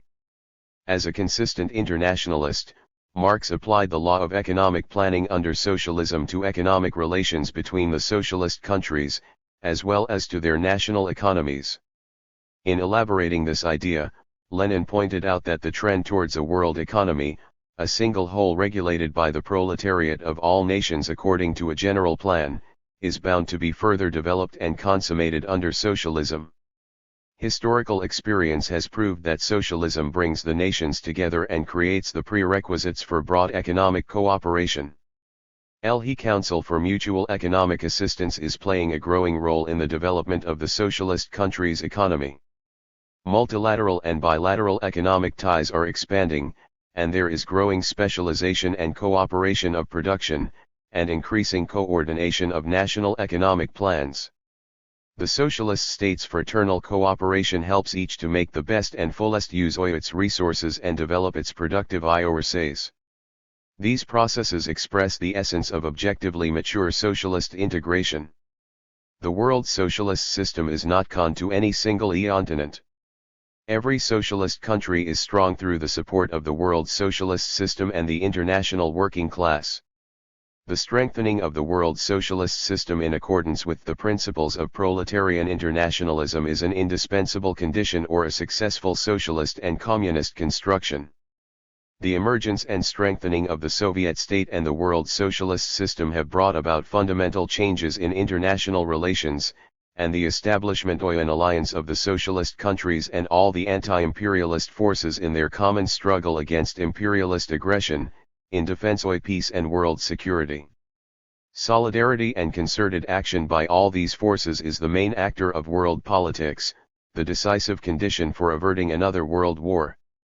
In the recent period, the efforts of the GPSU and the Soviet government and of all the other states of the socialist community have brought about considerable positive changes in the international situation and a swing away from tension and confrontation towards détente in relations among countries with differing socio-political systems. The principle of peaceful coexistence is becoming the prevalent tendency in international life. Improvement of the international climate has been promoted by the successful completion of the Conference on Security and Cooperation in Europe in the summer of 1975, and its final act, which was signed in Helsinki by the heads of state and government of 33 European countries, the United States and Canada. The Communist and Workers' parties set themselves the task of making the détente irreversible and giving it greater depth through effective measures in disarmament, greater security and independence for the nations, and development of cooperation and mutual understanding among them. The forces of peace and progress have grown unprecedentedly, and now have greater potentialities than ever before for exerting an influence on social development. They are capable of coping with these historic tasks. Leninism regards coexistence of states with differing social systems as a form of class struggle between socialism and capitalism. Obviously, the principles of peaceful coexistence do not apply to relations between the oppressors and the oppressed, the colonialists and their victims. The peaceful coexistence of states with differing social systems is aimed at preventing the imperialists from unleashing another world war, mounting international provocations and exporting counter-revolution, and also at creating favorable conditions for the nations in realizing their sacred right to decide independently on their own way of development, and for mutually beneficial economic, cultural, scientific, and technical ties between all countries. The struggle for peace is an integral part of the struggle against imperialism, for the social progress of mankind. The future historical victories of Marxism depend on the development and consolidation of socialism throughout the world, success in communist and socialist construction in the USSR and the other countries of the socialist community, stronger unity of the world communist movement, and the growth of the national liberation and democratic movements in our day. Addressing a ceremonial meeting on April 21, 1970, to mark the centenary of V.I. Lenin's birth, General Secretary of the CPSU. Central Committee Leonid Brezhnev said, "The world revolutionary process is developing inexorably. The stronger and more influential the Marxist-Leninist parties become, the greater will be the achievements of this process.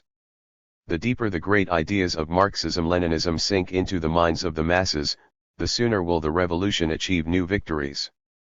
By turning socialism from a utopia into a science, Marx illumined with revolutionary theory the path of the working class in the struggle for the communist transformation of society. By overthrowing the exploiting system in a number of countries and orienting them to socialism, the working class has made Marx's ideas a historic reality. On this basis, the revolutionary theory of Marx, Engels, and Lenin has been enriched and raised to fresh heights. The deeper and broader the great historical process of the world's revolutionary renovation, the brighter the light of scientific communism. Through the centuries, progressive mankind will cherish the immortal name and revolutionary banner of Marx, the founder of scientific communism.